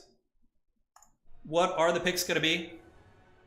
Yeah, I'm so excited for a Kislev DLC. Cathay doesn't need one quite as much in my opinion. I feel like Cathay is already has a lot of really strong tools. Kislev I think needs it more, but like Creative Assembly is going to prioritize it based on like campaign and popularity in campaign. So I don't know who's more popular in campaign between Kislev and Cathay. I would probably say Kislev and Immortal Empires because Cathay is kind of like off in their own part of the world. They don't get to have all those like fun interactions with like, you know, Sylvania and like all that.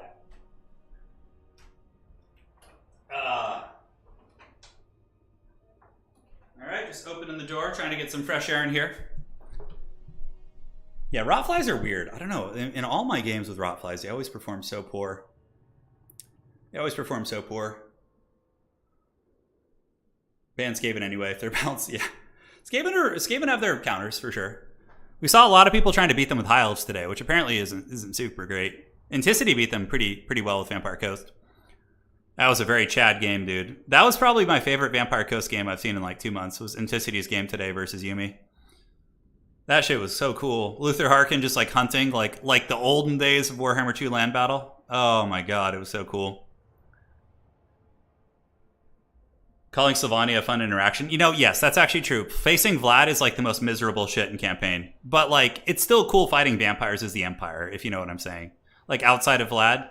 Vlad is just so annoying in campaign, bro. Oh my god. I had a Balthazar Gelt campaign I was playing where it was Vlad versus my whole army, and I literally had to cycle charge him with like my SEM like characters, and just like it took me like 40 minutes to kill him. I was just like, geez, dude.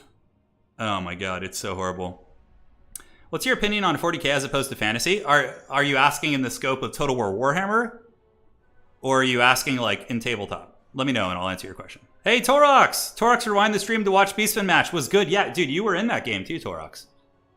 You did well. I mean, of course, the Centaurs did a lot of work too, but yeah, Torox was in that game. He was a beast. Yeah, Rotflies don't do any damage. It's weird. They're just like, their damage output's so lackluster. In my current campaign, I play Sylvania and Vlad is my solo weapon. I know. AVL, yeah, he's just like, he just doesn't go into the night, dude. He doesn't. Okay, so let's do this. Check with the players here. Looking good. Yeah, I'm so excited to show you guys the maps for tomorrow. I'm so excited. Oh, man. Maybe tomorrow. I hope my stupid hand doesn't hurt tomorrow. If it feels good and I'm able to stream, we'll do the map. Although maybe, yeah. We gotta, the map making contest closes tonight at midnight. I'm gonna have a video be edited that shows all of them, and then you guys can vote on your favorite ones, and the winners will get a prize. But you know, realistically, for all the efforts people have put in, I'm just gonna give every single player a prize. Like not a huge one, but every player will get a prize just for participating. Not player, every map maker. But then you guys vote on the big winners, which will get like $100 and $50 or whatever, and then I'll give like maybe $25 to all the other map makers, because they put in so much work and so much time, and we're going to be using them, so I feel like everybody deserves something. Yeah, they're so good though. Oh my god, I want to show you the maps. I want to show them to you. The Crucible is such a cool one too. Yeah, the Khorne brawling map. It's literally like a Khorne gladiatorial pit, and it's actually a good map too. You would think such a map wouldn't be great, but it is. It's so good. Do I warm compress? Yeah, I stretch my wrists. I do a fair amount of that. I'd like to see games fought on the maps before voting, if that's... Oh, what we'll do... Like, I was going to get cinematic footage of people fighting on the maps and, like, show you, but... Yeah, I don't know. We'll figure it out. There will be a stream as well. You're going to go play an Ogre campaign? Oh, boy. Even the Ogre campaigns are awful. Like, the food mechanic and the big names mechanic are so terrible. Like, having to constantly have food for your armies is so annoying. It's just like, it's one of those like punishing mechanics that just isn't fun. Oh my god, Tomos picks Lizardmen. Empire wreck Lizardmen, in my opinion. Like, the Sunmaker protected by wagons, and then like just a bunch of like durable as possible spear infantry is like, oh my god, have a good time with that. Yeah, dude. So Plague Penguin on Empire versus the Lizardmen. I'm so happy to see Empire doing well these days. I was really concerned they were going to be terrible in the beginning, but once people figured out some of the good stuff, they definitely have some good tools. How many of you guys are staying up late? What time is it in your parts of the world? Who's got the latest time? Who's staying up and just suffering through it? Empire versus Lizards. Yeah, it's wagons, it's Hellstorms. Wagons kill SCMs, Hellstorms kill infantry. You can go Franz, you can go with Boris. There's any number of choices. Yeah, Lizardmen hype. I really do think this is heavily Empire favored, though. The Beastmen upset the Lizardmen, yeah. The Beastmen had a great performance earlier from Moffat. That was crazy. Yeah, the food mechanic is so annoying. It's so annoying. I don't know. I don't like having to deal with it. Okay, so 1:54, 1 a.m. in the UK. Okay, not too bad. It's 5 to 1 here. You're getting there, Ross. Not even dinner time in the US. Yeah, we started early today. We started in the morning, so. Brazil, 9 p.m. See, that's not too bad. Worked out for you folks down in Brazil. 3 a.m. Yeah, you must be somewhere like Poland kind of region over in that part of the world. 9 p.m. here. Yeah. Ireland at the moment, but yeah, from the UK. Got it. So yeah, wagons for lizards. I don't know what you really do for lizardmen. Razordons maybe to counter the wagons. That could be kind of a cool idea. You get like two Razordons sitting behind your Saurus line, and you just like Razordon down their grenade launchers and wagons. I can see that actually being a good tech. You could also use salamanders for better arcs of fire. Not tic-tac-toe, but Oxyatl could also be a good counter against wagons. Like big armor-piercing shots, he just sits there and kind of pokes them.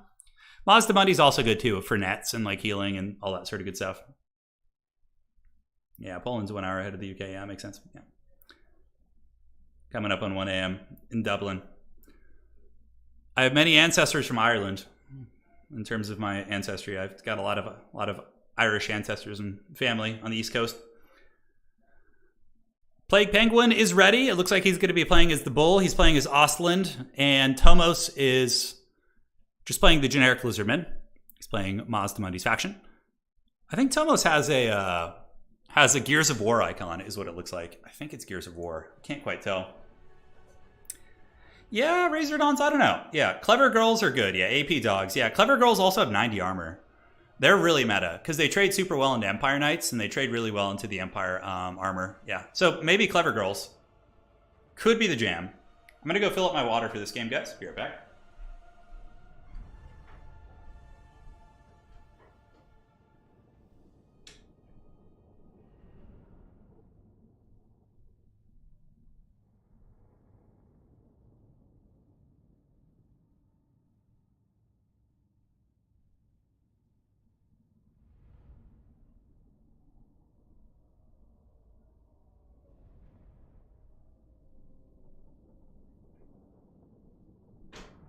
I return.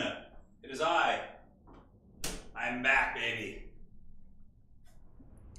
Thanks for giving us East Coast Irish a shout out. Yeah. Yeah, my dad is half Irish and or was half Irish, and my mom is half, like, more or less half Irish as well. So yeah, I have no idea about the ancestry there. Yeah, like exactly where they're from. I could dig into it someday. I will.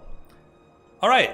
So, here we are, ladies and gentlemen. Rubber match in the semifinals of the bottom side bracket. Swordsman, Sigmar Sun, Spearman, Double Wagon, Sunmaker all day, baby, and Prince and Emperor, round 2. Oh, yeah, dude. Karl Franz is just the coolest thing in Warhammer Fantasy. Look at this guy. He wields the Warhammer that the game is named after, which is cool.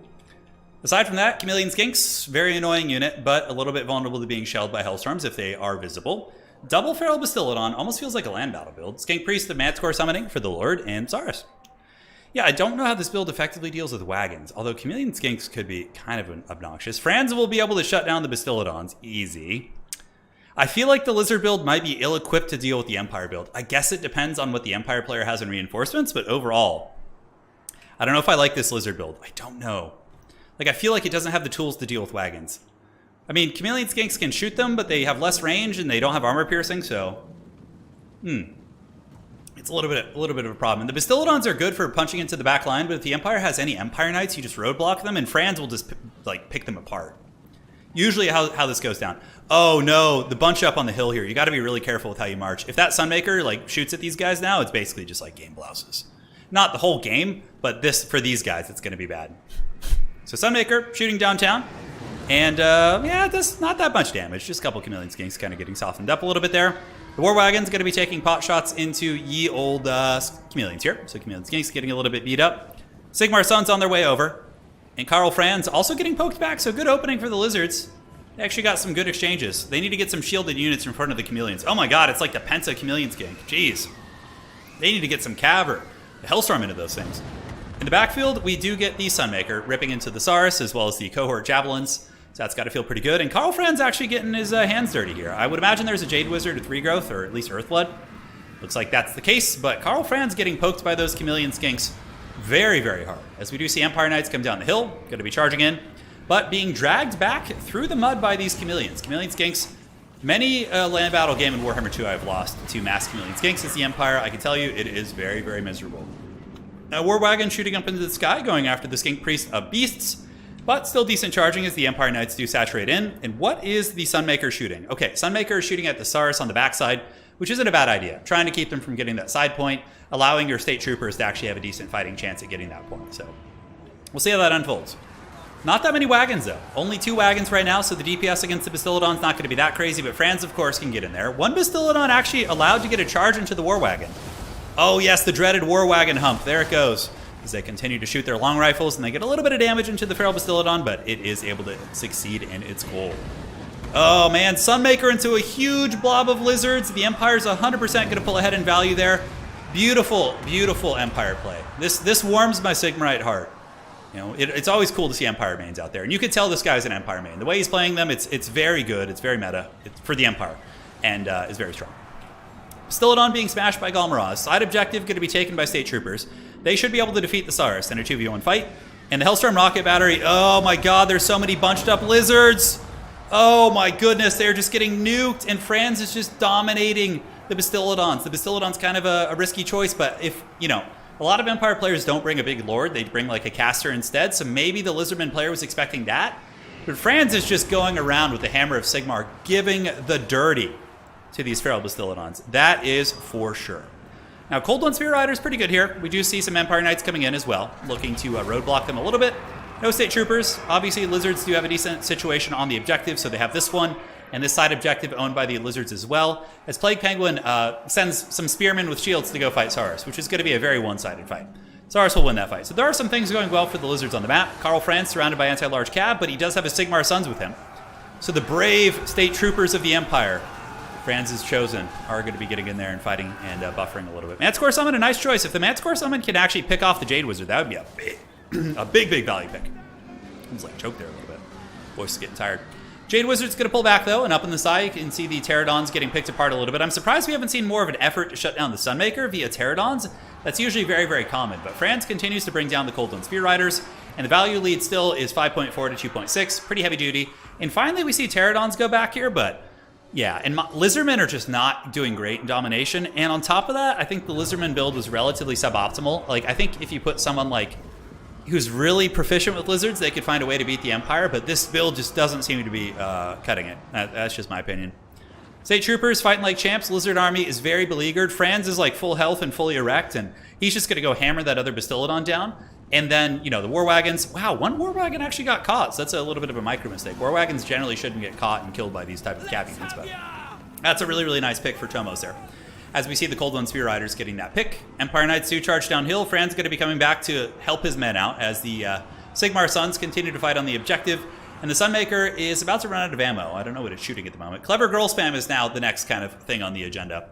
Saurus Warriors moving over to the side point. It's always a little bit dicey for the Empire. Like, even when you're ahead, you can sometimes feel like your opponent has the objectives on you and that you are in a dangerous situation. But that's just part of the Empire experience, is always feeling like you're in danger and things are on the razor's edge. So Empire Knights hammering into the Cold Ones. Definitely getting some good work in. The old boy Franz has to settle the grudges here against the Feral Bastiladons as more Empire Knights continue to clean up these lizard troops. And on the side, we do get the Zintler's Chad's Guard. So they're going to come in, and no Saurus Spears here, which means the Reichsguard Knights will easily clean up all of these lizard units. They're going to come here, absolutely wreck these Saurus, and then they'll move over and trade pretty well.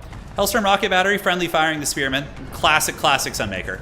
I can't tell you how many games the Sunmakers just absolutely destroyed my own units. It's always a good time. Middle objective, owned by the Dinos. War Wagons continue to get that DACA going forward. Sigmar Sun's trading on here, and Karl Franz is on his way in now. So he's got the Foe Seeker helping out with his vigor a little bit. But 7.5 to 4,000 is a pretty big discrepancy, and it's going to become more stark as this battle does go on. Reiksguard Knights, Lances couched for Sigmar, baby. Couch those Lances. Going to be getting in there, and or lance those couches is the expression, yes. Lizards going to be buckling here in a moment. Saurus do have very good leadership, but they're at -1 here, and the State Troopers should be able to win the fight with the Reiksguard Knights coming in. Very thematic stuff. You know, State Troopers losing a fight, which is fairly standard in lore, and then epic Reiksguard Knights or Great Swords coming in and, you know, helping them out. Now, you need to make sure the Sunmaker doesn't friendly fire here. We do see Zintless Reiksguard going to be getting into the Saurus, as well as Outriders with grenade launchers. But now the Sons of Sigmar are going to be wrestling the middle objective, and it would seem the Lizards are in full retreat. We see Tomos up here with his Lord, trying to summon Manticores, dropping Flock of Dooms. Not particularly effective spells against the Empire. Manticore Summon is. Manticore Summons have always been good against the Empire, but that's like 2 Manticore Summons aren't going to be enough, I don't think, as far as magic goes. Maybe Mazda Mundi with like nets to net down cavalry and get those wagons caught and lock down the Empire heavy cav could be the way. But grenade launcher is going to be saturating in, just punishing these Saurus. They're down to 67 models. Their bread is being buttered super hard. Saurus moving in with 100 spears? Yeah, a lot of spears. But the problem with sending just spears over there by themselves is that grenade launchers will just annihilate them. Like, grenades are very, very good indeed.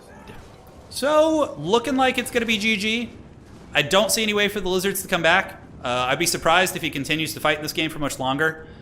Like, the Sunmaker is probably going to be resummoned. We got Silver Bullets coming in. Empire's not banking, but they do almost have 500 in the pool. And Zintless Reiksguard just getting a fat Sigmarite charge right there. What a beauty into those Saurus Warriors. That was a nice one right there, ladies and gentlemen. And the other side, Spears coming in. Pharaoh Cold Ones. In the sky, we have a Skink Priest of Beasts. Karl Franz, absolute Chad of the Empire, is going to be fighting against these. And I used to think Everchosen tournaments were long. Like, casting with, like, 3 other casters, but this is, like... This one's going hard. Empire Knights just gonna ram through all of these units. Cold Ones, you know, trade okay into Empire Knights, Feral Cold Ones, the clever girls, but their stats are pretty low. So Empire Knights can typically dominate them, especially when backed up by Karl Franz. And it's only a matter of time before the side objective is taken. We see State Troopers moving over there preemptively and some Saurus going to intercept them, but not going to do a whole lot for you. And here we do get the clever girls coming in, but Zintless Reiksguard will just absolutely dominate these Lizards. And there they go. So they get the big charge. Feral Cold One's going to be punished by the Sigmarite charge, and the grenade launcher should be safe for now, as these Feral Cold Ones will be paying the Troll Toll 10,000 to 5,000 on value. Not going to be great. Not going to be great at all. And the Empire Knights are now on their way back. Spears moving up as well. Fran's able to chase off the Skink Priest. I mean, there's so many things just going so bad for the Lizards. Yeah, a lot of people in Total War, I don't think in general, are like super used to tapping out, like when things are like... It's very normal in a Total War battle to kind of play until the bitter end here. Looks like an Earthblood going down. Earthblood, but Dweller's going down. That's very good against the Saurus Spears here. You know, Empire doesn't want to fight them with Cav, but they do have plenty of shooting. Silver Bullets could easily finish them off. A couple little skinks moving in, but yeah, there's nothing left. It's literally like one Saurus on the edge of the map, and this versus like a very, very organized and strong Empire army here. These Reiksguard Knights probably going to circumvent the Spears and just shut down the Chameleon Skinks, although the Chameleons are doing a decent job against the grenade launchers. But we get another unit of grenades coming in. Reiksguard Knights charging into the Saurus Spears. Not the best thing. I know, I love how steam tanks get very tired. I guess you could kind of explain like a big mechanized tank getting like tired by saying that the guys inside are like tired and sweating from working all the gears and shit. So their like functionality goes down, right? I think that's how you would say that. Like that's how you would try and justify that. More Chameleon Skinks moving in. Fran's going to go over to the side and sending some Empire Knights, and that should be an easy kill on those Saurus, especially with the Prince and Emperor. Put some respect on that name. Getting in there. And State Troopers intercepting these Saurus. Zintless Reiksguard Knights going to be charging back in. Grenades getting wrecked a little bit by the Chameleon Skink, so a nice little attempt by the Lizards here in the fourth quarter, but come on, dude. You got to know there's no chance. You got to know there's no chance whatsoever. Yeah, or the armor itself could get battered. That's true. Yeah, engines can overheat as well, right? See? And Anticity with a logical answer. I love it. You know, the Steam could, you know, there could be issues. I mean, Steam technology, you know, back in the day, I'm sure it wasn't the most stable of stuff, so I could be wrong. Who knows? I don't really know much about the history of Steam technology. But Empire Knights surging through the alley. Little Skink Priest moving over here, and Lizards might be able to get this like little consolation prize here. It's only a matter before you get tabled by the Empire. It's only a matter of time. Empire Knight's coming around. Fran's going to be brought to his men. It's just like the cinematic. There he goes. He lands. Everyone trembles and despairs. Blood Roar coming down. The Griffin of the Empire, when it does lower leadership by -8, which is really cool. Boris Todbringer can actually do -16 with Crush the Weak. He gets like a huge leadership bomb on things. Boris Todbringer definitely good for breaking positions. But this objective is going to be taken by the Sons of Sigmar, basically trading with the Lizards on the other side.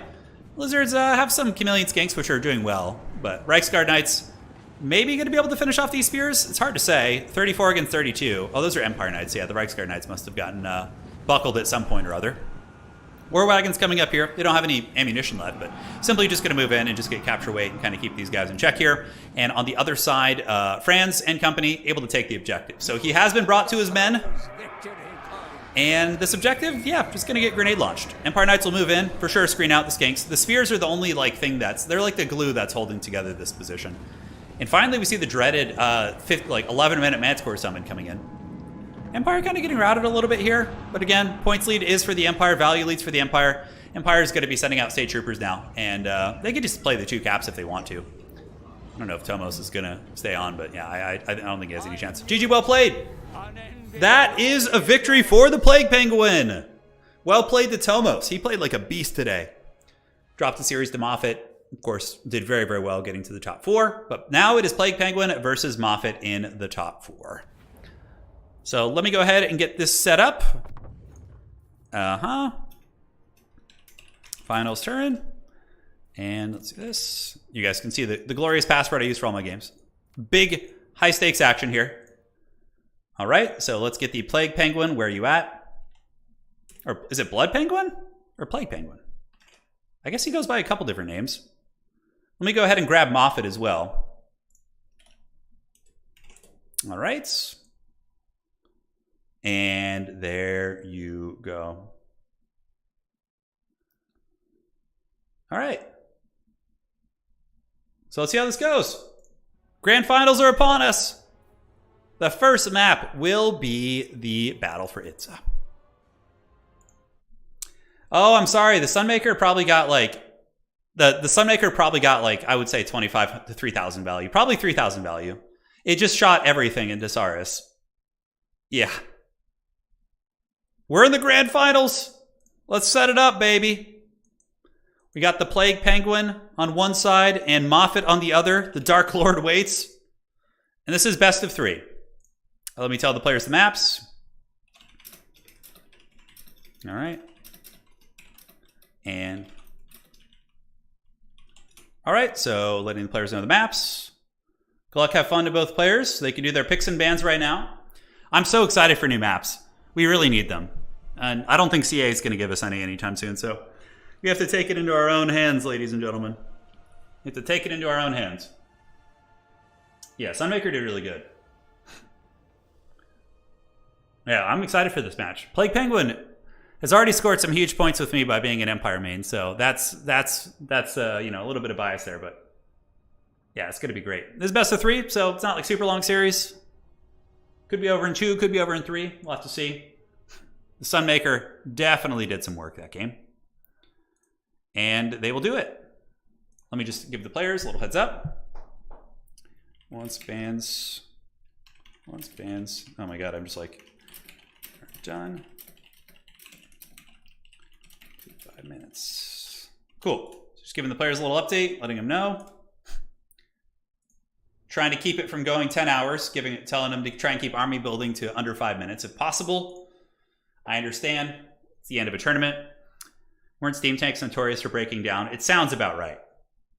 Moffat with vampire counts? I think he brought them today in his 5 factions. Although in the best of 3s, you can play different factions. You don't have to play from your 5 factions. So they have more range now. I wonder if Moffat's going to go for Demons of Chaos. He's kind of sitting on him. He's kind of sitting on him for sure. Yeah, Lizardmen are just in a rough state. I don't know what it is. They have a lot of bad units. Like Quaddles, for example. Oh my god. Yeah, Call Harmon was a very good Lizardman player back in Warhammer 2, correct? Yeah, he was. I don't even know. How would I beat the Empire if I was playing Lizards? You know what? I might even use Solar Engines. like double solar engine, mass pterodons, that could actually catch Empire off guard because the solar engines can blast the wagons. Then the pterodons could swarm the Sunmaker. They would have to unsummon it. There's no way you could protect Sunmaker against 4 pterodons. I think so. Thanks for the excellent content as always. Our community-made maps in progress are coming very soon. In the next couple days, we'll have updates on all that. So don't you worry. Don't you worry. So players doing their picks and bans. Is Plague Penguin different than Blood Penguin?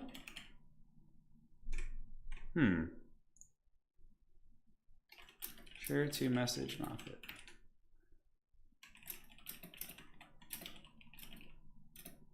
To filter. All right. So talking to the players here. Maybe they're typing the picks and bans in the Discord chat instead of DMs. So just looking for this. One of the players saying they're kind of struggling here.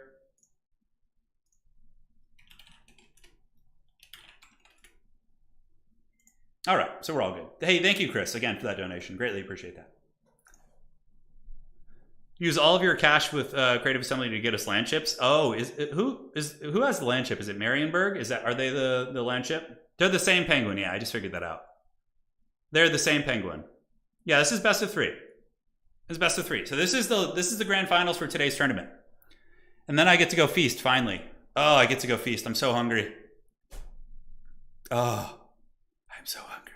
No, he's not playing Demons of Chaos. That's just who he's sitting on right now. Dude, what if Moffat comes in and just wins the grand finals of this balls deep tournament with Red Olgor? Just the most haggard of demon princes. That would be so funny. Although I don't know who the biggest meme is in terms of demon princes. I don't know who the biggest meme is. Yeah, maybe the Nurgle one. He's pretty memey. Grand Vomitus, I think is his name. Yeah. Oracles are okay. Yeah, skink oracles aren't bad. I probably wouldn't bring one against Empire, though. Wagons can shoot them to pieces. I do think pterodons have a big role in the Empire matchup for lizards. Solar engines on that map could be very good, too. Marienburg did sell them, however, so technically Nuln has land ships. Okay, so they've made their way around the Empire. I don't know if Moffat will meme pick. Wait, looks like we have High Elves versus Demons of Chaos, which means it's going to be Be'lakor and 30 Plaguebearer units. That's more or less what you're going to see. Yeah, it looks like it's High Elves versus Demons of Chaos, unless Moffat. Let me double check here. I can confirm by checking their builds. One sec. Some children just yelling outside. Oh my god, it is. It is the Demons of Chaos. Oh dear lord. You guys are going to be shocked with what you see. Oh man, High Elves into Demons of Chaos though. It's not like OP. There's no Hellstriders, there's no Marauder Horsemen. It's not that bad. Demons of Chaos are definitely not that. They're not broken or anything. Oh, never mind. Kislev into Demons of Chaos? Plague Penguin is on Kislev. Okay. Maybe they're just kind of evaluating their options. I think that's what's happening here. I think Moffat picked Demons and Plague Penguin's evaluating. You think it'll be a Be'lakor party? We'll find out. We will find out. So it is Plague Penguin versus Moffat. Kislev, actually. It's Kislev versus Norska? Holy shit, these guys are jumping around. I think this is the official matchup now, though. I think they were both evaluating their options based on what their opponent was doing, and here we are. So, no, it's not Demons of Chaos. Sorry to get your hopes up, guys. No Red Olgor today. It's Norska versus Kislev. This is actually a fun matchup. I love this one. I feel like this is a matchup Kislev can actually do well in. The sleds are amazing here. And obviously Kislev Kossars do well with their spears. Moffat's going for the kill. Norska versus Kislev. Plague Penguin is a really, really good Kislev player. Really, really strong. And this is a big one for Plague Penguin. Because Plague Penguin, as it stands now, or the Blood Penguin, I don't know if he's in the top 16. If he wins this tournament, he will instantly jump to the top 16. So this is a big one for him. And then he gets a chance to compete for the big cash prize in the Season 2 Grand Finals. A lot of stakes for him. Moffat doesn't really care. Moffat's already won 5 tournaments this season. So Moffat's just chilling. He's I think Moffat might even be number 1, something like that. So he's just or he's somewhere in there, number 1 or 2. So for him, it's more just practice. But again, Moffat never goes easy. He's going to go hard, so. Lieutenant Baron, he got you earlier? Yeah, I know. You got to face him eventually. Have the Norskans learn how to build walls? I don't know. So, Kislev versus Norska. I love that Plague Penguin is such a good Kislev player. That's so cool. That's so awesome, man. If he can beat Moffat's Norska, that would be a huge accomplishment. That would be a big feather in your cap. For Kislev, I mean, so Winged Lancers pretty good here. Same reason like Empire Heavy Cav, Knights of the Blazing Sun are good. They don't do the fire damage, but they still pack a punch. Throg is a bit of a problem, I guess, but there are Kossars to shoot him and stuff. I wonder if we see like a Boris Ursus type character or something. Closing in on 8 hours. I know, Peeling. I did not expect this. I made a mistake. I'm going to regret this. My hands are going to hurt for like 2 days after this. Just working the mouse for this long is tough. But it's okay. It's been a lot of fun, guys. We've had a great adventure together. And yeah, I'll take tomorrow off and it should be fine. And it should be fine. So the Plague Penguin on Kislev, Moffat on Norska. Let's take a quick peek at the builds. Okay, looks like they're both about ready. Yeah, oh man, oh man, I love this. This is so cool. Ah, these are cool builds. These are very cool builds. How do you have the endurance the last 8 hours? That's what she said. All jokes aside, yeah, it's just practice, man. It's like if you just like rant every day into a microphone, you eventually it's just like, you know, people who do podcasting for a living can talk all day. This is a little harder though because it's like more expression. It's not like I'm just talking quietly or like at a normal level. Yeah. You put one. What's the question about lasagna? No, I always mouse with the right hand. Yeah. I'm voting for Kislev because no meme build. I want Red Olgor. Yeah, no Red Olgor here. He's not coming. He's not coming. Yeah, head-to-head is on the horizon. We're going to do a Carrick 8 Peaks. So we're going to have a Carrick 8 Peaks head-to-head, which is going to be super fun. It'll be myself on Belagar, Professor Pone on either Skarsnik or Queek, and then we'll have another individual on the Skaven or something. I think Okoye said he wanted to do it. We'll see. And we're gonna have the Carrick 8 Peaks head-to-head campaign, which is going to be really fun. It is going to be very fun indeed. Andrew, thank you for the tenor. It's a cool-looking cat you got there in your picture. My wife loves cats. I do too, but I'm allergic to them. Thank you for the tenor. Really appreciate it. Boris Ursus is back, baby. The Red Tsar. He's coming in to smash Wulfric. I hope we get to see a duel of fates.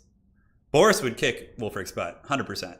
Anti-large, armor piercing. Wulfric does not have armor piercing, so. That is going to be super fun. Yeah, the 8 Peaks campaign will be great.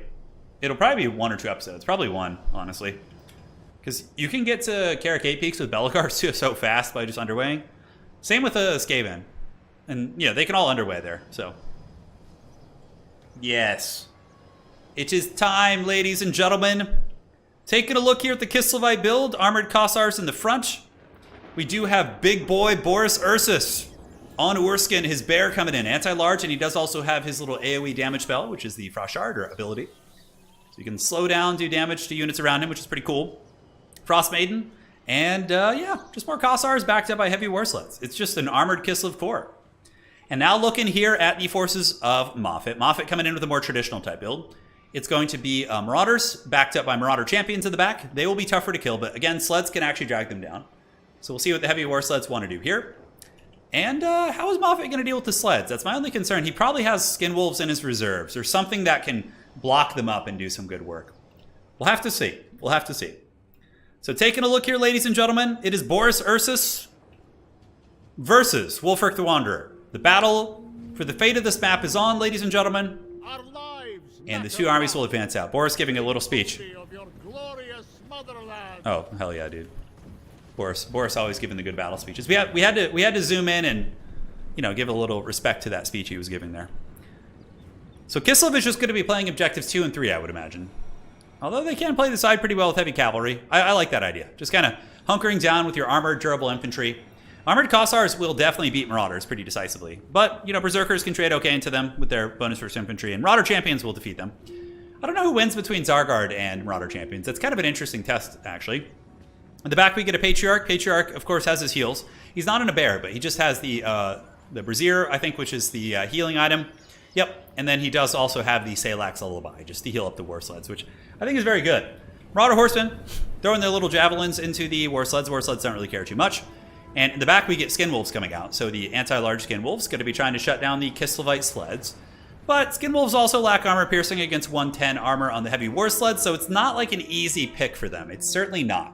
What I think will really carry Moffat into the sunset, if he's able to get the victory, probably would be Pit of Shades and also Seafang on top of these like really static kind of Kislev infantry positions. So we'll see how they trade. The fighting's soon to be on. Skin Wolves going to be looking for their opportunities, but I wouldn't be like the chariots of Penguin should just be running into Moffat's forces right now. Like this is all like free real estate right here. Just get up there and just get in there and butter their bread. Yeah, looks like it's going to be the case.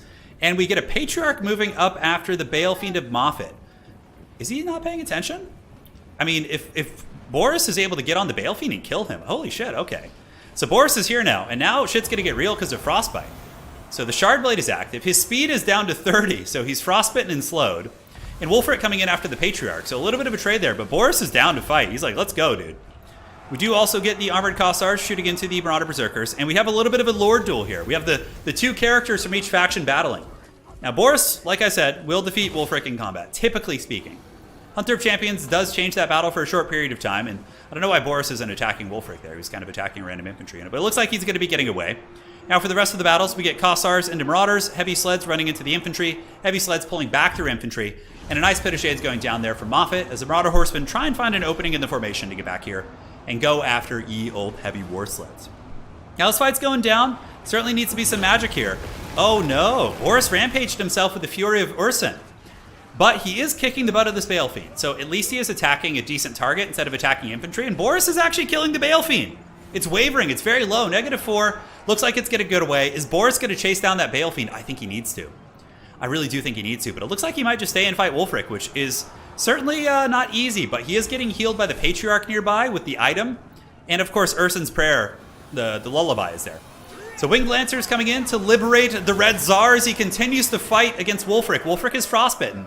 And Boris is getting those heals. Suddenly, it's looking like the Lord Duel is not going bad at all. But as far as the other fights go, it looks like it's a little bit harder for Kislev. The heavy war sleds are bogged down by the Skin Wolves. Kossars are kind of forced onto the run. Norska and Marauder champions out-trading armored Kossars, no surprises. And somehow Moffat was able to catch both the heavy war sleds with the Skin Wolves. So that trading is going very, very well for the forces of Norska. The leadership trade wasn't going bad at all here for the forces of Boris, but the rest of the fights aren't going quite as well. Moffat seems to be getting superior engagements, and big Pit of Shades going down here in the back is going to be finishing off these Kossars. So that is going to be pretty brutal. Value differential is pretty big. It looks like Moffat is starting to take over the game. Like, though the Kislev leadership corps traded okay, like beat up the Balefiend. I think the Balefiend's still running, or if not unsummoned or dead, yeah, it's over here. But the Skin Wolves catching the sleds, and the sleds not really trading super well. And also the Armored Kossars just kind of losing out in most of their fights seems to be maybe the straw that will break the Kislev's back here. So Boris Ursus going to be battling against your boy Wulfric, and yeah, favorable fight for him. Hunter of Champions going to be lowering his stats. So Boris has just a million anti-large bonus, which is very strong. Also has the helping of a Patriarch, but Skin Wolves are here too. Skin Wolves are going to be good against Boris, and they'll do some good damage. Fury of Urson, as well as Stand Your Ground, is active, trying to win the fight. But I think when Boris falls, the rest of Kislev is going to be falling after that for sure. Like, Kislev is not trading terribly well across the battlefield. And you know what I think would be good is like a mass archer line, like a mass Kossar spam against Norska. I feel it can be very, very good. Instead of like trying to trade with your Kossar. Kossars do beat Marauders, but champions and Berserkers will beat Kossars. So there's a little bit of, you know, back and forth there. Boris actually going for the kill on Wulfric. Hunted him down. Marauder Horsemen of Moffat coming in to try and rescue Wulfric. The Ice Sheet, Sword of Torgald is also active. Boris's Unbreakable trait's going to be wearing off here in a second. He does get the Salak's Lullaby. And more cav are being summoned out, Winged Lancers, but really being harried and harassed by these Skin Wolves. The Condom Wolves are very problematic. Moffat does control the side objective here, or at least he will. The Marauders are there. Skin Wolves and Berserkers trading very well into the Winged Lancers. Nice little breath attack, didn't do bad damage. But looking kind of rough. Although Wulfric's on the run. Maybe with Wulfric being gone and Boris Ursus still kind of chilling and getting heals, maybe. But I think if Wulfric lives, it's going to be a big, big issue. So a lot of Hounds. Kislev is deep in enemy territory. Their cav numbers are very low. We see a couple Winged Lancers escorting the Red Tsar and trying to kind of help him in this battle. But I think he's going to fall. I think they're deeply extended into Norskan lands. We probably have the Beast of Tashnar here, which are anti-large. We have a full unit of Condom Wolves here with their anti-large bonus just ripping through these overextended Kislevites. And at the end of the day, I think Moffat's going to claim the game. A very good attempt, though. I mean, I love how Plague Penguin plays off-meta factions and is able to contend against some of the best players in the world. Like, Moffat is arguably, you know, the strongest player in the world right now with winning Season 1 and also the top-ranked player in Season 2. And he contended with Kislev against a much, you know, considered to be stronger faction, which is very cool. So I think this one's probably in the bag. With Boris going down, Wulfric still being alive, Kislev is kind of surging out troops wherever they can. Maybe if Boris can pull off some miracle fight, but it looks like he is indeed broken and is going to get chased off and taken down. Patriarch's trapped up. Ice Maiden's, you know, not really going to do a whole lot. Nice little Ice Maiden's kiss there. Does kind of tickle those Marauders. But their armor mitigates most of that value. And probably going to be GG well played as Moffat gets in there with Wulfric. But you know what's really cool about this game? Is we saw that Boris can actually be a good competitive lord. He was very dominant in most of his trades and was able to really, you know, bully Wulfric around, which I thought was very, very cool. So I like that. GG well played. Triple cap for Norska. Big value differential. I would imagine that Plague Penguin will probably tap out here in a second. This is Patriarch is surrounded, and that's it. GG well played. Great game, guys. Really fun stuff. Cool dueling as well, but really it just felt like Kislev was losing most of those fights. I personally am a big fan of using Zargard against Norska. I feel like they do very well. But yeah, the heavy war sleds were held the sub 1,000 value. None of the Kislev infantry paid for themselves. And Boris did good. Boris got almost 2,000 value. He was a beast. He matched Wulfric in value in a losing effort, which is saying something. So Moffat up 1-0 here. And let me get the maps for the next set. It's going to be Black Ark. Maybe we'll see the dreaded Moffat Beastmen play. That would be pretty cool. Yeah, Gunhound, it's only Monday, dude. Not that it matters for me, but I feel it through my wife because she has to work a relatively regular schedule. So I always feel bad on Mondays. I'm like, yeah, I can feel the Monday suffering. Yeah, cool. Game 2, Black Ark is up. Let's have some fun, man. Can we get the Brass Bull take on that match? Oh, you want Torox's opinion? Well, I don't know if he's still in chat. He might be. He might be here. By the way, if you guys are enjoying the stream, as much as I hate asking for it, do drop a like. It helps out quite a bit. Helps more people find multiplayer. Helps these old streams keep going. So, do appreciate that. Red Olgor time? Probably not. Plague Penguin's probably going to go with Empire on Black Ark. I think Empire is amazing on Black Ark, so depends on what Moffat picks, though. Moffat probably going to try and get vampire counts here. Who knows, though? Moffat played Beastmen earlier. You know, he's got all sorts of secret tech. The sled loss was unbearable. It was. No, there's not going to be any memes. This is a grand finals of a very competitive tournament, so yeah. The time to like the videos now. Yes, indeed. Yes, indeed. Can't wait till you get 200K. We'll get there eventually, yeah. It's a slow push. You know, Total War multiplayer is definitely more of a niche than like campaign. Campaign, it's much easier to kind of, you know, get out there. But yeah, we've done well over the years with our big family here, and it's been a great time. It has been a great time. 8-hour stream deserves two thumbs up. Yeah, as long as we keep that energy going. That coffee definitely helped me out. That was a strong power play. Just that 200 something milligrams of caffeine just going deep. That was the way for sure. So, Plague Penguin on not in Kislev, obviously. I would suspect an Empire pick from the Chad, son of Sigmar here. Definitely would. Like the stream for all the gods unholy or holy alike. There you go. If you want to look at the pick and ban system, I've already explained it like 20 times. But if you go to totaltavern.com and go to today's tournament, which is the one with the Bretonnian guy handing the parchment, you can read the pick and ban system there. Essentially, you pre-select 5 factions that you play for most of the tournament, and then you pre-ban factions as well. Yeah. No, Eagle Guy. I remember you too, man. I remember you, Eagle Guy. You've been around forever. You as well, Austin. Hero Worm multiplayer. Yeah, there you go, Austin. Appreciate it. 1 million subs. Imagine if 1 million people were interested in Total War Warhammer multiplayer. That'd be nuts. That would be nuts. I feel like all of us together could reach some pretty great heights in multiplayer if like Creative Assembly makes if they make a good quality 40K Total War game, and it has like a solid multiplayer launch with a domination type game mode, especially since 40k is an objective game, I think that would just be massive. Like probably the tournaments would just be super hype and super fun. What factions do you think they would launch with? I personally feel like they would launch with Space Marines, Eldar, Orcs, and like a Chaos faction. And then they would just launch with only 4 or 5, and then just like you'd get an Imperial Guard DLC, you'd get like a Death Guard DLC, you get eventually you get chapter specific factions. Like, dude, imagine how many years they could just milk that game for. Warhammer 40k is such a big IP. Like, if CA doesn't do that, that's just like printing money, dude. Especially since like Space Marine DLCs could just be so easy, since it's mostly just reskinning and adding like 2 unique units, right? It's like, oh, you guys want a Blood Angels DLC? All right, well here's some jump pack guys, and here's the what are those things called? The Sanguinary Guard and the Death Company, and there you go. There's something for you. GW wouldn't do 40k Total War because it might take away. No, they're gonna do it. It's gonna happen. I'd put money on that. I think Total War Warhammer 40k is like I would say with like 95% chance it's gonna happen. I would be so shocked after the success of this game. Warhammer Fantasy was an exponentially less popular IP, and do you know how many people have gone to play Warhammer because of this game? Have gone to buy minis, including myself. I didn't play Warhammer before Total War, and now I'm addicted. I play tabletop and this. Yeah. AdMech is awesome. I love AdMech. Not Eldar. Eldar are low in popularity. Yeah, I don't know. I still think you get Imperium, Chaos, Necrons, and Tyranids. Yeah, okay. That makes sense. I like that, Count Saruman. Oh, it'd be so easy. Rattling Gunners or Devastator squads, bro. Forsaken are Possessed for Chaos Space Marines. You already have the hero system. That's not that hard to implement. Having a hero system.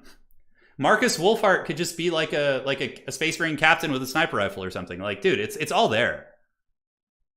It's so easy to do. I think it would be so easy for I mean, look, it's going to be a hell of a lot of effort for the devs at Creative Assembly, but Grand Cathay versus Empire. Now, this is a matchup that's for sure Grand Cathay favored in my anecdotal experience. Not much though. If Empire can win the artillery trade with the Sunmakers and stuff, they can just totally dominate the game. But what Grand Cathay does is they fly their dragon-blooded lord in, and they drop summons on top of your artillery, and it's really disruptive. And Cathay infantry crush the Empire infantry, so you got to watch out for this one. You basically have chaos. Dude, the Demons of Chaos, you could just copy-paste them over to Total War Warhammer 40k. Just use all the same models. Yeah, like Demons of Chaos are the same in 40k as they are in Fantasy. I do prefer Fantasy to 40k. Yeah, I agree. I prefer Fantasy in general, like Lord of the Rings, that type of thing. But a 40k game would just be so epic in scale that I would be down to party. Oh my god, Dawn of War 3 was an atrocity. Admittedly though, just to be completely opaque and fair about it, I had a lot of fun with Dawn of War 3 at first. But then, like, you know, you get the multiplayer, there's only 3 factions, like, the balance wasn't great, and then they just kind of abandoned the game. If they had started releasing, like, other factions for Dawn of War 3, I think the multiplayer could have made a comeback, but it's all money, right? So they weren't making money, so it's not worth doing. Imagine the Imperium's campaign as you get to summon the Emperor. That'd be cool, yeah. Yeah, the demons would get changed, of course. They would scale all the stuff, yeah. No Archeon, but you get Abaddon the Despoiler, who's pretty cool now in the new game. Dude, imagine using Abaddon the Despoiler with like Dracnian and like the Talon of Horus just like running around the battlefield tearing shit up. I think I would be most excited to play Death Guard and just have Mortarion. He'd basically be like Be'lakor, right? Like healing, like casting like plague spells, just like with his huge scythe, and Plague Burst crawlers just in the game shelling the enemy. Oh my god. Total War Warhammer 40k would just be the greatest thing ever. It would be the greatest thing. It'd be so good.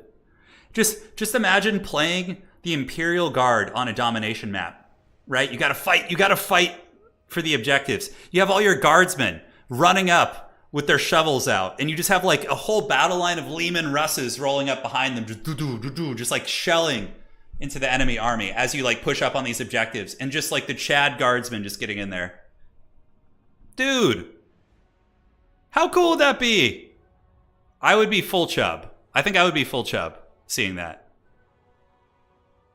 It's going to be so good. And the amount of DLC is insane they could do. Yeah, Imperial Guard would... I'd throw money at CA with glee. So would I.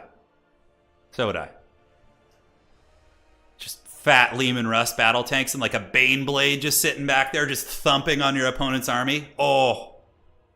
I don't want to talk about Tau in that domination. They'd be so broken probably. Oh my god. Dude, Abaddon will... You know, okay. You know what faction will be OP in Total War Warhammer 40k? The Tau. They're fast. They're annoying. They're all shooting. For sure. Yeah, you get the Death Corps of Kree coming in with their shovels. Oh. Imagine the orcs with like a Stompa just like moving up on points and shit. Dude. Come on. Come on. Give it to me, dude. Yeah, Tau would be corner camping in land battles for sure. They would just be sitting in the corner and just like... I think Death Guard would be so badass. Imagine having a legion of Poxwalkers moving up just with Plague Marines behind them like thumping. Oh, man, that'd be so cool. Okay, we need to stop before I get a full chub here. It's all exciting stuff. So, taking a look at Game 2 between Moffat and the Plague Penguin. Plague Penguin, our true son of Sigmar today, going to be coming in with Boris, State Troopers, and Spearmen. In the back, we have the Sunmaker, 100% a staple.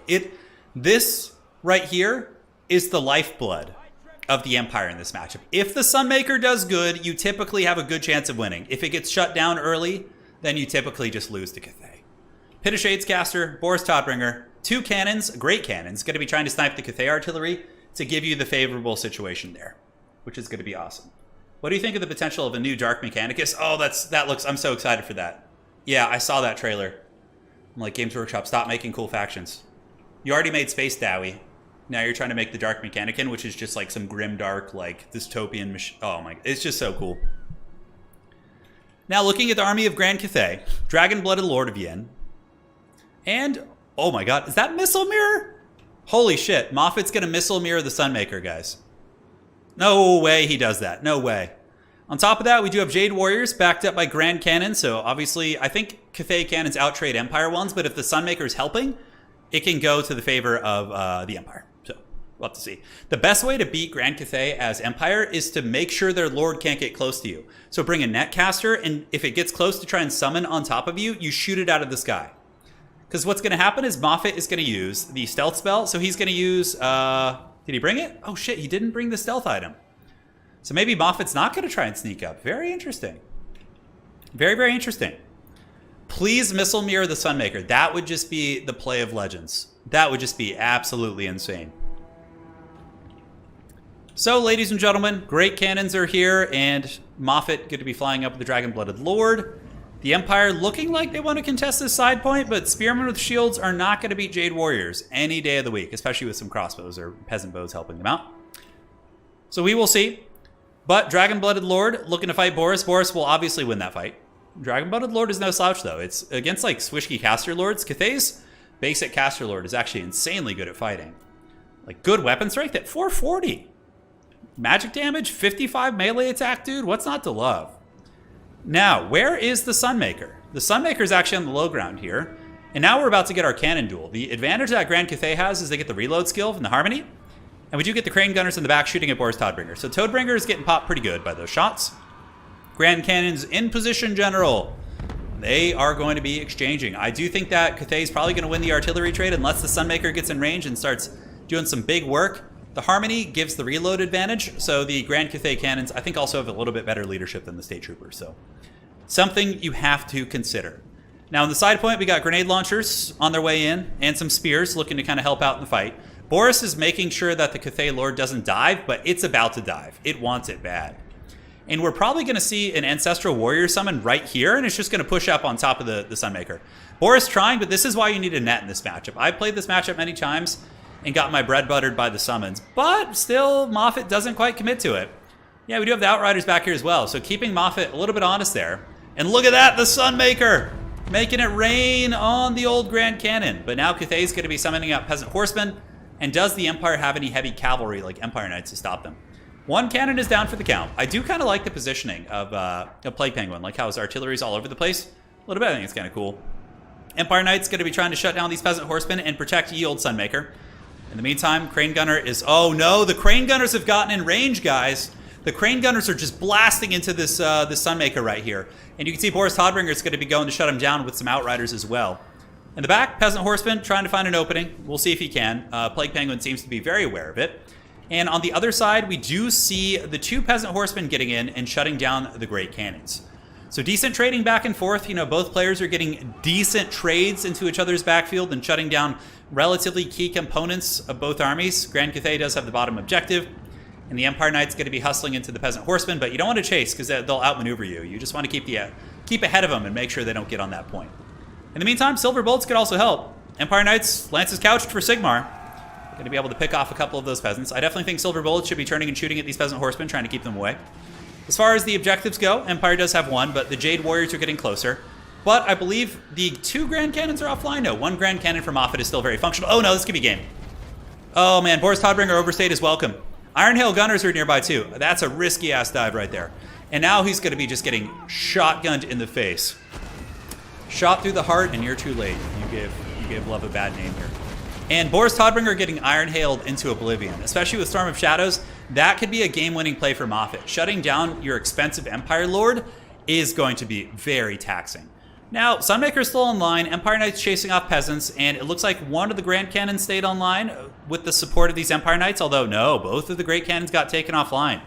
And with Boris Todbringer being taken out as well, we see Moffat pull the value lead, and though the Sunmaker is doing colossal damage against this army, that's the one thing that's going well. You know, blundering your big expensive lord like that. Oh my god, and Boris gets steel chaired. Brutal. Iron Hail Gunners are so good for 500 gold. Short range, albeit, you know, but they don't mess around. Talons of the Night. Oh my god, he's going to get a Talons on both units if he doesn't move. Silver Bullets dodging. Sunmaker crew tries to get away, but that was a really good one. That could have potentially been game-ending as well. So no Missile Mirror yet. I think Moffat's saving it for the late game special. Cathay has a solid double cap on the Sons of Sigmar. Empire Knights of the Plague Penguin trying to push through, but these are Jade Warrior crossbows? No, just basic peasants, and Jade Lancers are going to be going fisticuffs here. Both Grand Cannons taken out by some haggard peasant horsemen, which is always a good time. And I think this game is certainly starting to look worse for the Empire, which means that Moffat would be claiming a grand victory in today's tournament if he manages to win this. Empire Knights and State Troopers moving up on top of the Peasant Horsemen, but we do see the Ancestral Warrior summon, so the Halberds of the Ancestors going to move out. Anti-large, armor-piercing, what's not to love against the old Knights of the Empire. Toddy got wrecked pretty good. He had a really, really bad time. Even the Slanesh bots are here. They saw that pounding was so rough that they decided to show up and see what's up. Thank you, Gunhound, for slaying the beast there. Nonetheless, Crane Gunners in the back still doing well, but this is starting to look like a Cathay vs. Empire match I've seen many, many a time. Cathay's superior infantry moving up, and without your Sunmaker and your artillery, you can't really deal with it. You just kind of lose. Moffat's up 51 to 3.6, and you know, Empire has its bad matchups. They have their good matchups. Empire's a good mid-tier faction. Same with Cathay. Cathay has its bad matchups, and I would say, generally speaking, they definitely beat the Empire more often than not, especially at the higher levels. I don't know, like, what I would maybe change is I would go double Hellstorm and not bring Great Cannons, and I would bring a net. You need to really, really punish the mobility. Like, even a double net might not be a bad idea, because when the peasants are riding around your backfield, you need to finish them off. You can't let them get there. So Cathay is still moving up. State Troopers, Sigmar Sons, able to break a hole in the position, actually. And some of the Iron Hail Gunners are actually on the run. The value lead isn't like that massive, but the fact that this was such a rout down here is rough. Empire Knights, Spears, all on the route. Grand Cathay is getting its Iron Hail Gunners back, and Empire just doesn't have much here. We do see some grenade launchers. Looks like a big pit of shades coming down. That's going to be, what is that? What was that even going after? Was it going after the Jade Lancers? Yeah, I think it was. I think it was an Empire pit of shades. They also have a Shadowcaster. Zentler's Reichsguard coming in from the Vanguard point, and it looks like the Dragon-Blooded Lord's going to be trying to intercept. Storm of Shadows going down. Really good battlefield control spell. So they are trying to get to the backfield, but the Righteous Lances of Wei Jin coming in, and that is going to be a brutal one. The ROR versus ROR fight, and this is one that the Longbow Riders will decisively win. They are an armor-piercing unit. Zentler's Reichsguard are a shot cav unit. Not going to be great for the shot cavalry. That is for sure. Looks like the back objective is going to be taken. Empire is going to be triple capped, down heavily in value. I think Moffat has won the game. I don't know if Plague Penguin has realized it yet, but it's easy in the heat of the moment. But you're down, about 3,000 value, and against Grand Cathay, that's not good. That's not good. Your Sunmaker's offline. You got your Outriders, which are doing some cute damage, but look at the Righteous Lances are just going to dive into these Empire Knights and just wreck them. Oh my god, big damage. Peasant Horsemen on top of the Sterling's Revenge, and yeah, they're not going to hold long either. It's only a matter of time before this objective is taken by Moffat. Just slowly grinding up with the Jade Warriors as far as summons go. He's just chilling in the backfield here. Fully stuffing the Empire back, actually. Look at that. Chasing, Sunmaker is completely shattered and run off the battlefield. And yeah, there's no way. GG, well played. Moffat is today's grand champion, ladies and gentlemen. Congratulations to him, showing that he is truly a tyrant. We had some of the world's best players playing in today's tournament, and he has emerged with the 2-0 victory. But big shout out to Plague Penguin. He was an absolute beast, doing the Sigmar proud every single match, winning great Sigmar games all day, so got to give him some love. But ladies and gentlemen, on that note, I will bid you adieu for the night. I'm going to go hang out with my smoking hot wife and get some dinner. I appreciate all of you. It was really fun. Probably going to take tomorrow off streaming to rest my voice a little bit, but we'll be back. We'll be back. I don't know when. Maybe Wednesday. I think Wednesday is going to be a good stream day. Wednesday, we'll prepare the maps for the map making contest video tomorrow, and then on Wednesday we'll have a showcase of all the maps. It should be great. Sunmaker still got decent value. Losing Toddy was rough. There was a couple moments that were very, very hard here, but yeah, I love that game. That was a great game. GG, well played. See you guys next time. That is Itch. Thank you for watching, and congratulations to Moffat. It was a great game. GG. Thank you guys for the donations and support. You guys are the best.